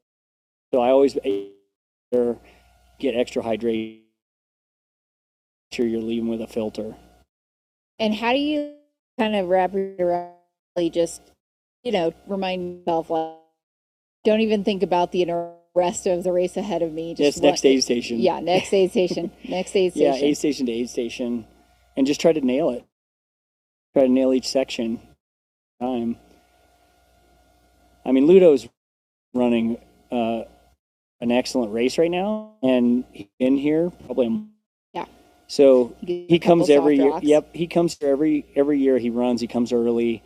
He trains on the course. A very good downhill. I've followed him off of American Basin down to Grouse on a training run off of Handy's, where I ran into him and I kind of tried to hang with him. I consider myself a pretty good downhiller for an old dude, but he's like way better than me. He was flying and we drank a Coke at the bottom, and hung out, and he wasn't even out of breath. So he is an excellent descender. We asked him, we interviewed him before the race this year, and we asked him, like, what do you think, your strengths are? Is it the downhill? And he said, my strength is that I have no weakness. And I loved that answer, but then he kind of followed it up with, like, I'm pretty good at descending. I'm pretty good at climbing. I'm pretty good on the flats. And so I think that when I can put it all together and I can do it over and over and over again for a very long period of time, like that's what makes it all come together. He's like, if I was racing, you know, a sub ultra and I was running this speed on a downhill, it wouldn't be impressive. But the fact that I can do it and then I can repeat it multiple times, maybe is an advantage that I have. So I kind of like that answer. So it's Ludo No Weaknesses Pomeray. That's my nickname. And this is back on the Telluride aid station. We have had 4 or 5 women come through at this point. And I think we are going to also get more visuals, maybe of the women on that ridge that we just saw Carathon, if possible. Right now, Courtney DeWalter is leading the women's race. Kareth Arnold is in second. Tara Dowers in third, followed by Jenny Pierce, Erin Shaw. Then there is a fairly sizable gap, but back to Eliza LaPierre, Bailey Eppert, and Darla Askew.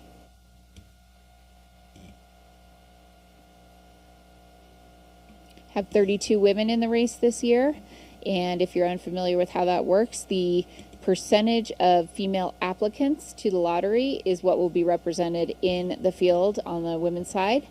Also, just putting up there some leaderboards for everyone on the men's side. It is Ludovic Pomeray leading, and 15 to 16 minutes up on his course record splits from the last time we checked. May have increased that a bit on that descent, but fast charging behind him, Tom Evans and Jimmy Elam, very close to one another, essentially running together. Yeah, they're running really well today too, and Jimmy is really consistent in the mountains. Lives at altitude, and he's been on kind of a terror for the last I think six races in a row or something he's won. Course records and the like. He also doesn't repeat races. Yep, and he's really he's more just get in the mountains and run big stuff in the mountains. Yeah, he said that he was going to do a little bit more than his typical 6-day taper for this race because he's a little intimidated by it.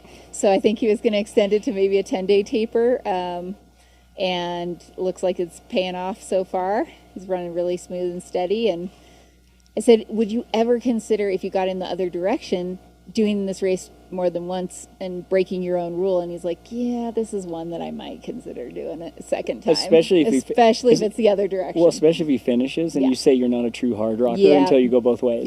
Yeah. And I said, you can justify it. It's a different race the other way. It's a different. It is very different the other way. Yeah, you just different views, different times of day when you're traversing things. So, for sure. So this is ride aid station. This is around 28 miles, I believe. 27.8. Some eyes on, but as we get visual ahead. It is a very, very tight race out of Kroger's for 2nd through 9th right now overall. So Courtney, they're all like a few minutes apart. Mm-hmm. And last we heard, Hillman were running together. Earlier, Courtney was running with Arlen. I think she's just picking the most positive people out there and running with them for short periods of time.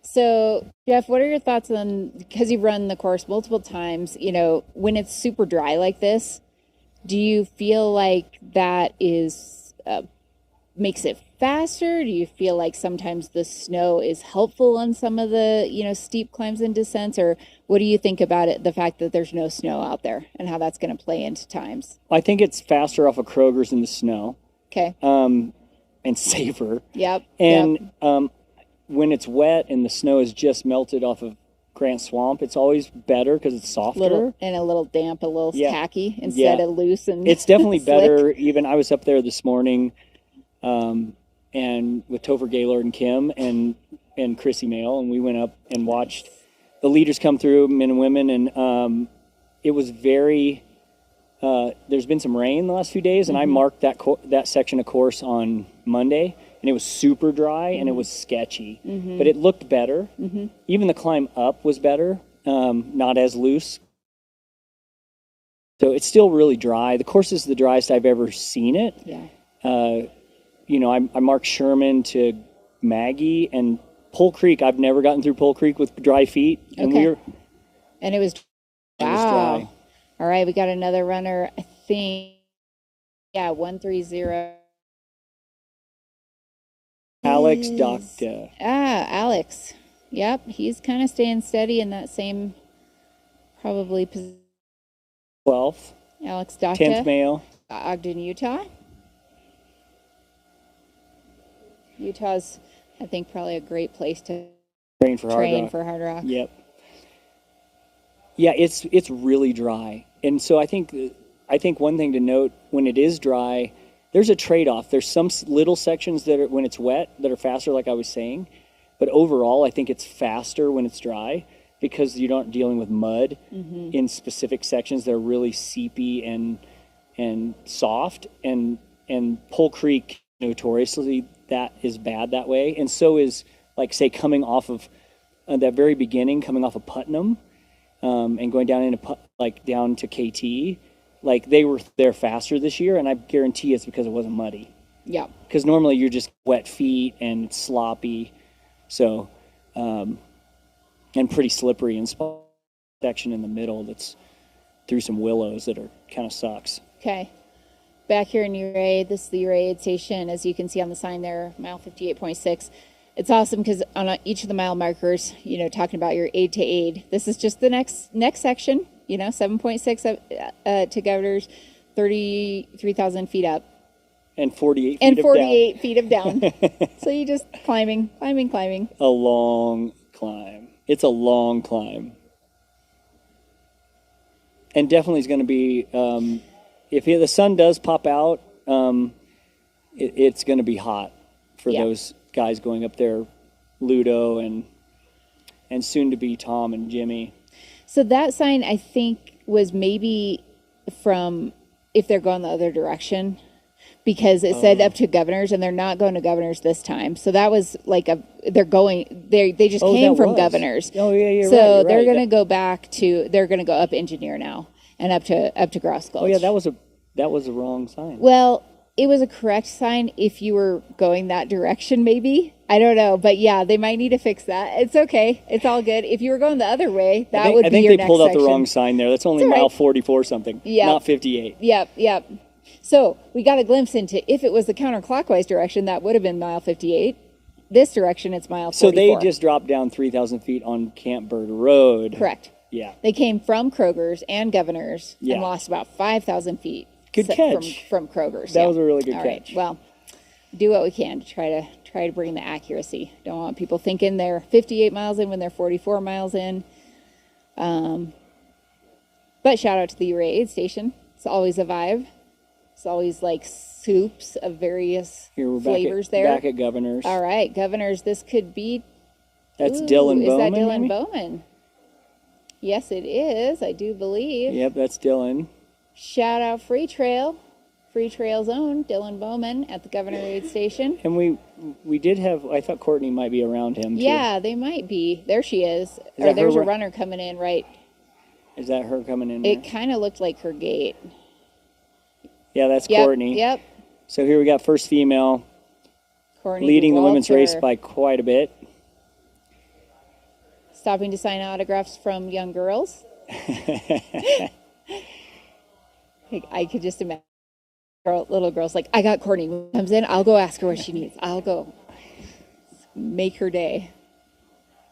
And Courtney out here this year only being crewed by Kevin and no pacers, going pacerless. Yeah, that's my style. I like that. I told her that was smart. Oh, and Debo taking some time, so Courtney Courtney's out. leaving ahead of Dylan Bowman, but they'll probably end up descending this together. They've got, I don't know, 4 to 5 miles from this point, maybe 7. So Gov is at 36, down to 44. Yeah, they got 8, just under 8 miles. Yeah, 7.8. There's the one and only Ryan Thrower, snapping some shots of his good friend and business partner. Loving seeing that Dylan is having what appears to be a really good day. He seems happy and strong, and of course he was second here in 2021 to Francois, and they made an awesome film out of it. I'm Corinne Chavoy here with Jeff Browning, veteran of the Hardrock 100 and new course record holder of the 50 to 59-year-old age group for Western States 100. Congratulations, Jeff. Oh, thank you. I barely got it. 11 minutes. Are you, it was a tight one. Yeah. It was a nail biter for my crew. Seemed like you're feeling okay because you were. I've been out on the course. Yeah. I ran 19 on Wednesday, and wow. I've been out every day this week. Solid. Oh, this looks like it David could Ayala. be David. Yeah, David Ayala. So that would mean that Dylan Bowman moved up in the last couple sections here, and because David was. Actually, they were real close. David, who I'm not seeing, is Ryan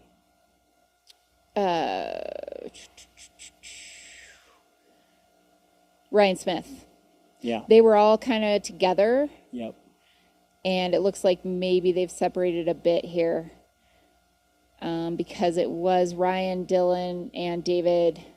Actually, kind of with Jimmy. So Jimmy's pulled ahead now with Tom. This is Camp Bird Road. That's Jimmy. That's Jimmy Elam making his way down Camp Bird.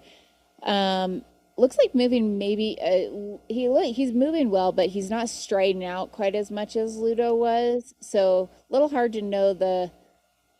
Yeah, they're very different strides. Jimmy has a really quick cadence, short cadence. Short cadence, small quick steps. Mm-hmm. And Tom Evans is ahead of Jimmy, we are being told, so I don't know by how much, but this could also very well be a strategic move by Jimmy Elam I'm going to maintain my quads. Only a minute at Governors. Okay. So they're close to each other. And I do know that Jimmy's like one of those that's like a metronome. Yep, he is steady. He will just be steady Eddie all day, and he's a really good climber because he's a pretty tiny dude. Mm-hmm. If you ever meet him in person, he's I'm 5'8", 140, and he's smaller than I am. He's probably 130. He's a tiny guy. Yeah, super steady. Probably just thinking about all-day effort, all-day pace here. Yeah, they were really close at Governors. They were out a minute apart. And then there's a pretty sizable gap to fourth. I think Schlarb was about 23 minutes, 24 minutes behind at Governors. Maybe 25 even. Looks like 24, yeah. So Jimmy Elam currently sitting in third place in the men's side, making his way down into Uray.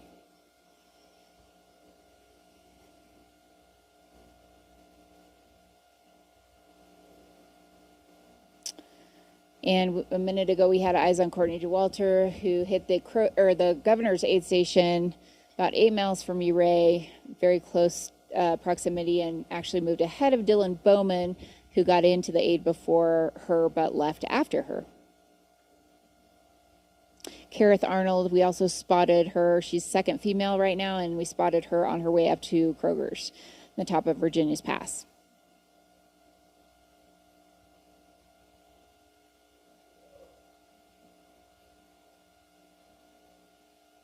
The one thing that is a little frustrating on this descent is in the middle of the afternoon, there is a decent amount of traffic on it. Yeah.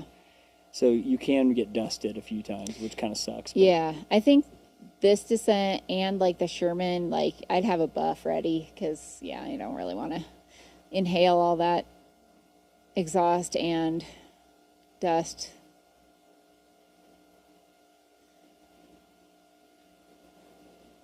Especially on this drive a year.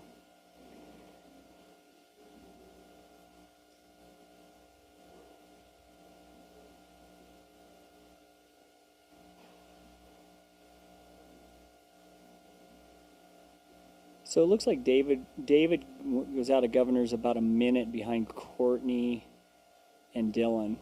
So he's right there behind him. Yep. It's a pretty tight between Ryan, Dylan, Courtney, David. They're really close together. And Schlar's only a few minutes in front of that, maybe 7 minutes. Of course, David Ayala, 4th place last year, really strong race. Yes, and I have a little insight because I'm pacing him. All right. Cunningham to the finish. Nice. So after I'm done here, I got to go camp at Cunningham and try to get a little bit of sleep for when he comes through, hopefully pre-dawn.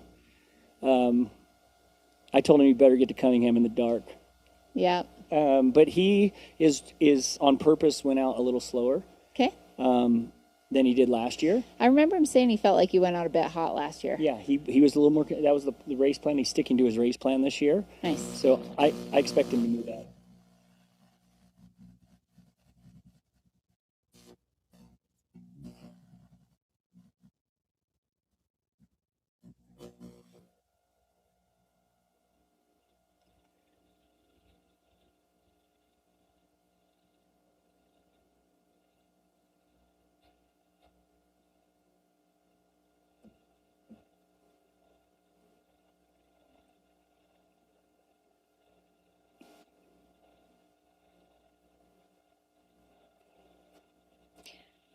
Here he's about to make the left-hand turn to get on to the perimeter trail just above Box Canyon Falls. Thank you again to our follow cam e-bike here for the great visuals. There he goes. He's going to drop down. And at this point, he is probably a mile to a mile and a half from the aid station on the other end of town. Maybe less, 3/4 of a mile, maybe a mile. I'm going to go with a mile. That's Jimmy Elam. Someone in the chat wants to know what your next race is, Jeff. TDS. Right. In August. So heading to Europe. It's been almost a decade. I'll see you there. Yeah. I'm doing UTMB. All right. I'll be there watching. That's the beauty of TDS. You get to do it early and then yeah. watch, yeah. 11:50 p.m. start on Monday in Courmayeur, and then I'm done by Tuesday night. Nice. And then I'm drinking a bunch of cappuccinos the rest of the week. Sounds like a plan. And eat a bunch of good food. Yeah, exactly. Yeah. This is not the course, but the bike cam just following down. This is if you were to stay on the road, how you would get into town. So this is going to connect with the $1 Million Highway in a moment here. And then, yeah, again, this is not the direction that the runners go. Yeah, the bikers, he's descending. The biker is descending quickly, probably making it down. Okay, we're back to Governor Basin. This is 8 miles above Ouray.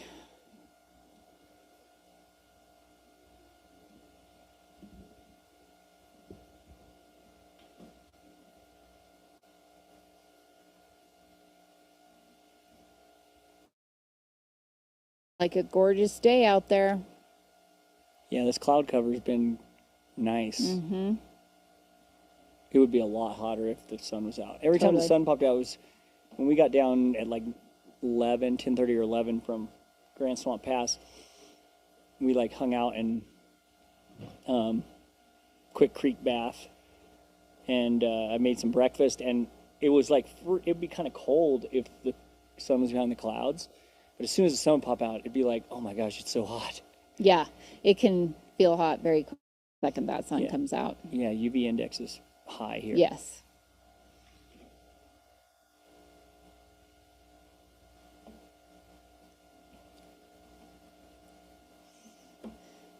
So we've had how many runners at this point through Governor's? Right around, Oh, that's Kroger. Sorry. Governors, we've only had about 8. So we'll be expecting to, maybe eyes on Arlen Glick, Jeff Rome, and then Kareth Arnold, our second place female, coming into the aid station. Yeah, because they've all been out of Kroger's. Yep. Kareth was the last reported out of Kroger's in 11th overall. About 3 miles, 3.5 miles between Kroger and Governor. And that And 3 pitches out of Kroger's is pretty, it's pretty heinous. It's way better when there's snow. Yeah, I did it a couple days ago, and we were on our hands sliding down. It's so steep and it's so slick, and it's very narrow, and there's just rocks on each side. So it's like, gnarly. Yeah, it's really gnarly. It's totally. There's like 2 pitches, two big pitches. Mm-hmm. Yeah, and the initial head wall that you drop off of, and then you have you kind of have a little tiny pitch, another little sort of a flat basin, and then you have a last pitch that goes down to the mine platform. Yeah, it's really, really it's gnarly. It's pretty sketchy. Yeah, yeah. And but once you're past that, it's not bad. Then you're kind of on an old rocky, kind of unmaintained Jeep road type situation. And this year there's a reroute off of. Yeah, because there's mining reclamations up there. They've gated a couple areas. Yeah, so there's a new little section of trail, and this looks like Tom Evans. All right, this is Oak Street, the famous Oak Street in Ouray. If you do the race 10K on the 4th, you have to come up this. He gets to go down it. So this is Tom Evans, very close now to the Ouray aid station. Yeah, he's probably a third of a mile, half a mile at the most. Yeah, exactly. He's gonna. This is one of the coolest things is like some of these houses over to the left here. One of them has a gigantic rock, and they put a staircase up it. I'm like, that's a pretty cool thing to have as a kid. Just a little metal staircase up a giant rock outside my window there. So he's gonna be dropping down, and we will see him coming. He looks like he's moving pretty smooth. Yeah, especially for being 43, 44 miles in, with maybe 15, 12, we were figuring maybe 12 to 13,000 feet of climbing so far. Yeah.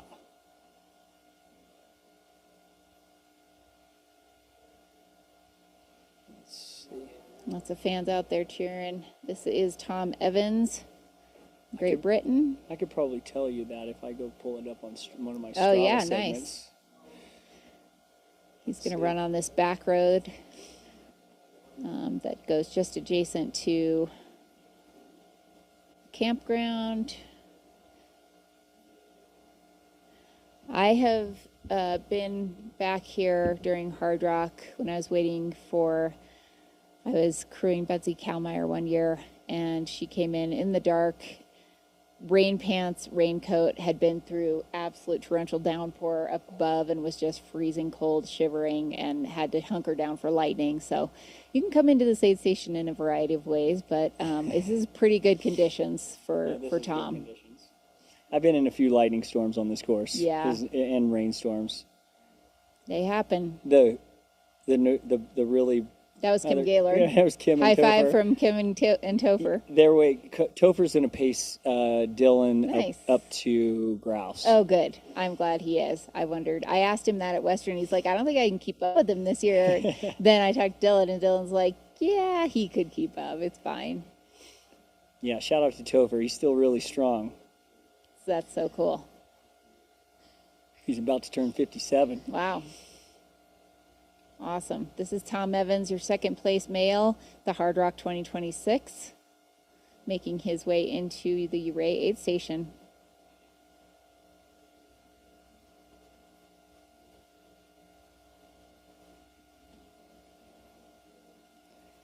About to make a right-hand turn, and he will be greeted by a whole bunch of people. You can see him lined up there.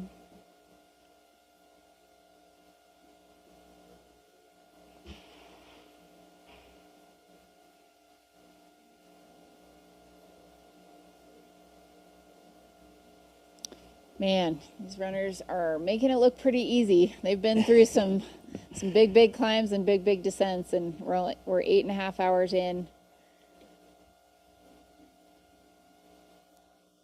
It's the Uncompahgre River he's just popping over. And the aid station. There it is. Okay, we were wanting to know how much climbing. By Uray. Let's see. What is the total there?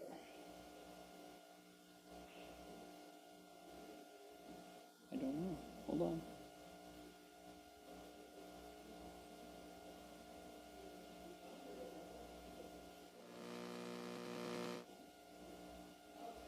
Looks like they are on a mission here.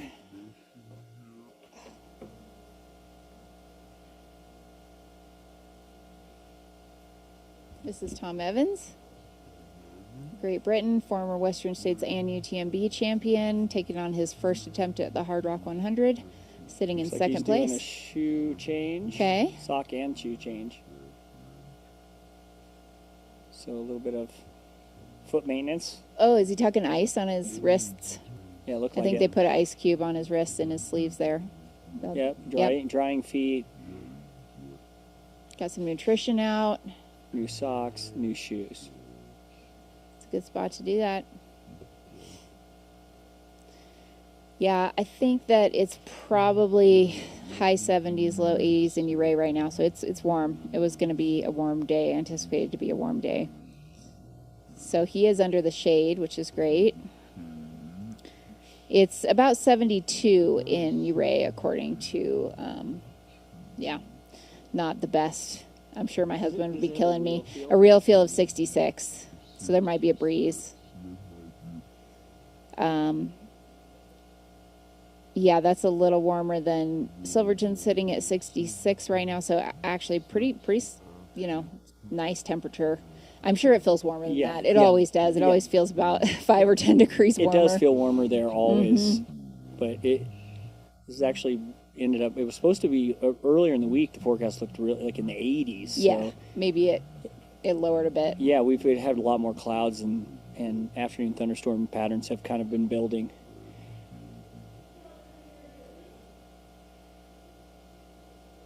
Okay, getting cooled down, topical cooling, and it looks like he was making quick work there. Oh, we just had eyes. Was that Tara? Oh, yep. That could be Tara. Yeah, that's Tara. So that's Tara climbing up out of Telluride. She's almost up to Mendota Ridge. This is a steep little section here. Someone asking if there's snakes at this elevation. Yeah, there's some snakes, but not really, not a ton. But there is a lot of wildlife out there, and honestly, I think that Moose. Hey, Jimmy Elam in the aid station. Oh, that I have seen that chair at Mammoth. Looks like the most comfortable chair. That is a sweet chair. It's like an awesome, this is his thing. Yep, Anna Fisher, his partner there, crewing. Looks like he's taking in some good fluids. And looks like Tom's on his way out, so Jimmy's not that far back. Yeah, they're very close. I mean, yeah, Tom's literally like 5 seconds out of the aid station now. And I wonder if he's getting also intel. I mean, yeah, Jimmy looks like he's doing a great job of sitting there refueling. Looks like that was some Coke or maybe something. Coke, yeah. Looking great. So 2 and 3.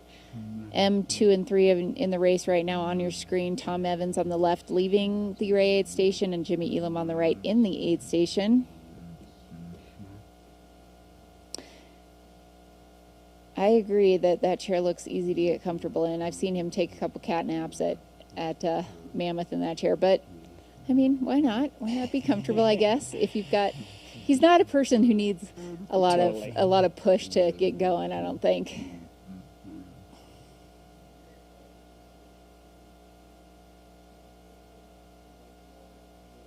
Yeah, new shoes on. He, I believe, was going to be wearing the Norda 055s out there. Shoe that's coming out from Norda, I think, right now, if not yesterday or today.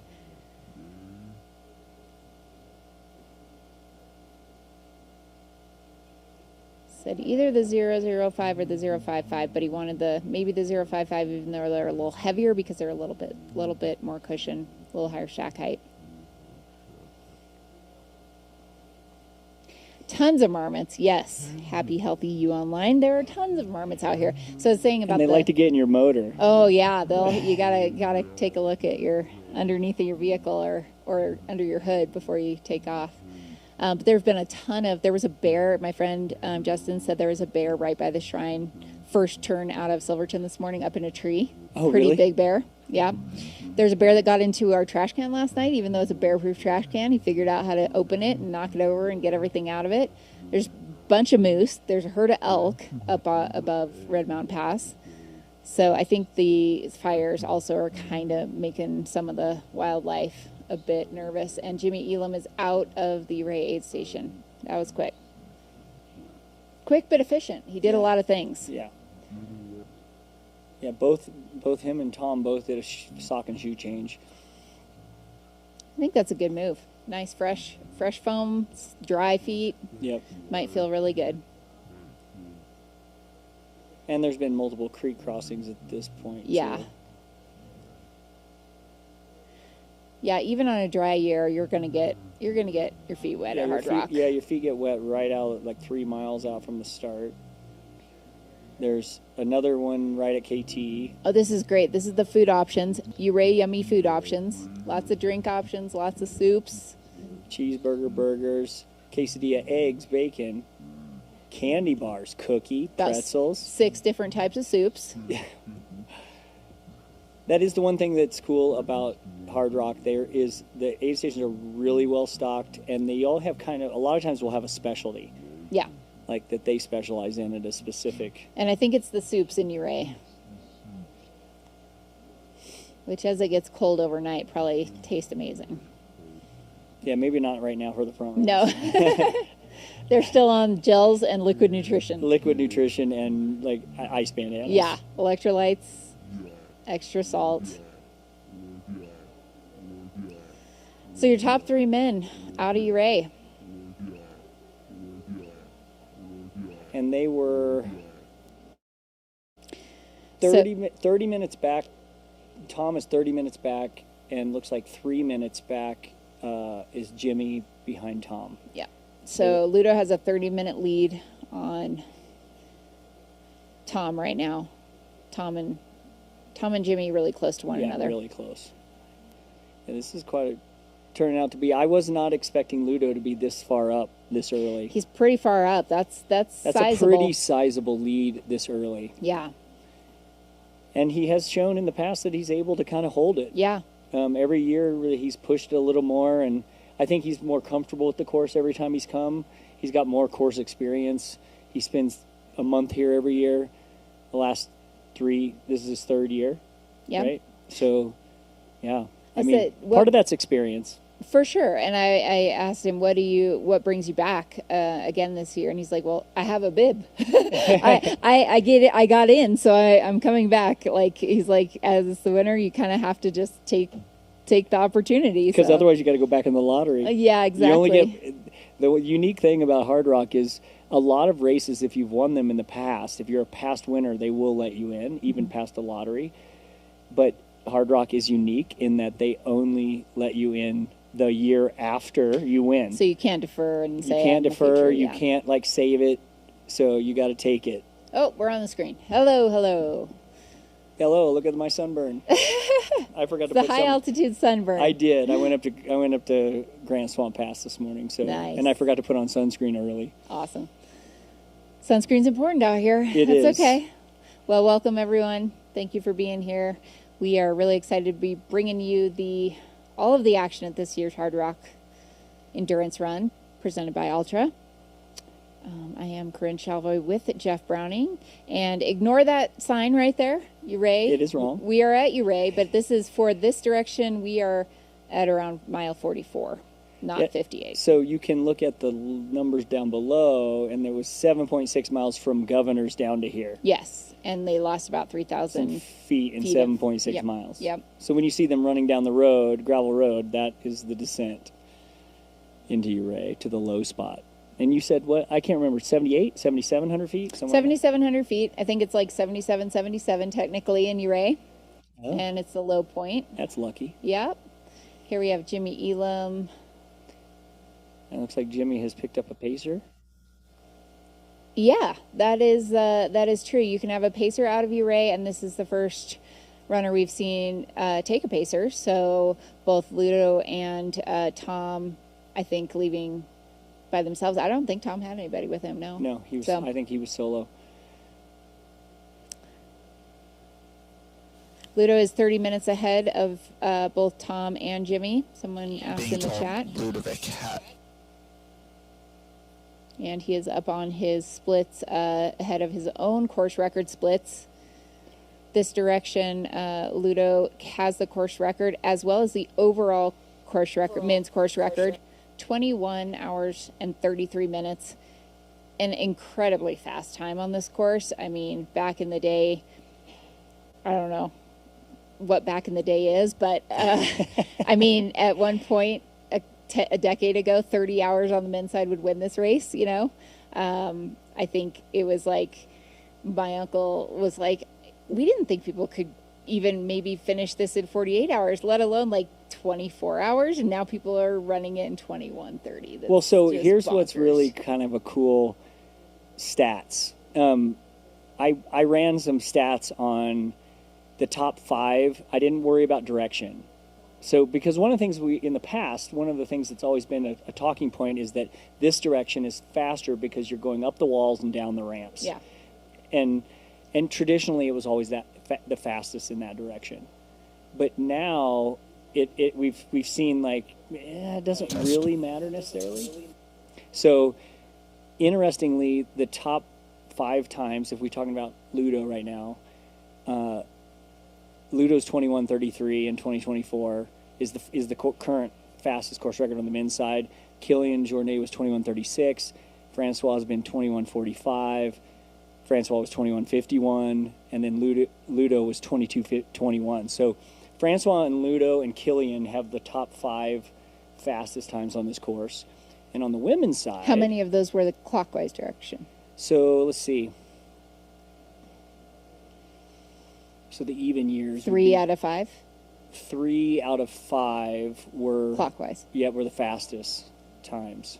Okay. Yep. Francois was really fast in the other direction. Yeah. And then the women's is an interesting one because the men's has all been broken. Like the top 5 times are from 2021 to 2025. Mm-hmm. Just the last. It's all in the last 4 5 years. years. Yeah. And the women's is the span is 2009 to 2025. Wow. In the top 5 because Diana Finkel's Diana 27-18 sat for a long time. Yes. It wasn't broken until 2022. It was set in 2009. Yeah. I mean, she ripped it up and it just sat there Yeah. for over a decade. Yeah. So now we have, Courtney was the first one to break it in 26:44 in 2022. Then Courtney broke her own course record by about half an hour, 28 minutes. No, half an hour actually, exactly, in 2023. And then Courtney broke it again into 26:11 in 2024. So she took 3 more minutes off. And then Katie came last year in 25:50, so the first woman to go sub 26. Yep. And I think that I haven't looked at where Courtney is yet. I haven't started crunching those numbers, but I think she's close to a. You got to imagine she's thinking, break my own time, maybe try to approach 24 hours, like what can be done here, and just really kind of have and I guarantee you Kevin has some of those splits in his back pocket on a spreadsheet somewhere, and he's just reminding her, this is how you need to, you're on track, or you need to pick it up or slow it down. So that's awesome. This is Jimmy Elam climbing out of Ouray. He's on a very steep pitch here, and he's just getting to the Box Canyon Falls area, and then he's going to take a left. This is all a climb, but he is currently your 3rd place male. Very close in front of him is Tom Evans, about 2 or 3 minutes up. So if you go visit Ouray and you want to, I don't think they still do it. You used to be able to feed chipmunks at Box Canyon Falls. It's kind of a fun little thing. But if you were following us earlier, they come down above Box Canyon up at the High Bridge through a cool tunnel. This is the lower part of that right there. Nice smooth road. Jimmy Elam. I don't know who his pacer is. I think he actually may have told us in our interview, but I can't recall. Maybe he didn't. But obviously he does have a pacer, and you can grab one out of Uray.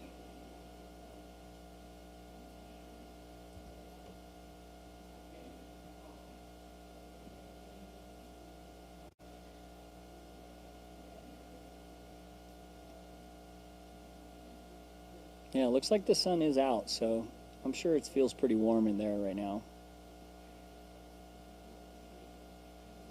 Yeah, it's a bit exposed there. Off to the left, that canyon is where some of the famous ice climbing occurs for Uray in the winter. It's brought a lot of really good tourist economy to the winter months for Uray. And the ice park actually happened by accident when one of the pipes going across that sprung a leak and created I did not know that. It created an icicle, and somebody went up there and climbed it, and then they were like, actually, we could do this on purpose and kind of just strategically make some breaks in the piping out there, and the ice park was born, the Uray Ice Park, which people come and to climb from all over the world. Yeah.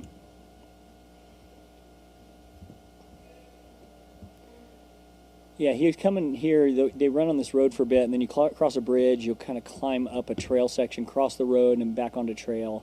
So they're almost done with the road. You can kind of see these bridges up ahead. Yep, and just to the left on the other side is the Campbird Road they came down.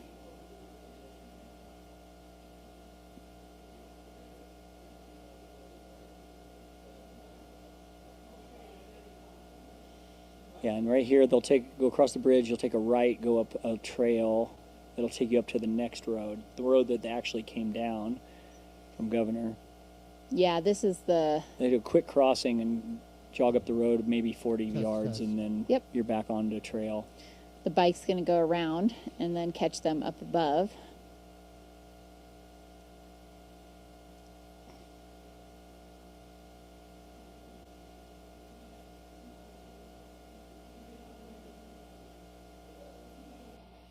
Yeah, it can be pretty warm feeling on this road, especially at this time of day. Even if it's 70s, it can feel like 80s out there. Sun's out. Yeah, for me, I always feel like this climb is always like one of the hottest on the course. Yep.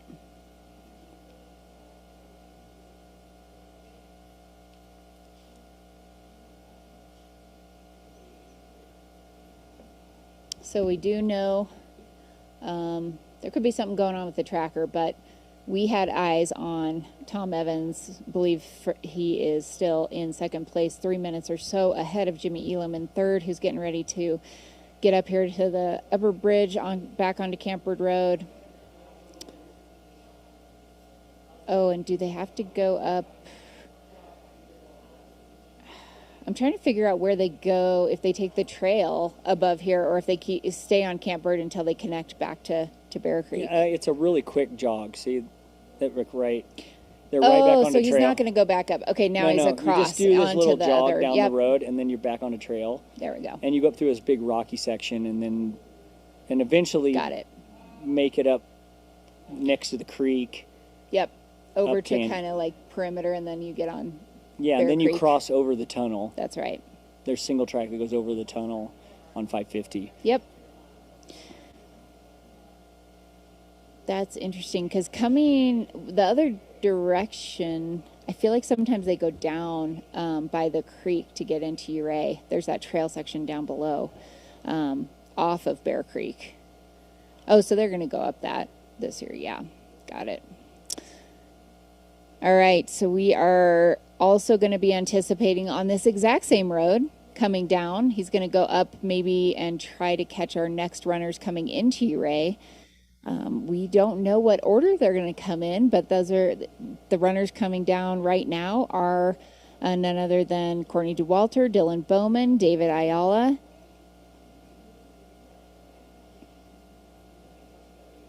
Yeah, so hopefully we can get eyes on them pretty soon. It's going to be cool to see who maybe opened up a bit more down that, who took it easy. Again. Okay, so here's some. I think this might be fun to. So I went back to 2016. Okay.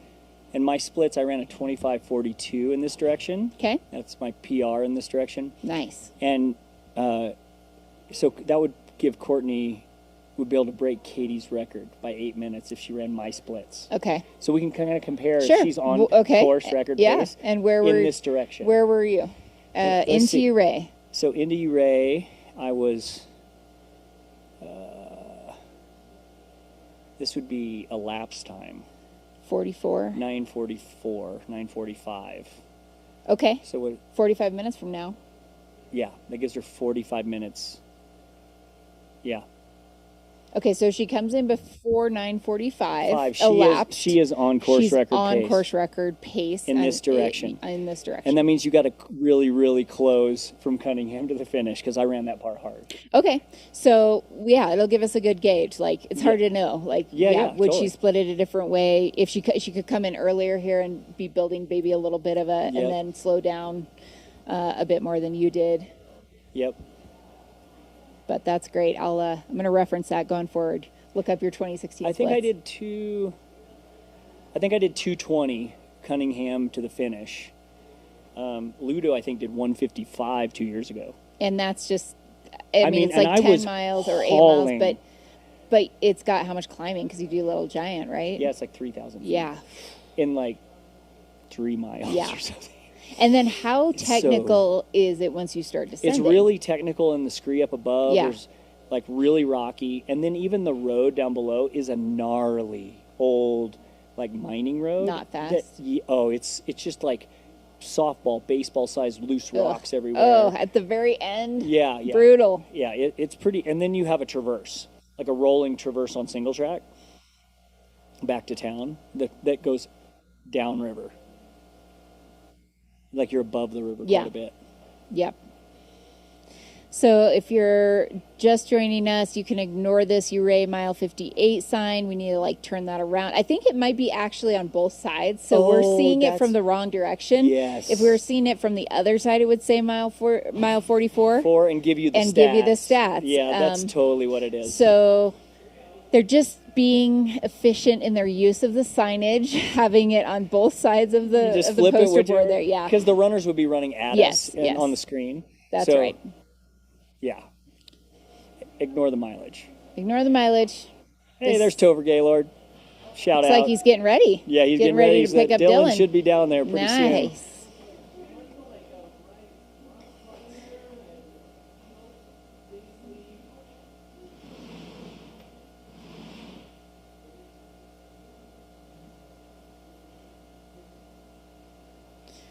Also, Arlen Glick up there in that next pack. Although I don't think we got eyes on him at Governors, did we?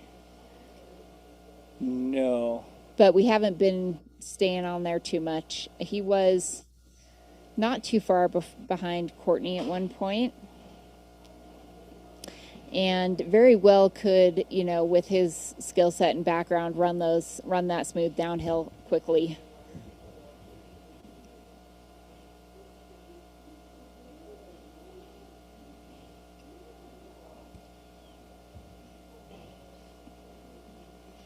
Yeah, I know. Speaking of Dylan Bowman, his whole family's going to be out there. His brother came out. I think both of his parents and parents-in-law, just kind of making it a family affair. Just wanted kind of all of his people around him. Looks like the Tara Dower crew is rolling into Uray to get set up. See some of her staple crew folks. Yeah, and if you're trying to follow map progress, it is definitely not. It's a tricky one with all these canyons and it's cliff spotty. faces. Like some of the pings have been like 15 to 25 minutes ago, so you can't really go by. You have to look at when it was pinged to see where they are because it still shows Ludo in Uray. Yeah, but it was 56 minutes ago he was pinged. He just hasn't pinged again. Yeah, and it is a very narrow canyon they go up, and once they get up into Bear Creek, it's literally a dynamited out of a cliff band above the creek. It's a big gorge, and it was dynamited out so they could get pack mules through it. Yeah. For mining. Yeah, I heard, Tom was talking about this, and I really appreciate that he looked into and kind of knows the history, that a lot of these trails that they're on, they were not made for people to go on. They were made for the miners to go on, and or their animal trails. And hence why, a lot of it is very rugged and remote. But yeah, just thinking about kind of what people used to do in the mining industry this was their job. Just to get to work. Yep. It is a pretty crazy section of trail. Like, you do not want to trip.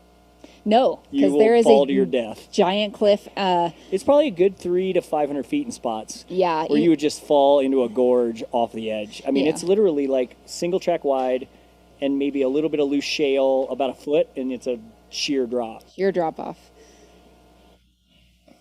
It's not that bad going this direction because you're going uphill. And when you're going down and trying to go you're fast, bombing that. Like, you would not want to like do a Superman. Don't want to slip. And even if you're driving on the $1 Million Highway and you get to Bear Creek Falls, actually, my dad's younger brother, my uncle, fell off that falls when he was younger, a little kid, and broke a bunch of bones. He survived, and he fell off of Bear Creek Falls. What? Yeah. That's crazy. It is crazy. But you can drive over there and check it out. It's beautiful, beautiful little falls. You can hike Bear Creek, go experience the shale for yourself. Yeah. Take some home for a souvenir. We have not had an M4 through Ouray yet. That's a question in the chat. Yes, things are on the other side of that Ouray sign that says 44 miles, which is what they're going to see when they leave. And they're probably going to see how much they have to climb to get to the next aid station, which is going to be Engineer. And that is around mile 52, just under mile 52. Yeah, it's right at tree line. Engineer. It's tucked into the trees. So that's perfect. Tree line's 11,000? Yeah, usually around and there. They're at 7,700, so we've got 3,500 feet of climbing. Yeah, and it's just a long, slow climb up to Governor's. Up to Engineer. Yeah. And once you're out of Engineer, you immediately step out. Like, they're in the last little clump of trees before you're up in the tundra. So you're climbing up into just open. And a lot of times, like, this time of day is afternoon thunderstorms. It looks like we may not have any today. It's just been cloudy off and on. But yeah, there's been times up there where it's been a little sketchy. Mm-hmm. Like, I've been running down that road with my raincoat on and trying not to get struck by lightning. Yeah. I saw a very, very, very quick little burst of maybe like grapple earlier in the day on one of the sections up high. But otherwise, there's been zero precip. Yeah, I don't think there was any real precipitation in the forecast. I don't think so either. Never know. Yeah, I mean, the good thing is since Tuesday, they've started to have this afternoon thunderstorm pattern cloudiness, building. Yep. So I'm hopeful over the next couple of weeks, the Southwest in the southwestern Colorado and northern Arizona, where I'm from, we need rain. There's fires everywhere. Oh yeah, my son Dash came up with, this is the Ouray station. That's not bad, the Ouray station. I like it. There's looks like a little Rachel Intrican sighting. She's going to be pacing Tara. Yep, she's standing right there behind the cardboard trash can.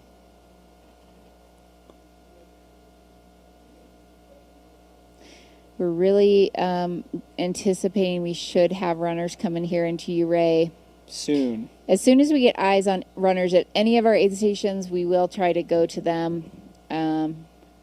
Again, main focus to bring you. Here's Courtney DeWalter. Yeah, there she is. Yeah, that is your women's race leader, the one, the only Courtney DeWalter. Looking nice and smooth down the Campered Road. Signature stride, probably signature smile if it was a little clearer.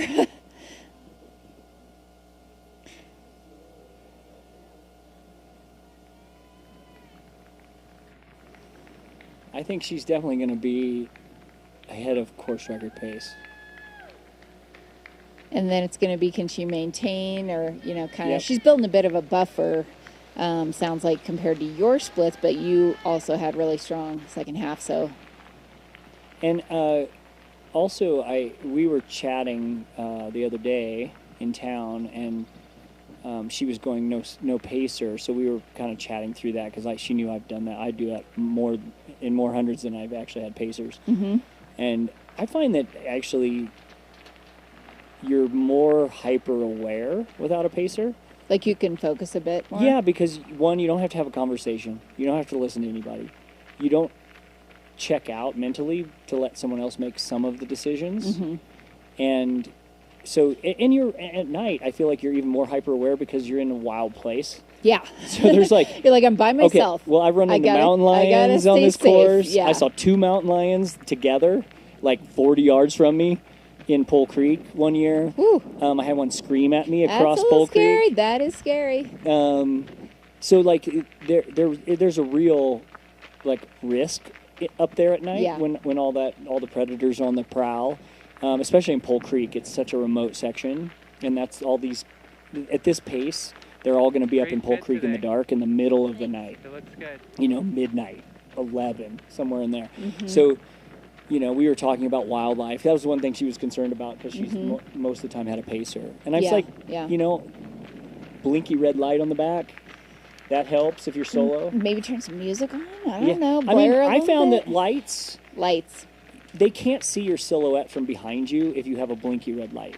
And there's been like wildlife studies on ranchers using blinky red lights to deter predators from herds. And most headlamps have a And she has. We were talking about it. Her Petzl has a blinky red light on the back. So we were like, I was like, if you don't care about somebody sneaking up on you, just use it. There you go, pro move. And I was Nice. like, then that'll settle your brain. I like it. About something sneaking up from behind you.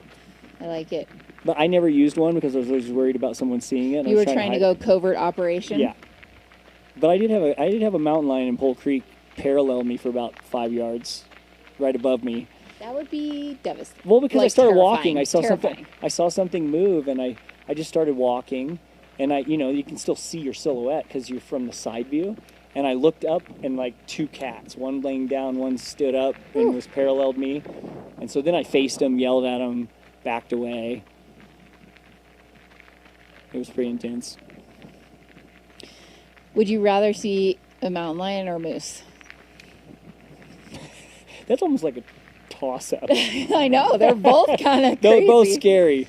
I mean, moose are like just so unpredictable. At least with a mountain lion, if you see one, you can kind of like, it's going to be at night. You can kind of like face it with your lights, blind it, and then just, the biggest thing with them is you're trying to make them unsure of themselves. Like, you're like, I don't think I want to mess with you. You're not prey. You need to put a doubt in their head, with your actions. Is this Ludo with a pacer? I'm trying to see. I think that's Ludo in front of that runner. I think it is. Yes, it is. Yeah, that's his socks. So Ludo does have a pacer. Yeah, so we're up in Bear Creek. Nice. Up You Bear can Creek. start to see the narrowness and then the drop on the Yeah, they're on the not right. quite up to the. I don't think they're quite up to the really where it's been blasted out. Right, yeah. And I heard there's some infrastructure now. I think they may have there was that one super sketchy section they had to refix every single year, and they may have put some kind of permanent fixture there if it's a little bridge or something. But I yeah, heard there's there one was a section lot where of you work. kind of have to jump across kind of a kind of a sketch. Yeah, and you do not want to if you slip have- down it. If you have any fear of exposure, Yeah. you I mean, luckily I in my past before I was an ultra runner, I climbed, so that helps when you're in the mountains. You're a little more comfortable in that kind of setting, Yeah. because you've been exposed to it. But people who haven't, it can be tough. It can really get in your head. For sure.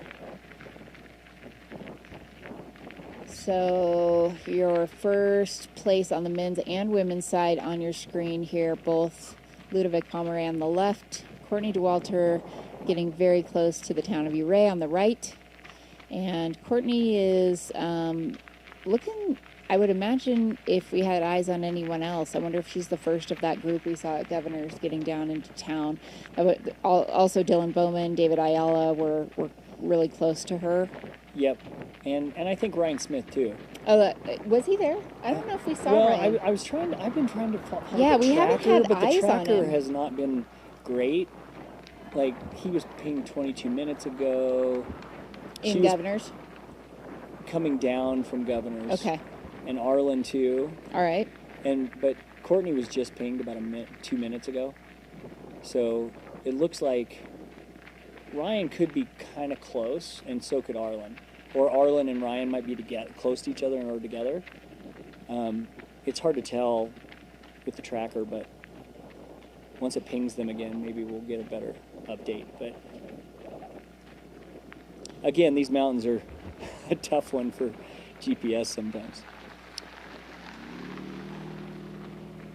She's about to make the turn. Making the turn. Thank you to our follow cam biker out there going up and down the very steep Gampard Road. That is the Gus Gibbs out there bringing us these visuals. Thank you, Gus. And it's hard to tell, but it is very steep right there. And now she's going to turn and head toward Upper Box Canyon Falls and then down into Ouray. It's probably, what, a mile now? Yeah, I bet it's a mile from there. Hold on. Might still.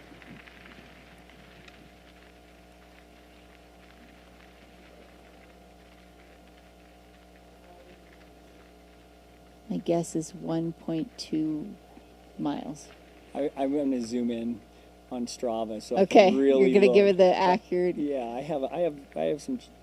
I've been on the. I've finished this thing 7 times, so I got a few GPX route or files. But did you grow up in Ouray, Jeff? Did you? Did you run on this when you were a kid? Did you? Yes. I didn't know you Born grew up- and raised. I did not know you were born there. 4th generation native. That's awesome. That was the high school training ground right there. That is so cool. Okay, so.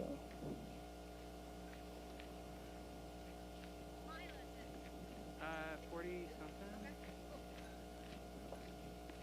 We've got the live tracking pinned. One other thing, if you want to sign up on the Mountain Outpost website, you can sign up for text updates whenever anybody does anything, goes through an aid station. So I just got a ping. Checkpoint, Jason Schlarb is 4th male through Ouray at 43.9. Cool. And so it sounds like maybe Jason Schlarb is into Ouray at 9:11, it said, actually 9:11:50.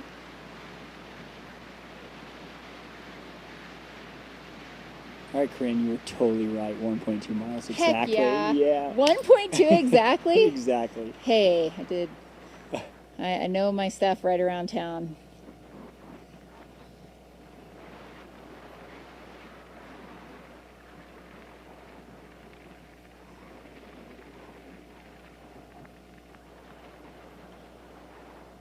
Yeah, you can start to see this is the upper section of Bear Creek, just the narrowness, exposure on off to the right. They're still climbing. Courtney's shorts are called short knees. Solomon sells them now. I imagine if you go pick up a pair, you're probably going to be supporting Courtney, so you can do that. She's a big fan of the loose, long shorts. So it looks like a 29 minutes back, Schlarb is from Jimmy Elam. Okay. Out of Ouray. Okay, so around 30. Because he's left. He came in 3:08. He was there 3 minutes. Nice. Left in 3:11. Jason Schlarb running an excellent race Jimmy so took far. 3 minutes. Tom was only 2, Tom I think. was 2. Yep. Ludo was 2. Yep. It's the way of ultra running in the front of the pack. Oh, you can man, only it's take crazy 1 or now. 2 minutes at these aid stations. Hey, we got the sign, the correct sign. Mile 43.9. 4500 75. Oh, that's to engineer, and that's not all the climbing, by the way. daunting. You still have a huge, like a big wall to climb up to Engineer Pass. Yeah. Up onto the 4-wheel drive road.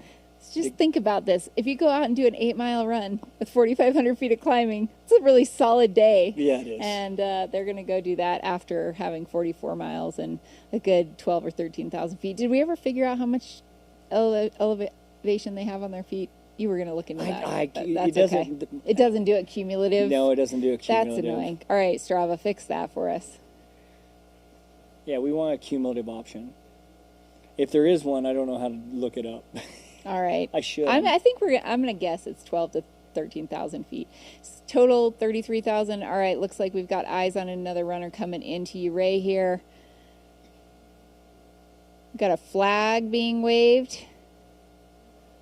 Wow. Oh my goodness. What the heck? Who is? Oh, that's Ryan Smith. Yeah, Ryan Smith. There's like some crazy costumes. What is this? What is the flag? I don't know. Yeah, anybody know out there in the chat? What flag is that? It's not a Rocky Mountain Runners flag.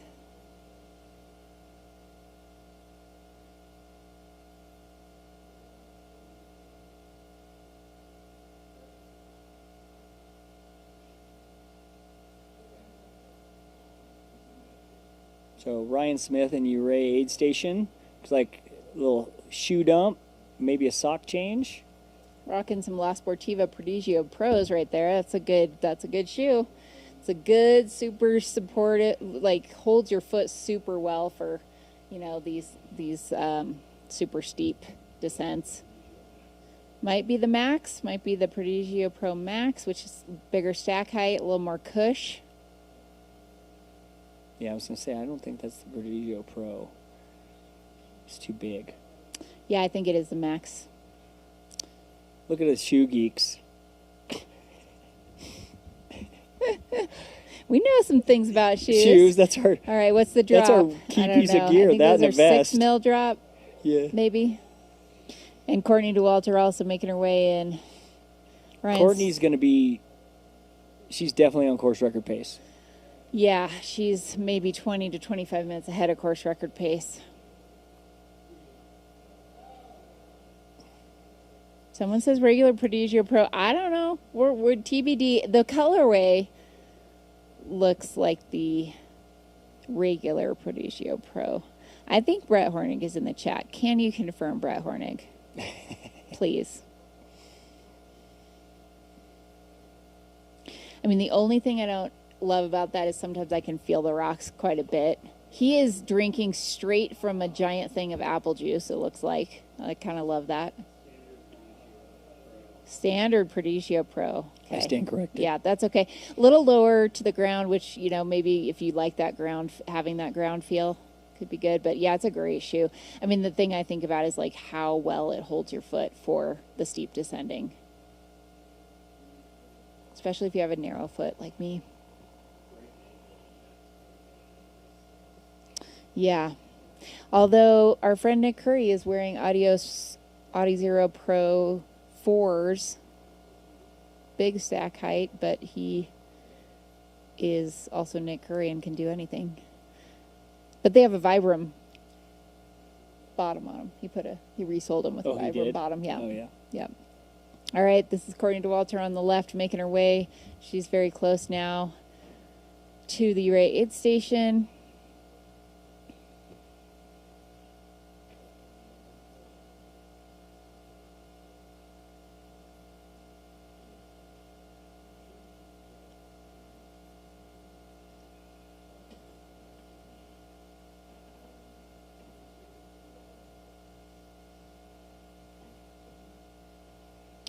All right, how many of the runners who have gone through Kroger's do we think have taken a shot of tequila? Ooh, I don't know. I think I just saw an update from iRunFar that Tom maybe caved to peer pressure from Jimmy and took one. So maybe Tom and Jimmy did both take one. I love it. Well, traditionally it was more like a thimbleful. Yeah. So... Question. A full shot, I would not recommend. That's a lot. You don't want to do a full shot. Don't let someone give you a full shot. Okay, this is David Ayala coming in to the Ouray aid station. Okay, so we've got David Ayala and Ryan Smith both in the Ray Aid. Looks like Ryan is getting ready to depart, and Courtney Dauwalter is about to, she's a quarter mile from Aid. So a lot of action going on there in Ray. Ryan Smith rocking the Rocky Mountain Runners. New ice bandana, so yeah, must feel warm down there.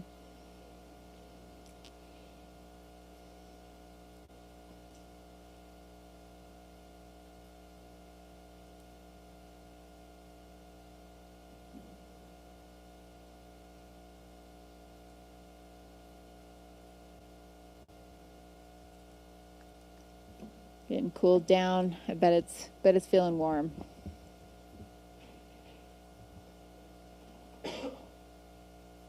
Who were your picks, Jeff? Who were my picks? Who were your picks? Oh. I mean, I guess you have to say who you were thinking about before the race started. Yeah, I would have it. I mean, I have to say, I thought that Tom would be with Ludo.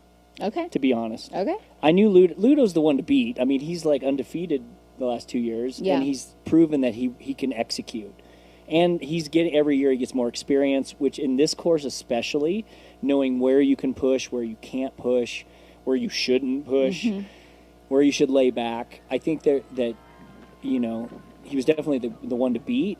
But I just, you know, I think what's cool is that everyone's riding Ludo off a little bit sometimes compared to Tom because of his age. And I, as an old guy, Can't do that. You can't do that. I love that he's still ripping it up. He's just a number.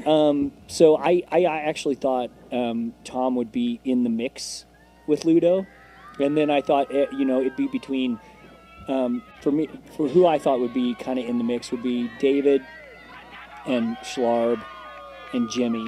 And I knew Jimmy would be up there farther. Jimmy's been really strong. And we have audio here at the Still and Bowman coming in. Nice. Steve-O. Hug from wife Harmony.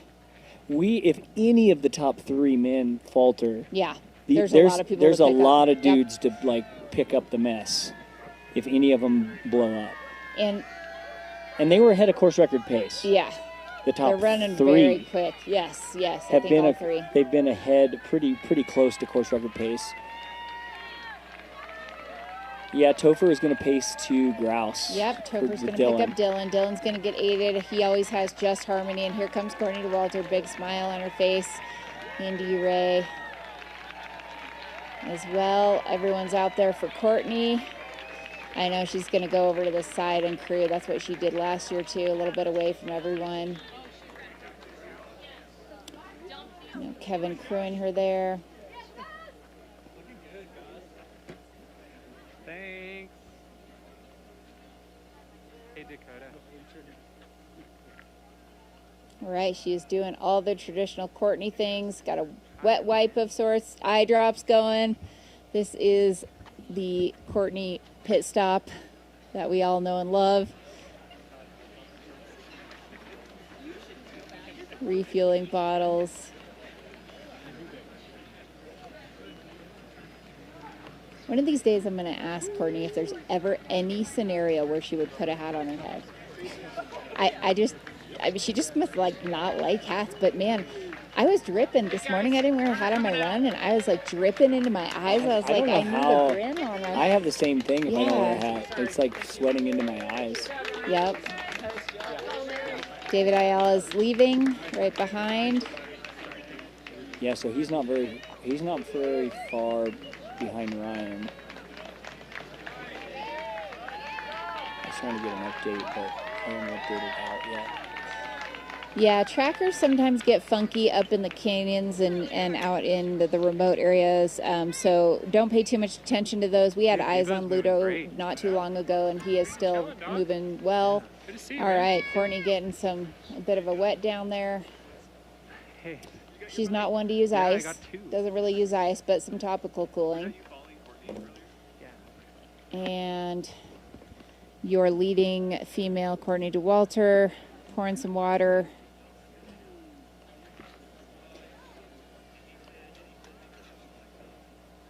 As I say that, she grabs a cold towel or I think it's a cold towel. I was like, is that a nice bandana? But I think it's just a cold towel. Maybe she's going to wrap that around her neck. And she's out. There's partner Kevin. Yeah, and just so everyone's aware, the open split time list of runners, it looks like Ryan Smith is not on the list. So just FYI. Yeah, for some reason his tracker is not pinging. Oh, he's stopping to give hugs. Hugs to Anna Frost. Okay, 9:27, she's out. 9:27, about 18 minutes. 17 minutes ahead. Ahead of what the 25:42 I ran in 2016. So that gives you kind of a benchmark of where she's at right now. She's definitely on sub 26 pace if she can close. Chronicles. I'm interested to see how she does without a pacer. I think she's always had a pacer. Yeah, I think she does. Except in Europe. Yeah, obviously I think she you can't have one in Europe, but it would be really. I can't wait to talk to her afterwards and see how it went. Yeah, and to your point, like it's also, for some people, and I've gone back and forth for myself at this, it's like sometimes it's easier to get a little emotional or break down when you're with somebody. Oh yeah. If you gotta keep it together because you're by yourself, you just keep it together. And you just don't. One of the other things I see I do personally is I sigh. Oh. It's like the relief. It's like voicing your pain. Yeah. In a small way without even saying anything to the pacer. Just and I don't do that when I'm by myself at all. Okay. Oh, you do it with the pacer, but not by yourself. Without, I don't do it by myself. Yeah. So again, I just buck up. I think there's something to that. I mean, it's going to be an interesting experiment. I've had pacers, and this year at UTMB, no pacers, so gonna have to do it alone and just keep it together. I like the solo. It might end up being in your favor. And then I think there's all this debate: do pacers make you faster or not? And I think it depends on who you are. And this is exactly, and it's been a big discussion recently on some podcasts, and Jim Walmsley bringing that up. I think it's a really good discussion point. I kind of agree that I think elites should probably not have pacers. Well, to make it a level playing field. I think there is risk of potentially I don't know, just getting more help than you should at aid, whatever. It's too easy to cheat. I don't know. But also, some of those people, and I don't know, I don't want to speak for Jim, but I think some people maybe just, it isn't necessarily a benefit for them to have someone with them. And so if other people can, and it's a benefit for them, then it's not a benefit for you. Then it's like, that isn't an even playing field. I mean, he mentioned it was 2-on-1 at Western that one year because Rod and Tim Tolfson were right near him, and he was by himself. So he felt a little like it was 2-on-1. Right. But this is Courtney Dauwalter looking really, really great. You can't tell this is actually climby. This is uphill for sure. And she is running this just like she's out for a nice jog, and she's 44 miles into this race right now, looking really, really good.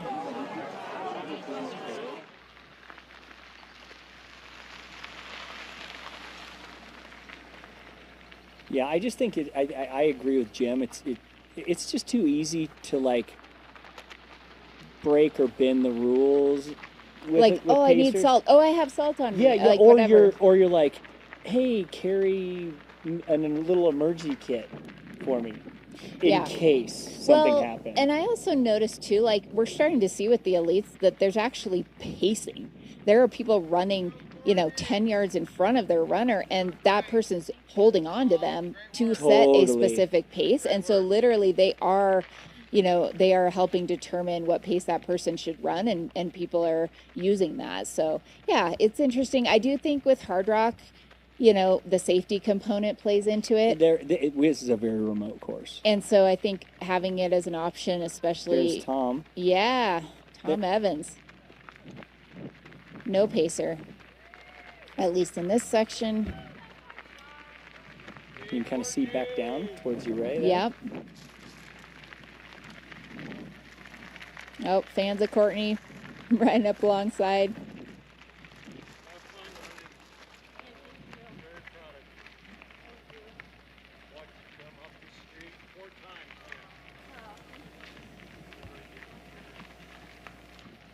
So this is really, really cool to see Courtney Dauwalter Addie, Ray Aid. I don't know if Debo left or not. He was in the aid station. David Ayala left just before Courtney. Yep. Okay, and then Debo left right after. So we are keeping visuals on Courtney Dauwalter, but right around her are David Ayala and Dylan Bowman. Yeah, I think David is in front of Courtney. Yep. And Dylan's behind Yep. Courtney. 5th, and then Courtney's sitting in 6th overall, and Dylan in 7th. 6th male, 7th overall. Actually, one more than that because. Oh, we don't have. We're missing Ryan Smith from the tracker. Ryan Smith is in 5th. Yeah, Ryan He's Smith's between going Jason covert Slarb and mode. He's right in front of David Ayala. This is Jimmy Elam on the right side of your screen. Oh, Courtney giving high fives to the kids. Yeah. Nice work, guys. It's totally good. Yeah, there's a little bit of the gorge off to the right. You can kind of see on the right split of the screen, following Jimmy. Also looks like maybe there's a bit of wind. You can Yeah. see his shirt there. Be getting that breeze probably feels good with those warm temps. Yeah. So here she is, just on the other end of town, and she's going to make her way left up the box canyon, up that steep little pitch to get back up to the trail above town.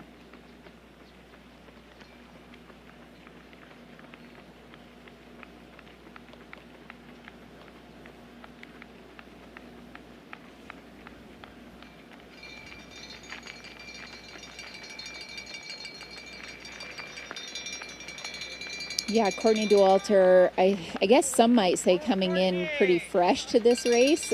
She doesn't have Western States on her legs, which she did just a year ago. She did run Cocodona 250 this year. Excellent second place under previous course record time there at Cocodona. An amazing return to the 200-plus mile distance, which she's done a couple times, but it's been a few years.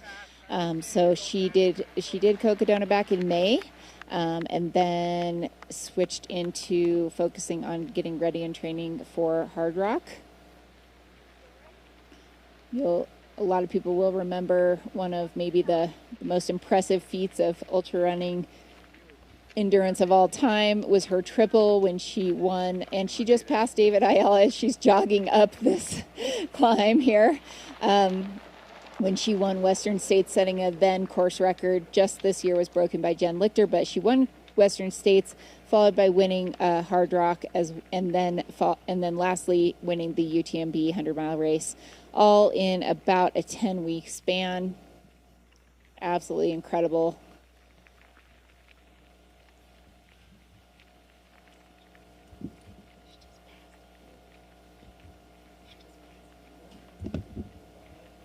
Courtney running this entire climb. We saw Jimmy Elam hike up this, and we're seeing David Ayala hike up it. So she's just kind of she's into that, grindy gear mode, and she is running.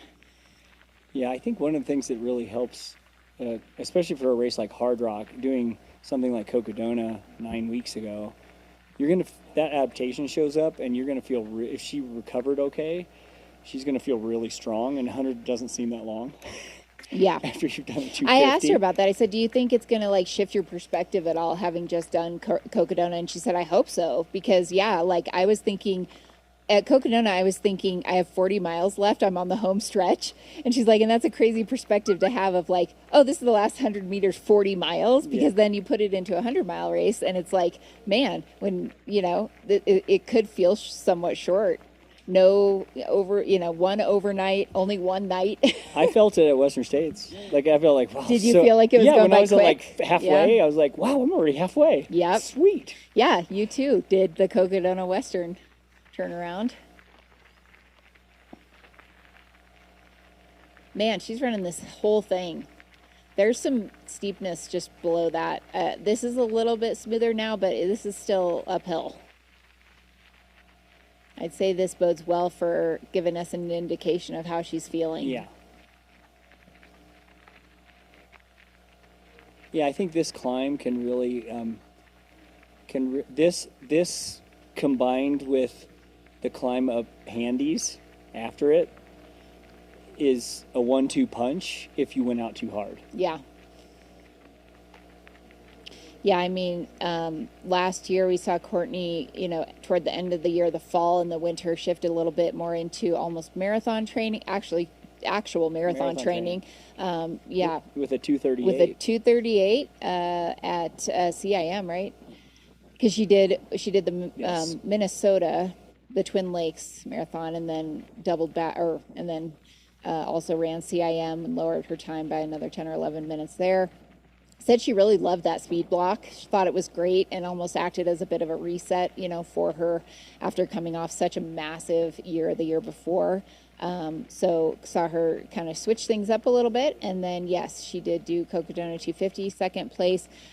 She also, before that, back in March, ran and won the Chianti 120K. Yeah. Which was super impressive. She shifted to that after which one was canceled? Transvolcania? Oh, I don't know. I think it might have been.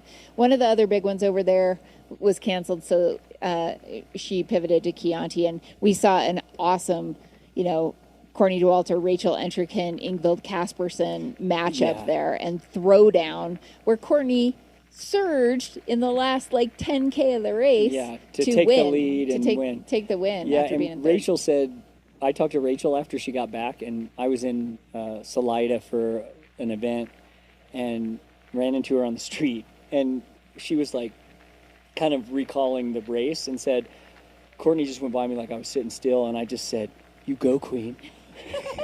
I love that. You go, Queen. Yeah.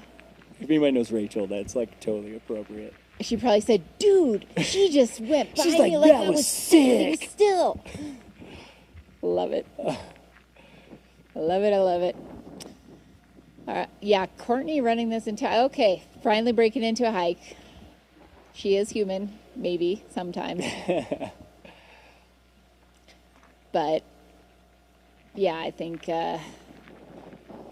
eyes back here on Jimmy Elam.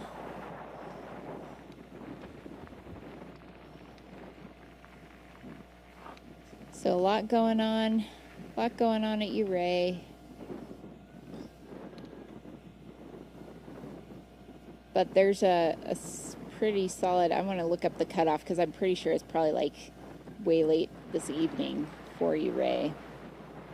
Runners do have 47 or 48 hours? 48. 48. 48 hours to complete. 6 a.m. on Sunday morning. Yep.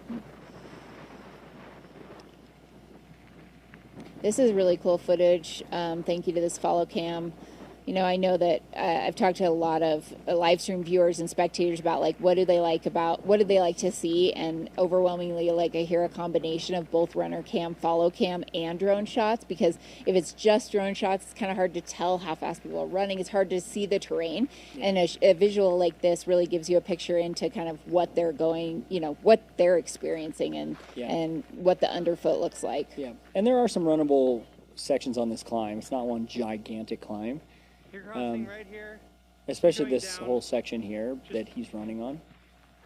There's definitely some on and off running you can do. But he's definitely getting into that tight section we were talking about. That's kind of a big drop. Yeah. They're just kind of entering that area. Yeah, it's almost too narrow to use the poles.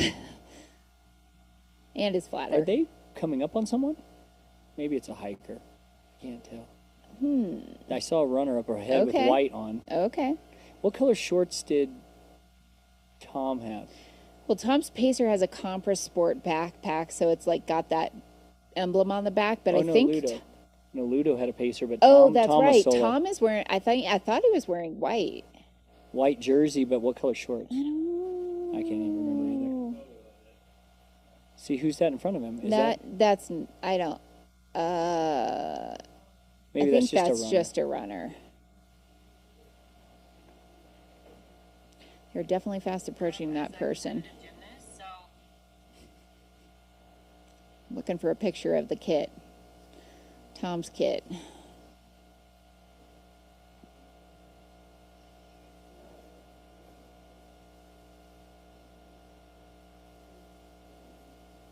Black shorts. And it's white jersey, black shorts, so I'm trying to tell It's white jersey, black shorts in front of them, and they're running. Dun dun dun.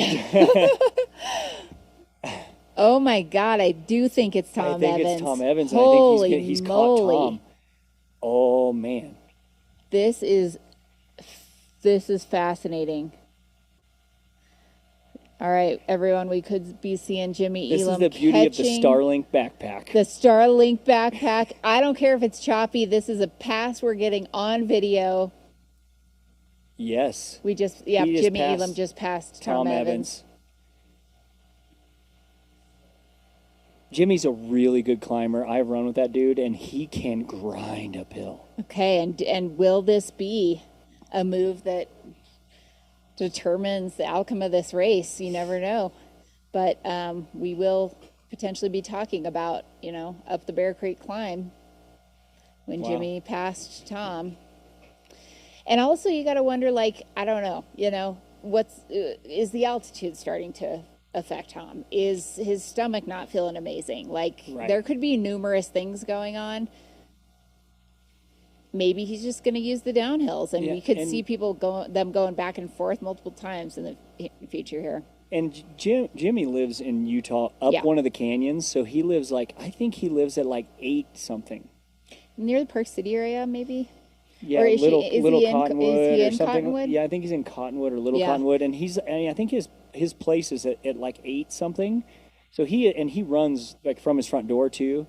He's a tech rep, so he's he is. You can just get a couple thousand feet right out the door. Right out the door in the Wasatch. Yep. So he's always acclimated for pretty solid altitude. And pretty much everything he would run out of his door is vert. So this is definitely his kind of course.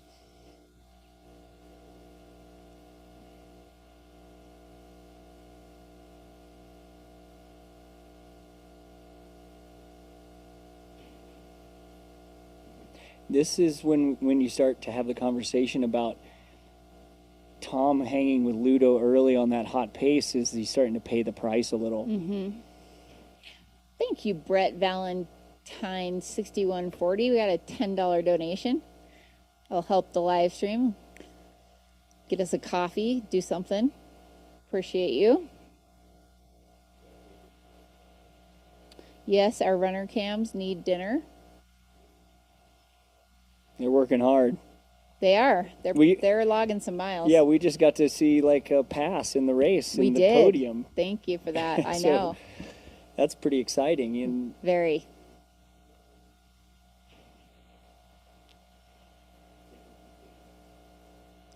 Yeah, this is really, really remote, but we really appreciate our runners getting up to these areas to bring us lead changes as they occur in real time.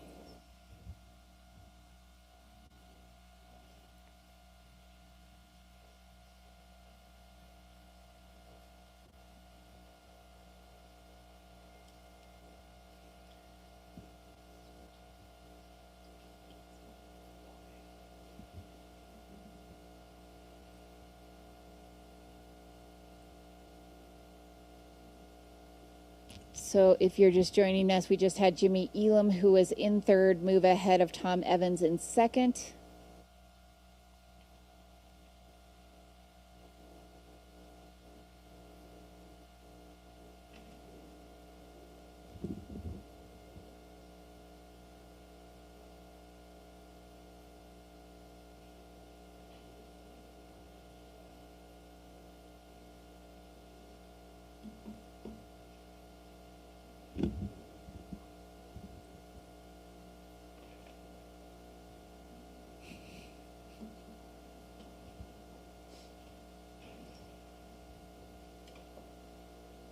Awesome. We're back in Uray. You can ignore that sign from this angle. That sign would be if they were going the other direction. Uray, this direction, the clockwise direction, is actually around mile 44. And after this, we saw the sign earlier. It's about a 4,500 foot climb in 8 miles to Engineer.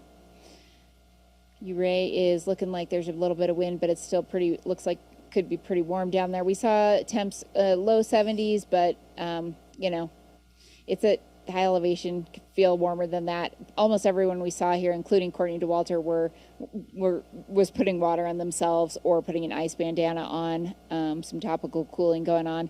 I know that you are looking at what I can tell to be Amanda Basham there, waiting probably for Kareth Arnold, who is anticipated to be our second place female. Courtney DeWalter was into Ouray a number of minutes ago. I'm going to find the exact split, and she has left no pacers, not using pacers this entire race, and in a pretty commanding lead right now. I think it was about 30 minutes at least last time we checked.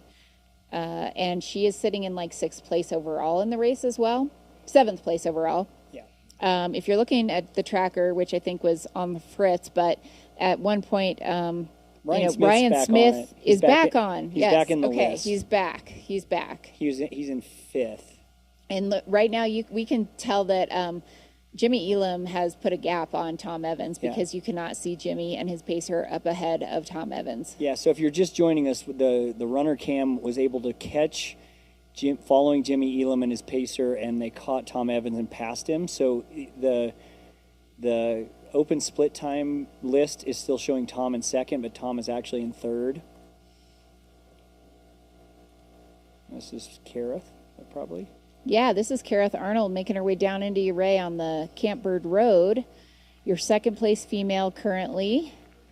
Looks like she's moving pretty smoothly. And she is, she moved into 2nd probably like 15, 20 miles into the race. Maybe on one of the climbs. We did see Tara Dower struggling a bit on one of the climbs, looking maybe a little bit woozy and maybe like she was dizzy or something because she was wobbling a bit. But she is hanging in there. She is. Tell me. Heck yeah. She is definitely 3rd.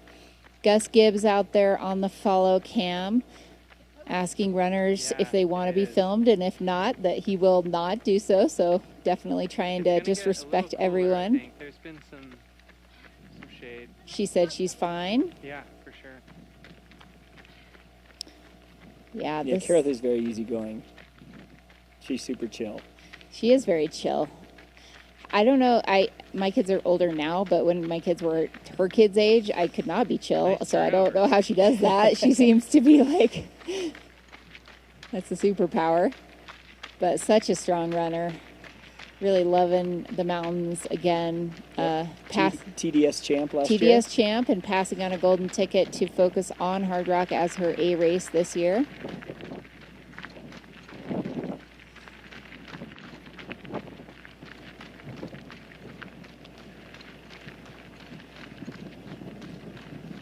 So it looks like Arlen Glick has left Ouray. Nice.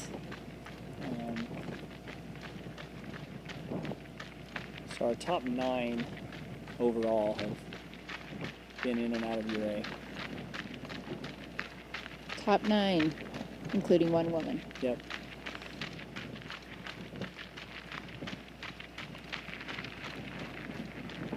It looks like Jeff Rome and Kareth should be coming in soon.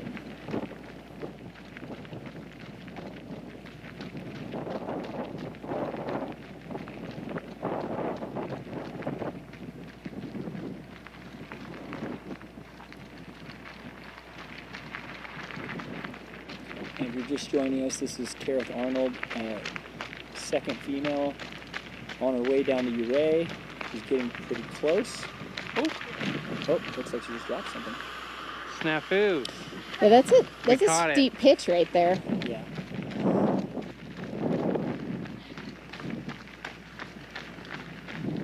You looking forward to having company? Yeah. Great. Nice. I'm looking forward to Bear Creek too. Just getting some audio. She's chatting with Gus Gibbs, our follow cam out there. She will be able to pick up a pacer out of Ouray. which, you know, when you've been running for almost 10 hours, if you've been by yourself a lot, can be kind of nice to have some company. True.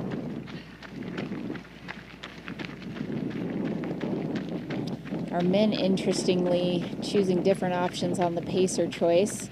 Got leader Ludovic Pomeray with pacer. We've got now second place Jimmy Elam with pacer, and Tom Evans is without a pacer. According to Walter, no pacer. No Dylan Bowman picked up Topher Gaylord there in Uray. Not sure if Arlen's got pacers lined up or not. Yeah, I don't know about. I think Ryan left solo. David Ayala, I think, may have left with someone. He did. I think there was a plan for someone to pace him to grouse. Okay. Yeah, because you're picking him up. I'm picking him up at Cunningham. And he has someone else picking him up from grouse to Cunningham. Okay. The big section. Lauren Davis is Nice, pacing him looking through there. smooth. And there's a little bit of audio here we can get, and she is looking very smooth. Yeah, she's looking great. Nice and flowy. To use that gravity to your advantage. I think that's one thing at altitude. Sometimes the downhills can feel a little faster almost. Yeah. It's kind of nice, especially when it's a smooth surface like this.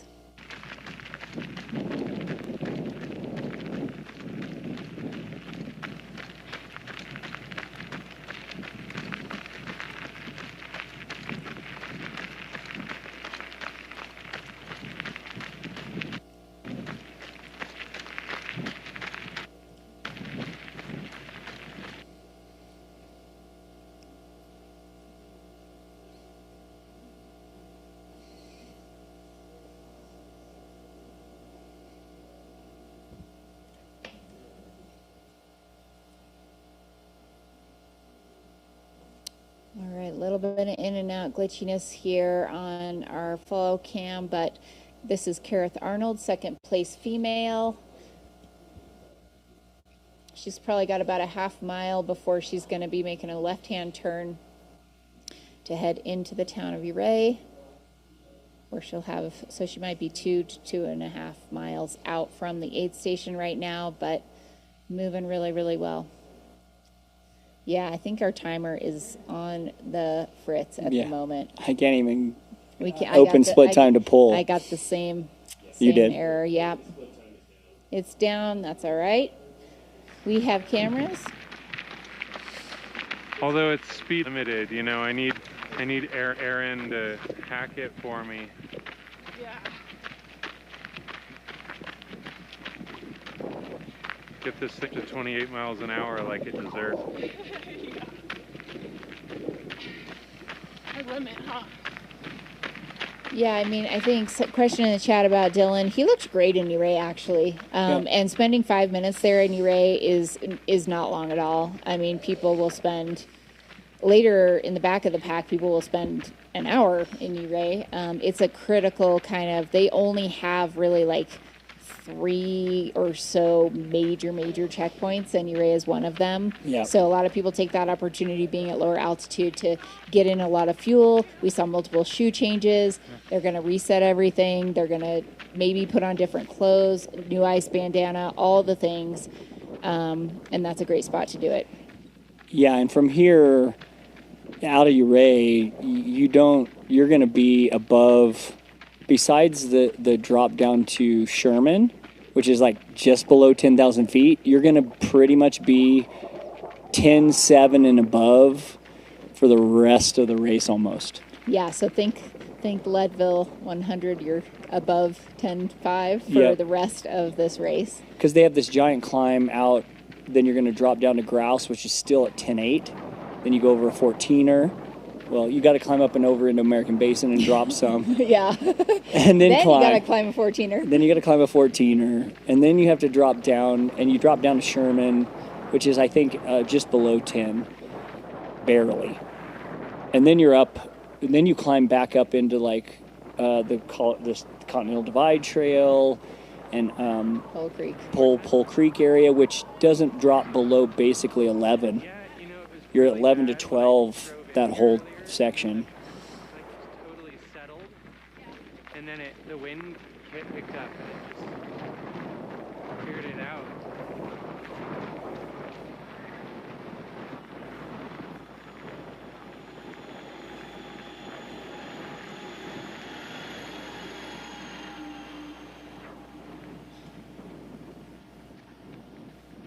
I feel really fortunate that it's not that bad. A little bit of dusty. She's getting very close to that turn. This is Kareth Arnold, your second place female in the 2026 Hardrock Endurance Run. As she approaches mile 44, Ouray aid station.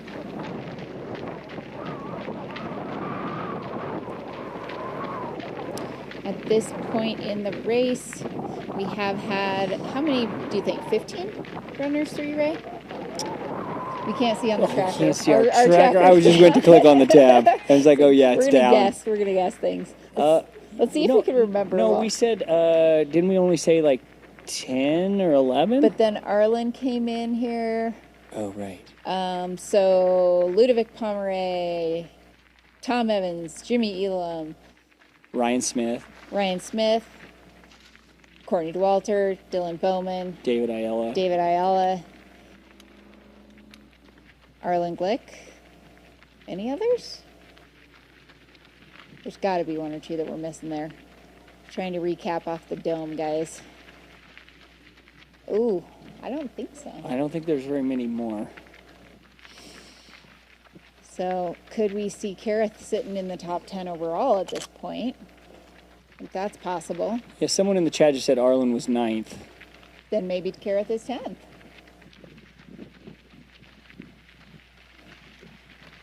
Jeff Rome. Yeah, we've got Jeff Rome somewhere around Kareth.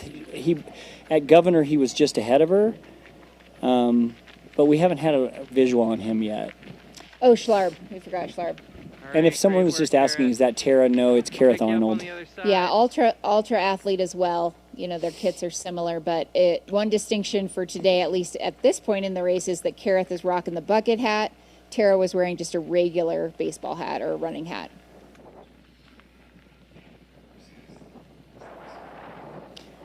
Yeah, Kareth wearing the pink top and Tara in a white top at the moment.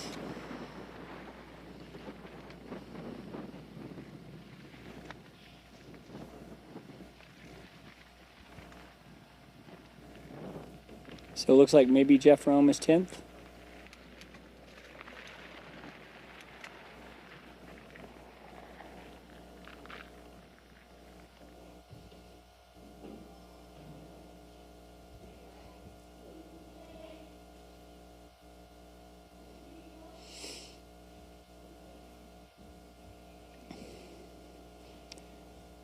If you're just joining us, we're back in, this is Ouray aid station mile 44. That is the back side of the sign. They use it on when it is the counterclockwise. So actually this would be runners when they're leaving would see the other side of the sign, which would say 44 miles and 4,500 feet of climbing and about 8 miles up to Engineer aid station.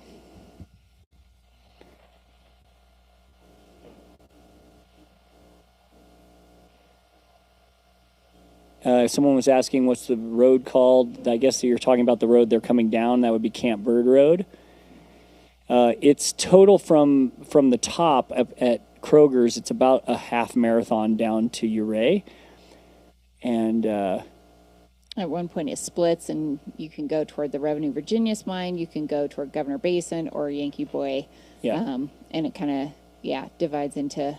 becomes other roads. So it's 13,000 feet, basically 13,100 at Kroger's down to 7,700 feet, 7,777. Yep.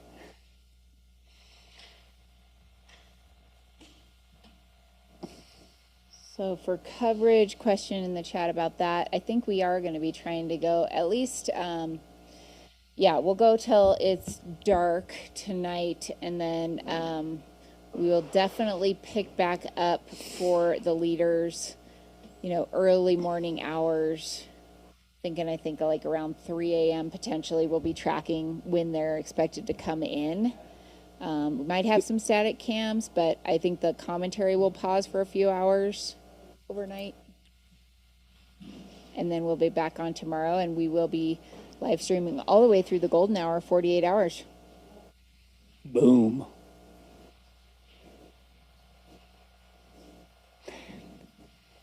I have to go pace in the middle of the night, so I'm only here till 6 p.m. I think I am here till 8 or 9 tonight. Whoa, you are 9-hour pulling a big shift. Yeah. Then tomorrow on with my husband to call in the women's leaders. Sweet. 8 in the morning. Also want to give some respect to the towns and the communities overnight and not have too many people out there. So that's one of the other reasons we'll probably pause, the live stream. Not pause, but we won't be having commentary and cameras and people out there on course over when it gets real dark, kind of like late night hours. But we will for sure be back on to show you guys the winners. Look, some food happening. That's a member of Tara Dower's crew. Getting a look at this awesome aid station and all the amazing volunteers that make it happen every year.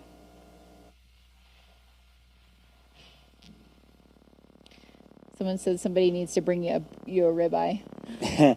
Totally. I have steak I'm going to make in Cunningham tonight. Nice. I have to pace from Cunningham sometime in the middle of the night. Don't know when yet. We'll see.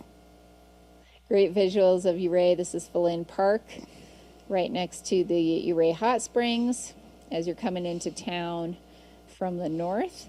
And actually the Gold Mountain Fire started just on the other side of what you're looking at right now. So, just over that mountain that is directly in front of you on this view. On the other side of that is where it's Gold Hill over there, but the other side of that is where the Gold Mountain Fire started. It did not come over. That is the final climb of the Ouray 50 and Ouray 100 called Bridge of Heaven. It's a beautiful, absolutely gorgeous climb and trail. Oh, we got some fire stuff there. But yeah, so it started on the other side, and luckily it never came over to the Ouray side near town. It actually went north, toward the Cimarron Range and Courthouse, all over there. It's a massive fire. Still burning, really big, but the winds also went north, which was helpful for keeping the air quality, down. That's the right sign. There you go, 43.9. 8 miles to Engineer, 45.75 of up. No big deal. Here's Kareth. She's on Oak Street, making her way into town right now. Striding out. Looking smooth. We've got audio. Maybe feeling better as she gets lower and lower in elevation, altitude. Corinne Showboy says you're looking really smooth.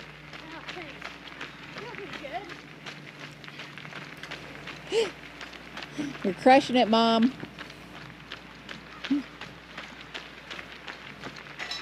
You're crushing it, Mom. Thanks, Gus, for relaying messages to Kareth for us. Mom power, so she's really close now. About a quarter mile on this back road, and then she will have a chance to reset, maybe take in some food. But man, this is awesome to see. Last year's TDS winner, Kareth Arnold, second place currently at the 2026 Hardrock Endurance Run. And it looks like Iron Far says it's starting to rain atop Engineer. Ah, getting a little bit of rain, okay.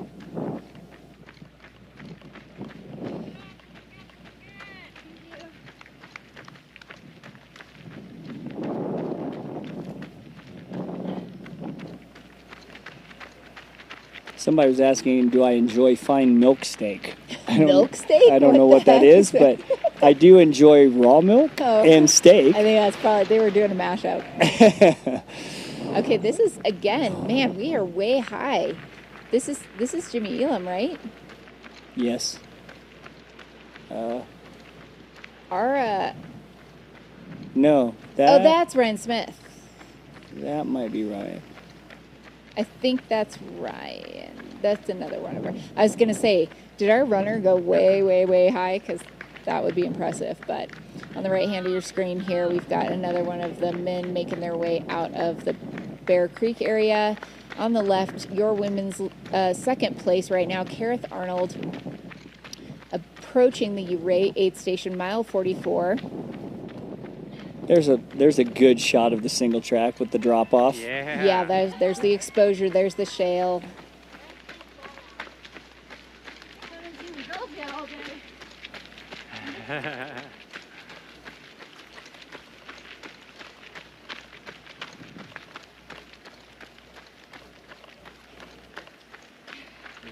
All right, so we're getting word from On Course that the runner follow cam was able to follow Jimmy and Tom, but once Ludo kind of got over and started descending, he was running so fast that the runner follow cam heart rate was hitting 170.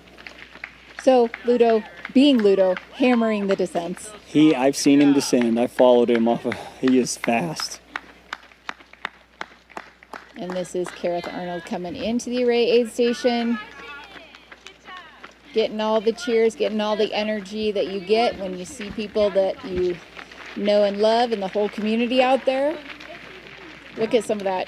This is great visuals of some of the rockiness on the climb there. Yeah. There's some big step ups.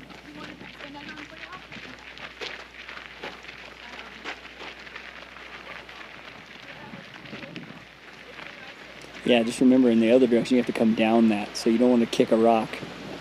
Yeah. It's sketchy. Yeah, you would go flying off. Do not want to clip a toe. But this is a really good scene. You can look back down towards Uray right there, to the left, and then we have Kareth Arnold coming into Uray aid station in second. She's got Amanda Basham and Lottie Brinks. On the other one, is it 4 bars? All right, here we are.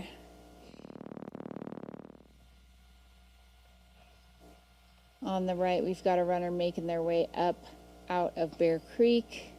We think it's Ryan Smith, but we're not sure. Yeah. Oh. No, that's Jason Schlarb. Schlarb. That is Jason Schlarb. That's good because we haven't gotten many visuals on so Jason. that would put him in 4th right now?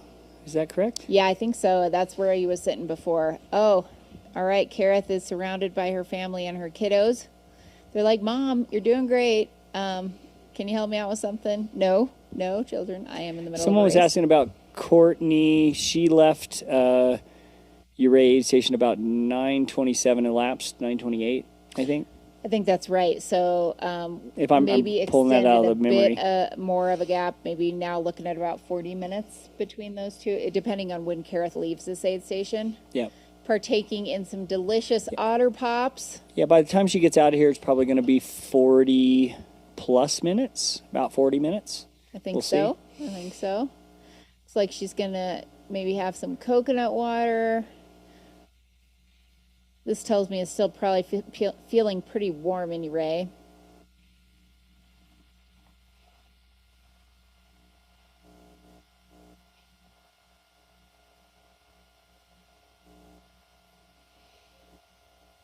This is Kareth Arnold, second female on the left side of your screen. On the right, you've got Jason Schlarb, we believe to be sitting in around 4th place on the men's side, making his way up the Bear Creek climb. You can see all that shale. It's a steep climb. That first mile or two is, we're talking 800,000 foot miles.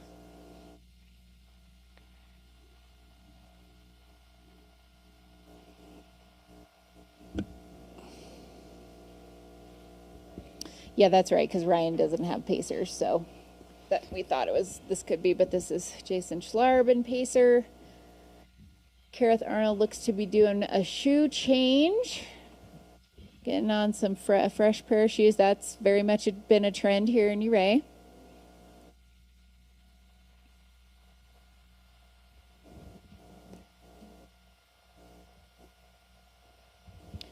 Put on a new ice bandana. That East Peak ice bandana with some Sunto branding.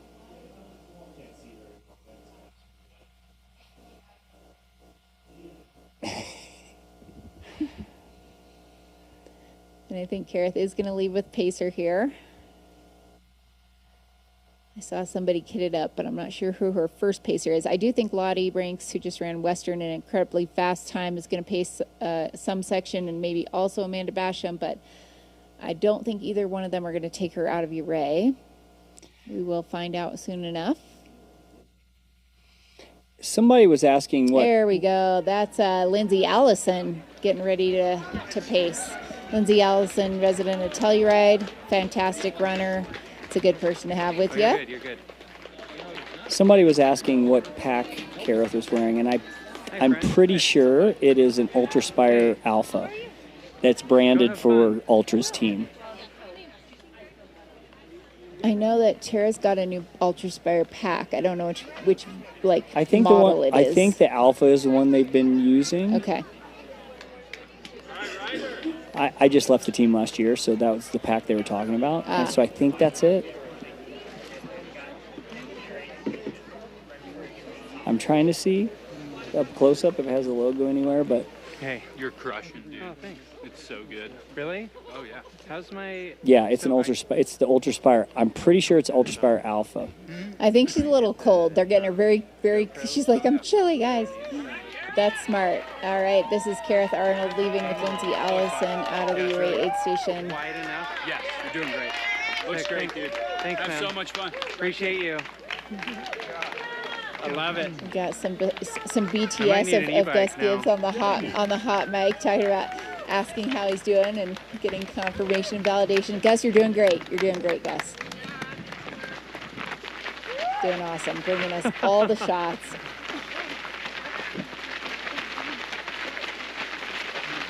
That was a pretty quick stop.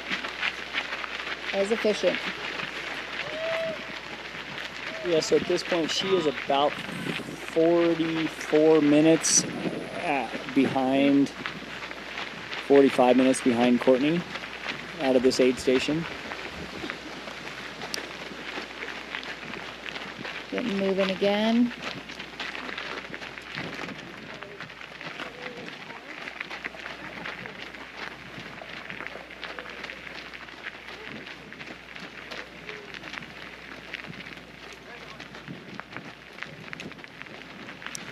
As she makes her way out of town, she will climb about 4,500 feet in, what was it, 8 or 9 miles to? Yeah, 8 miles. Up to Engineer. And then you still have another climb after that for a couple miles, and then you gain up on the Engineer Pass and then drop down to Grouse. When I say drop down, it's only drops down to like 10.8 or something. We dropped down from 13 to 10.8. Dude, actually, honestly. We've still got some audio from right out here. Thank you to Follow Cam. Gus Gibbs.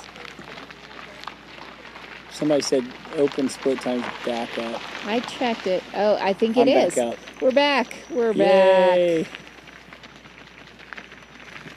Technology is great.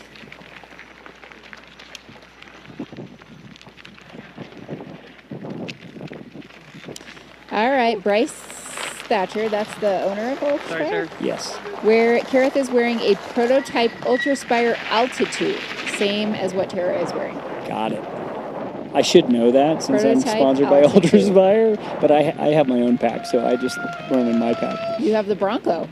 Yeah, and yes, and it's evolving. There's another Okay. version coming out in All 27. Right. All right. New and improved. It will be called Giddy Up Oh, Race Vest. love it. Very cool. So the big Bronco is becoming our Giddy Up Race Vest. Very cool. It's what I'll be pacing in tonight. Nice. We will see it if it's not too dark. Yeah, hopefully it'll be dark. We'll see. Yep. Shouts out here for the Raid vest as well. That's what Lindsay Allison's rocking. The Raid, new Raid vest that's got, actually, it's like a built-in quiver. So in the back, you could either put 2 soft flasks back there of fluid, or you can use one of those for your poles, which is what Lindsay's doing there on the right. I have not actually seen very many gaiters on folks. And I think questionable because a lot of shoes these days now have a bit of a built-in gaiter, but Yeah. do you have thoughts on that? For this course, you want gaiters or you want a built-in something kind of a that's gonna scree sock 'cause you built just get- into there's it. so much debris. There's so much debris. You would be doing shoe dumps constantly. Yeah.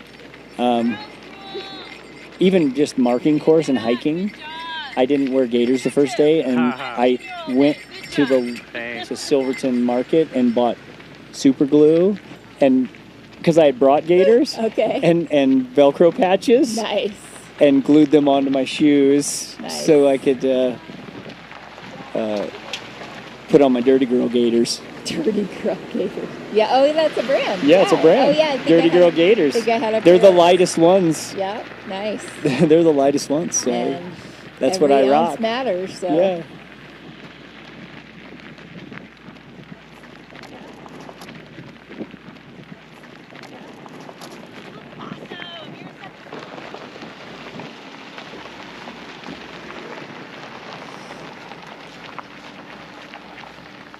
You got a hot mic. Anything else you want to say on the live stream?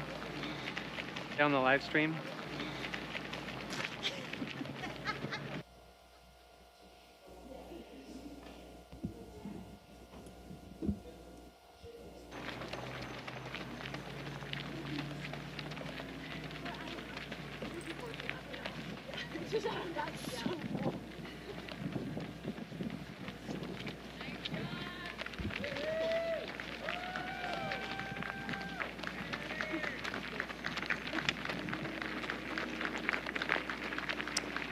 All right.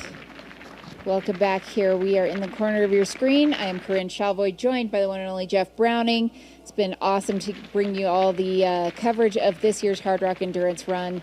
And right now on your screen, we are watching Kareth Arnold, second place female, leave Uray. She is with pacer Lindsay Allison.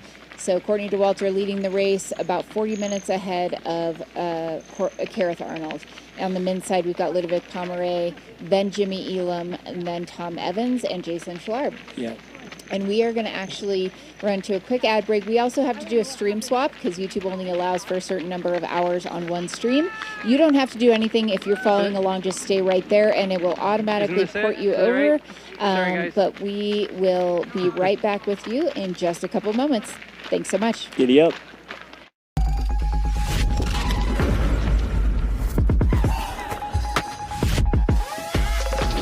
Ultra Fit, with room for your toes to crush your run, not your feet.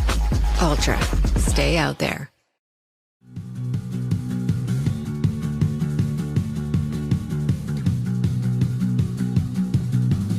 You wore your vintage coat like it was armor, and talked about some band I'd never heard of. I ran right past the station chasing shadows, but I was keeping score behind my teeth. You're my teeth, and I don't care about your art school friends, and I don't care how this stupid story ends. Go write your thesis on someone who cares. I'm running down the street, running down the stairs.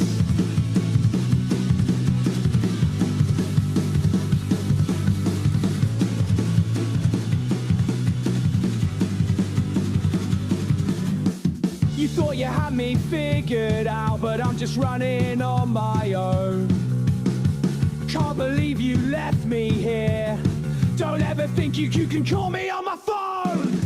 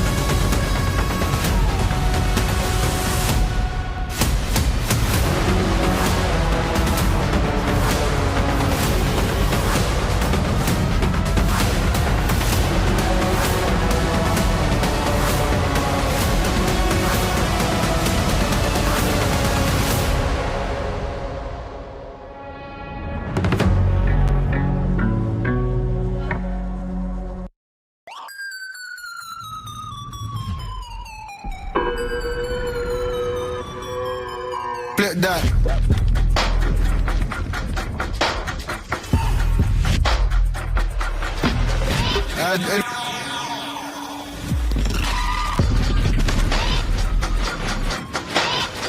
Ultra Fit.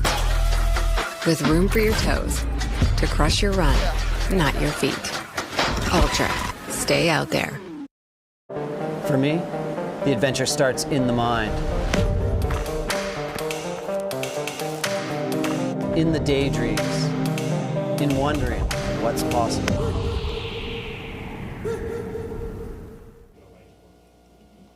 All right, welcome back to the second stream of the 2026 Hardrock Endurance Run presented by Ultra. I am Corinne Shalvoy, joined by Jeff Browning, and we have eyes on your race leader on the women's side, Courtney Dauwalter, so we are going to go there now.